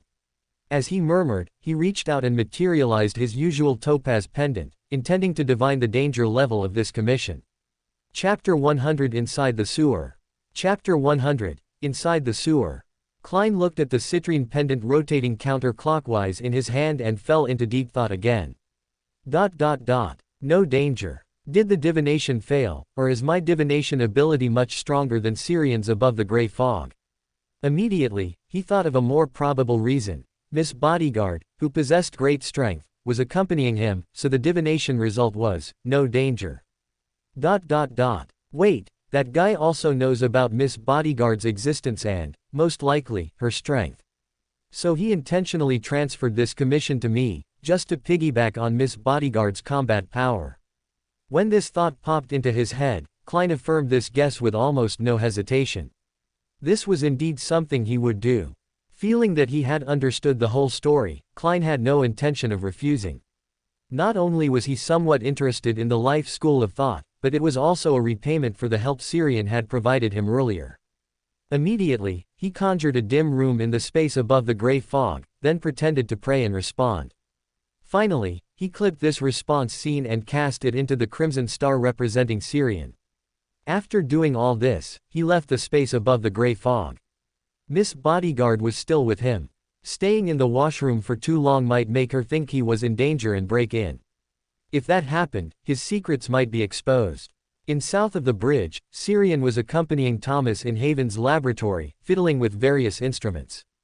Haven stood by with a frown, seemingly debating whether to interrupt Thomas, who was having a good time. The next second, Syrian's hand, holding Thomas's, paused slightly. A dense gray fog suddenly surged before his eyes, and he saw a scene of Sherlock Moriarty praying and responding in a dim room. Respected Mr. Fool, please convey to Mr. Fate that I am willing to accept the commission he transferred, but he needs to send me a letter. This is a necessary procedure. I need a reasonable explanation for Miss Bodyguard to help. The gray fog in his vision and the echoing voice in his ears quickly receded. Syrian looked at Thomas, who was playing with the experimental instruments, and frowned slightly. He had transferred this commission precisely because it was inconvenient for him to go out. After a moment of thought, he picked up Thomas. Let's go out and play for a while. I know a good cake shop that recently launched a children's meal. Cake, yes, yes. Thomas's eyes lit up, and the experimental equipment in his hands instantly became less fun. Watching Syrian lead Thomas away, Haven breathed a sigh of relief. Finally, he didn't have to watch his beloved experimental equipment being played with like toys by a child who knew nothing. To encourage Syrian to keep Thomas out for a while longer, he generously pulled out £10 in cash for Syrian's activity fund. So, I'm really not suited for looking after children. At 15 Minsk Street, the doorbell suddenly rang. Is the efficiency this high? Klein sighed, then went to open the door. A newsboy, who looked only 14 or 15 years old, wearing an ill-fitting shirt and a beret, handed him a tightly sealed rectangular iron box. Klein was slightly stunned. Was this like an otherworldly, same-city express delivery? Didn't he worry about the item being robbed or the newsboy pocketing it? It seemed he really didn't need to worry. He could divine it beforehand. As thoughts flickered, he reached out and took the iron box from the newsboy. After returning to his room, he opened it. Inside was a folded letter and a bright silver pistol that looked more like a high-end decorative item. After unfolding and reading the letter, he turned his head to look at the bay window not far away and asked in a deep voice. Will there be danger? Sharon, dressed in a black court gown and a small, soft cap, emerged in the bay window and said calmly. For you, there is great danger. Does that mean there's no danger for you? Klein added silently in his heart, then asked, if I accept this commission, can I get your help? Sharon, in the bay window, replied expressionlessly, my protection period for you is 3 days. So that means, yes. Having received the answer he wanted, Klein quickly walked to the clothes rack, grabbed his coat, and prepared to go out. He needed to first meet the apothecary for the commission, and then complete the commission in the sewer. After all, Syrian had said that his goal was not to complete the commission, but to make contact with this apothecary, and the life school of thought behind him. East Borough, near an entrance to the Tassoc River sewer. Klein stood awkwardly by the sewer manhole cover. He hadn't been able to meet the apothecary for the commission. The other party was even more cautious than he had expected, only leaving information and having no intention of meeting any gathering members. This is really troublesome. I should have prepared a mask before going out. Klein smelled the foul odor wafting through the air and suddenly felt a bit regretful. He knew the commission location was the sewer, yet he hadn't prepared a mask before leaving. I even want to give up this commission right now. As he complained, a whistling wind suddenly rose around him. A cool breeze emerged from behind him, surging into the sewer and dispersing much of the putrid, corpse-like stench. Thank you. Klein turned his head and thanked the air beside him, then pulled up his collar, covering his mouth and nose before entering the sewer. Drip drop, drip drop. In the sewer, the sound of water dripping echoed continuously, but the rats and cockroaches that should have been active in the sewer were completely silent. Sure enough, there's a problem. As thoughts flickered, Klein suddenly heard a dull thudding sound from deep within the sewer, like a large beast hitting the sewer walls. Thump, thump, thump. The moment he heard this sound, Klein stopped in his tracks, unfastened the citrine pendant wrapped around his wrist, and tried to perform a divination. Before his divination could yield a result, Sharon, dressed in a dark Gothic court gown, materialized in the air beside him. Her figure floated somewhat ethereally in midair, her azure eyes calmly watching ahead, and her voice was cold. Not a beast. It's a contaminated creature in the sewer. It feels similar to the charm you used before. Similar to the corrupted word charm, then doesn't that mean it was contaminated by the true creator? No wonder Syrian's divination failed. Who would have thought that a simple sewer cleaning commission would involve an evil god? His thoughts flickered slightly, and Klein immediately decided to abandon this commission. Let's go. Abandon this commission. We can report it to the 3 great churches and let the official personnel handle it. If the situation here escalates, it might also affect us. Okay. Sharon, floating in midair, nodded slightly, agreeing with the decision. Although the thing deep in the sewer didn't make her feel any danger, it was, after all, related to an evil god, so caution was the primary rule. Thump thump. Deep in the sewer, the impact sounds suddenly became more violent, as if something was approaching. Soon, he heard a cacophony of squealing sounds, like hundreds of rats screaming simultaneously, getting closer and louder. Cover your ears. Sharon's body floated past Klein, leaving a simple instruction. Klein complied without any hesitation. He had already guessed what Miss Bodyguard was about to do. The next second, he saw Miss Bodyguard, floating in midair, stop her movement. At the same time, she extended her left hand forward, and from her wide-open, crimson lips, an inaudible, spirit-piercing shriek emanated. Even though he had covered his ears in advance and sealed his hearing with spirituality, Klein still felt a dizzying headache, even though he was not the target of the attack. Regaining his senses slightly, he saw a phantom skull wreathed in black mist appear before Miss Bodyguard. It carried a heavy aura of death, like an envoy from the underworld, and shot towards the deep darkness ahead. Clatter, a sound of something breaking apart and falling to the ground seemed to come from the deep darkness within the sewer. Then, an inexplicable cold wind blew up, and the ground, walls, and other areas of the sewer gradually became covered with a thick layer of frost. Klein raised his hand and lightly pressed his forehead, quietly activating his spirit vision. He then saw dense, yet seemingly unified, spiritual light constantly dissipating in the darkness not far away. This spiritual light was covered with a layer of dark red, giving off a feeling of chaos, filth, and ill omen. For more thrilling fanfiction stories like this, check out my channel Fanfic Audiobook. Dive into epic adventures, mysterious realms, and legendary journeys brought to life through immersive storytelling. Don't forget to like, share, and subscribe for more amazing audiobooks.